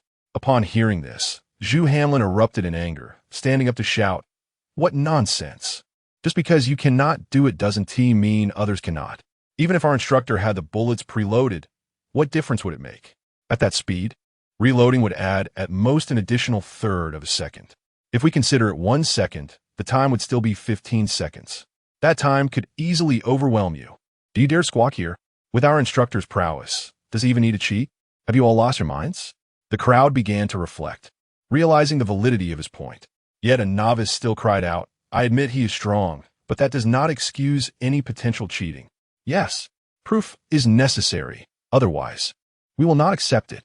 The higher-ranked competitors clamored, particularly the second and third place contenders, who were the most vociferous. If Lin Chuan were to be disqualified, they could secure their current standings. However, if it proves effective, the current third place will have to withdraw, receiving at most a mere commendation, which pales in comparison to the honor of third-class merit. The contestants exchanged heated remarks, their emotions running high, and the atmosphere on-site was nearly chaotic. In exasperation, the chief referee turned to Lin Chuan and said, "Comrade Lin Chuan, to alleviate everyone's doubts, could you please demonstrate the single-handed bullet chambering operation once more?" The various dignitaries in the monitoring room could only offer wry smiles. They understood the sentiments of these competitors. Had they not observed it closely through the monitors, they too would have found it hard to believe. Chapter 38, Lu Xiaoro versus Combat. Now we have quite a spectacle to behold. Lin Chuan furrowed his brow slightly, a hint of resignation flickering in his eyes, yet he nodded in agreement. With a swift motion, his left hand reached for the holster at his waist, deftly grasping the handgun. In an instant, he flicked his wrist, and the weapon soared into the air, once again showcasing the seamless process of chambering a bullet with one hand, just as he had done while running earlier. This time, everyone watched with wide eyes, fixated on Lin Chuan's every movement. A profound silence enveloped the scene, as all present were rendered speechless by the stunning display before them. Even those competitors who had previously voiced the loudest doubts now stood agape, their faces a canvas of shock and disbelief. How could this be? His speed and skill are simply otherworldly. The contestant from the 18th Group Army, who had been the most vocal in his skepticism, stammered in awe, his voice laced with reverence. "Indeed, we have been short-sighted. This is true prowess. The sharp-featured contestant hung his head in shame.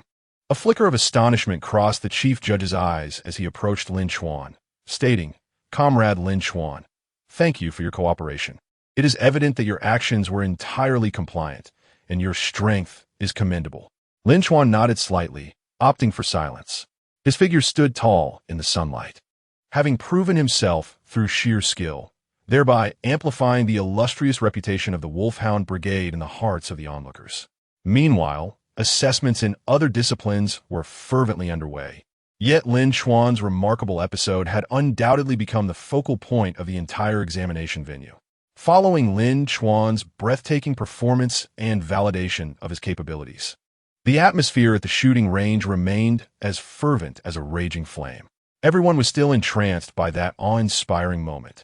However, the assessments continued, and the remaining contestants approached the shooting range with a mix of anxiety and tension. Each contestant summoned their utmost resolve, striving to showcase their best performance in this evaluation. Their gazes reflected not only a yearning for victory, but also a trepidation towards the astonishing results of Lin Chuan and Zhu Hanlin.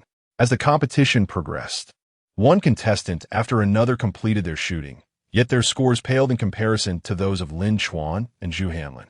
Not to mention surpassing Lin Chuan's near-mythical time of 14.32 seconds. Even Zhu Hanlin's score of 31 seconds seemed an insurmountable chasm, unattainable by any. Upon completion of the assessments, the chief judge ascended the podium, holding the final score sheet. The crowd fell into an immediate hush, all aware of who would claim the first and second places. In this comprehensive shooting assessment, the results were as follows. First place, Lin Chuan from the 31st Army's Wolfhound Tri Special Forces, with a time of 14.32 seconds, hitting all targets. Second place, Zhu Hanlin, also from the 31st Army's Wolfhound Tri Special Forces, with a time of 31 seconds, hitting all targets. Third place, Zhao Chan from the 13th Army's Black Hawk Special Forces, with a time of 38 seconds, hitting all targets. The chief judge's voice resonated clearly and powerfully, echoing across the shooting range. In their hearts, they already knew the outcome.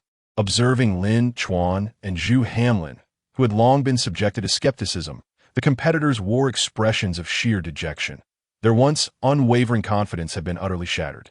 Some looked on with envy, completely convinced by the prowess of the Tianlang team. It appears we still have a considerable distance to traverse before reaching true elite levels, lamented a contestant from the 5th Group Army, his tone rife with resignation. Is this truly the strength of the Tianlang team? It is astonishing. We must strive diligently henceforth, lest we find ourselves unable to even glimpse their taillights, a comrade beside him remarked with a sigh. Meanwhile, in the monitoring room on the island, the commanding officers from headquarters and various group armies were equally taken aback by this outcome. The head of headquarters nodded slightly, a satisfied smile gracing his face. The Tianlang team has indeed lived up to expectations. The performances of Lin Chuan and Zhu Hanlin can only be described as flawless. While he stood tall with pride, his posture impeccably straight, General Li Changhai of the 7th Group Army could not help but exclaim, "This achievement is truly commendable. The Tianlang team has set an exceptionally high benchmark for us." The Chief of Staff from the 15th Group Army concurred. "Indeed, it seems we must learn more from the Tianlang's experience in training and cultivating special forces." At that moment, the head of headquarters turned to the judging panel and inquired, "Aside from this event, how have the other Tianlang Special Forces competitors fared?" The head of the judging panel promptly approached, respectfully responding, "Sir, 6 assessment events have already concluded, and the Tianlang Special Forces have exhibited outstanding performance. 5 events saw competitors claiming first place, while in 4 events, the top 3 spots were all secured by the Tianlang team." Upon hearing this, the monitoring room erupted in astonishment. This performance is simply extraordinary. The commander of the 3rd Group Army slammed his hand on the table, rising to his feet, his face alight with amazement. In such a brief span, the Tianlang team has achieved such remarkable results. Their strength is indeed terrifying. Previously, we only acknowledged the potential of the Tianlang team, but never anticipated their growth to this extent. It is truly beyond expectation, remarked the Chief of Staff from the 11th Group Army, adjusting his glasses, his eyes filled with admiration and curiosity. It appears the Tianlang team is poised to shine brilliantly before the entire military. Their capabilities have far exceeded our imagination, another chief of staff echoed. Old Wang, what exactly is your training regimen for the Tianlang team? A group of dignitaries gazed at Wang He with eager anticipation, akin to monks seeking wisdom. Wang He, slightly embarrassed, replied, "Well, actually, I'm not entirely sure. I have completely entrusted the training to Chief Instructor Lin Chuan. The specific training methods were determined by him alone." The crowd fell silent, exchanging glances but not questioning Wang He's words. After all, Special Forces training is uncharted territory for Huaxia, with each army merely making initial attempts. Ultimately, it relies heavily on the Chief Instructor. His mindset shapes that of the soldiers beneath him, and his standards dictate those of the troops. With Lin Chuan's formidable strength, it follows that the standards he sets for training Special Forces would undoubtedly be high. It appears that after the assessment concludes, each of our military divisions will be heading to the 31st Army to glean insights from their experiences, remarked a group of esteemed leaders. Although defeat may bring a sense of disappointment, losing to those significantly stronger than oneself elicits only admiration. What remains is the humble acceptance and the eagerness to learn. After all, a formidable military does not emerge overnight. A long journey lies ahead. Their objective is to absorb knowledge and enhance their capabilities swiftly. This is precisely why the headquarters mandated all Special Forces to participate in the assessment, to discern differences and measure disparities. At this moment, the eyes of the headquarters leader sparkled with delight. "General Wang, you have trained an exceptional unit. Keep up the good work, and I look forward to them creating even more miracles in the upcoming evaluations." Standing at attention, Wang He saluted and resolutely replied, "Rest assured, sir, the Tianlang Special Forces will not disappoint you." The headquarters leader nodded in satisfaction and turned to the technical personnel. "Come, retrieve the footage of the remaining Tianlang Special Forces candidates. I wish to examine it closely." "Yes, sir." Soon, the technical personnel procured the footage. To their surprise, 3 remaining subjects featured female soldiers from Tianlang. Old Wang, surely the female soldiers from Tianlang cannot be as formidable as their male counterparts? A leader from a military group could not restrain himself from inquiring. The others turned their attention to him, having witnessed the results achieved by Tianlang in the previous subjects. They no longer dared to underestimate them, even the female soldiers. Presently, no one could ascertain the true extent of Tianlang's overall combat prowess. Wang He chuckled, "Of course, they are not." Upon hearing this, the crowd exhaled in relief. If the female soldiers were as formidable as the males, it would imply that Tianlang truly stood out among the entire military. If the Special Forces trained through arduous efforts in their respective divisions could not measure up to the female soldiers, it would indeed be a disgrace. Yet, observing the expressions of those around him, Wang He was secretly elated. His assertion of not being the same actually indicated that the female soldiers surpassed many of Tianlang's male soldiers. This insight was imparted to him by Lin Chuan, as he had not witnessed it himself. According to Lin Chuan's assessment, considering the perilous circumstances female soldiers might face on the battlefield compared to their male counterparts, he enforced stricter standards during their training and selection. If the current female soldiers have indeed met Lin Chuan's rigorous criteria, their capabilities might indeed surpass those of the male soldiers. Initially, Wang He harbored doubts about Lin Chuan's exaggeration. However, after witnessing Tianlang's achievements, he now held unwavering belief in Lin Chuan's words. The headquarters leader instructed the technical personnel, "Focus the footage on the female soldiers from Tianlang. I wish to see the caliber of those who have joined the male soldiers in the assessment and stood upon the stage of the military evaluation." As he spoke, the head of headquarters glanced at General Wang He and remarked with a smile, "General Wang, I trust that your team, the Sky Wolves, will continue to broaden the horizons of us old-timers. Won't you?" Wang He chuckled in response, "Sir, as I always say, no amount of my words could ever compare to your first-hand observation. You shall see shortly." "Ha ha ha." The head of headquarters pointed at Wang He with a smile. "You old rascal, you enjoy being enigmatic. Very well, let us witness it together." Meanwhile, after completing the assessment, Lin Chuan promptly took Zhu Hanlin and departed. They had their evaluations scheduled for that morning. "Boss, where are we headed?" Zhu Hanlin inquired. Lin Chuan replied, "It is not far from the combat assessment venue. Let's go take a look there." Zhu Hanlin smiled and said, "It seems that Lu Xiaoro is also participating in the combat event." Lu Xiaoro? Lin Chuan paused, as images of her previous remarks during the selection process flashed in his mind. "Instructor, you are so wicked." He envisioned her bashfully standing on the competition stage, juxtaposed against burly men, with the audience looking utterly bewildered. In that instant, a knowing smile crept onto Lin Chuan's lips. "It appears there will be quite a spectacle to behold. There will be updates tonight. I humbly request a wave of gifts and support." Chapter 39. A Forceful Kick. Upon arrival at the venue, both Lin Chuan and Zhu Hanlin were utterly astonished. The crowd gathered at the martial arts assessment arena was indeed extraordinary. Numerous special forces soldiers from various units, who had not been selected by the judging panel or assigned to participate in the assessment, had come to observe. The martial arts competition, in contrast to other events, held a unique allure, especially when female soldiers participated, making it even more captivating. At this moment, one of the competition arenas was packed to capacity. There were a total of 20 martial arts venues, each separated by 20 meters, delineated by a circle with a diameter of 15 meters. The rules were relatively straightforward. Each contestant wore a circular white cloth, 15 centimeters in diameter, affixed to their chest, while their backs were pre-coated with a hint of black ink. During the competition, if the ink from a contestant's hand struck the opponent's white cloth, leaving an imprint of their entire fist, that opponent would be eliminated, indicating a hit to a critical area. Additionally, if a contestant fell to the ground, whether on their rear or back, they would be declared the loser. Given the elimination format and the large number of participants, once a match concluded, the next would commence without delay, which could be quite taxing on one's stamina.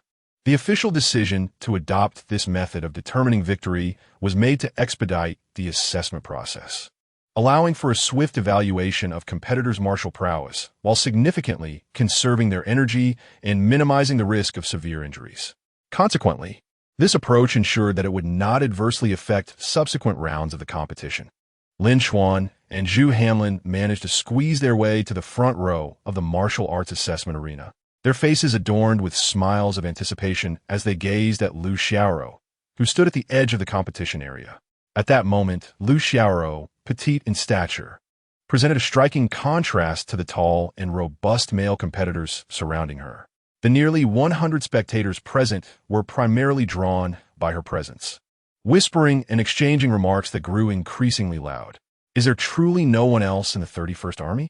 They actually sent a female soldier to compete in martial arts. This is nothing short of comical. Indeed, with her slight frame, a gust of wind could topple her. I wager she'll be down in 3 seconds flat. This is merely for our amusement. If she manages to win, I'll eat this venue." The 31st Army has made quite the spectacle, bringing in a female soldier as a placeholder. They clearly do not take the assessment seriously.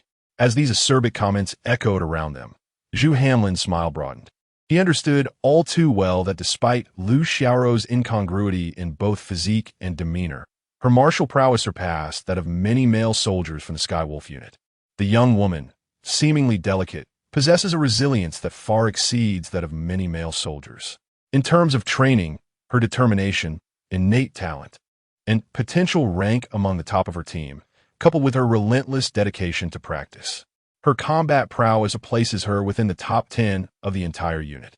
Beside her, Lin Chuan feels an overwhelming sense of assurance, for none understand Lu Xiaoro's fighting capabilities better than he does. Perhaps she could be aptly described in a single phrase, as serene as a maiden, yet as swift as a startled hare. Lu Xiaoro's opponent is a tall and robust man from northeast China, towering over her by more than a head, broad-shouldered and exuding an air of confidence.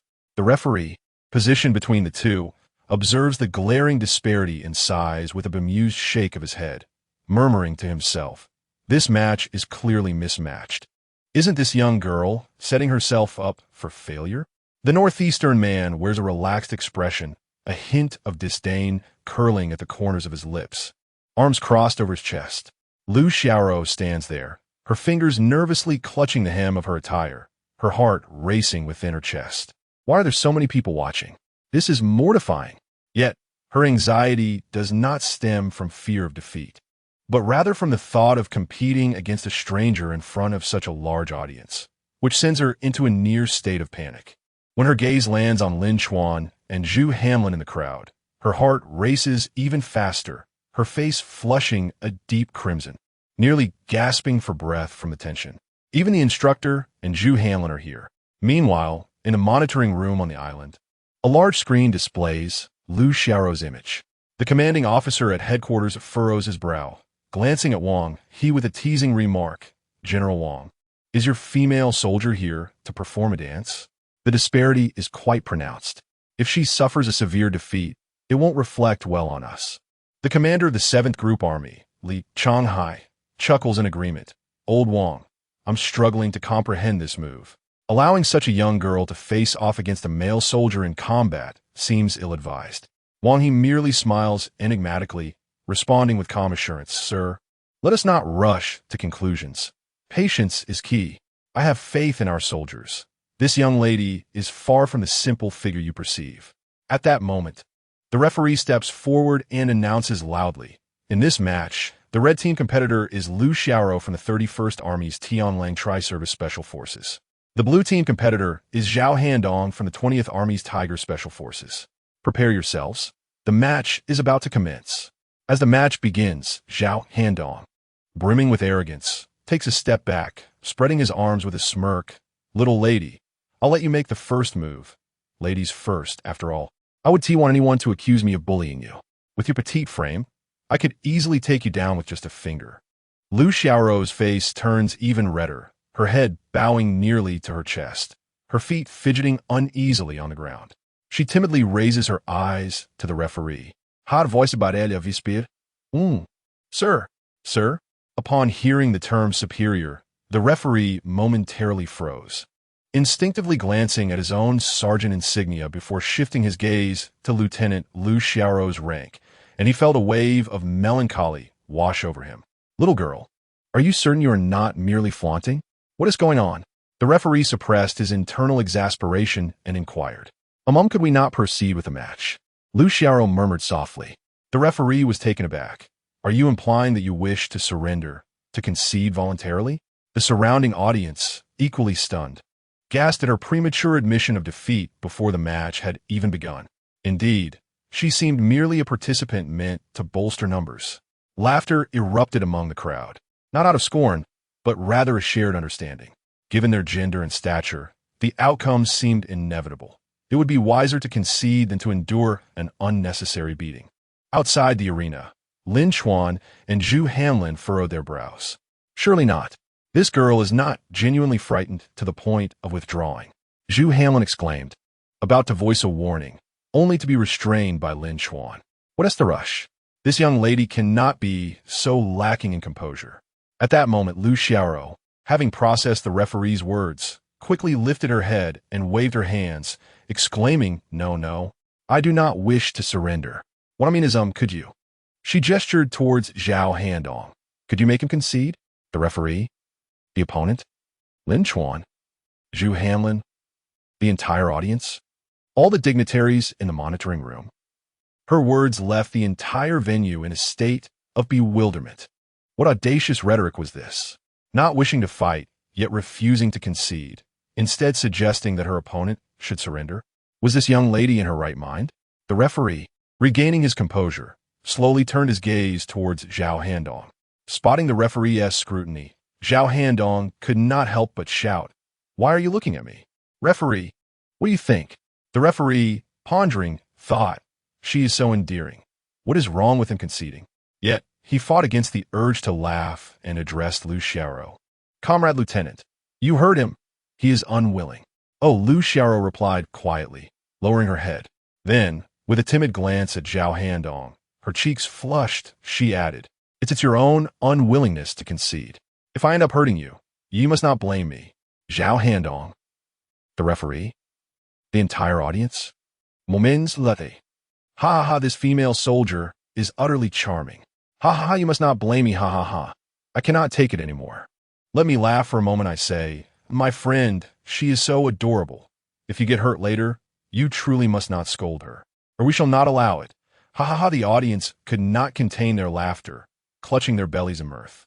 As Lu Xiaoro grew increasingly bashful, she murmured softly, "It's true, the others in the team criticized me for being too rough when I hurt them. But I just can't control my strength."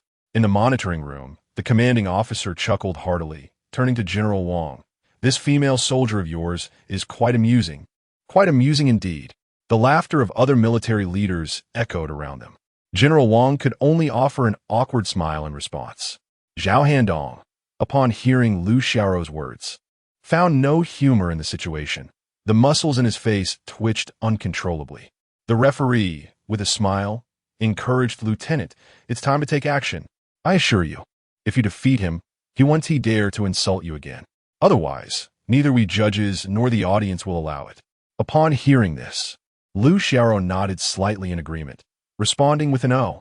After a brief moment of adjustment, Lu Xiaoro took a deep breath, suddenly raising her head with a glimmer of determination in her eyes.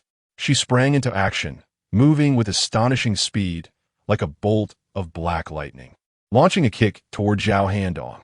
Initially indifferent, Zhao Handong casually extended his arms to shield his chest, thinking to himself, how much strength can a frail girl possibly possess?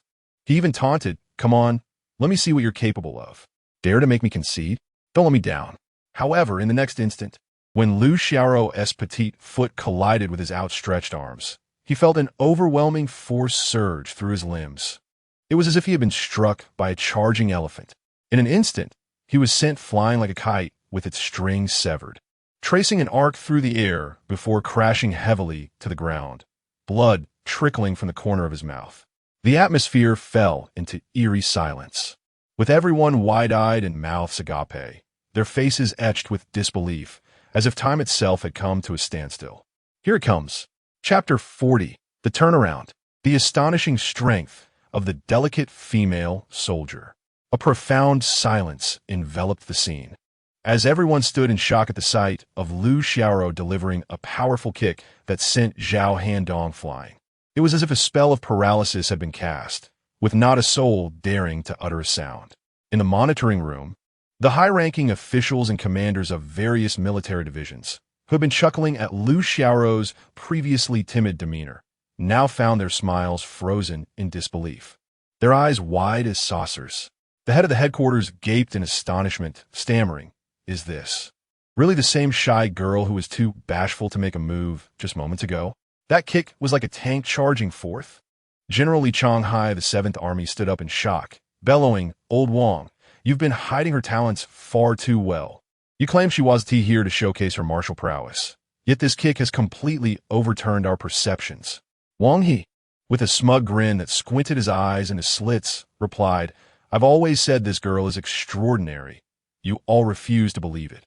Now do you see?" Beside the combat assessment arena, spectators who had previously mocked Lu Xiaoro were now struck dumb, as if struck by lightning. A burly Special Forces soldier, mouth agape, as if one could fit an egg inside, murmured, "What on earth is happening? Is there a T-Rex hidden in that petite frame? She just sent him flying with a single kick."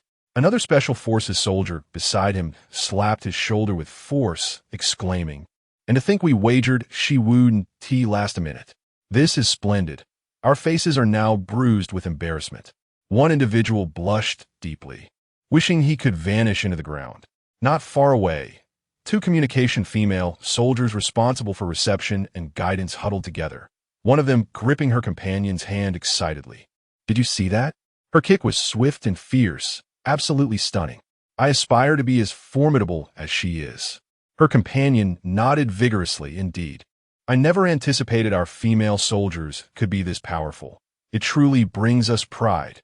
Zhao Handong lay on the ground, staring vacantly at the sky, utterly bewildered. Blood trickled from the corner of his mouth, and he felt an overwhelming sense of humiliation. He could hardly fathom that he had been thoroughly bested by a seemingly fragile female soldier. "This cannot be real. I must be dreaming," he murmured weakly. The referee swiftly approached Zhao Handong, squatting down to assess his condition. He gently prodded Zhao Handong's right arm, eliciting a pained gasp, twisting his features in agony. The referee's expression darkened as he stood and shouted, "Right arm dislocated. Where's the medic? Hurry, take him to the infirmary." At that shout, the scene erupted in chaos. What? A dislocated arm? That kick must have been immensely powerful. Lu Xiaoro, who appeared so delicate, possesses such formidable strength. It seems she has been concealing her true abilities. She must have trained rigorously. An old soldier nearby remarked thoughtfully, "This young lady's prowess is simply extraordinary." Zhao Handong lay on the ground, his gaze vacant, the excruciating pain in his arm mingling with a profound sense of defeat that rendered him utterly miserable. He gritted his teeth, filled with regret, lamenting that had he known better, he would not have underestimated his opponents so gravely. Lu Xiaoro, regaining her composure, rushed to his side, carefully assisting him to sit up, her lips whispering incessantly, "I'm so sorry, truly sorry. I did not intend to strike with such force. I did urge you to concede, yet you would not listen." Zhao Handong interjected, "If I had known you possessed such strength, I would have surrendered long ago. Why must I sacrifice an arm for this? Moreover, who could possibly conceive that a seemingly delicate woman could wield such power? No one would believe it." Supported by her, Zhao Handong's complexion oscillated between pale and flushed, both pain and embarrassment rendering him speechless. His right arm hung limply, each movement eliciting a sharp pang of agony. The audience, witnessing Lu Xiaoro's transformation, was left in disbelief, their jaws nearly dropping to the ground. The stark contrast was astonishing. In one moment, she was a fierce combatant, and in the next, she appeared as a timid lamb. What was the truth behind this girl? Her strength and demeanor seemed to exist on polar extremes, leaving spectators utterly confounded. Laughter erupted as the audience began to anticipate her subsequent opponents, curious to see if they would dare to underestimate her. I surmised that once word of this spread, every competitor in the fighting arena would tread with caution. After Zhao Handong was escorted away, the referee finally declared, "In this round of combat, Lu Xiaoro from the 31st Army, Tianlang Special Forces, emerges victorious." With a smile, the referee addressed Lu Xiaoro, "Lieutenant, you have a 30-minute break. After that, you have another match against an opponent from the 3rd Army. Please ensure you report 5 minutes early." Lu Xiaoro politely nodded, "Understood, sir." The referee, taken aback, watched as she blushed and lowered her head, descending from the arena, unable to meet the audience's gaze. However, the spectators spontaneously erupted into fervent applause. In that moment, nearly every male viewer acknowledged the truth of the saying, "Women are no less than men." Lin Chuan and Zhu Hanlin had been waiting at the edge of the stage, and Zhu Hanlin, like an exuberant fan, rushed forward, exclaiming, "Xiaoro, you were incredible. That kick just now captivated the entire crowd." Lu Xiaoro hung her head, resembling a remorseful child. "Did I go too far?" His arm was dislocated. "Will he be disabled?" "I truly did not mean to." Lin Chuan chuckled, reassuring her, "Do not worry. It's a competition, and he will be fine. You performed exceptionally well. Maintain this momentum with your prowess. Securing the title of champion is well within your grasp. When that happens, I shall treat you to durians for an entire week." At the mention of durians, her face lit up with childlike excitement. "Really? Thank you, Captain. I will certainly give my all." Upon hearing this, the surrounding spectators exchanged glances of astonishment. "A few durians have brought you such joy? Moreover, what do you mean by giving your all? Were you not exerting your full strength just moments ago? If you were to truly give your all, what might that look like?" The thought sent a chill down their spines. Nevertheless, it was precisely this statement from Lu Xiaoro that made the audience reluctant to leave. They yearned to witness her next bout, eager to see if she would similarly crush her opponent. The martial arts competition spanned from dawn until dusk, with numerous one-on-one matches. Over the course of 3 days, they would barely manage to complete the events. However, this was fair for all participants. If one encountered a formidable opponent, expending more energy or sustaining injuries, it could only be attributed to their misfortune. The news of Lu Xiaoro's kick sending Zhao Handong flying spread like wildfire throughout the assessment venue. Many soldiers who were initially engaged in other testing areas rushed over to witness the prowess of such an extraordinary female soldier. In no time, the fighting arena was encircled, packed to the brim, with people spilling over in layers. Amidst the crowd, discussions erupted. A burly soldier, arms crossed and face marked with disdain, remarked of Zhao Handong was merely careless. This little female soldier has only a bit of strength. In terms of combat skills, how proficient could she possibly be? Those of us advancing to the next round possess genuine talent. A lanky soldier beside him nodded in agreement. Exactly, when she faces someone skilled, her luck may not hold. However, as soon as these words were spoken, a rebuttal emerged. An experienced soldier furrowed his brow and stated gravely, "That is not a fair assessment. Did you not witness the speed and power of that kick? Such prowess cannot be achieved without rigorous training. Strength alone is insufficient." Indeed, another soldier chimed in, "The fact that she stands here in the arena indicates her true capabilities. Do not underestimate her." Meanwhile, in the monitoring room on the island, the commanding officers and leaders of various army groups remained fixated on Liu Xiaoro's performance. General Li Changhai of the 7th Army Group stroked his chin thoughtfully, stating, "The next bout of this remarkable female soldier promises to be captivating. Let us see if she can sustain this extraordinary display." The Chief of Staff of the 15th Army Group smiled and added, "Regardless of the outcome, she has already broadened our horizons. I am curious to see how long her next opponent can endure." The headquarters chief nodded slightly, his eyes filled with anticipation. "Indeed. Let us observe what further surprises this female soldier of the Sirius Brigade has in store for us." Half an hour of respite swiftly passed, and the audience continued to swell. The original competition venue could no longer accommodate such a crowd. The judges, left with no alternative, had to relocate the event to a more spacious area with better visibility. Liu Xiaoro, gazing at the throng surrounding her, felt her cheeks flush crimson with anxiety.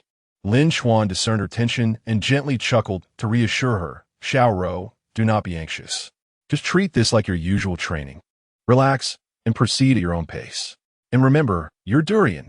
Upon hearing the word durian, Liu Xiaoro lifted her head and nodded emphatically for the durian. "I shall strive." Lin Chuan, Zhu Hanlin, the surrounding audience, while others took to the stage for accolades and achievements. Her motivation was simply for durian. Meanwhile, Liu Xiaoro's opponent, Zhang Yu from the 3rd Army, stood at the side of the arena, his expression grave.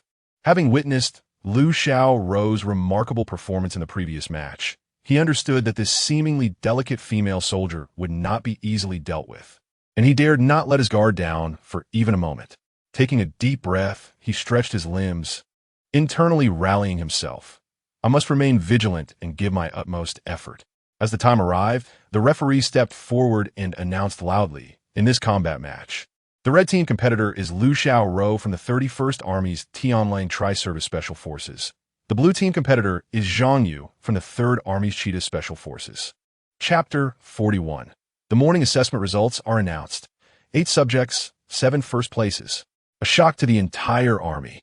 As the judge concluded, the 2 participants stepped forward. The judge instinctively glanced at Liu Xiaoro, hesitating to speak. Liu Xiaoro, equally perplexed, looked at the judge and quietly inquired, "Commander, do you have anything to add?" The judge replied, "Do you have anything to say?" Liu Xiaoro responded, "Huh? Am I supposed to have something to say?" The judge hesitated for a moment, then pointed at Zhang Yu and hesitantly said to Liu Xiaoro, "Well, it's that phrase, you know?" Upon hearing this, the audience, who had previously witnessed the match between Liu Xiaoro and Zhao Handong, instantly understood and erupted in laughter. Liu Xiaoro, realizing the implication, felt her cheeks flush and instinctively glanced at Zhang Yu. Zhang Yu, feeling a sudden chill, quickly waved his hands and declared, "I will not surrender." Liu Xiaoro let out a slight sigh. The audience erupted with laughter upon hearing Zhang Yu's resolute declaration of defiance. This young man possesses spirit. He knows the dangers, yet boldly faces them, shouted a burly Special Forces soldier. Indeed, but against Liu Xiaoro, his courage may not suffice.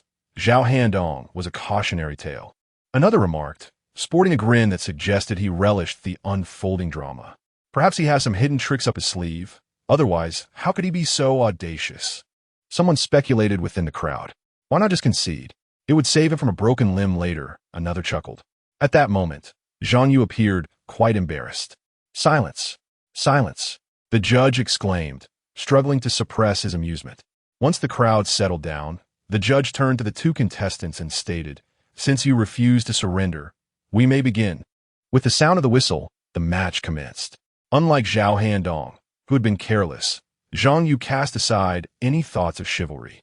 He darted forward with the agility of a leopard, launching a swift straight punch aimed directly at Lu Xiaorou's face, the wind howling with the force of his strike.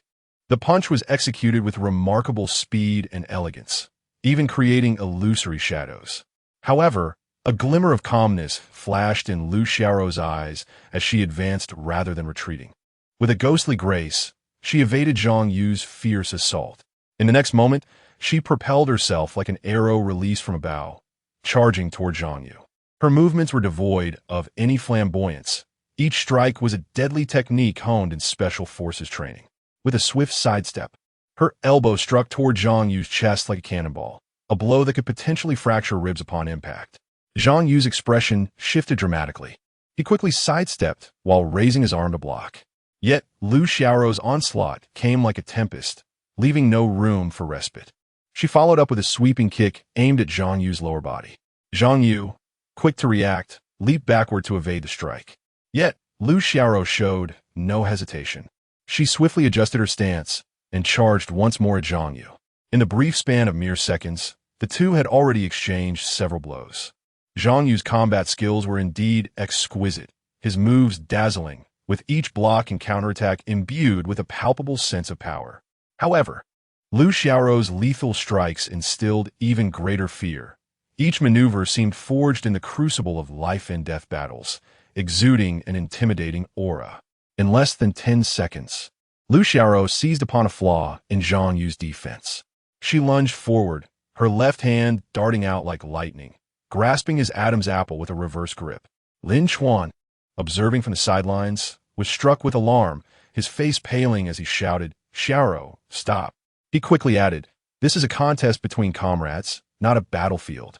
The referee immediately darkened his expression, sternly admonishing Lin Chuan, "Spectators must not interfere with the match." Lin Chuan retorted, "If I hadn't spoken up, Zhang Yu's throat would have been crushed by now." This remark sent a wave of astonishment through the crowd. Realizing the gravity of the situation, Lu Xiaorou hastily released her grip and stepped back, her face etched with panic and remorse. I'm so sorry. Once I start fighting, I only think of giving my all. I remember the durian the captain promised me, and I forgot to control my moves. Forgot that you're my comrade." She stammered, I didn't mean to." The audience collectively gasped, "Sister, this is a competition. During a match, you can fight fiercely, but how could durians occupy your thoughts? To eat a durian, you would endanger a fellow soldier?" Zhang Yu sat on the ground, still shaken, gasping for breath. His eyes were wide with shock and fear. In that fleeting moment, he had truly felt the specter of death looming over him. In the monitoring room, the commanding officers and generals were left speechless by the unfolding scene. "Lu Xiaorou's strength is simply terrifying," exclaimed General Li Changhai of the 7th Group Army. "Indeed, if this were a battlefield, Zhang Yu would not have survived," echoed the Chief of Staff from the 15th Group Army. "This girl possesses astounding power, yet her reasoning seems somewhat lacking," the headquarters chief remarked with a smile, his face reflecting admiration. The audience buzzed with conversation. Lu Xiaorou is formidable. Zhang Yu is clearly no match for her. The disparity is too great. Thankfully, Lin Chuan shouted in time, or it could have been disastrous. "This woman is frighteningly powerful. Who would dare underestimate her in the future?" After catching his breath for a considerable while, Zhang Yu finally rose to his feet. He looked at Lu Xiaorou, his voice trembling slightly. I concede." His words, though not loud, resonated distinctly in the quiet examination hall. Upon hearing Zhang Yu's admission of defeat, the audience was momentarily taken aback before erupting into fervent discussion. Alas, there's no helping it. The gap in strength is too apparent. Indeed, Lu Xiaorou is nothing short of a female warrior goddess. From now on, Anyone competing against the Wolfhound unit must truly consider their own capabilities. The esteemed individuals in the monitoring room nodded in comprehension, recognizing the evident disparity in strength between Lu Xiaoro and Zhang Yu. It was clear that when this young woman engaged in combat, she was utterly fearless. Had Lin Chuan not intervened moments ago, the consequences could have been dire. "Commander Wang." The chief from headquarters called out to Wang He. "Yes." Wang He responded promptly. The chief, with a serious demeanor, urged, "Quickly remind your Tianlang soldiers that this is a competition, not a battle. We must avoid any loss of life." Wang He nodded vigorously, affirming absolutely, glancing at the clock. The chief noted it was already noon and inquired of the personnel responsible for tallying results. "How many of this morning's events have concluded?" The statistician stood and reported, "Sir, 8 events have yielded final results." The chief asked, "How did Tianlang perform?" The statistician replied, "Out of these 8 events, Tianlang secured first place in 7, with 5 events having all top 3 positions filled, and 1 event claimed both the first and second places. Additionally, they took second and third in another event." Upon hearing the report of Tianlang's remarkable performance, the chief and the other high-ranking military officials fell into a stunned silence, their eyes wide and mouths agape. How could this be possible? Their prowess was simply beyond imagination. The chief of the 15th Army Group also stood, his face a canvas of astonishment, shaking his head. "I had only heard whispers of Tianlang's formidable strength. I never anticipated they would be this formidable. This is truly a miracle among special forces." The other military leaders began to murmur among themselves, their voices rising in excitement. This achievement was set to overshadow all other units. It seemed that the Tianlang troops were on the path to dominate the entire Army's special forces. Clearly, we must regard the Tianlang unit as a benchmark and diligently study their training methodologies. "Oh, old Wang, you have brought us disgrace," they lamented. "We can scarcely manage a mere cup of broth." One could only hope that the forthcoming events would not reveal such overwhelming superiority from Tianlang. Yet, with the morning's numerous events all claimed, it was likely that little would change. We must brace ourselves mentally. Wang He, while outwardly comforting the assembled crowd, was inwardly elated. The chief, in an enthusiastic display, grasped Wang He's hand, offering him repeated praise. Lin Chuan patted Zhu Hanlin on the shoulder, saying, "Come, let us observe the situation at the 400-meter obstacle course." Upon their arrival at the venue, they found it teeming with spectators. The entire course was laden with formidable obstacles: high bars, balance beams, deep pits, barbed wire, and more, each designed to test the contestant's strength, speed, and endurance. The other Special Forces competitors, upon seeing Tianlang's 2 female soldiers, Chen Jiao and Su Mei, poised at the starting line, wore expressions of disdain. In the realm of the Wolf Brigade, a peculiar atmosphere enveloped the day. The presence of female combatants amidst the rigorous 400-meter obstacle course raised eyebrows, inciting murmurs of skepticism. It was evident that this challenge demanded not merely agility, but also substantial strength and endurance. Given their petite frames, merely completing half the course would be commendable. It appeared that the Wolf Brigade aimed to showcase their prowess across various events, indifferent to the actual capability of the 2 female soldiers, who seemed poised to become the subjects of ridicule. Yet, as Chen Jiao and Su Mei stood at the starting line, they remained unfazed by the surrounding chatter. The obstacle course was set with 5 hurdles, and upon the judge's command, the competition commenced. Like arrows released from a bow, Chen Jiao and Su Mei surged forward, swiftly reaching the high and low bars. With a graceful leap, Chen Jiao secured her grip on the high bar, her body gliding effortlessly through the air before executing a flawless somersault over it, seamlessly transitioning to the low bar with astonishing fluidity. Su Mei, equally tenace, machet harangiriti, navigating the bars with equal finesse. The audience, initially ready to witness a farce, found themselves captivated by the duo's dexterous movements, their expressions transforming from derision to astonishment. The pair pressed onward to the narrow and elongated balance beam, where a single misstep could spell disaster. With a deep breath, Chen Jiao stepped onto the beam, her steps light yet assured, reminiscent of a fawn bounding through the woods. Su Mei followed closely, maintaining their rapid pace despite the precarious nature of the challenge. Next came the pit. Chun Jiao approached its edge and leapt, tracing an elegant arc through the air before landing securely on the opposite side. Su Mei mirrored her actions, their synchronization impeccable. As they crawled under the barbed wire, their agility shone through, propelling them swiftly across the length of the obstacle. By this point, they had established a significant lead over the other competitors. With determination etched on their faces, they accelerated towards the finish line, and as they crossed it, the air erupted with fervent applause and cheers. The previously disdainful Special Forces soldiers stood in stunned silence, their expressions a canvas of shock. Could this truly be the prowess of female soldiers? Their speed and stamina were nothing short of astonishing. Indeed, I had underestimated them. Their capabilities surpassed those of many male soldiers. The female soldiers of the Wolf Brigade had undeniably earned newfound respect, proving that gender should never dictate one's abilities. Lin Chuan, observing from the sidelines, wore a satisfied smile as he watched Chen Jiao and Su Mei.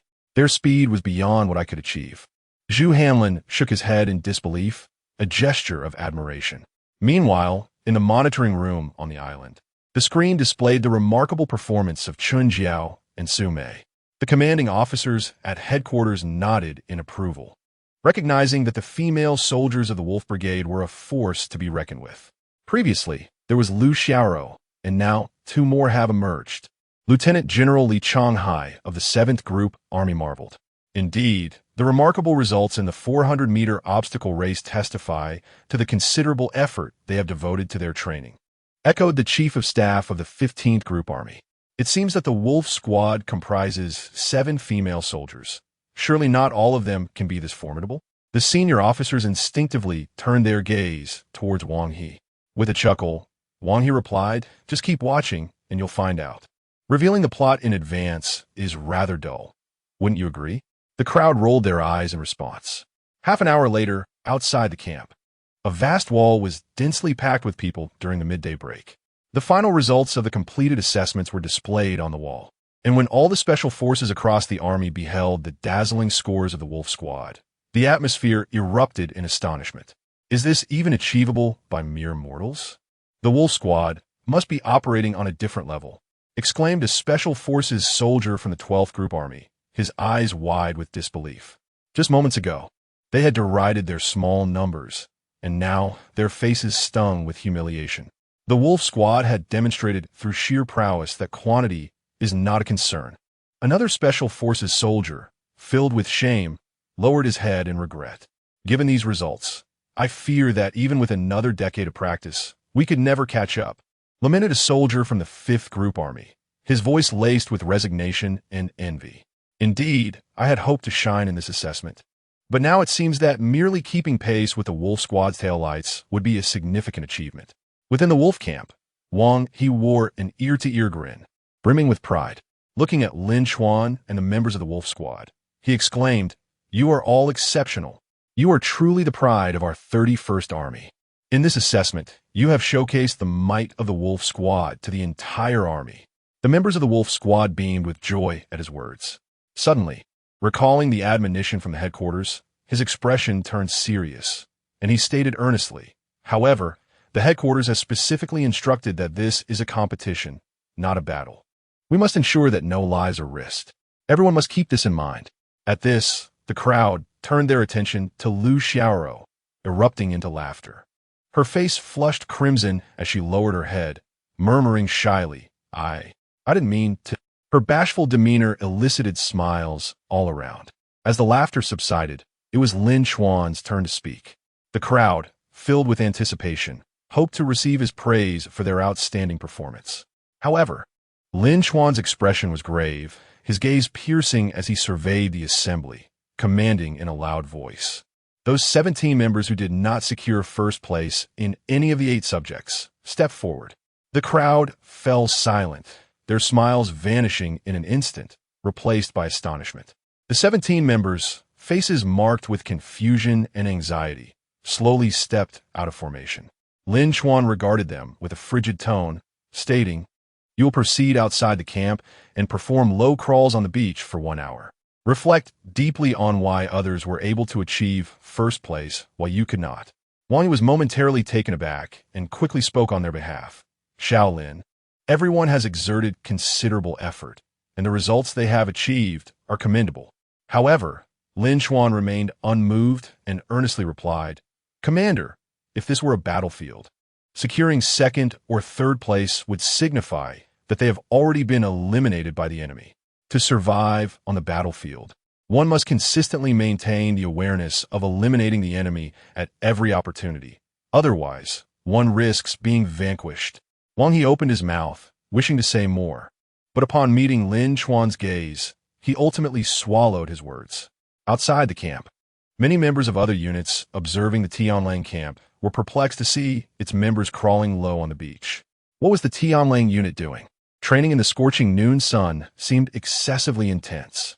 This must be the source of their formidable strength. They never relent in their training. No wonder they are so formidable.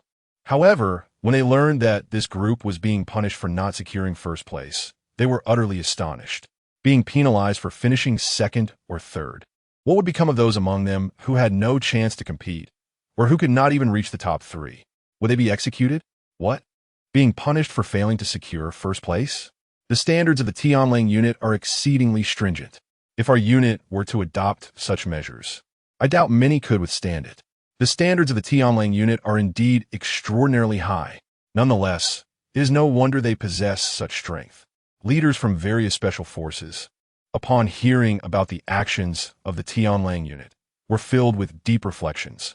The achievements of the Tianlang unit today are surely no coincidence. Their rigorous standards and training are worthy of our emulation. It appears that the gap between us and the Tianlang unit extends beyond mere strength. It encompasses differences in philosophy and expectations as well. This chapter contains 4,000 words. The climax continues. Chapter 42, Strategic Sniping, a stunning debut. Lin Chuan takes the stage again.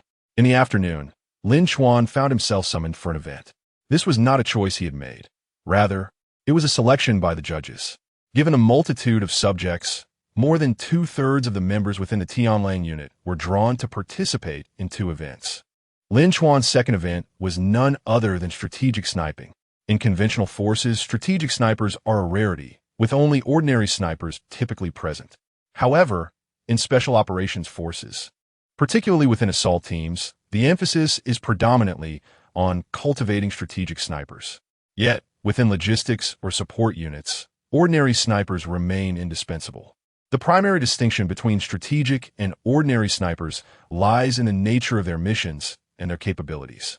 Ordinary snipers are tasked with tactical missions, such as supporting infantry, eliminating critical targets, and conducting reconnaissance, typically operating within battalion or company-level actions, often within a limited operational area. Their training focuses on shooting accuracy, concealment, and tactical coordination, utilizing standard sniper rifles and conventional equipment, such as 7.62 millimeters or 12.7 millimeters caliber rifles. Conversely, strategic snipers undertake missions of a broader scope, such as assassinating high-ranking enemy officials, sabotaging critical infrastructure, and gathering intelligence, often involving strategic objectives. Their training, in addition to fundamental sniper skills, encompasses advanced reconnaissance, intelligence analysis, and infiltration techniques, with a more rigorous and comprehensive training regimen. They are equipped with more sophisticated weaponry and gear, such as high-precision sniper rifles, night vision devices, laser rangefinders, and may also carry communication and intelligence equipment. Given that this is a special forces competition, the focus naturally lies on strategic snipers. It is often said that marksmanship is cultivated through experience with bullets. However, this refers primarily to the general category of shooters, perhaps the so-called top performers. To achieve elite-level shooting skills, innate talent is paramount, followed by the accumulation of extensive training. Thus, even though Lin Chuan had selected a batch of highly gifted and promising individuals using his perceptive abilities after rigorous testing and prolonged training, only 3 emerged as having the potential to become strategic snipers. This is not to imply that the others are incapable. Rather, it suggests their talents may not be sufficiently strong. having reached a plateau. To accomplish high-difficulty strategic objectives on future battlefields, there remains a gap to bridge. Within the Tianlang unit, aside from Lin Chuan, he also arranged for Tang Lin and Chun Jiao to participate alongside him. In the monitoring room, the commanding officer held the list of participants from the Tianlang unit for the assessment. "Oh, your Chief Instructor Lin Chuan has another event this afternoon," remarked the commanding officer, glancing at Wang He. From the comprehensive shooting performance this morning, Lin Chuan's capabilities far exceed those of other units. Before Wang He could respond, other military leaders could not help but interject. "I say, old Wang, your Tianlang unit is doing quite well.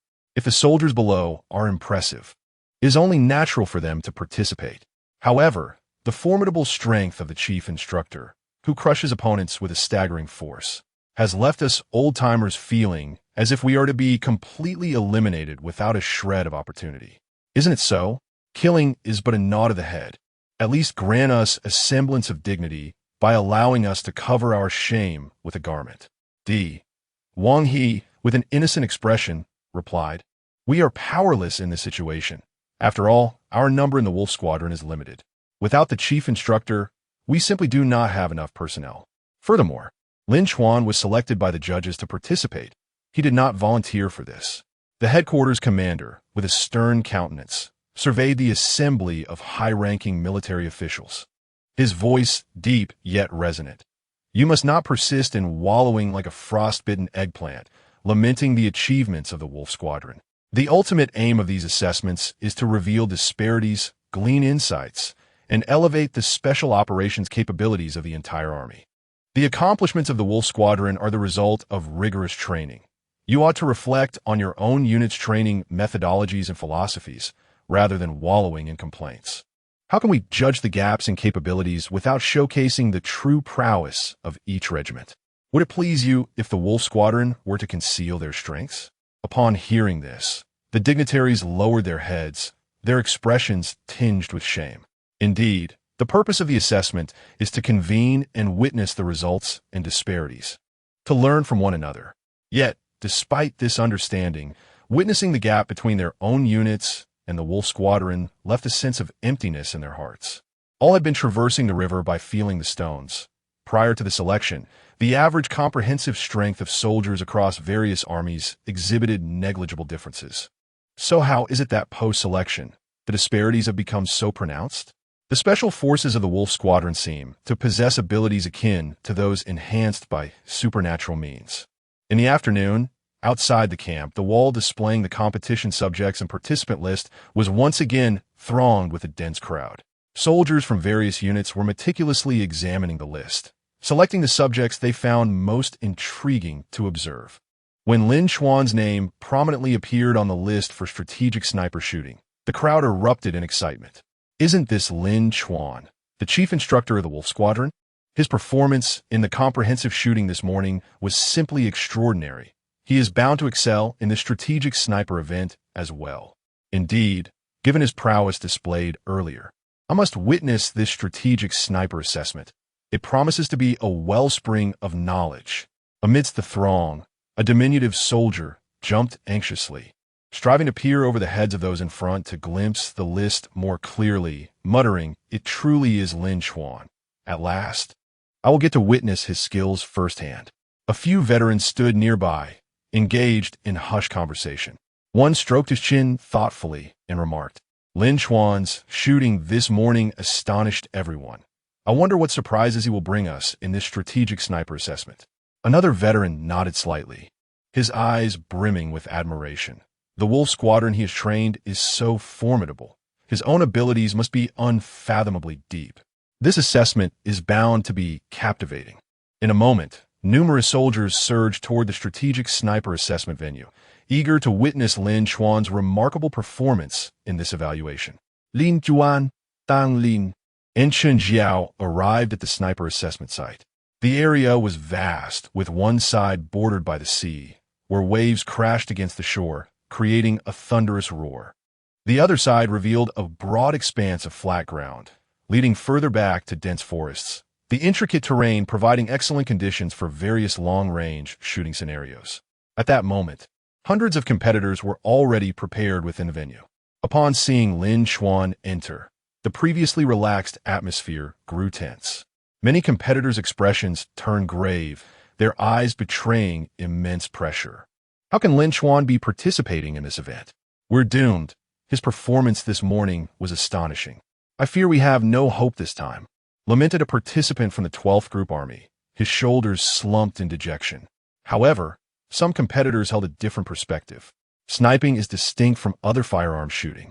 It relies on precise judgment and unique talent. Even if Lin Chuan is formidable, I may not necessarily be inferior in this domain. The spectators, upon spotting Lin Chuan, began to buzz with excitement. Wow, that's Lin Chuan. He is even more handsome in person than the rumors suggest. I eagerly anticipate his performance in this assessment, exclaimed a young female soldier responsible for communications and statistics, her face flushed and eyes shining with admiration, her hands instinctively covering her cheeks. He is the soul of the wolf pack. His morning scores were simply unattainable. This strategic sniper event is sure to be another spectacular display, an experienced soldier remarked, his face radiating respect. I wager that the wolf pack will undoubtedly dominate the top 3 in this event. That may not be the case. Sniping, unlike other disciplines, emphasizes innate talent. Other military units also possess exceptionally gifted snipers who may not be inferior to the wolf pack. To avoid keeping everyone waiting, I will first update with over 2,000 words. Before 11 tonight, there will be another chapter. Today's update is extra. I kindly request a wave of 5-star reviews and support. Thank you all. Chapter 43. Lin Chuan takes the stage, a shot every half second, stunning the audience. Now, let us discuss the assessment rules. The chief judge's gaze swept across the group of special forces undergoing evaluation. In the afternoon and evening, we will conduct 3 rounds of elimination. The final 25 individuals remaining will compete in tomorrow's finals. The first round consists of shooting at both fixed and moving head targets over a distance of 800 meters. Each target requires 5 rounds, with a perfect score of 100 rings. The requirement is to complete the shooting within 1 minute. The top 100 will advance to the next round. In the event of a tie in scores, the shooting time will be the deciding factor, with the shorter duration prevailing. Is that clear? Understood. The crowd responded loudly. Great. Now we will begin the grouping, with each group consisting of 30 individuals. Lin Chuan was placed in the 9th to last group, while Tang Lin and Chun Jiao were in the 8th group. On the assessment range, staff members distributed the 79 type semi-automatic sniper rifles to the first 2 groups of contestants. The 79 type semi-automatic sniper rifle, developed in the late 1970s, is a replica inspired by a semi-automatic sniper rifle from the Soviet Union. Utilizing a gas-operated automatic principle and a semi-automatic firing mode, it employs 7.6254 mmR ammunition, with an effective range of up to 800 meters. Due to its simple structure, reliable operation, and commendable accuracy, it has become a trusted companion for many snipers. As the assessment commenced, the first group of contestants quickly acclimated to their positions. They lay prone at the shooting range, their eyes intensely focused through the scopes, locking onto their targets. Most contestants displayed remarkable prowess, with many achieving scores exceeding 80 rings. Among them, several exhibited exceptional strength, achieving perfect scores, eliciting waves of astonishment from the surrounding spectators. Hitting a head target at a distance of 800 meters necessitates extraordinary precision and meticulous calculations of factors, such as wind speed and distance. Additionally, the challenge escalates with the presence of swaying targets, demanding not only stable psychological fortitude from the snipers, but also precise timing in their shooting. A slight deviation could result in a missed opportunity for a high score. After the 7th group concluded, the scores were promptly tallied. The current score for the contestant ranked 100 stands at 89 rings, indicating that to break into the top 100, one must exceed this score, underscoring the fierce competition at play. At last, it was Tang Lin and Chun Jiao's turn to take the stage. As members of the Sirius Brigade, their appearance immediately captivated the attention of numerous spectators. A burly soldier, full of anticipation, remarked, "Aren't they from the Sirius Brigade?" Their performance this morning was nothing short of spectacular. I wonder how these two will fare. Indeed, The prowess of the Sirius Brigade is well acknowledged. Their members are certainly formidable. Perhaps they will achieve perfect scores again, echoed a tall, slender individual beside him. In a monitoring room on the island, the commanding officers and high-ranking officials from various army groups focused their attention on Tang Lin and Chen Jiao. These two soldiers from the Sirius Brigade appear composed, but I wonder how their sniping skills measure up. The Sirius Brigade consistently surprises us. I believe these two will not disappoint. Anyone deemed worthy of old Wang's arrangement must possess considerable strength. Upon hearing this, Wang He chuckled modestly, stating, "It's merely average. Quite average indeed." Tang Lin and Chen Jiao took a deep breath, positioning themselves at the shooting range, adjusting their breath and the scope. At the referee's signal, the two swiftly commenced firing. The bullets whistled through the air, striking the targets with remarkable precision. Ultimately, both achieved a perfect score. However, they took slightly longer than the current leading competitors. Upon hearing this outcome, Lin Chuan furrowed his brow slightly. The two stood up, their expressions tinged with a hint of anxiety and disappointment, their gazes evasive, unwilling to meet Lin Chuan's eyes.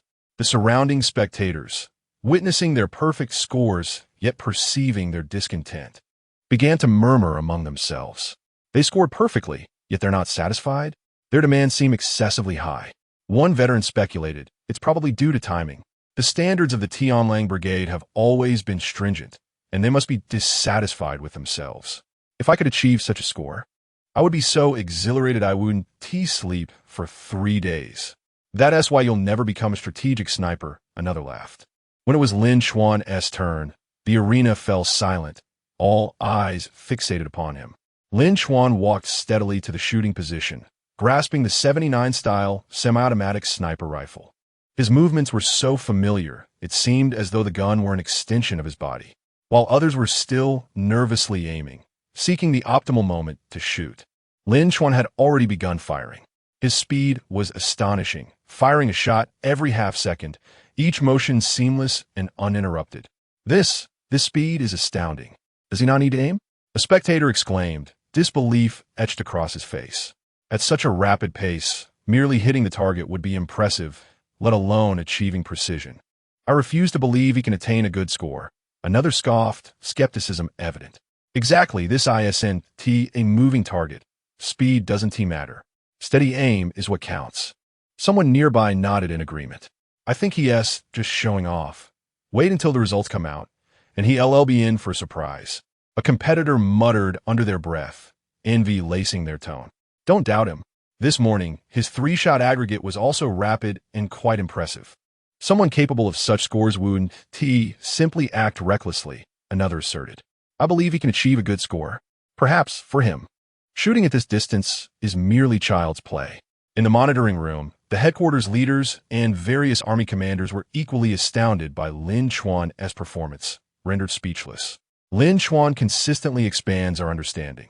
His shooting speed is terrifying, exclaimed General Li Changhai of the 7th Army, suddenly rising in astonishment.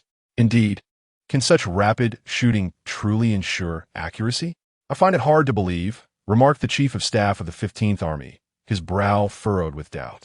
Even Wang, he exhibited a trace of concern. Can't this kid take it a bit steadier? Tang Lin and Chen Jiao are not the first place holders.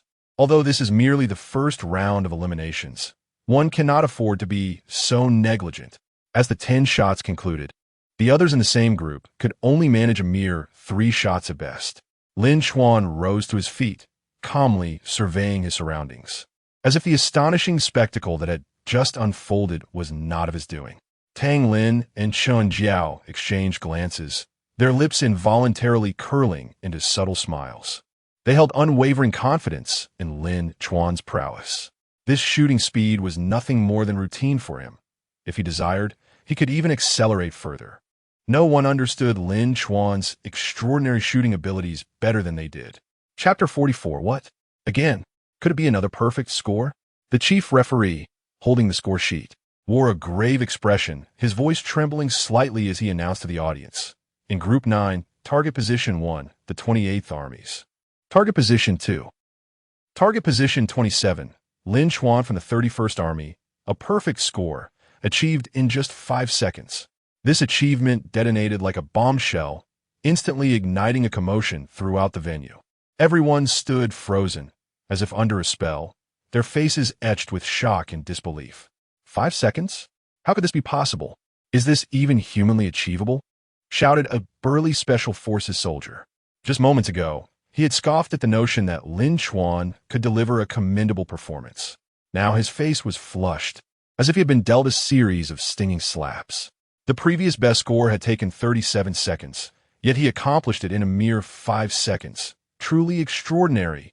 Another soldier, visibly astonished, found his voice wavering. He had previously echoed the doubts, but now he could only shake his head in disbelief, murmuring to himself, "I was short-sighted. This is the mark of a true master. I had thought he was merely showing off, but now my face is stinging from the reality check." The audience buzzed with whispered conversations, the atmosphere chaotic and tumultuous. In the monitoring room, the high-ranking officials and generals were equally astonished by this result, their mouths agape. Lin Chuan seemed destined to create miracles. The commander couldn't help but exclaim, his eyes gleaming with excitement. Indeed, such a performance is almost unattainable. No wonder the troops under him have excelled so remarkably. It appears that the gap between us and the Sirius Brigade is greater than we imagined. Sighed the Chief of Staff of the 15th Army with a wry smile, a look of resignation on his face. 10 minutes later, the first round of the competition concluded. The chief referee ascended the platform once more, holding the list of advancing participants, and announced loudly, "The list of those advancing from the first round of the strategic sniping competition is as follows. First place, Lin Chuan. Second place, Tang Lin and Chun Jiao, who secured 4th and 6th places respectively. Of course, this is not the final ranking. Furthermore, these results carry no points. It is merely a preliminary round. The ultimate victor will be determined in tomorrow's final." The faces of those who did not advance were filled with disappointment and dejection. Meanwhile, the advancing competitors felt immense pressure upon seeing Lin Chuan's results, fully aware that distinguishing themselves in the subsequent rounds would be a monumental challenge. The next round will see 100 competitors narrowed down to 50. The assessment method will be dynamic sniping. The chief referee's voice resounded once more, within 1 minute. Complete a 400-meter run, swiftly enter the sniping position, and shoot at moving targets 800 meters away, all within 10 seconds. If the scores are tied, the time taken will determine the winner. Upon this announcement, the audience erupted once again. This is far too difficult. Completing a 400-meter run in 1 minute, swiftly transitioning into a sniping stance, and firing within 10 seconds. Who can possibly achieve this? A spectator, with a face full of astonishment, remarked, "Indeed. Not only must the speed be rapid, but one must also swiftly adjust to a state of readiness following intense exertion to ensure shooting accuracy. This presents a tremendous test of both physical endurance and mental fortitude for the competitors. If this is what strategic sniping entails, I doubt I could achieve it even after a decade of practice." At that moment, a seasoned reconnaissance veteran stepped forward to elucidate, in truth, this assessment model is primarily designed to align with real combat scenarios. On the actual battlefield, snipers seldom have the luxury of a fixed position, free from disruption, to execute their shots. They often must quickly locate an appropriate sniping point after moving rapidly and complete their shooting tasks within a brief time frame. Whether it is to assist a team member in urgent need or to swiftly change their sniping location to evade enemy reconnaissance, snipers must possess such capabilities. Therefore, while this evaluation may appear daunting, it is, in fact, quite essential. Upon hearing this, the crowd nodded in agreement. The chief judge proceeded to announce the grouping details, each group consisting of 5 individuals. He promptly read out the names of the members in each group. Lin Chuan was placed in Group 18, while Tang Lin and Chun Jiao were in Group 17. As the assessment commenced, the first group of competitors stepped onto the track. Gritting their teeth, they sprinted forward, and upon completing the 400 meters, breathless, they collapsed into their sniping positions, striving to regulate their breathing and aim at their targets. Some competitors, having exhausted their physical energy, found their hands trembling, which severely impacted their shooting accuracy. Others, though they barely managed to shoot, did not achieve ideal results. It was a formidable challenge to complete 400 meters within 1 minute, averaging 15 seconds per 100 meters. Such speed could only be attained by those with exceptional physical conditioning. Few could maintain the pace of a 100-meter sprint over 400 meters. Often, after just 200 meters, competitors would feel utterly fatigued. The rationale behind this rigorous assessment, as the reconnaissance veteran previously noted, is that strategic snipers frequently must engage in rapid movements during their missions, potentially traversing 100 kilometers behind enemy lines before swiftly neutralizing their targets. Therefore, for a strategic sniper, not only is marksmanship of paramount importance, but physical prowess is equally critical. When it was Tang Lin and Chun Jiao's turn, their gazes were resolute, and they surged forth like arrows released from their bows. This time, their speed was markedly improved compared to the previous round, racing down the 400-meter track like a whirlwind. Upon reaching their sniping positions, they quickly adjusted their states and raised their rifles to shoot. Their movements were fluid and natural, culminating in one achieving second place and the other third.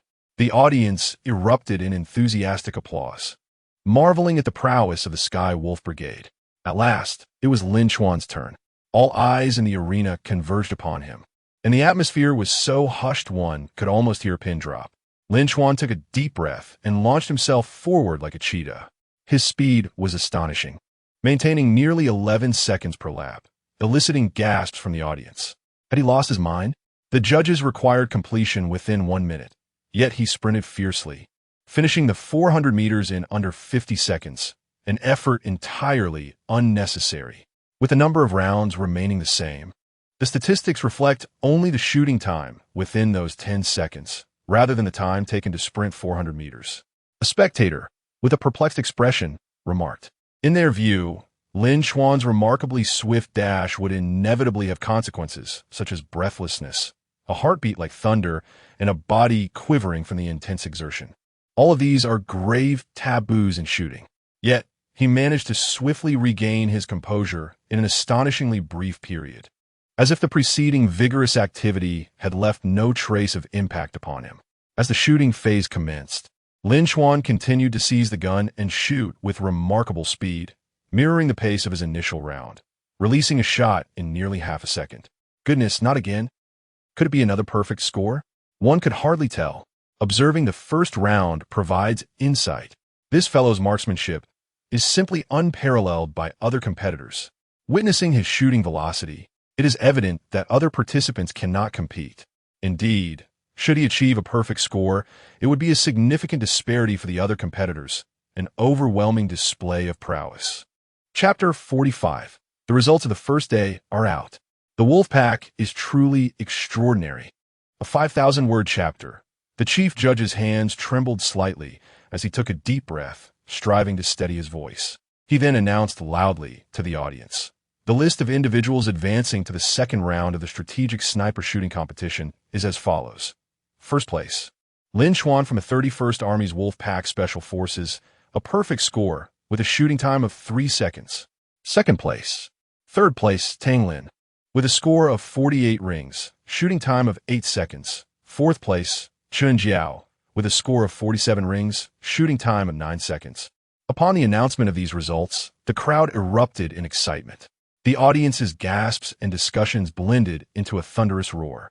Lin Chuan was nothing short of extraordinary, dominating the first place. This achievement was beyond our reach. One soldier, his face awash with astonishment, shouted at the top of his lungs. Indeed, his speed and precision in shooting surpassed our comprehension. The disparity was akin to a chasm. A comrade beside him echoed in agreement, eyes filled with helplessness and envy. The participating competitors wore expressions of despair, many bowing their heads, their faces etched with defeat. They had believed their efforts sufficient and their abilities commendable, yet before Lin Chuan, they felt utterly insignificant. In the monitoring room on the island, the headquarters leaders and commanders of various corps were once again rendered speechless by Lin Chuan's performance. Each assessment seemed to push the boundaries of human capability. How many more surprises could he bestow upon us? The headquarters leader could not help but exclaim. General Li Changhai of the 7th Corps widened his eyes, his face a mask of shock as he stated, "I must concede. The prowess of the wolf pack under Lin Chuan's leadership is simply extraordinary. We must thoroughly study their training methods." The Chief of Staff from the 15th Corps nodded in agreement. "Indeed, we previously harbored some misplaced hope of competing with the wolf pack in certain disciplines. But now it is evident that the gap is insurmountable." As the venue grew somewhat quieter, the chief judge announced again, "The third round elimination assessment will take place tonight, featuring nighttime sniping, utilizing night vision scopes to shoot at swaying targets 500 meters away." This announcement ignited the audience once more. Sniping from a distance of 500 meters during the day is challenging enough. To do so at night, targeting moving heads, is a formidable task. It demands not only exceptional shooting skills and proficiency with night vision equipment, but also immense psychological resilience and adaptability to the environment. A moment's inattention could lead to a missed target. 3 hours later, darkness enveloped the assessment area, with only the distant swaying targets barely visible in the dim light. Lin Chuan, Tang Lin, and Chen Jiao stood confidently at their shooting positions. At the judge's command, the contestants swiftly dropped to the ground, seeking their targets through the night vision scopes. Lin Chuan's movements remained fluid and instinctive. He quickly adjusted his night vision scope, his gaze resolutely locking onto the target. With a gentle pull of the trigger, bullets soared forth like meteors, each one striking true. In a mere half a second, the familiar speed of shooting once again astounded the audience. "I knew he would maintain such a rapid pace. His marksmanship is simply extraordinary," one spectator exclaimed with excitement. "Indeed, performing at such a level, even in the dark, Lin Chuan is truly a born sniper." Another audience member concurred. Meanwhile, the other competitors appeared somewhat strained. Many hesitated to fire due to the dim lighting and the swaying targets, and even those who did pull the trigger often missed their mark. In the monitoring room, the high-ranking officials from various military divisions were transfixed by the screen, marveling at Lin Chuan's astonishing performance, shaking their heads in disbelief. There is no doubt that Lin Chuan will secure first place in tomorrow's finals. "It is utterly unquestionable," declared the commander of the Third Army. "Yes, his prowess is unparalleled. However, there remains a chance for others to contend for second and third place," responded the Chief of Staff from the 11th Army. Before long, Lin Chuan completed his shooting first, rising to his feet with an expression of unwavering calm. The chief judge quickly tallied the scores and then announced, "For the third round of nighttime sniping, the first place goes to Lin Chuan, achieving a perfect score in just 2.3 seconds. This remarkable achievement once again stirred the audience into a frenzy, leaving everyone in profound admiration of Lin Chuan's capabilities. Meanwhile, Tang Lin and Chen Jiao secured third and fourth places respectively through their exceptional performances. It was evident to all that Lin Chuan was undoubtedly the frontrunner for the championship in tomorrow's finals. His performance had convinced everyone that he was the sovereign of this strategic sniping assessment. The other competitors could only engage in fierce competition for the second and third placements. As the first day of assessments concluded, the judges compiled the results of all the completed events, leading to a renewed silence among the military ranks. On this day, over a dozen events had been completed. The Tianlang team had claimed first place in all but 3 events, and even in those 3, members of Tianlang had secured positions within the top 3. Moreover, every event that required compulsory participation, as randomly selected by the judges, saw Tianlang members consistently within the top 3. In contrast, the best performance from other armies barely achieved 2 top 3 placements. "How is this possible? The Tianlang unit is utterly monstrous," stammered a soldier from the 12th Army, his face a canvas of shock and disbelief. On the first day alone, Tianlang had secured first place in all but 3 events, with the disparity being nothing short of chasm. A nearby comrade shook his head in despair, visibly disheartened. The competitors stood frozen in disbelief. They had all come with aspirations of victory and confidence in their abilities, yet upon witnessing Tianlang's results, the fire of ambition within them was extinguished in an instant. "While we're striving tirelessly, Tianlang seems to be playing on a different level altogether. How can we compete with that?" one competitor lamented, a bitter smile on his face his tone filled with resignation. In the monitoring room, the senior officials and military leaders were equally shaken by these results. The headquarters chief furrowed his brows, yet his eyes sparkled with a complex brilliance. The performance of the Tianlang Brigade had indeed surpassed all expectations. Their displayed prowess had far exceeded our initial assumptions. General Li Chuan of the 7th Army Group slammed the table with a sudden motion and rose to his feet. This was nothing short of a crushing demonstration of strength. It appears we still have significant shortcomings in the training and development of our special forces. Indeed, in individual subject assessments, no unit could rival the Tianlang Brigade. The Chief of Staff of the 15th Army Group lamented in agreement, stating that now our hopes rested solely on the subsequent phase of squad cooperative operations and the third phase of team competitions, as only then could the unique strengths of each service's special forces be showcased. I dare say, this entire military assessment is turning into a mere performance by the Tianlang Brigade. Another high-ranking officer couldn't help but remark. Wang He, seated nearby, wore a proud smile. Meanwhile, the audience at the assessment venue engaged in fervent discussions. The Tianlang Brigade is extraordinary. At this rate, what suspense could remain in the upcoming evaluations? Who would disagree? However, in the forthcoming squad cooperative operations and team competitions, perhaps other units might still find an opportunity. After all, this contest is not merely a test of individual prowess, but also a measure of teamwork and coordination. Indeed, we hope that other units can surprise us in the upcoming events. Otherwise, this assessment may become rather monotonous. While everyone was astonished and impressed by the Tianlang Brigade's capabilities, they were also filled with anticipation for the ensuing competitions. They yearned to witness other units possibly breaking the Tianlang Brigade's dominance in the assessments. The following day's finals, as anticipated, saw Lin Chuan unceremoniously claim first place.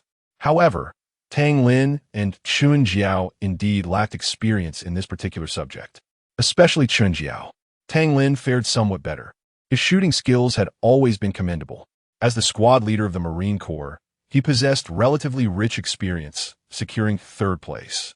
In contrast, Chun Jiao only managed to achieve fifth place. It must be noted that even if Lin Chuan provided excellent instruction, inherent talent ultimately plays a crucial role, and the outcome would not significantly change due to the guidance of a master instructor. Among the military ranks, there will always be prodigies with exceptional shooting abilities. This differs from other subjects, where Lin Chuan could employ various extreme methods to draw out potential. Furthermore, in the subsequent individual subject assessments, the Tianlang Brigade continued to excel. Although they did not claim first place in every subject, their name undoubtedly graced the top three. With the conclusion of the first phase of assessments, the Tianlang Brigade emerged victoriously, earning a resounding ovation and becoming the idol of the entire military. Lin Chuan glanced at the rankings in his hand, and upon seeing the subjects where Tianlang did not secure first place, a bittersweet smile crept onto his face.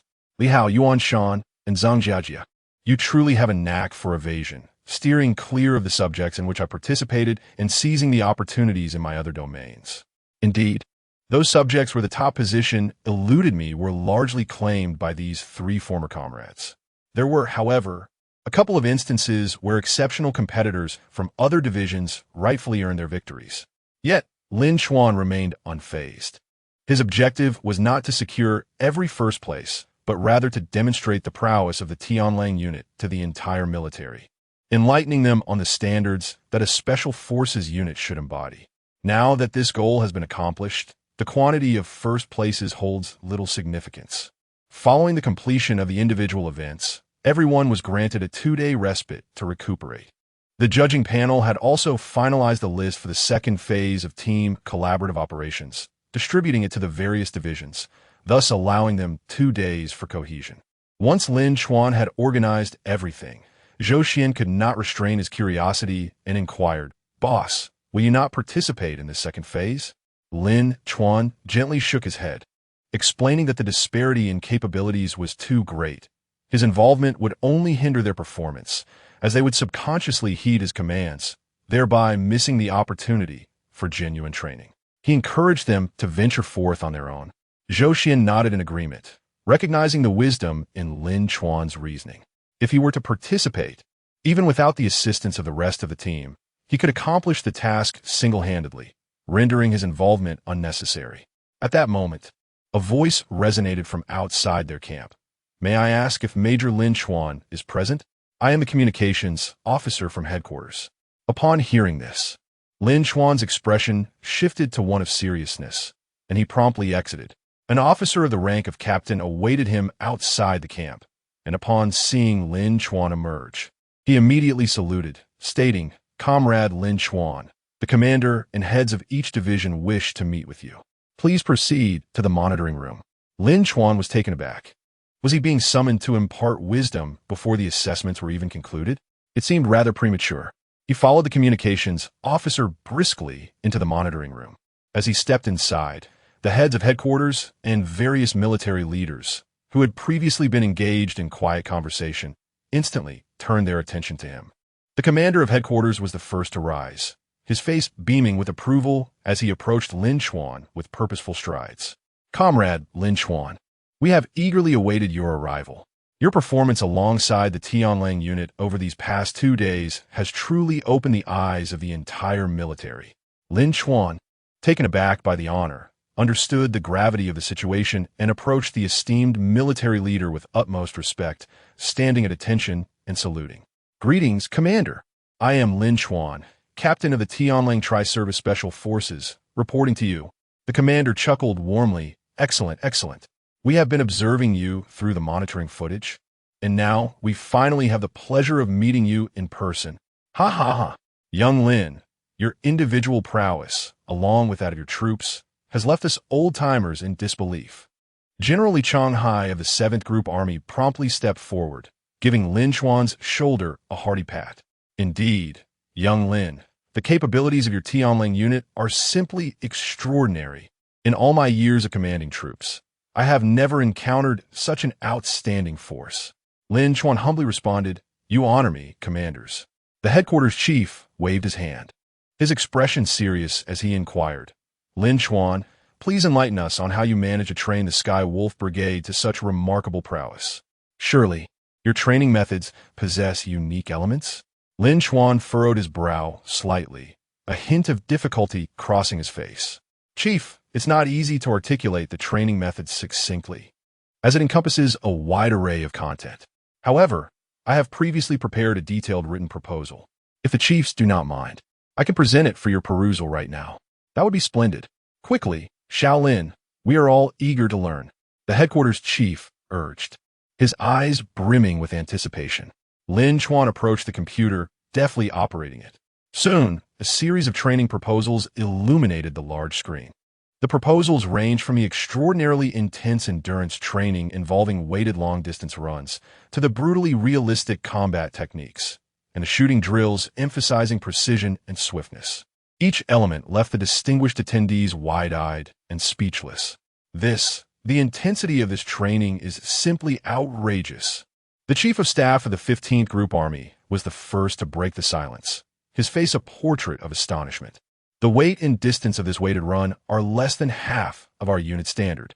Lieutenant General Li Changhai of the 7th Group Army echoed the sentiment, his expression one of disbelief. "And the combat and shooting drills, among other rigorous subjects, directly simulate life-and-death confrontations.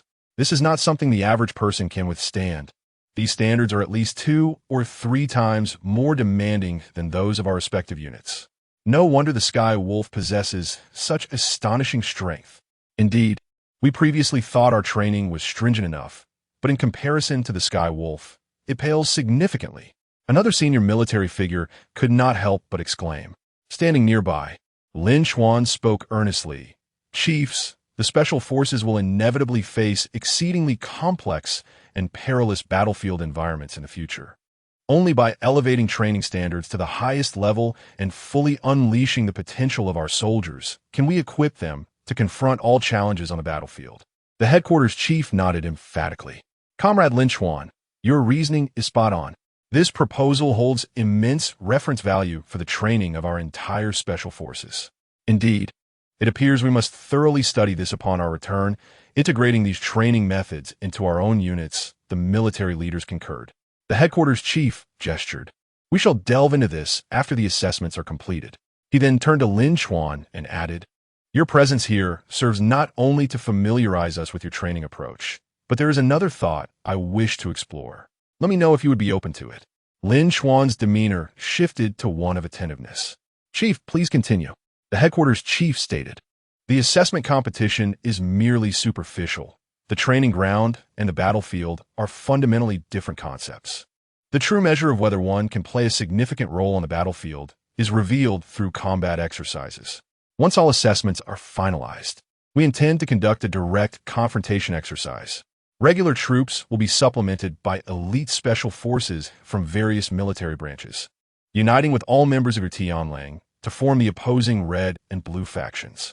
We shall engage in the traditional exercises of confrontation.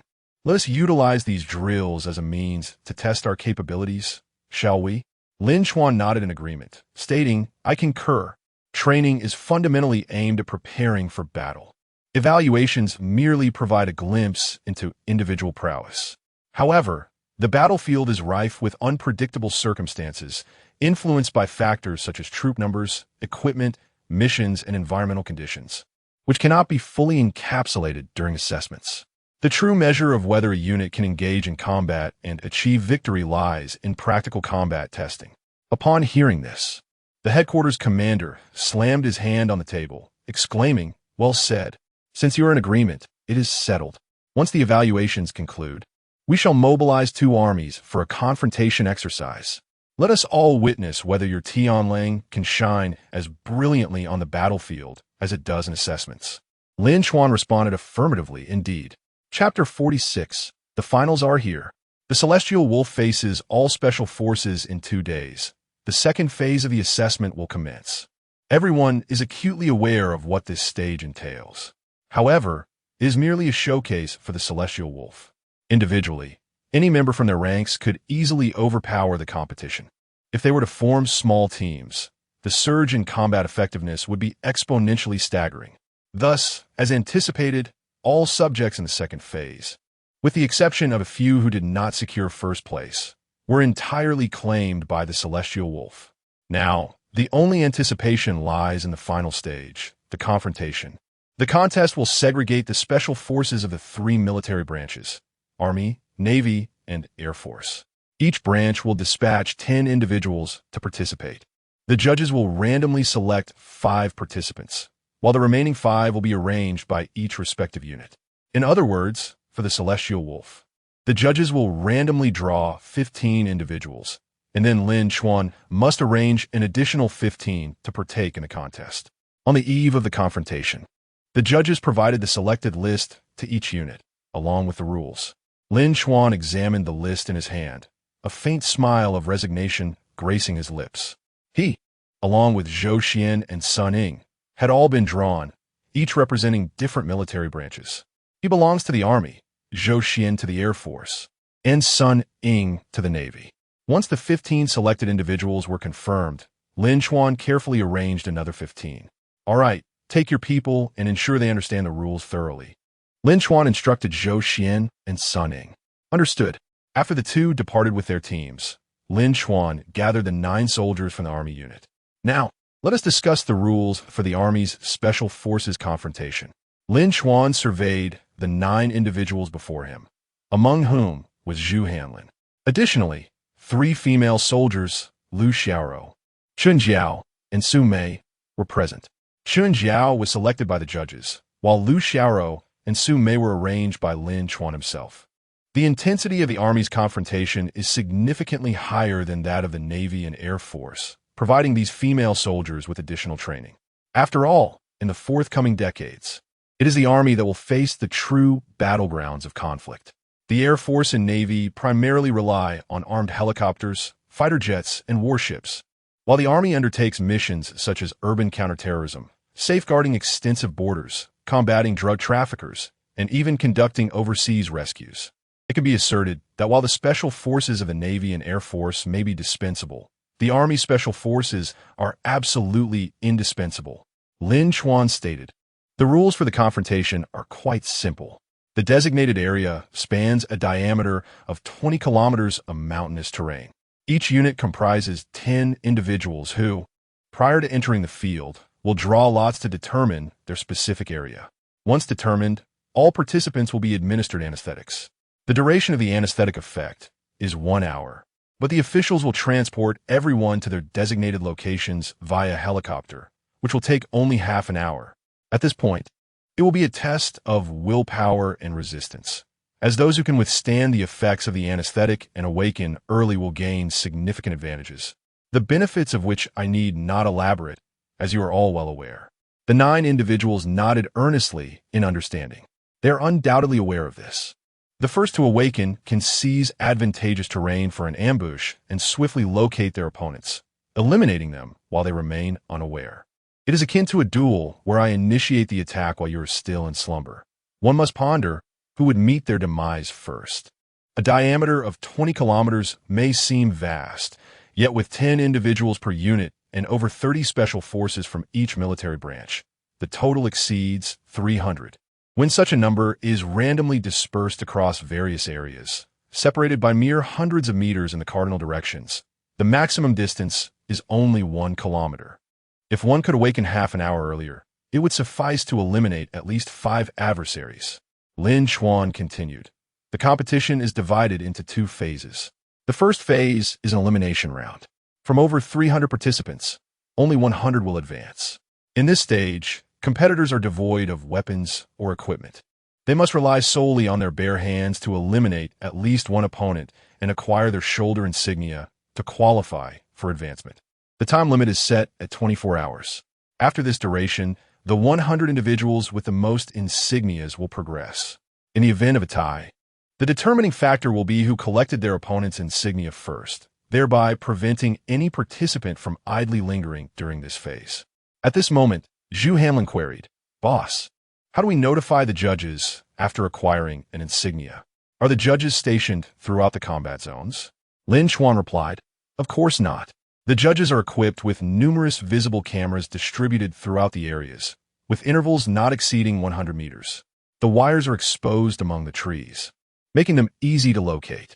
After seizing an opponent's insignia, if one finds themselves in a blind spot of the cameras, they simply need to move to a monitored location for the observation team to witness."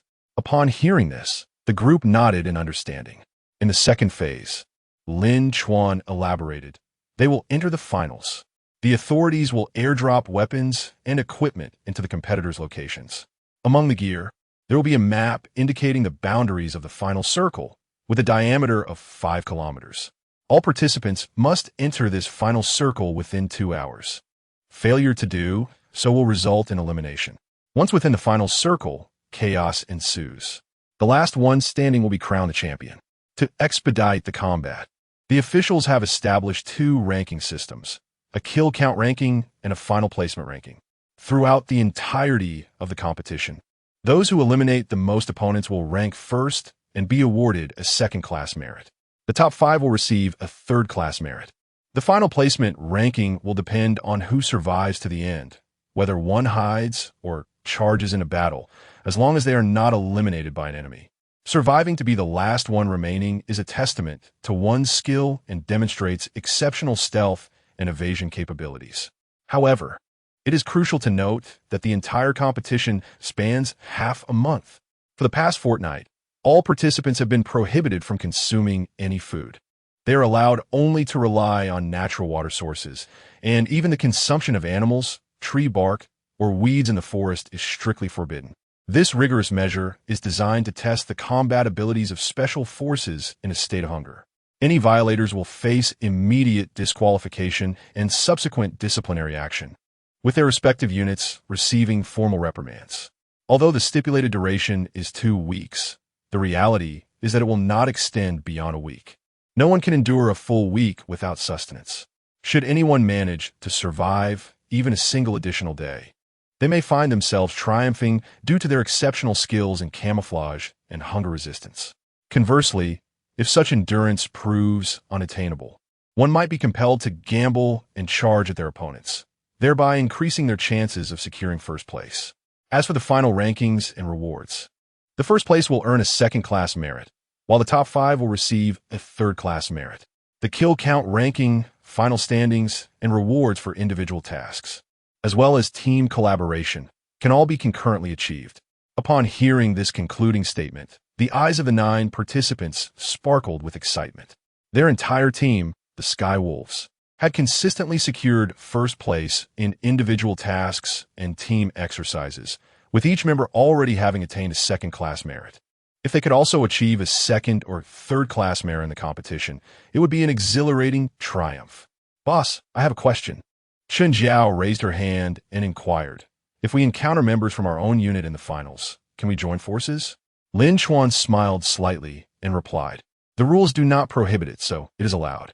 However, with a diameter of 5 kilometers and 100 participants, should they be fortunate enough to encounter comrades from their unit, the atmosphere shifted as everyone's eyes gleamed with hope. Yet, before their excitement could settle, Lin Chuan added, while the rules do not forbid it, I will not allow it. The 9 responded with a puzzled expression.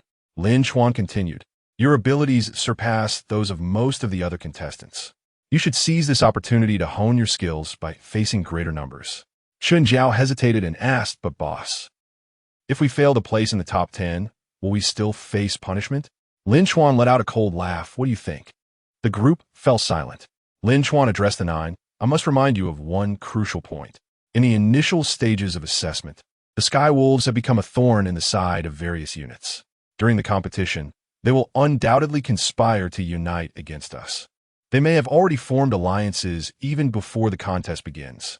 Upon hearing this, the pressure on the 9 participants intensified.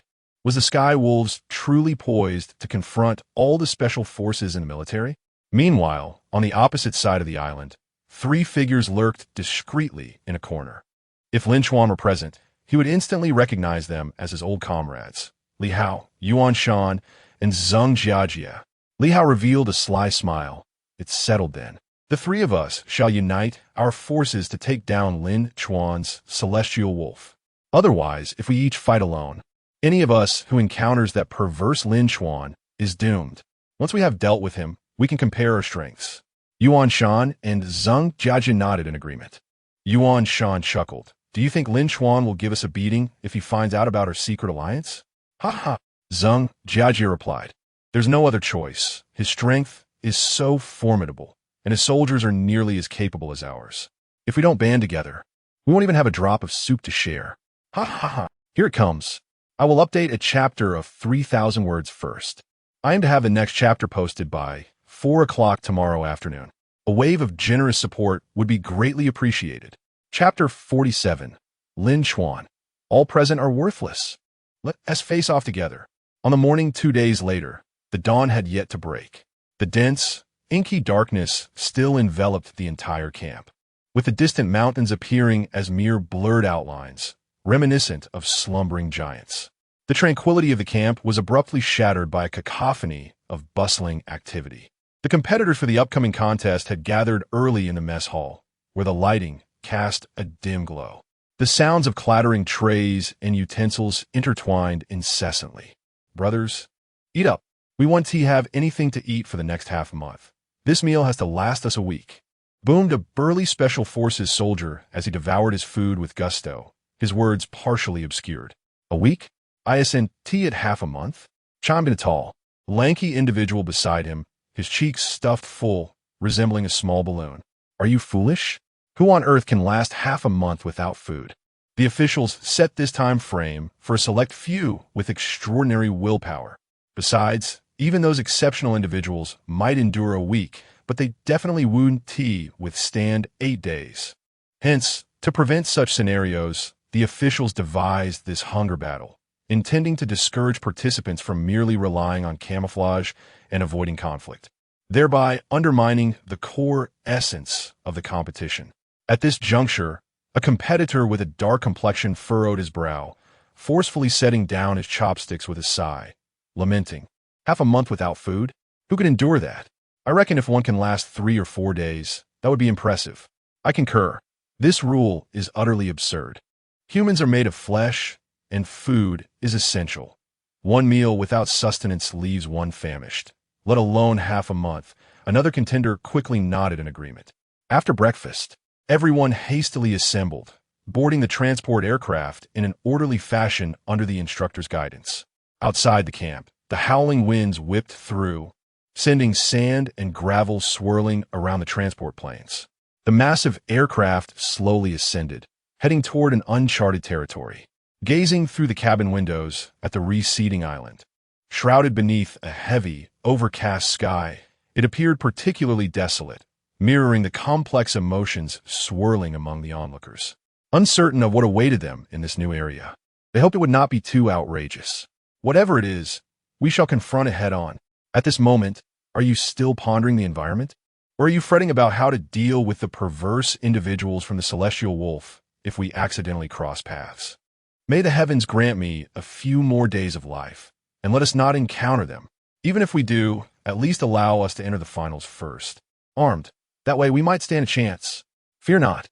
When we face the Celestial Wolves, we shall form an alliance and take them down first. Yes, that's the spirit. Hey, we are still here. Zhu Hanlin could no longer contain himself and shouted at them, his expression one of incredulity.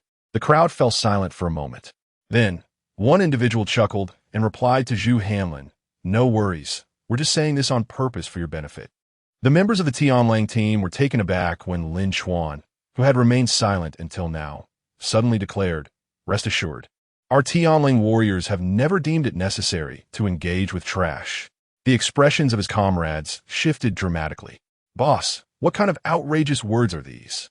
The individual who had spoken earlier, upon hearing Lin Chuan's remark, was instantly incensed, pointing at Lin Chuan and demanding, "What do you mean? Are you calling me trash?" No.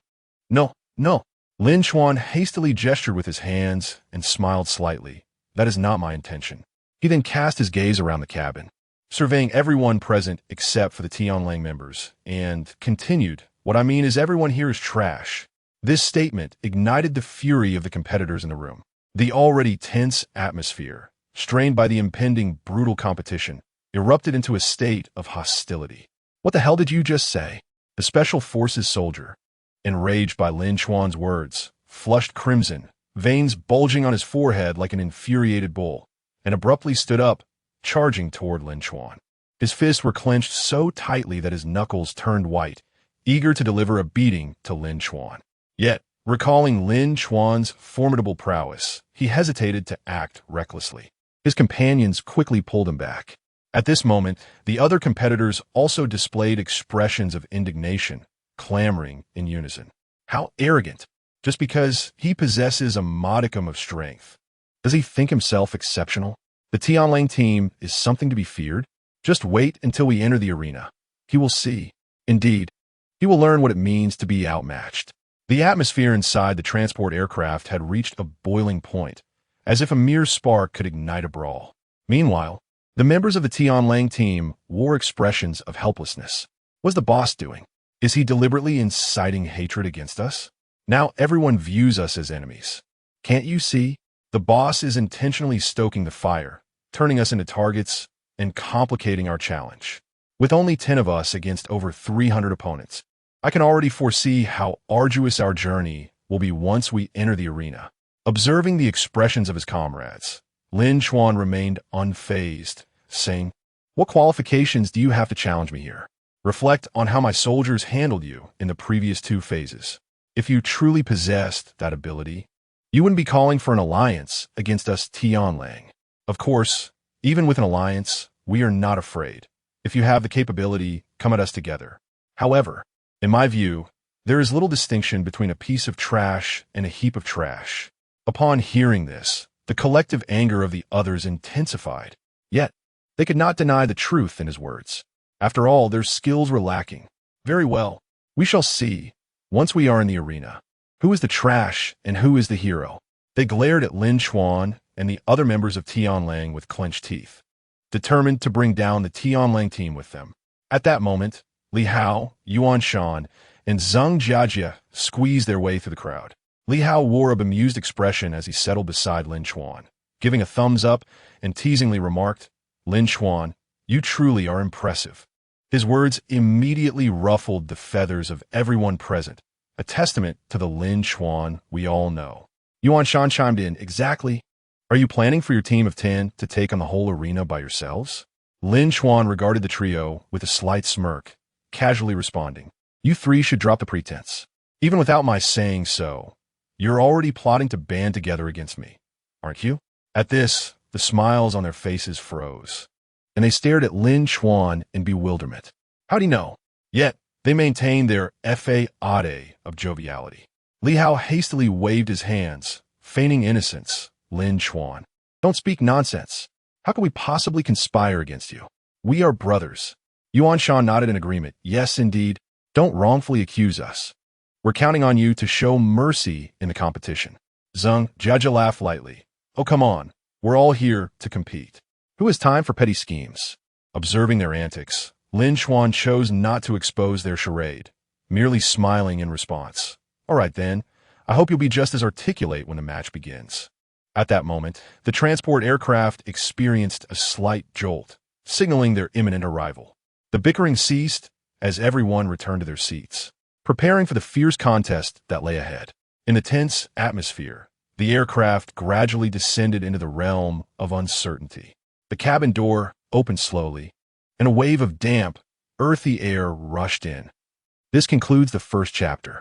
2 more chapters will follow tonight. Chapter 48. Entering the arena, Lin Chuan awakens. Astonishing the crowd, one by one, the participants disembarked, greeted by a vast expanse of open ground where the fierce winds continue to ravage, making it difficult to maintain one's footing. The staff had long prepared the drawing apparatus for the selection process. We shall now commence the drawing to determine each participant's designated area. The chief judge's voice echoed across the empty terrain, yet was swiftly drowned out by the howling winds. The contestants approached the drawing station in succession, and upon completion, they were instructed to maintain silence, prohibited from any form of communication. Once informed of their assigned area, they would be promptly escorted by the staff to undergo anesthesia before being placed in their respective zones. Lin Chuan stepped forward, reached into the drawing box, and retrieved a slip of paper. Upon unfolding it, he discovered it bore the inscription Zone C3. Before he could ponder further, a staff member hastily approached, guiding him to a nearby preparation area. Here, the personnel equipped Lin Chuan with a specialized suit embedded with unique devices that would emit smoke upon being struck by a bullet, signifying elimination. Simultaneously, they handed him a distress signal pistol. Comrade Lin Chuan, this is a distress signal pistol. Should you find yourself in danger or feel overwhelmed, you may discharge it, and we will rush to your aid. However, this also signifies your withdrawal from the competition. Do you understand? The judge stated gravely. Lin Chuan accepted the signal pistol, nodding as he secured it to his waist. He meticulously examined the apparatus on his suit, ensuring everything was in proper order. Meanwhile, in the monitoring room, the lights cast a stark pallor as the headquarters leaders and commanding officers from various army groups fixated on the screens, observing every movement of the contestants. This confrontation served as a true test for these special forces. The headquarters leader remarked with a solemn expression, the preceding assessment merely establishes their foundational abilities. The crucial aspect is whether these skills can be sustained in a combative context. Training is for combat. Preparation is vital. Yet lacking combat capability on the battlefield renders it futile, he continued. Indeed, particularly with the Wolf Pack, their recent performances have been nothing short of spectacular. I eagerly anticipate their execution in this confrontation, asserted General Li Changhai of the 7th Army Group, his eyes gleaming with expectation. However, other units would not concede easily. They would undoubtedly devise every possible strategy to counteract.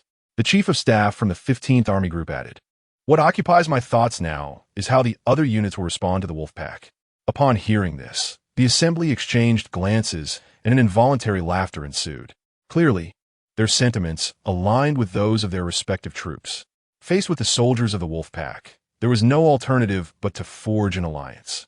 While it may seem unjust to the Wolf Pack, such is the nature of warfare, acknowledging one's inferiority, one must invariably seek allies among the enemy to confront a formidable opponent. After all, why engage in battle otherwise? Observing the amused expressions of the crowd, Wang Yi maintained a stern demeanor, though he refrained from voicing any objections. The disparity in power was too pronounced. If alliances were not permitted under such circumstances, then the competition would indeed lose its significance. One might as well present accolades directly to the soldiers of the wolf pack. Certainly, he yearned to witness whether the soldiers of Sirius could channel their individual prowess into the competition, exhibiting either normal or extraordinary performance. The crowd engaged in fervent discussions, their gazes unwavering from the screen. In the preparation area, Lin Chuan observed medical personnel approaching with a syringe, ready to administer anesthesia. A profound silence enveloped the surroundings, punctuated only by the howling wind reverberating in his ears. He took a deep breath, rolled up his sleeve, and calmly regarded the syringe. At the moment the needle pierced his skin, Lin Chuan felt a slight sting, swiftly followed by a chilling sensation coursing through his body. He sensed his consciousness beginning to fade, his limbs growing increasingly heavy. Simultaneously, all contestants were receiving their anesthesia injections, subsequently hastily transported to the confrontation zone. Lin Chuan found himself engulfed in a haze, his mind clouded as if shrouded in a thick fog. Vaguely, he felt himself being lifted into a helicopter, its roar intermittently echoing. Then, he lost all awareness. In merely 15 minutes, all participants had been ushered into the confrontation zone. However, while others remained ensconced in the slumber induced by the anesthesia, less than 20 minutes had elapsed when Lin Chuan's brow furrowed slightly, his fingers instinctively twitching. His consciousness began to gradually return, bolstered by a formidable willpower that propelled him from the depths of darkness. At last, Lin Chuan slowly opened his eyes, the blinding sunlight filtering through the dense foliage and illuminating his face. He squinted, adjusting to the shift in light. The surroundings were eerily silent, devoid of any presence. Almost simultaneously as Lin Chuan's eyes fluttered open, the control room was rendered speechless by the image on the screen. A high-ranking general abruptly stood, hands braced against the table, his eyes wide with disbelief, his face etched with incredulity. How could this be? In less than 20 minutes, Lin Chuan has awakened? General Li Changhai of the 7th Group Army nearly dropped his jaw in astonishment, his voice involuntarily rising by an octave, a tremulous exclamation reverberating in the control room. This willpower is terrifying. How has he accomplished this? The Chief of Staff from the 15th Group Army shook his head repeatedly, muttering to himself, Lin Chuan of the Sirius unit continually reshaping our understanding. To awaken early on the battlefield signifies a monumental advantage. The chief referee, initially poised to sip tea, found the cup suspended at his lips, nearly spilling its contents, as he stood dumbfounded for several seconds before regaining composure. Softly murmuring, this commander of Sirius is defying the odds, awakening a full 40 minutes early. In other observation areas, vast projection screens showcased the live events unfolding. Outside the observation zone, the wind continued to wail, seemingly echoing the astonishment of this remarkable scene. Members of various units, who had previously engaged in light-hearted conversation, fell into an abrupt silence as Lin Chuan's awakening appeared on the screen, the atmosphere frozen in time. 1 second, 2 seconds. Then an eruption of astonished exclamations filled the air. Could my eyes be deceiving me? Had he awakened so swiftly? Was this even human? A young soldier widened his eyes, his face a canvas of disbelief. Aware of the prowess of the Wolf Squadron, he never anticipated Lin Chuan to possess such extraordinary strength. How could this competition proceed? Another soldier, with a wry smile, shook his head, his expression a mixture of helplessness and admiration. It was no wonder he could lead the Wolf Squadron to such remarkable achievements. This tenacity was undeniable. An experienced veteran sincerely remarked, his eyes brimming with appreciation. Inside the monitoring room, a high-ranking officer urgently called out to the surveillance technicians. Quickly, adjust the footage to see which competing units are surrounding Lin Chuan. Chapter 49. Lin Chuan strikes, unveiling the first kill in the arena. The surveillance technicians, upon receiving the directive, deftly maneuvered their fingers across the keyboard. The imagery on the screen transitioned rapidly, with scenes from various angles flashing in quick succession. Within mere seconds, They accurately pinpointed the situation within a 500-meter radius of Lin Chuan. The screen revealed 3 competitors from other military factions, lying on the ground, ensnared in a slumber induced by anesthesia. "We've located them," the technician exclaimed. Within Lin Chuan's 500-meter vicinity were a participant from the 3rd Army Group's Cheetah Special Forces, another from the 9th Army Group's Eagle Special Forces, and one from the 11th Army Group's Wolf Special Forces. In the surveillance room, the commander of the 3rd Army Group, who had initially remained composed in his chair, suddenly wore a grave expression, leaning forward and gripping the armrests tightly. The Chief of Staff from the 9th Army Group sprang to his feet, his brow furrowed, eyes filled with concern. Meanwhile, the Deputy Commander of the 11th Army Group paced anxiously, muttering repeatedly, "Please don't head in our direction, please don't." The leaders of these 3 army groups were so tense that they dared not breathe. Their eyes fixated on the screen, as if their gaze could alter Lin Chuan's course of action. They understood all too well that, given Lin Chuan's prowess, even if the slumbering competitors were to awaken, they would stand no chance of resistance. Lin Chuan rose, stretching his somewhat stiff limbs. At that moment, sunlight struggled to filter through the dense foliage, casting dappled shadows upon the ground. The towering trees around him formed a natural barrier, isolating him from the clamor of the outside world. Only the gentle breeze rustling through the leaves broke the silence, occasionally accompanied by the distant calls of unknown birds, adding an air of tranquility and mystery. Taking a deep breath, Lin Chuan inhaled the earthy scent of moist soil and the fresh aroma of vegetation. After briefly surveying several directions, his gaze ultimately settled on one specific path, and he strode purposefully towards the position of the 3rd Army Group's Cheetah Special Forces participant. Upon witnessing this scene, the commander of the 3rd Army Group grew frantic, leaping to his feet and shouting, "Wake up! Hurry and run!" However, his cries were destined to go unheard by the slumbering competitors, for the surveillance cameras of this era lacked voice communication capabilities. The leaders of the other army groups, initially taken aback, soon found themselves unable to suppress their laughter. Commander Li Changhai of the 7th Army Group chuckled, offering reassurance, "Old Zhang, don't fret. There's nothing we can do." After all, Lin Chuan woke up so early. The Chief of Staff from the 15th Army Group chimed in, "Indeed, Lin Chuan is an unpredictable variable. Anyone who encounters him is bound to have a headache." Lin Chuan darted swiftly through the dense jungle, the thick carpet of fallen leaves crunching beneath his feet. His steps were light yet steady, emitting scarcely a sound. The surrounding underbrush occasionally grazed his arms, leaving faint scratches, but he paid them no heed. A squirrel, startled by the sound of his footsteps, swiftly scaled a nearby tree, watching him warily. At this moment, the observation area outside was already packed with spectators from various units, all gazing upwards at the enormous projection screen, enveloped in an eerie silence. In a mere span of 10 minutes, Lin Chuan located the slumbering soldier from the 3rd Army's Cheetah Special Forces. How astonishingly swift! Lin Chuan seemed almost supernatural. To find someone in just 10 minutes demonstrated an exceptional prowess in reconnaissance and tracking. Truly formidable. It appeared that Lin Chuan was poised to create yet another miracle in this competition. The murmurs of the audience rose and fell like waves, while within the monitoring room, high-ranking officials from other army groups wore expressions of disbelief, shaking their heads in amazement. Lin Chuan consistently delivered the unexpected. This was merely the beginning, and he had already thrown down the gauntlet.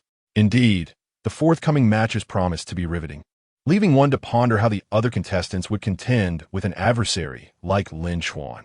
In the monitoring room, everyone held their breath, their eyes glued to the screen. The commander of the 3rd Army wore a look of resignation. "This is it, we are finished." Lin Chuan approached the sleeping soldier, crouched down, and without a hint of hesitation, effortlessly removed the shoulder insignia from the soldier's uniform. "Brother, do not blame me. It is merely unfortunate luck on your part." With that, Lin Chuan held the insignia aloft before one of the cameras, shaking it triumphantly. After securing the insignia, Lin Chuan did not linger but strode purposefully forward.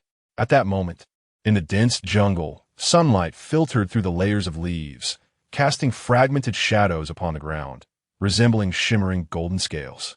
The atmosphere in the monitoring room grew tense once more. The technician's fingers danced rapidly across the keyboard, akin to a nimble dancer, swiftly retrieving information on Lin Chuan's path. The images transitioned rapidly, soon honing in on a soldier from the 5th Army, lying asleep on the ground. Report: a soldier from the 5th Army Special Forces has been spotted 200 meters ahead of Lin Chuan. The technician's voice shattered the brief stillness. The commander of the 5th Army, who had been quietly relieved that his soldier had not yet attracted Lin Chuan's attention, saw his smile evaporate, replaced by a visage of anxiety and concern. He instinctively leaned forward, his gaze fixed intently on the screen, as if willing the sleeping soldier to awaken with sheer willpower.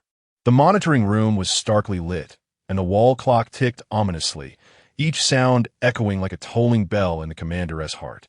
Just as everyone assumed the soldier would continue his slumber for a while longer, the screen displayed a shift.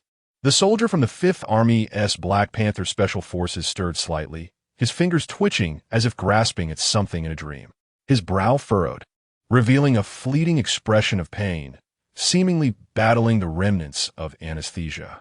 His eyelids began to flutter, and his eyes roamed restlessly beneath them. With a soft groan, he slowly opened his eyes.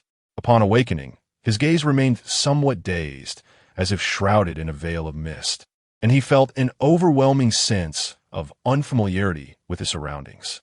His eyes wandered aimlessly, fixed upon the fragmented sky above, divided into patches by the leaves.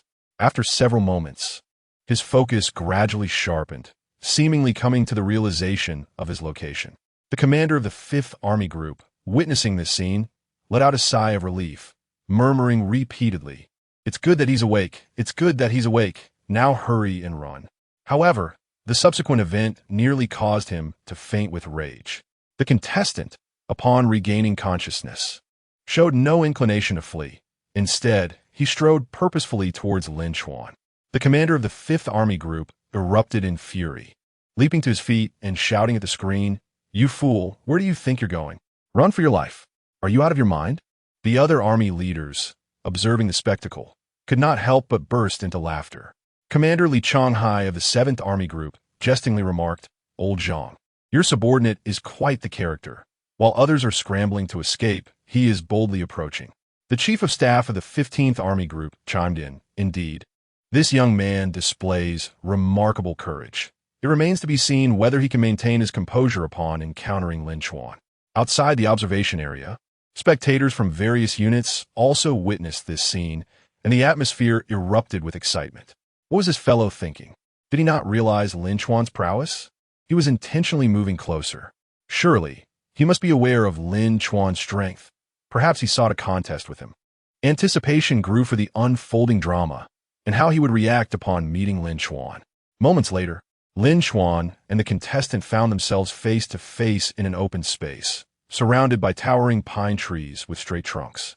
The contestant recognized Lin Chuan instantly, his complexion turning as pale as a sheet. His eyes widened in terror, and without uttering a word, he turned and fled. Lin Chuan, observing this, allowed a slight smile to grace his lips and leisurely pursued him. His speed appeared unhurried, yet he always found the optimal path, gradually closing the distance between them. As the contestant noticed Lin Chuan drawing nearer, he shouted in a panic, "Big brother, give me a chance. Please stop chasing. I just want to live another day." His voice carried a hint of desperation, sounding quite comical. The audience erupted in laughter, though devoid of mockery. After all, anyone faced with an opponent like Lin Chuan would instinctively think of escape. This fellow was quite amusing, yet it was no wonder. Who wouldn't fear Lin Chuan? Indeed, Lin Chuan's strength was evident to all, making this competition exceedingly daunting for others. In the control room, the commander of the 5th Army Group slumped helplessly in his chair, exclaiming, "This kid is truly driving me to the brink." Suddenly, a technician in the control room shouted, "Wait. There are 2 more individuals ahead. They've encountered each other. They are from the 6th and 5th Armies." What? As soon as those words were spoken, the prominent figures instantly became invigorated. The Chief of Staff of the 6th Army's expression shifted dramatically. Are our troops also involved? Meanwhile, the commander of the 5th Army's eyes lit up. "Quick, show me who it is." If there were members from their army, Perhaps the two could join forces and create a chance for victory. The surveillance technician swiftly retrieved the footage. Upon recognizing the individuals within the frame, the commander of the Fifth Army was instantly elated. "It's Tianyan, the king of combat from our troops."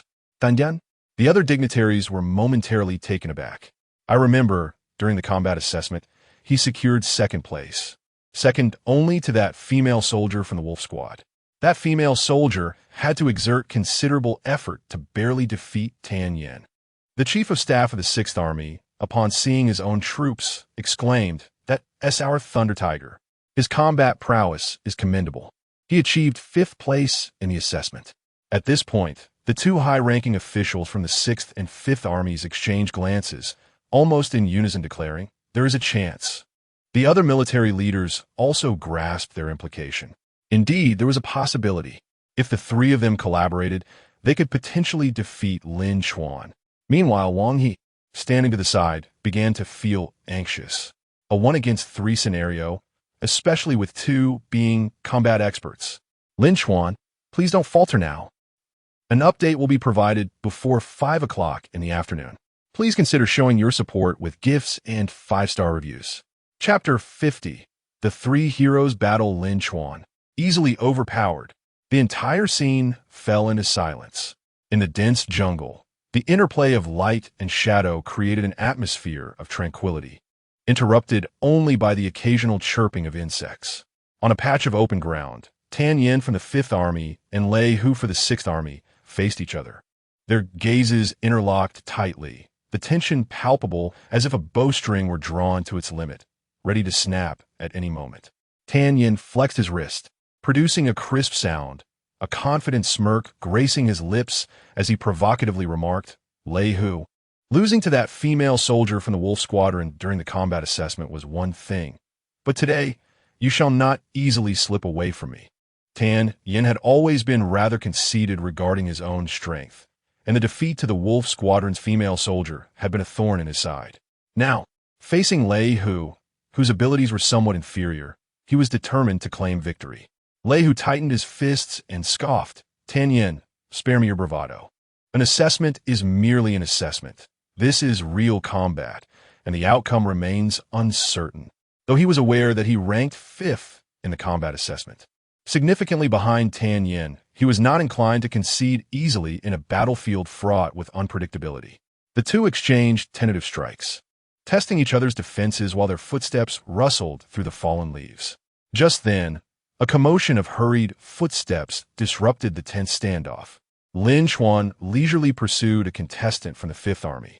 The contestant, in a panic, stumbled into a relatively open clearing. Fortuitously, the very place where Tianyan and Lei Hu were poised for confrontation.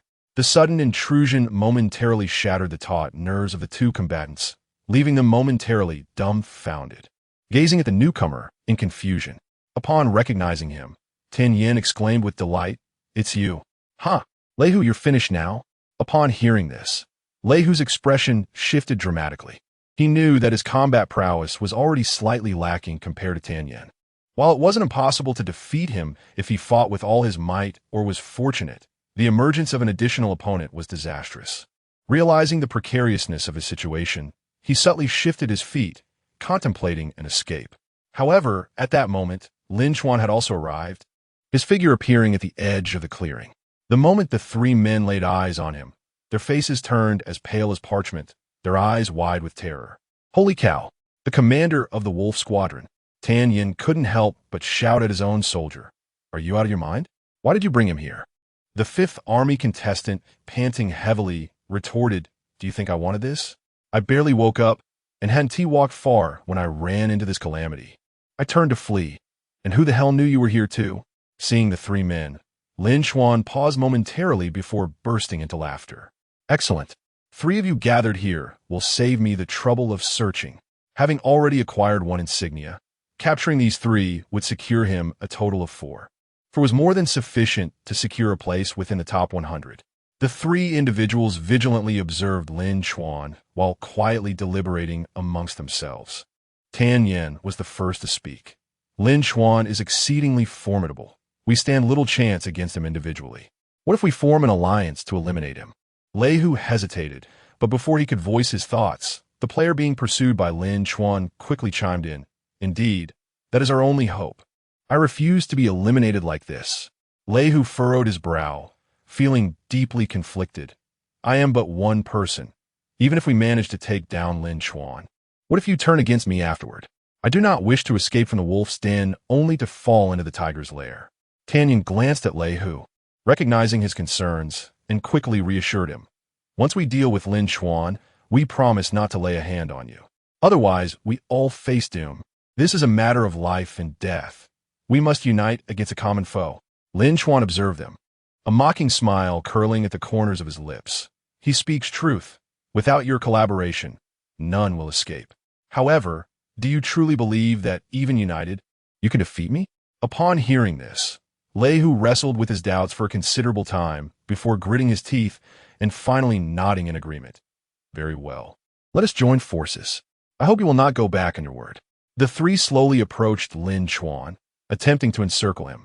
Lei Hu's keen eyes caught sight of a sturdy wooden stick nearby, which he promptly picked up, gripping it tightly. Now armed, let us see if you can maintain your arrogance. In the monitoring room, the atmosphere ignited. The commander of the 5th Army stood abruptly, hands clenched, exclaiming, "Excellent. This is going to be thrilling. Tianyan, strike hard. Dampen Lin Chuan's audacity." The Chief of Staff of the 6th Army became tense as well, his eyes fixated on the screen. Lei Hu, do not falter. This is your only chance for survival. Seize it. Wang He, watching the screen, huffed in indignation. What is this? 3 against 1? How shameless. Hearing this, the commander of the 5th Army and the Chief of Staff of the 6th Army exchanged knowing smiles. The 5th Army commander retorted, "What can we do when your people are so formidable? This is strategy, do you understand?" The 6th Army Chief of Staff concurred, "Exactly. On the battlefield, we only consider the outcome, not the process." However, the commander of the 7th Group Army, Li Chuan, shook his head. "I am not so sure. Judging from Lin Chuan's demeanor, he seems utterly unconcerned by these three. Even united, they may not match his prowess. Lin Chuan is not someone to be trifled with." The observation area buzzed with excitement as the audience engaged in fervent discussions. Could Lin Chuan withstand the combined efforts of these three? It seems doubtful. It is hard to say. While Lin Chuan is certainly impressive, these three are not weak either. After all, during the previous assessments, we only witnessed the prowess of that female soldier from the Tianlang unit. Lin Chuan may excel in other subjects, but in combat, he may not be invincible. This promises to be an enthralling spectacle. Finally, the three surrounded Lin Chuan and simultaneously launched their attack. Tianyan was the first to strike, sprinting forward with a fierce straight punch aimed directly at Lin Chuan's face, the wind from his fist howling with intensity. The fierce Lei Hu was not to be outdone. He swung a wooden stick, attempting to block Lin Chuan's escape route from the side. The competitor being pursued by Lin Chuan cautiously circled behind him, seizing the opportunity to deliver a kick to Lin Chuan's back, muttering, "I refuse to believe that 3 of us cannot handle you." Faced with the onslaught of 3 adversaries, Lin Chuan remained unperturbed. He slightly tilted his body, effortlessly dodging Tianyan's straight punch, while simultaneously extending his arm to deftly block Lei Hu's sweeping strike. With a resounding thud, the stick struck his arm, yet failed to inflict any harm. In the blink of an eye, Lin Chuan executed a swift spin, delivering a roundhouse kick that connected squarely with the chest of the competitor behind him. The unfortunate adversary let out a pained scream, and was sent flying, crashing heavily to the ground, unable to rise for some time, exclaiming in disbelief, "How is this possible? How can he possess such strength?" Tianyan, witnessing this, felt a jolt of shock, yet pressed on with his assault. He leaped into the air, unleashing a flying kick while shouting, "I refuse to believe you can dodge again." Lin Chuan's lips curled into a slight smile. He did not evade or flinch, but instead extended his palm, firmly catching Tianyan's flying kick. With a powerful toss, Tianyan was sent hurtling away, rolling several times upon landing, groaning in pain. What the hell? Is this strength even humanly possible? Seizing the moment while Lin Chuan dealt with Tianyan, Lei Hu gripped the wooden stick tightly, channeling all his strength into a strike aimed at Lin Chuan's head, bellowing, "D!" Lin Chuan's eyes narrowed, He sidestepped the wooden stick and swiftly advanced, delivering a heavy punch to Lei Hu's abdomen. Lei Hu felt an overwhelming force surge through him. As if his internal organs had shifted, he spat froth, relinquished his grip on the stick, and collapsed to the ground, weakly admitting, "I concede. The gap is too vast." In a matter of minutes, Lin Chuan had dispatched all three opponents. Standing before them, his demeanor remained calm. He first approached the fifth military competitor he had kicked away, who lay groaning in agony on the ground. Lin Chuan bent down and swiftly tore off his shoulder insignia with precision. Next, he moved towards Tan Yin, who, filled with resentment, could only watch helplessly as Lin Chuan removed his insignia. Finally, Lin Chuan stood before Lei Hu, who had closed his eyes in despair.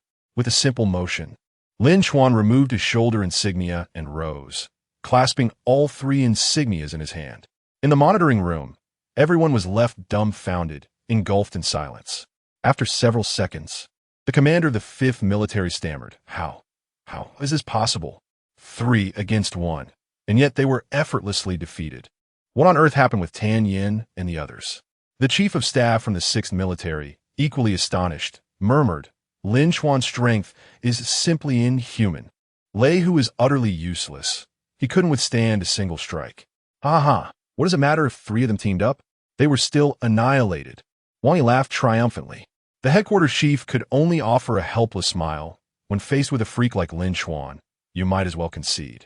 The other military leaders, also shaking their heads in resignation, silently prayed that their troops would not encounter Lin Chuan. If they could just survive the first challenge and advance to the second, perhaps there would still be a chance.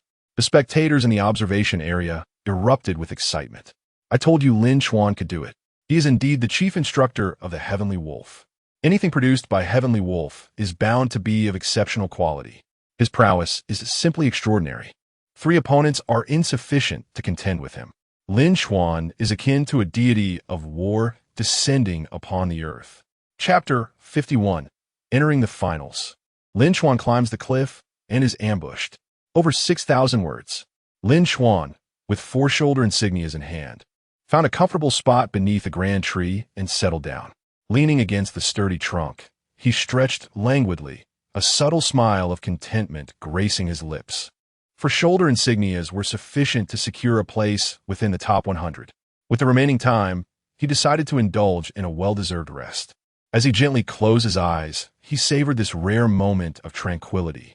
Hours slipped by unnoticed, and Lin Chuan remained enveloped in this fleeting respite. The surrounding jungle was serene and harmonious, with only the whisper of the breeze rustling through the leaves. However, this peace was abruptly shattered by an uninvited guest. A fellow contestant cautiously approached, spotting Lin Chuan with his eyes closed and mistakenly believing he had found an opportunity.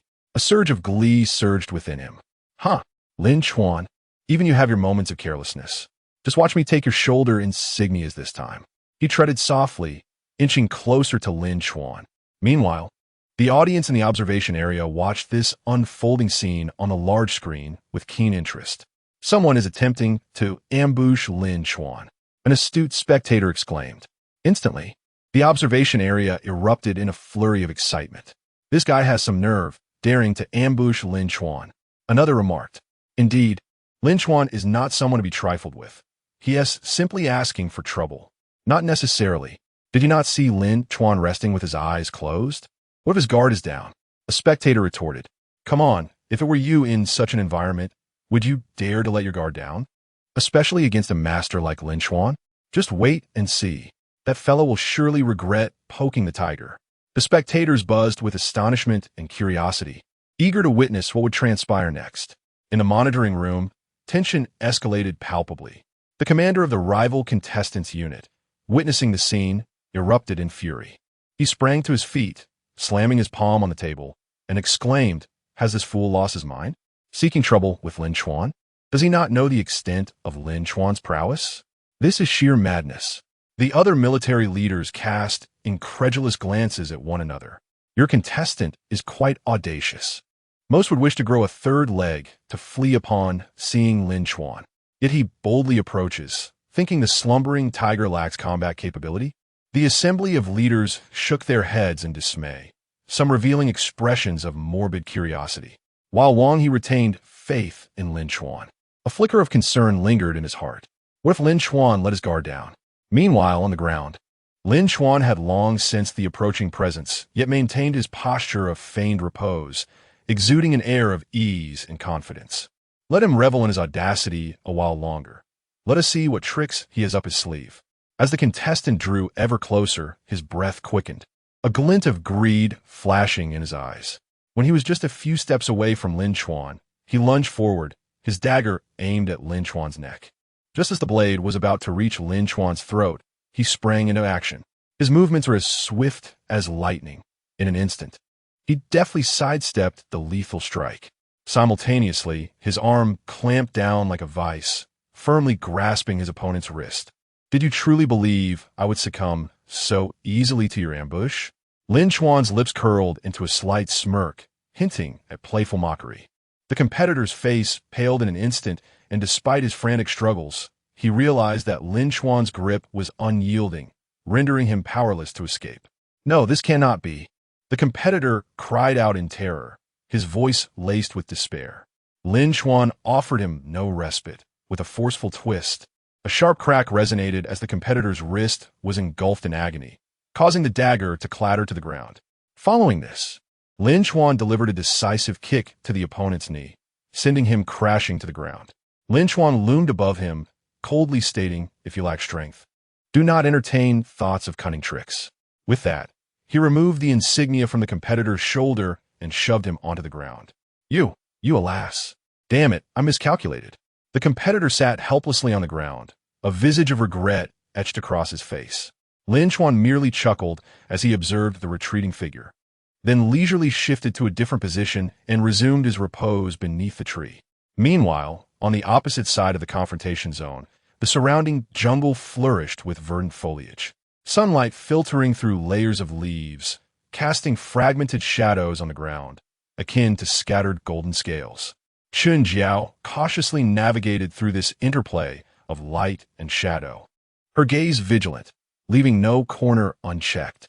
Suddenly, a faint rustle arose ahead, prompting Chun Jiao to halt, pressing her body against the sturdy trunk of a tree. The coarse bark against her back heightened her alertness. Two male competitors emerged from the thicket, and upon spotting Chun Jiao, a hint of derision crept onto their faces. Well, if it isn't a female soldier from the wolf pack, one tall competitor scoffed. What business does a girl have here? Hand over your insignia, and we might spare you. Though their words were dismissive, they approached with caution. After all, they had heard tales of the wolf pack's female soldiers being even fiercer than their male counterparts. Although the champion of the combat event was not this particular soldier, it did not imply that she was lacking. Chun Jiao snorted disdainfully, her eyes sharpening with determination. With just the two of you, you are unworthy. As she spoke, she flexed her wrist and assumed a combat stance. Within the monitoring room, spectators began to murmur at this unfolding scene. The commander of the 3rd Army Group furrowed his brow, stating, though Chun Jiao is of the wolf pack, she is still a female soldier. Can she hold her own against two male competitors? Commander Li Changhai of the 7th Army Group chuckled and shook his head. Do not underestimate the soldiers of the wolf pack. You have witnessed their prowess in the previous assessments. Indeed, another high-ranking officer remarked earlier that seemingly frail girl, Lu Xiaoro, demonstrated combat capabilities surpassing those of the male soldiers. This Chun Jiao may very well prove to be her equal. At this moment, the commanding officer at headquarters inquired of the general overseeing the two competitors, what is the combat prowess of these individuals in your regiment? The general replied, one of them participated in the combat assessment and secured 8th place. As for the other, I am not well acquainted. 8th place? Wang Yi narrowed his eyes. If Chun Jiao possesses combat skills comparable to those of Lu Xiaoro, she should be fine. But what if she does not? Haha, old Wang. It seems your regiment has finally encountered a significant challenge, chuckled Li Changhai from the 7th Army. Wang Yi feigned calmness, retorting, humph. Our Tianlang excels at overcoming the odds. They are merely two male soldiers. Our female soldiers are not necessarily destined to lose. Let us see then. The audience at the observation area erupted in chatter. Chun Jiao appears so slender and petite, Can she truly contend with those two larger men? A young soldier voiced his concerns, while others nearby echoed his sentiments, expressing doubt about her chances against the formidable male competitors. On the scene, the taller competitor initiated the attack, bellowing as he charged forward, delivering a powerful straight punch aimed at Chen Jiao's face. The force of his punch sliced through the air, imbued with a fierce intent, seemingly aiming to incapacitate her in one blow. Chen Jiao's gaze sharpened. She subtly shifted her body to the side, effortlessly evading this ferocious strike. Seizing the moment when her opponent's energy was waning, she swiftly raised her knee and forcefully drove it into the tall competitor's abdomen. He let out a muffled groan, instinctively bending forward in pain. How could this be? How is this woman so quick to react? The tall competitor stared at Chen Jiao in shock, incredulity replacing his previous disdain. Observing this, the shorter competitor rushed in from the side, swinging his robust arms in an attempt to grapple with Chen Jiao and bring her crashing to the ground. Yet, Chen Jiao's reflexes were lightning fast. She forcefully pushed the tall competitor away, utilizing the rebound to swiftly pivot her body and unleash a spectacular spinning kick aimed at the shorter competitor's head. He hastily raised his arms in defense, but with a resounding thud, her foot struck his arm with tremendous force, sending him stumbling back several paces. Pain radiating through his arm. This strength. Could she truly be a female soldier? The shorter competitor clutched his aching arm, his face a canvas of shock and fear. He exchanged a glance with the tall competitor, both harboring a fleeting thought of retreat. Regaining his composure, the tall competitor charged at Chen Jiao once more, this time altering his strategy to a series of rapid attacks, his fists raining down upon her like a storm. Chen Jiao, agile as ever, deftly dodged left and right, searching for an opportunity to counterattack. Suddenly, she spotted an opening amidst his flurry of punches. She lunged forward, driving her elbow forcefully into the tall competitor's throat. Instantly, his face flushed crimson, struggling to breathe as he clutched his throat, staggering backward. This woman is far too formidable. We're no match for her. We must retreat. The tall competitor gasped for breath while urgently calling to the shorter competitor. The short contestant, witnessing his companion's misfortune, felt a surge of anger and charged forward recklessly once more. A faint smile of confidence graced Chen Jiao's lips as she awaited his approach. Suddenly, she crouched down and forcefully slammed her shoulder into the short contestant's abdomen, simultaneously grasping his arms and pulling with all her might. The contestant was propelled into the air by Chen Jiao's strength, tracing an arc before crashing heavily to the ground, rolling in pain. "Big brother, I can't move. This woman is a monster," he cried, his spirit of resistance utterly shattered. In less than a minute, both male contestants lay incapacitated on the ground, unable to move. The audience watching from the sidelines erupted in astonishment. Chen Jiao is incredible. Her prowess surpasses that of many male soldiers. Indeed, I underestimated her before. It was a grave miscalculation. This is astonishing. In the monitoring room, the commander of the 3rd Army Group was left speechless in surprise. What did I say? None of the soldiers of Tianlang are weak. Laughter escaped Wang, as he couldn't contain his pride. The commanders of the two contestants' respective armies wore expressions of wry amusement, realizing that their soldiers were utterly outmatched by Tianlang's prowess. The headquarters chief inquired of the monitoring personnel, "What is the status of the other Tianlang soldiers?" After consulting with the technical staff and the judging panel, the monitoring personnel promptly reported, "Report, Chief. According to our surveillance statistics, none of the other Tianlang members have been eliminated, and each has taken down at least one opponent, earning at least one insignia." The headquarters chief nodded, a satisfied smile spreading across his face. The Tianlang unit truly lives up to its reputation. The other army commanders could only shake their heads in helpless resignation. In the first phase, eliminating even one soldier from Tianlang proved to be an insurmountable challenge. Now, their hopes rested solely on the second phase. Unbeknownst to them, night fell, and the previously calm sky was suddenly engulfed in tumult. The howling wind, akin to an enraged beast, rampaged through the forest, creating a chilling cacophony as it bent the trees.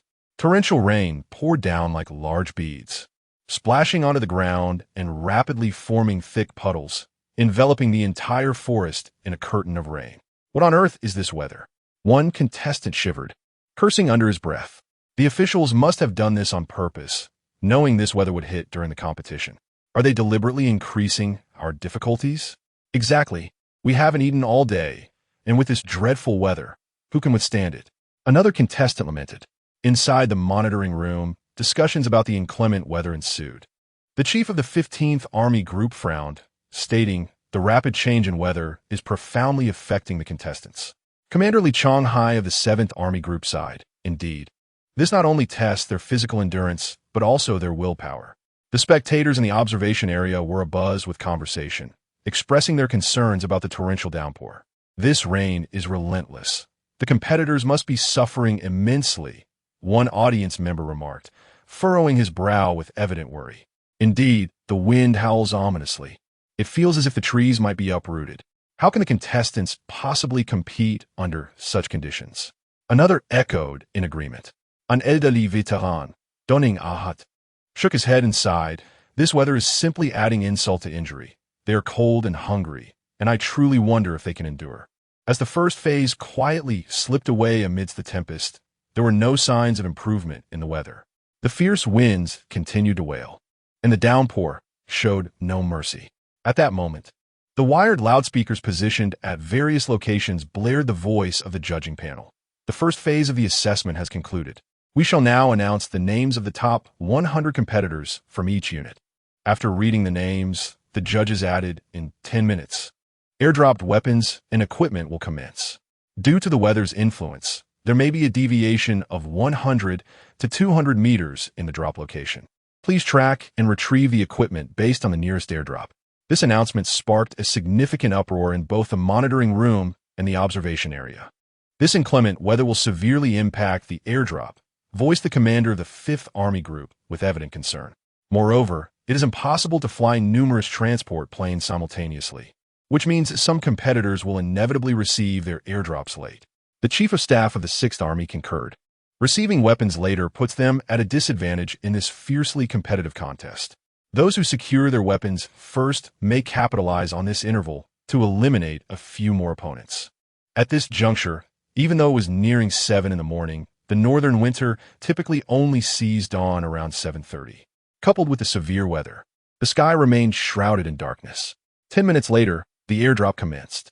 The massive transport planes struggled against the storm, their fuselages swaying precariously in the gale, creaking ominously as though they might disintegrate at any moment. The cargo doors slowly opened, and boxes of weapons were pushed out into the tempest. Some airdrop boxes, affected by the wind, drifted approximately 100 meters off course, landing beside a muddy marsh, with one corner sinking into the mire. Others veered as much as 200 meters, plunging directly into a raging creek, instantly swept away by the torrent, while some boxes landed on relatively flat terrain. The surrounding environment had turned into a slippery quagmire due to the relentless rain, forcing competitors to tread cautiously with every step, lest they slip and fall. Those competitors positioned further away could only watch in anxious anticipation, silently praying they would soon find suitable weapons to maintain an edge in the forthcoming competition. As the airdrop boxes descended, plumes of crimson smoke erupted from multiple locations on the ground, the vivid red stark against the oppressive gray of the rain-soaked atmosphere, akin to warning lights blazing in the dark.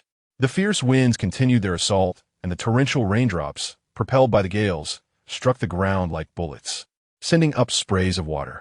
The entire world seemed enveloped in a thick curtain of water, rendering visibility exceedingly obscure. The crowd gathered to observe erupted in a commotion. "What is this red smoke? Isn't it blatantly revealing everyone's position?" remarked a young soldier. "Indeed, what are the officials thinking? Now everyone must exercise caution. Surely, many will follow the red smoke to seek trouble." The scene shifted to Lin Chuan. The howling winds roared through the valley, echoing like the furious growls of ferocious beasts. Due to the complex terrain and the adverse effects of the tempest, an airdrop box landed precisely on a treacherous branch of a steep cliff. This cliff was nearly vertical, with a chilling gradient of 70 to 80 degrees. The rock face was riddled with sharp stones, glistening coldly from the relentless rain, resembling countless gleaming blades.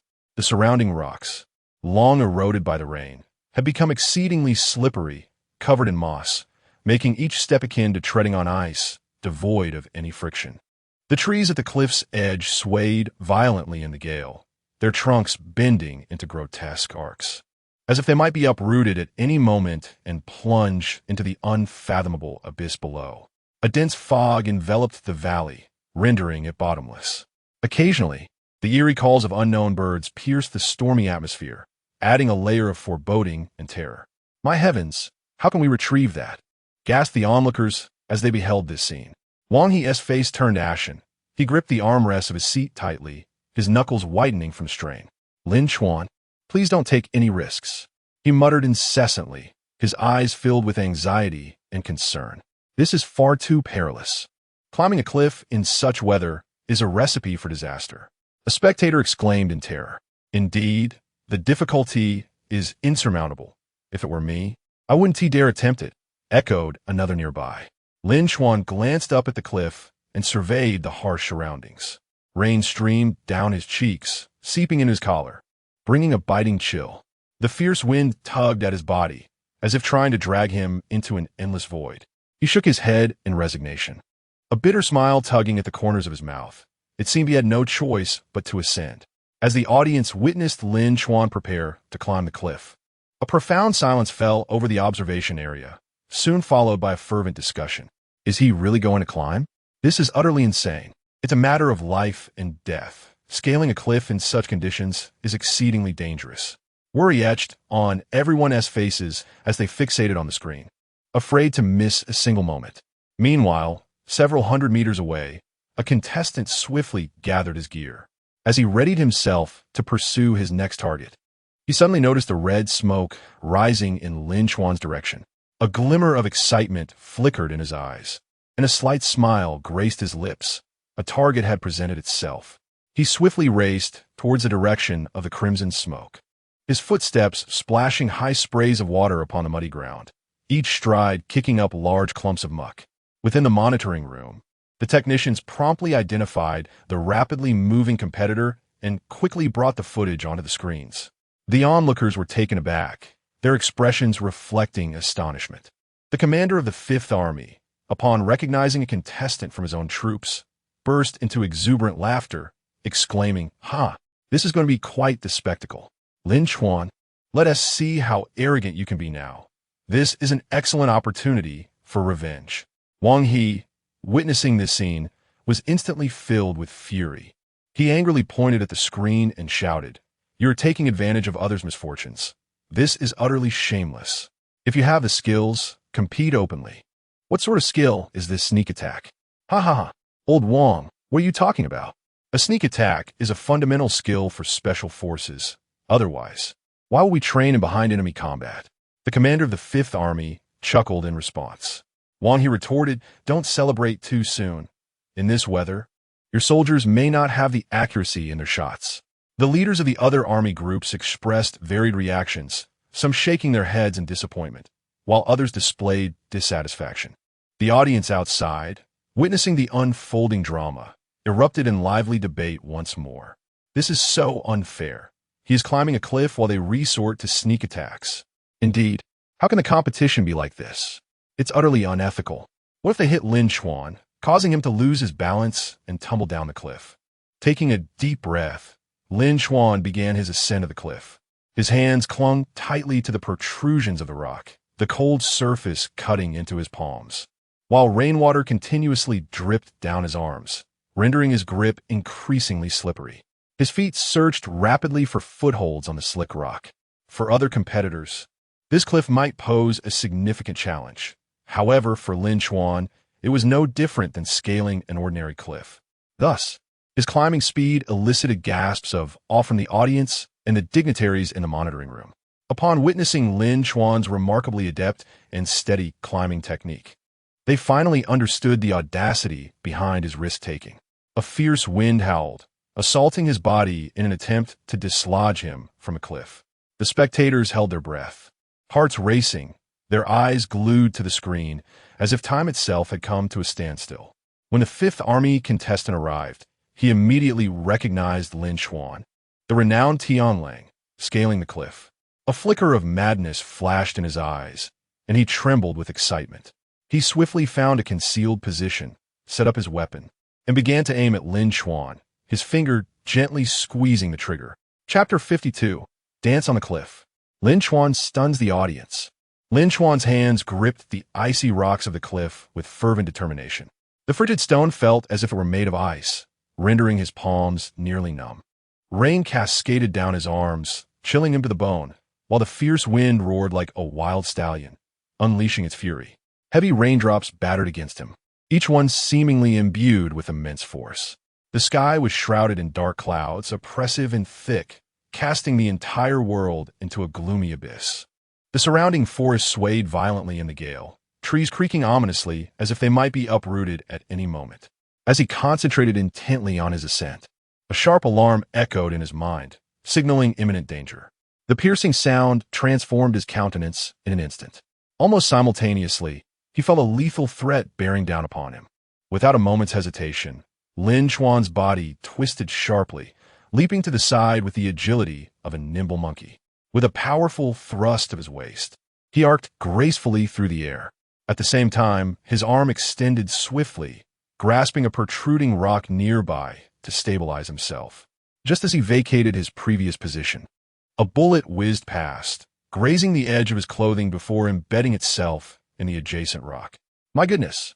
In the monitoring room, the commander of the Third Army stood abruptly, his eyes wide with disbelief. This is too perilous. The commander of the Seventh Army, Li Chuan, could not contain his astonishment. Beads of sweat forming on his brow. Damn it! How dare your soldiers fire in such a situation? Wang He scolded the commander of the Fifth Army, exclaiming, Lin Chuan is still halfway up the cliff. What if he falls? The commander of the Fifth Army stammered this ISNTA drill, and besides, Lin Chuan hasn't fallen, has he? Wang He. The spectators in the observation area were equally astonished, gasps rising in a chorus. How could he dare to evade like that without fearing a fall? It's terrifying. A young soldier covered his mouth, his voice trembling. Lin Chuan's reflexes are astonishing.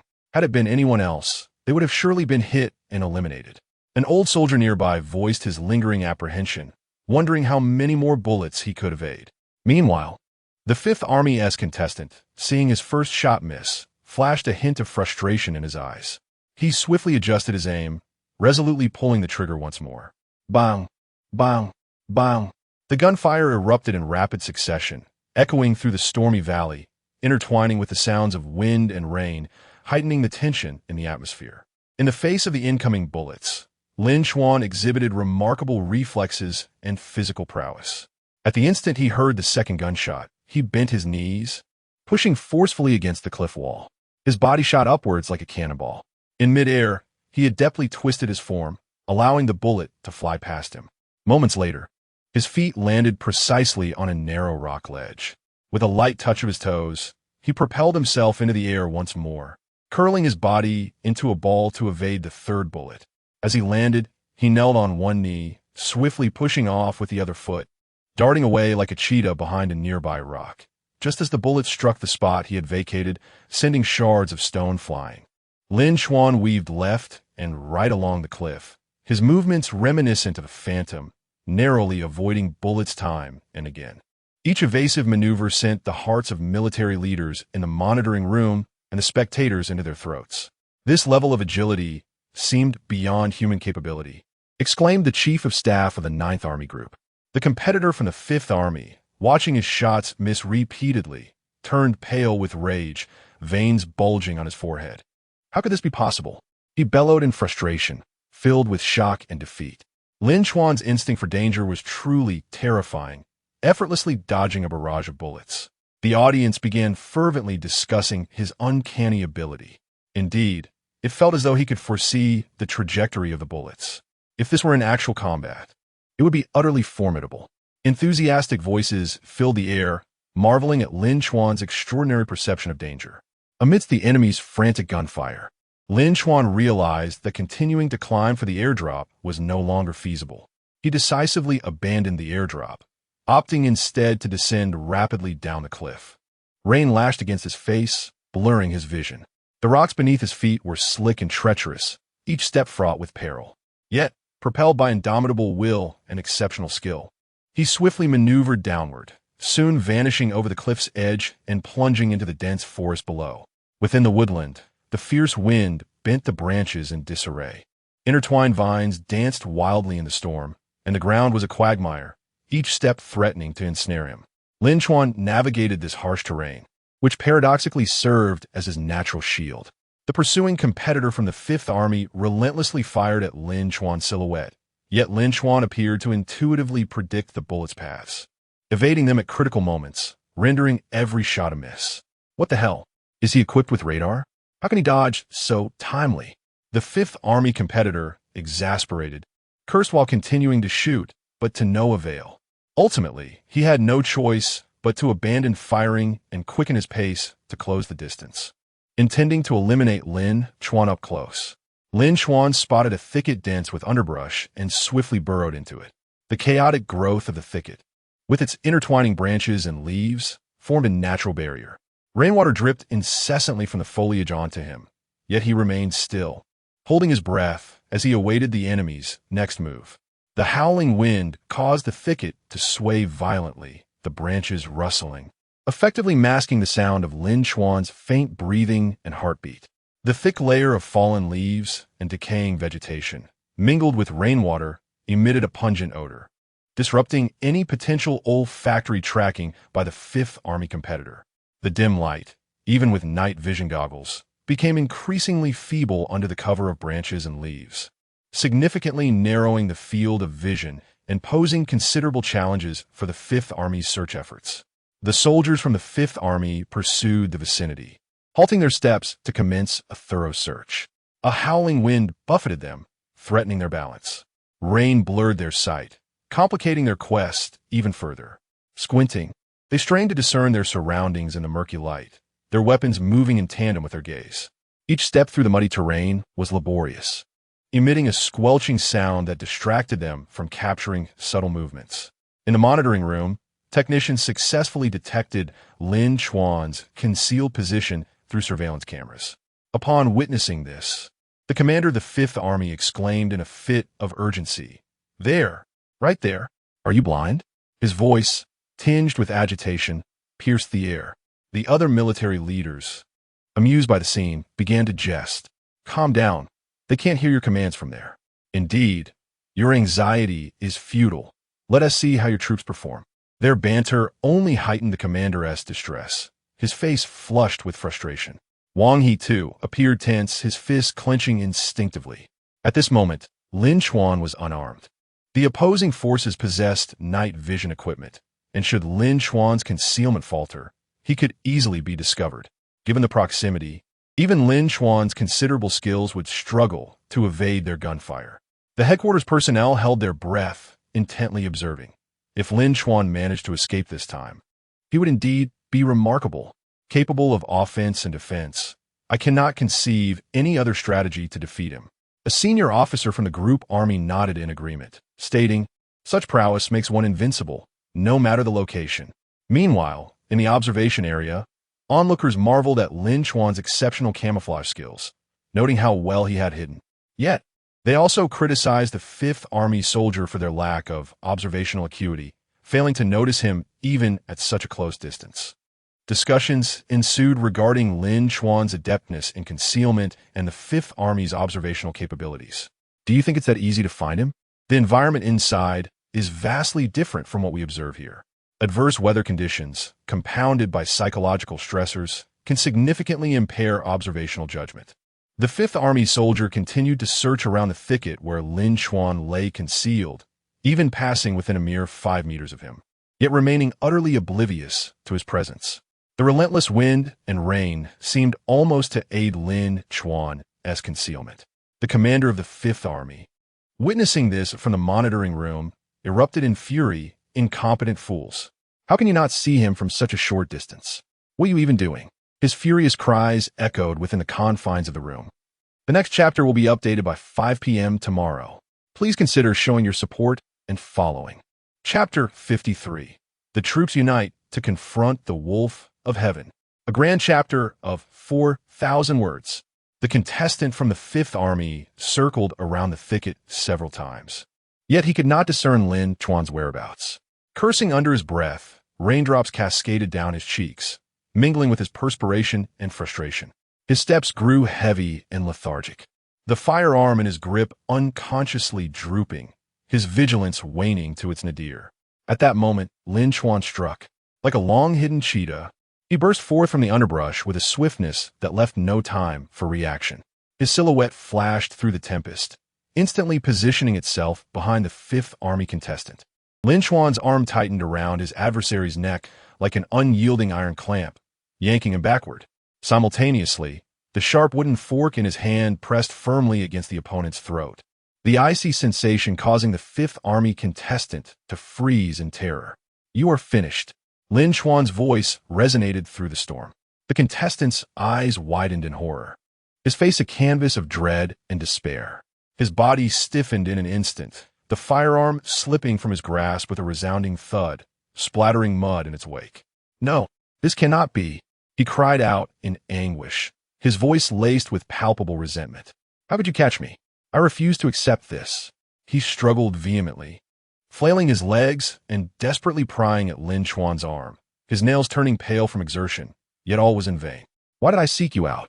I am such a fool," he lamented, his expression contorted in despair, raindrops striking his face like tears of regret. Within the monitoring room, the Fifth Army commander witnessed this scene as if struck by lightning, rising abruptly from his chair, slamming his hands onto the table, sending documents fluttering into the air. How is this possible? How could this boy be so inept? His face flushed crimson, veins throbbing on his forehead, his eyes nearly ablaze with fury. To falter at such a critical moment, this is infuriating. The leaders of the other army groups were equally astonished, some unable to suppress gasps of disbelief. Lin Chuan's reflexes and timing were extraordinary. The commander of the Seventh Army, Li Changhai, widened his eyes in admiration. Indeed, the contestant from the Fifth Army was subdued before he even realized what was happening. "Lin Chuan is remarkable," concurred the Chief of Staff from the 15th Army. The audience at the observation point erupted in excitement, exclamations and applause echoing throughout the space. "Lin Chuan is incredible. That move was so stylish." An enthusiastic young soldier leapt to his feet, waving his arms in exhilaration. Moments ago, the Fifth Army contestant had been so arrogant. Now, Lin Chuan had effortlessly dealt with him, much to the delight of all. Nearby, an older soldier shared the same exhilaration. After subduing the contestant from the Fifth Army, Lin Chuan swiftly collected all his gear and slung it across his back.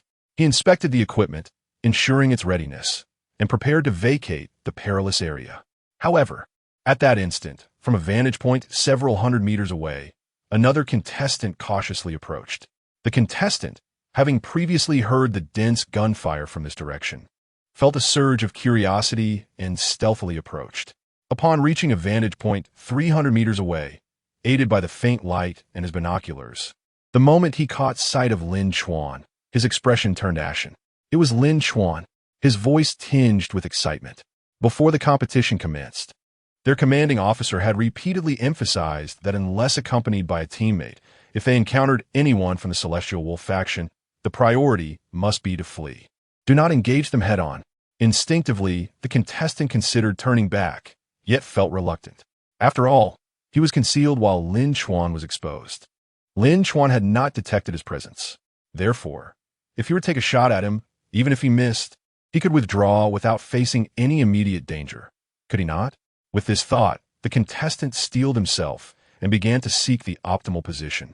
He dared not approach recklessly, but remained at a distance, tentatively preparing to sniper Lin Chuan. A glimmer of hope flickered across his face. After all, at such a distance, Lin Chuan might not even notice him. It was worth a try. He swiftly set up his rifle, adjusted the scope, and gently placed his finger on the trigger. Meanwhile, within the monitoring room, the technical staff quickly brought this scene to attention. "Report to the commander. Another contestant has locked onto Lin Chuan." At a distance of 300 meters, the technician's voice shattered the brief stillness in the monitoring room. Upon hearing this, the commander of the Fifth Army, who had been furious, unexpectedly exhibited a glimmer of anticipation, fixated on the screen while murmuring, "He must hit, he must hit." The Fifth Army had already lost 3 members, all eliminated by Lin Chuan. Now, his mind was consumed with thoughts of which Special Forces soldier might avenge them. The other commanders anxiously watched the screen, their expressions grave. Lin Chuan had just dispatched one adversary, and now another was upon him. This was troublesome. The commander of the Third Army furrowed his brow, worry etched on his face. The audience in the observation area also took note of this moment. The atmosphere grew tense as silence enveloped the room, everyone holding their breath, their eyes glued to the large screen. "It's over. Lin Chuan is about to fall into danger again," one spectator whispered, his face etched with concern. "No need to hope. Just moments ago, Lin Chuan was not hit while on the hillside. Do you think he can be now, on flat ground?" Another countered, "That's uncertain. Human instinct for danger isn't always accurate," someone retorted. In the meantime, the contestant wore a smug smile. "Lin Chuan, let us see how you evade this time." He scoffed. "They say you're formidable. I'm eager to see if you can escape my bullet from this distance." Without hesitation, he pulled the trigger. On Lin Chuan's side, having just packed his gear and prepared to withdraw, a danger alert resonated in his mind from the system's skill notification. Without a moment's hesitation, his body reacted like a flash of lightning. He twisted abruptly to the left in a manner almost defying human biomechanics, his upper and lower body forming an uncanny angle. Meanwhile, his legs propelled powerfully against the ground, launching his entire being like a spring set into motion, catapulting him diagonally backward. In midair, his body resembled a nimble swallow, gracefully adjusting its posture. With remarkable swiftness, his right hand flung the recently acquired backpack aside, harnessing its weight and the force of the throw to alter his trajectory, allowing a whistling bullet to graze mere centimeters from his side. Upon landing, he paused not for a moment. His toes barely touched the ground before he leapt anew, utilizing the rebound's force to soar high once more. This time, he executed a flawless 360-degree spin, akin to a rapidly rotating top, rendering him nearly impossible for the enemy to track. During his rotation, his eyes were as sharp as a hawk's, swiftly absorbing the surrounding environmental cues while discerning sounds to pinpoint the enemy's approximate location. Within the monitoring room, onlookers were left agape by Lin Chuan's astonishing evasive maneuvers. The anticipation of the Fifth Army commander swiftly morphed into disbelief, his mouth agape, as though one could fit an egg within, his expression a canvas of incredulity. "Is this truly within human capability?" murmured the 7th Group Army commander, Li Chuan, his eyes wide as saucers, riveted to the screen. The evasion techniques exhibited were simply beyond human limits. The Chief of Staff of the 15th Group Army couldn't help but exclaim, his fists clenching unconsciously, leaning forward as if striving to glean a clearer view of Lin Chuan's actions. The audience in the observation area erupted in a cacophony of astonishment, their gasps resonating amidst the sound of the storm. "My heavens, Lin Chuan must be cheating. How can he possibly execute such movements?" exclaimed a young soldier, his face flushed with excitement, hands flailing as his voice rose in pitch from sheer shock. The reaction time and physical coordination displayed were nothing short of terrifying. How on earth was he achieving this? Beside him, an older soldier shook his head in disbelief, his eyes filled with awe. "Goodness, is this fellow a reincarnated monkey?" The shooter, realizing his bullet had missed, felt a jolt of surprise but quickly regained composure, re-aiming and continuing his barrage. Lin Chuan, while performing these seemingly preposterous feats of agility, simultaneously determined the enemy's precise location. His figure moved through the storm like a specter, each motion dazzling in its fluidity. He would sometimes glide sideways, sometimes leap high, and at other moments roll along the ground, each action imbued with an aesthetic of power and speed, all while perfectly evading the enemy's bullets. Having discerned the enemy's exact position, Lin Chuan resolved to counterattack. As he rolled to his feet, he smoothly knelt on one knee, slightly leaning back to establish a stable shooting stance. His left hand swiftly cradled the weapon's body, while his right firmly grasped the grip, his index finger poised delicately on the trigger. His gaze was locked intently on the direction of the enemy. The howling wind and relentless rain pelted his face, blurring his vision, yet he appeared entirely undeterred. He took a deep breath, allowing his breathing and heartbeat to steady as the world around him seemed to dissolve, leaving only the enemy and the firearm in his grasp. At the very moment the adversary squeezed the trigger once more, Lin Chuan decisively pulled his own. His fingers moved with a gentle yet resolute grace, as if they were one with the gun. A flash of fire erupted from the muzzle, strikingly vivid in the dim surroundings. The bullet, propelled by the tremendous force of gunpowder within the chamber, shot forth with astonishing speed towards the foe. Almost simultaneously, the opponent emitted a muffled groan. His body jolted violently, causing the weapon in his hand to clatter to the ground. Staring in disbelief at his chest, he noticed a white spot impervious to the rain's cleansing. Almost immediately, the elimination device on his tactical uniform activated, releasing a thick plume of white smoke, signaling his defeat. How could this be possible, he murmured, his eyes filled with incredulity. How could he possibly have hit me under such circumstances? In the monitoring room, as they witnessed Lin Chuan's successful counterattack against the competitor, the atmosphere erupted in fervor.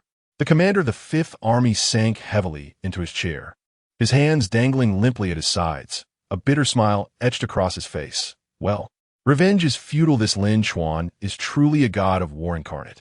General Li Changhai of the 7th Group Army sprang to his feet, vigorously waving his arms, his face alight with exhilaration. If only such a soldier could serve in my ranks. To maintain such precision in shooting amidst such harsh conditions and intense movement. His prowess is nothing short of invincible. The Chief of Staff of the 15th Group Army also stood, his eyes sparkling with admiration, applauding continuously. In this contest, if no other competitors join forces against Lin Chuan, his victory is undoubtedly assured. Of course, in terms of one-on-one combat prowess, who in the arena could rival him?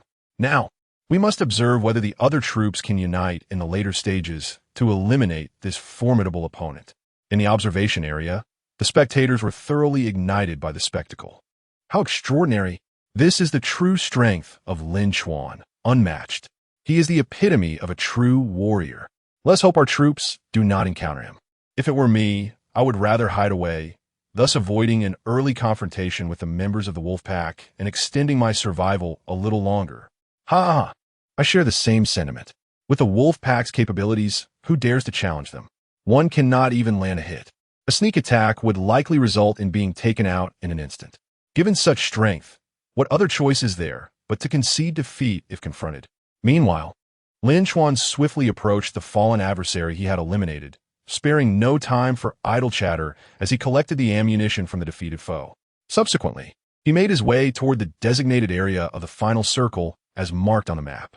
The final circle had already been established upon their airdrop, situated a daunting 8 kilometers from his current position. For them, this distance could be traversed within an hour at most.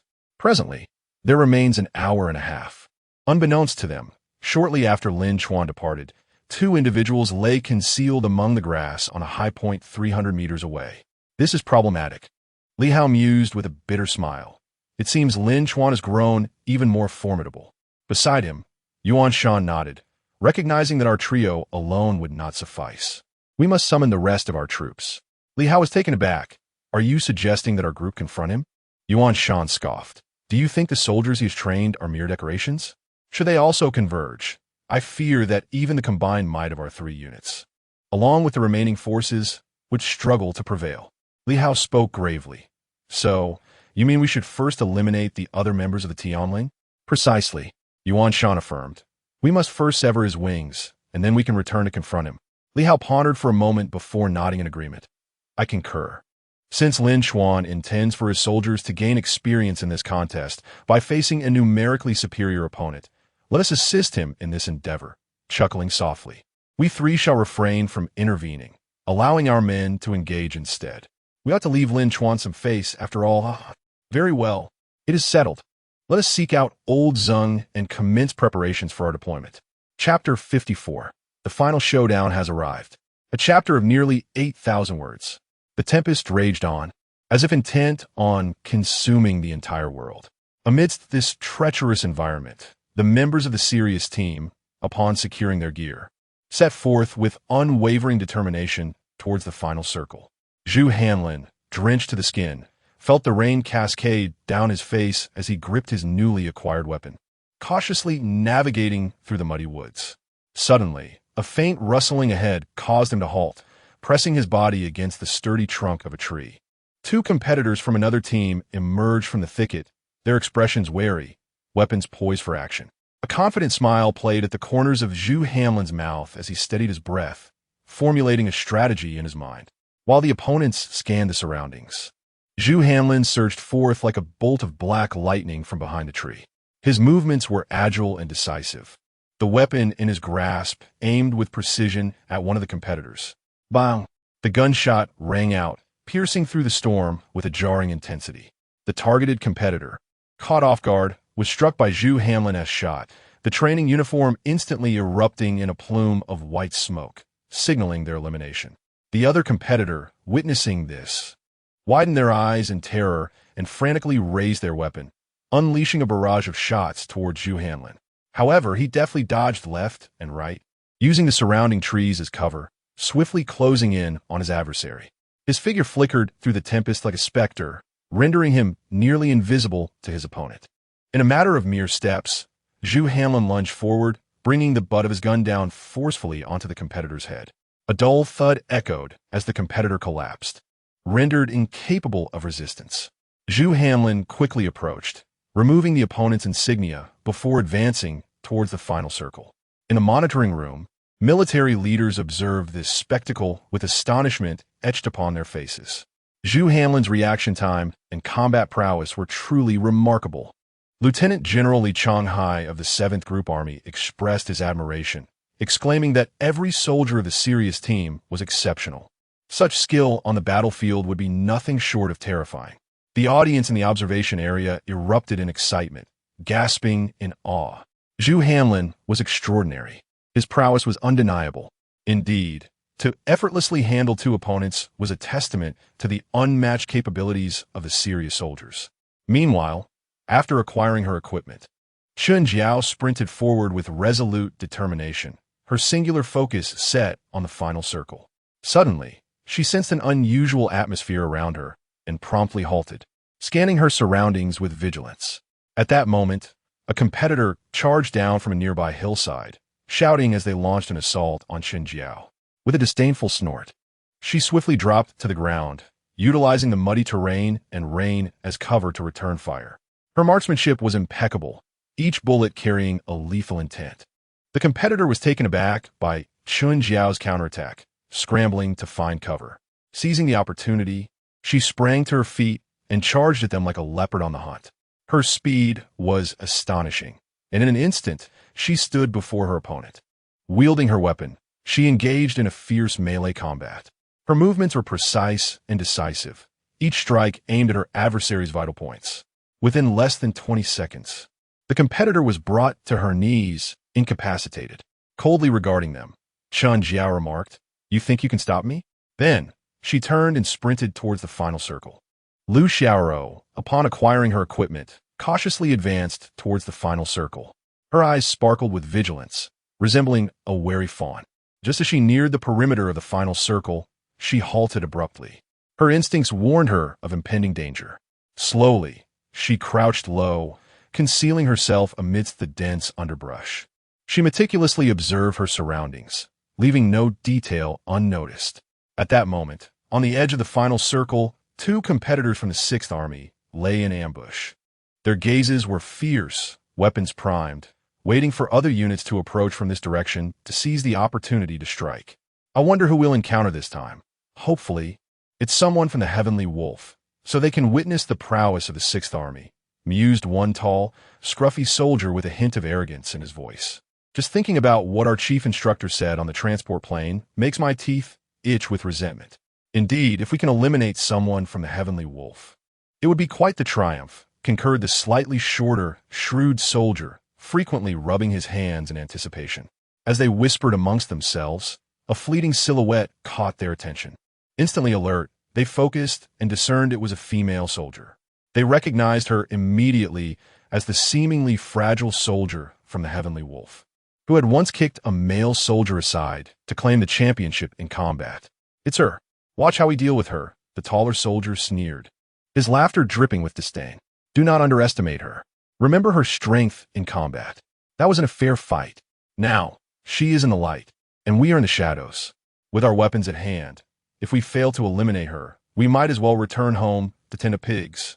While he spoke thus, caution was still advised. They could not afford to falter. Let her draw nearer, and we will strike, catching her off guard. The shorter soldier asserted in a low tone. Lu Xiaoro sensed the encroaching danger, her heartbeat quickening. Silently, she retrieved a smoke grenade and a flashbang from her backpack, deftly manipulating the safety mechanisms. As the two soldiers noticed her closing in, they exchanged glances and simultaneously rose, unleashing a barrage of gunfire towards her. Lu Xiaoro's eyes sharpened, her body tensing like a drawn bow. In an instant, she hurled the smoke grenade and flashbang with remarkable speed, her movements seamless and devoid of hesitation. With a thunderous bang, smoke billowed forth, and the blinding flash rendered the two soldiers momentarily sightless. In the midst of this fleeting chaos, Lu Xiaoro darted into the smoke like a shadowy specter, her form low and agile. Each step she took upon the muddy ground sent tiny droplets splashing, her movements as light as a feather. Her eyes sparkled like distant stars in the night sky, swiftly discerning the positions of her adversaries amidst the haze. Grasping her assault rifle firmly, the weapon swayed slightly with her motions, yet the muzzle unwaveringly aimed towards the direction where enemies might emerge. Her index finger rested poised on the trigger, ever ready to spring into action.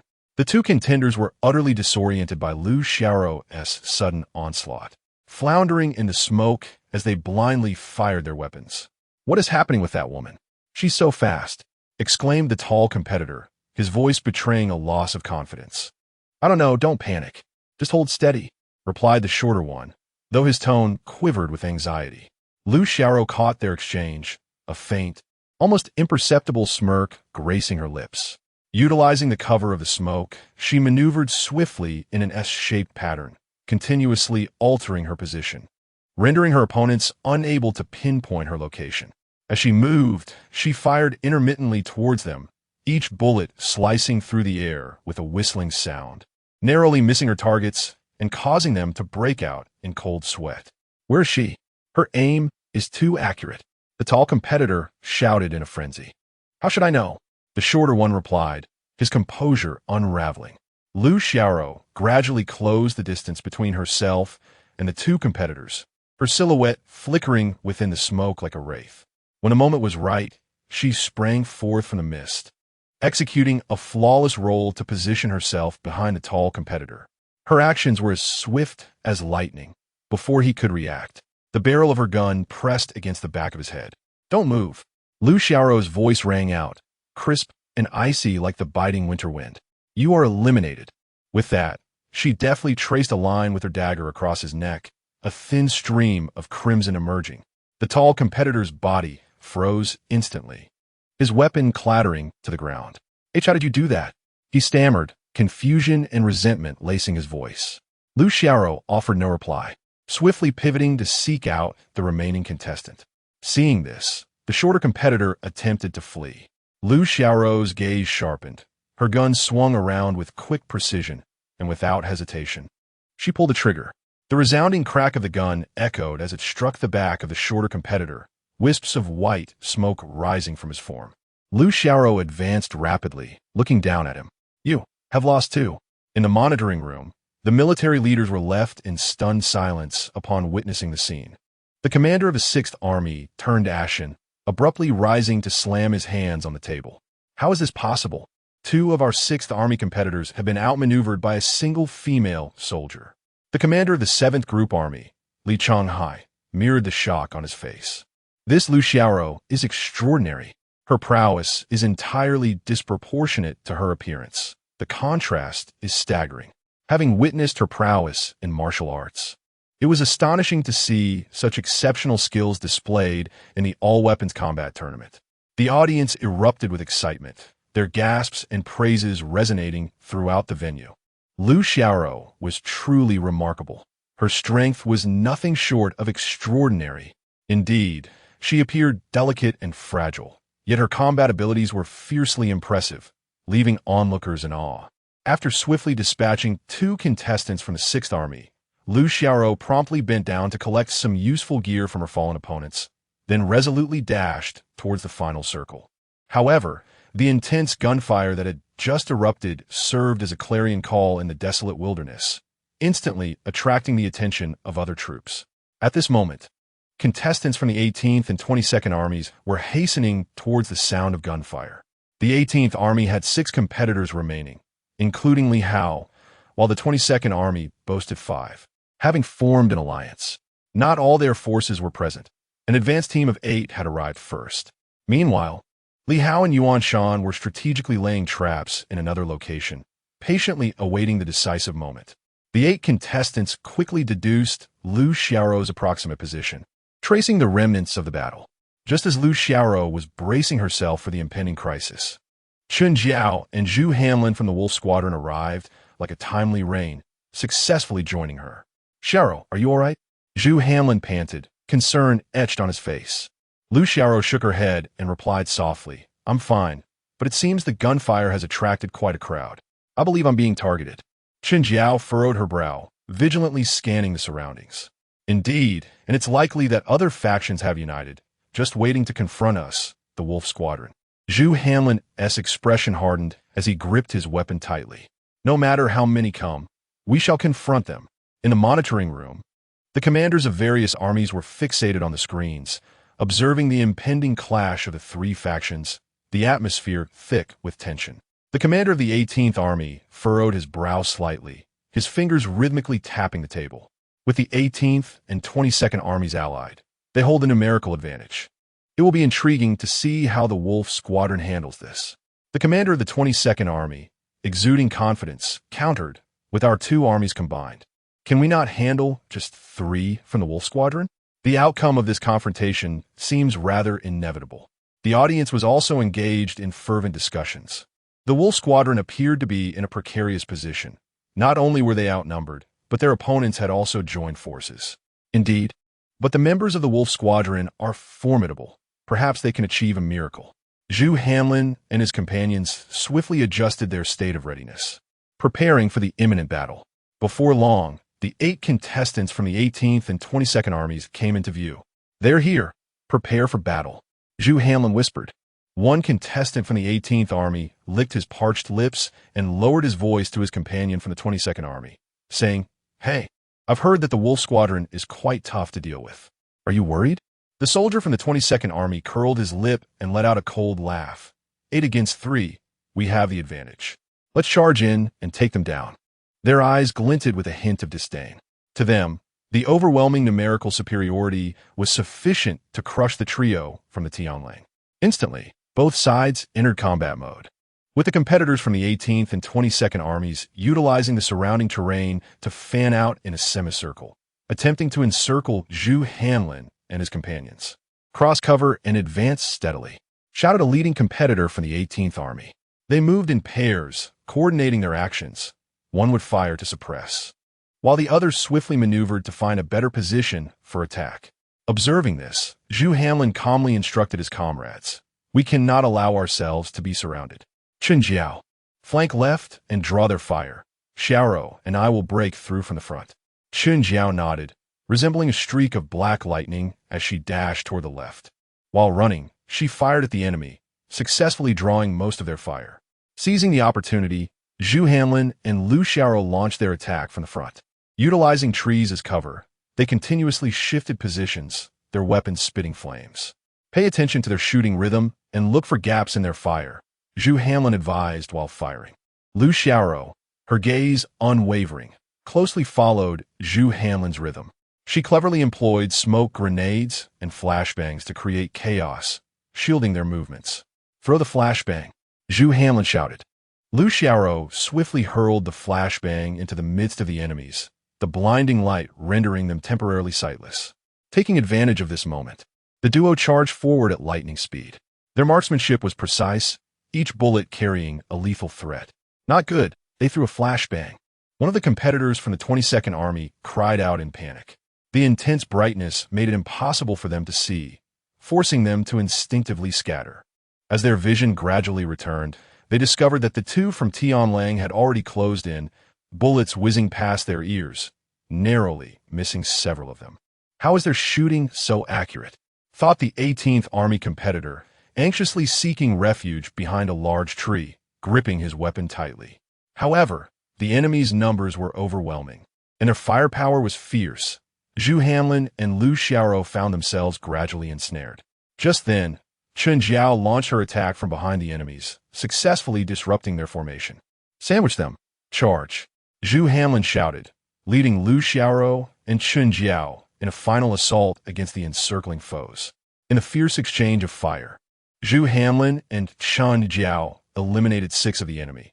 But unfortunately, they were also struck, white smoke billowing from their training uniforms, signaling their elimination. Don't worry about us. Xiaoro, break through. Zhu Hanlin called with his last ounce of strength. Finally, a look of fury crossed Lu Xiaoro's face. With her exceptional shooting skills and agile evasion, she darted through the hail of bullets, facing the remaining 2 enemies.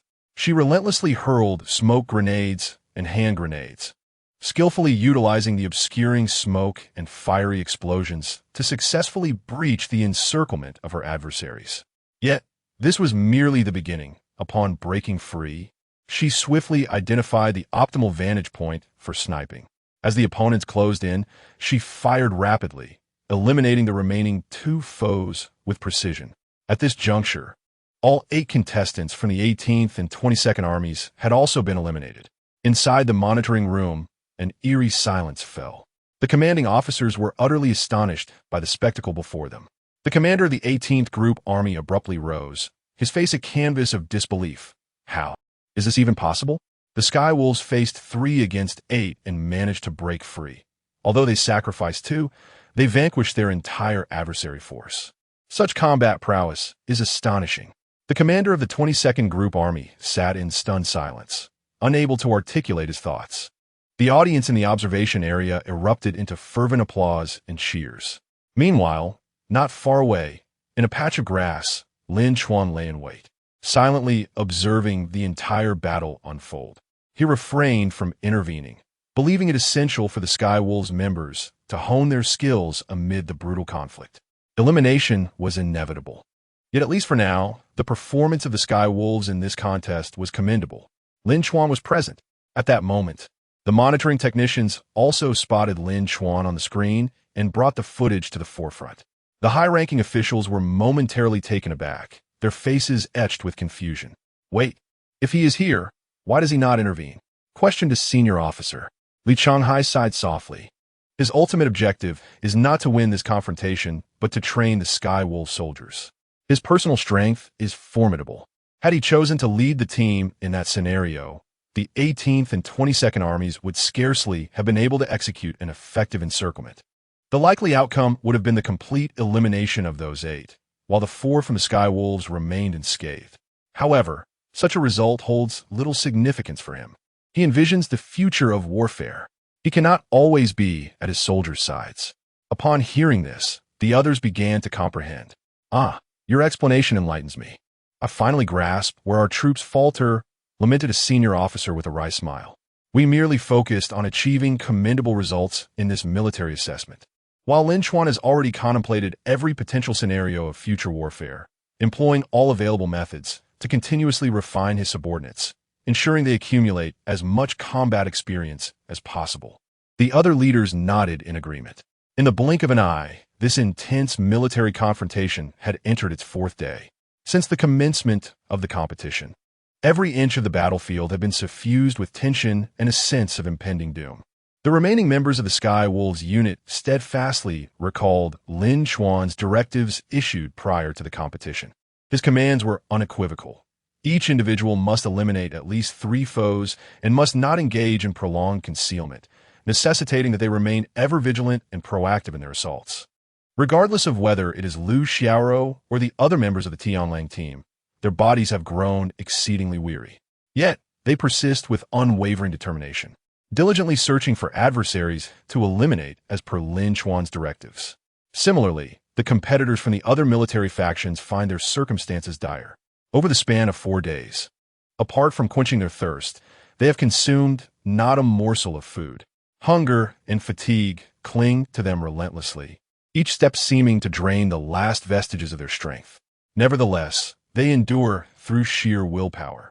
As time progresses, the number of contestants from each military unit diminishes daily. The fierce confrontations render this battlefield increasingly brutal, with each skirmish holding the potential to determine a contestant's fate. Meanwhile, the officiating staff is busily compiling the competition data. Subsequently, the chief referee personally reports the personnel status to the headquarters. Report, Chief, there are currently 24 individuals remaining in the final round. Among them, the Tianlang unit, including Lin Chuan, comprises 4 members, while the competitors from the other military units total 20. Of these, 4 are in solitary concealment, while the remaining 16 have formed an alliance led by Li Hao, Yuan Shan, and Zhang Jiajie. Upon hearing this report, the headquarters officials fall into deep contemplation. The commander of the 7th Group Army, Li Chuan, furrows his brow slightly and remarks, "It appears this competition has entered its decisive phase." Although the Tianlang unit is outnumbered, their strength should not be underestimated. The alliance formed by the other military units will undoubtedly exert significant pressure on Tianlang. The commander of the 5th Group Army nods in agreement, adding, "These remaining 24 individuals are the elite among the elite." The forthcoming contest will likely be a showdown between Tianlang and the alliance of the other military units. Now, it remains to be seen whether Lin Chuan will emerge to lead the remaining 3 members of Tianlang against the alliance. For the past 3 days, Lin Chuan has refrained from engaging in combat since entering the final round, seemingly providing the soldiers of Tianlang with an opportunity to hone their skills. However, if he chooses not to intervene in the ultimate battle, the 3 members of Tianlang alone will stand no chance against the 16 members of the alliance, especially with 4 contestants lurking in the shadows, poised to strike. The officials at headquarters glance at the time, and one solemnly states, "It is nearly time." The physical condition of each contestant has reached its limit. What remains to be seen is who can achieve a final resurgence under such extreme circumstances. The spectators in the observation area are fervently discussing the unfolding situation. Can the remaining 4 members of the Tianlang unit withstand the pressure from the other military factions? It is hard to say. The alliance possesses a numerical advantage and will undoubtedly target Tianlang. Nonetheless, the members of Tianlang are not to be underestimated. Their performances over the past few days have been noteworthy, and perhaps they can create a miracle. Meanwhile, Lin Chuan remains hidden, observing everything around him, never revealing himself. As dusk falls, the night descends like a vast black curtain, enveloping the battlefield rife with smoke and conflict. Tang Lin, Lu Xiao, and Su Mei struggled to converge in a secluded hollow of the mountains. Their faces bore the marks of exhaustion, their garments torn by branches and caked with mud. Each step taken with heavy reluctance, as if every movement drained the very essence of their strength. Tang Lin collapsed onto the ground, panting heavily, his cracked lips trembling slightly. "These past few days have truly worn me down. Our water supply is nearly depleted, and I can't fathom how much longer we can endure." Lu Xiaoro leaned against a tree, slowly crouching down while massaging her aching calves. "Indeed, it feels as though my legs belong to someone else. However, we must quickly discuss our next course of action." Su Mei retrieved a crumpled map from her backpack, spreading it on the ground, her fingers trembling as she pointed to the markings. "We have explored numerous areas these past few days, based on the traces of other teams we encountered and our observations. I believe the battleground is most likely situated here." Her voice was hoarse, laden with fatigue. Tang Lin leaned in closer to examine the map, his brow furrowed. "I concur. It seems to be in this vicinity. Moreover, after engaging with other teams, I can sense that they have likely formed an alliance. The previous groups we encountered exhibited remarkable coordination, unlike a mere haphazard assembly." Lu Xiaoro nodded slightly, her eyes reflecting concern. "Their alliance gives them a significant numerical advantage, making it difficult for us to contend. I wonder if the captain will appear to lead us in a battle." Tang Lin sighed, gazing into the distance. "The captain has refrained from intervening these past few days. He likely wishes for us to gain experience on our own. Yet, the enemy is formidable. If he does not make an appearance soon, we may struggle to hold our ground." Meanwhile, at the alliance's camp, Yuan Shan, Li Hao, and Zhang Jiajie sat together, deliberating their tactics. Yuan Shan's face was grimy, etched with fatigue and weariness as he spoke wearily. Brothers, these past 4 days have utterly exhausted me. If this continues, I fear I may not endure much longer. Li Hao rubbed his reddened eyes, his voice hoarse. Indeed, we have all reached our limits. But our alliance still offers a considerable numerical advantage. The Tianlang team has dwindled to just a few members. We have a significant opportunity. Zheng Jiajia brushed off the dust from his clothes and coughed a few times. A significant opportunity? Perhaps not. That Lin Chuan fellow has not made an appearance since we entered the final circle. His subordinates have already worn us down considerably. Yuan Shan frowned. Contemplating for a moment, Lin Chuan has been silent these past few days. He likely intends for his men to fend for themselves, as long as he remains uninvolved. The remaining members of Tianlang are no match for us. He cannot possibly remain absent. We must prepare ourselves. At the very least, until Lin Chuan shows up, the three of us need to conserve our strength. Among these people, only our trio, united, can barely pose a challenge to him. Enough said. Let us seize the moment to rest. I suspect they will arrive by tonight at the latest. At this moment, everyone's physical condition is pushed to the limits. We can no longer endure, nor can they. In the valley, Tang Lin and the others are still engaged in a tense discussion. Sumei clenches her teeth, a flicker of determination gleaming in her eyes. Regardless of whether the captain appears or not, we must not surrender. Over the past few days, we have eliminated numerous opponents. We possess this strength and can certainly contend with them. Tang Lin rises, gripping his weapon tightly, despite his body being utterly exhausted. Indeed, we cannot betray the captain's expectations. Even if it leads to death, we shall meet our end on the path of charge. Lu Xiaoro also stands, adjusting her gear. Very well. We shall proceed according to the plan, advancing towards the battleground and adapting to circumstances. The three exchanged glances, nodding in agreement, before dragging their weary bodies slowly towards the unknown battlefield. Unbeknownst to them, after their departure, Lin Chuan appeared at the location they had just vacated. Observing their direction, a pleased smile spread across Lin Chuan's lips. Then, he stretched out vigorously. After 3 days of rest, it was indeed time to loosen his limbs. Chapter 55. The final battle commences. Lin Chuan strikes. In the forest, moonlight filtered through the gaps in the foliage, casting dappled patches of light upon the ground. Lin Chuan moved like a concealed serpent in the darkness, weaving through the trees with an ethereal grace. His figure flickered amidst the mottled shadows, each step almost weightless, producing not a whisper of sound. Within the monitoring room, the military leaders observed Lin Chuan's movements, falling once again into perplexity. What was Lin Chuan up to? The battleground had been meticulously prepared, yet he was heading in the opposite direction. The Chief of Staff from the 11th Army wore a scowl, his face flushed with anger, veins bulging on his forehead as he could not contain his frustration, exclaiming, "Is this not sheer folly?" It was no surprise that he was enraged. For the direction Lin Chuan was headed, not far off, lay their troops, and they were the last remaining hope. The commander of the 17th Army furrowed his brow, pondering the implications. At this critical juncture, why was he not advancing towards the battleground? At that moment, Li Chonghai chuckled softly, leaning back in his chair with a relaxed demeanor, and began to elucidate. Are you not simply asking the obvious? Lin Chuan is not acting recklessly. He aims to eliminate those 4 hidden adversaries before the conclusion of the battle, thereby ensuring he can engage in the decisive confrontation without any lingering concerns. I cannot fathom that you, with your intellect, are unable to grasp this. The Chief of Staff from the 11th Army remained unconvinced, curling his lip in disdain, his expression still marred by anger. Even so, he cannot afford to falter at this juncture. What if this delays the decisive battle? Does he not fear that his 3 soldiers from Tianlang will be utterly decimated by the Allied forces? It is one thing to neglect his own men, but why target our insignificant soldier? Does he truly need that kill? The other military leaders chuckled knowingly. Lin Chuan was well aware of his capabilities. They had witnessed his prowess. The task of eliminating those 4 adversaries would hardly consume much of his time.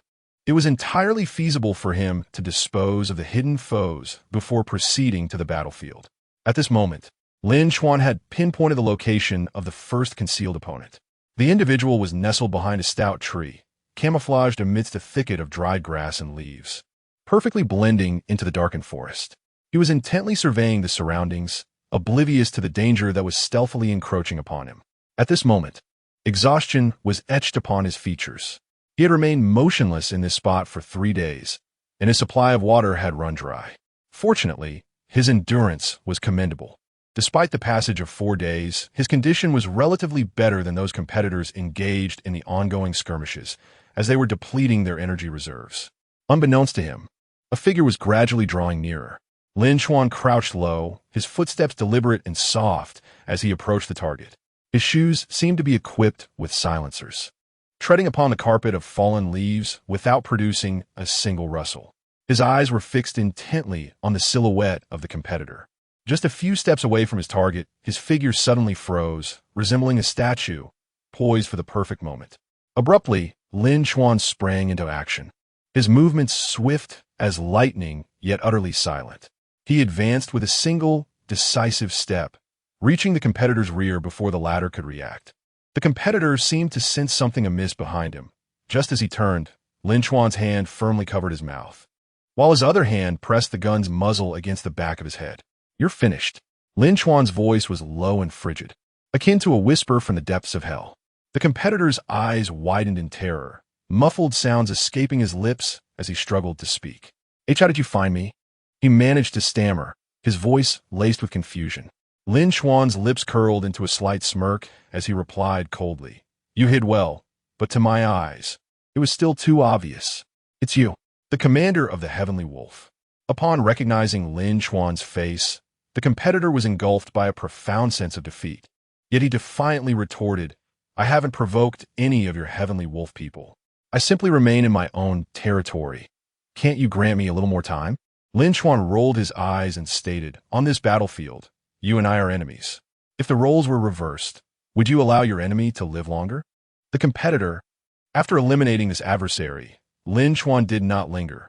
He once again melded into the shadows, hastening towards his next target. In the decisive area of battle, dense fog enveloped the ground like a gossamer veil, shrouding this critical battlefield. The surrounding trees loomed indistinctly within the mist, exuding an air of lethal intent. The members of the Allied forces wore grave expressions, with Yuan Shan, Li Hao, and Zheng Jiajia huddled together, the map beneath them fluttering gently in the wind. Yuan Shan crouched down, slowly tracing the ground with a twig, his brow furrowed, his voice hoarse and dry from days of fatigue. "Listen, I will repeat myself. We shall designate this area as the core ambush zone." He lifted his gaze, scanning the surroundings, and pointed towards the low-lying terrain, flanked by steep hills that stood as silent sentinels. "This location is low-lying, with steep slopes on either side. Easy to defend, yet difficult to assault. We will position 2 teams on the slopes, creating a crossfire. Once the Heavenly Wolf personnel enter, we will ensnare them like fish in a barrel." Upon finishing, he gripped the twig tightly, a glint of ferocity shining in his eyes. Despite his weary form appearing slightly stooped, the anticipation of the impending battle reignited his dormant fighting spirit. Li Hao rubbed his bloodshot eyes. Fatigue and tenacity etched across his features. He then added, "On the necessary path leading into the ambush zone, we will lay tripwires and deceptive mines." He punctuated his words by decisively tapping the map's route.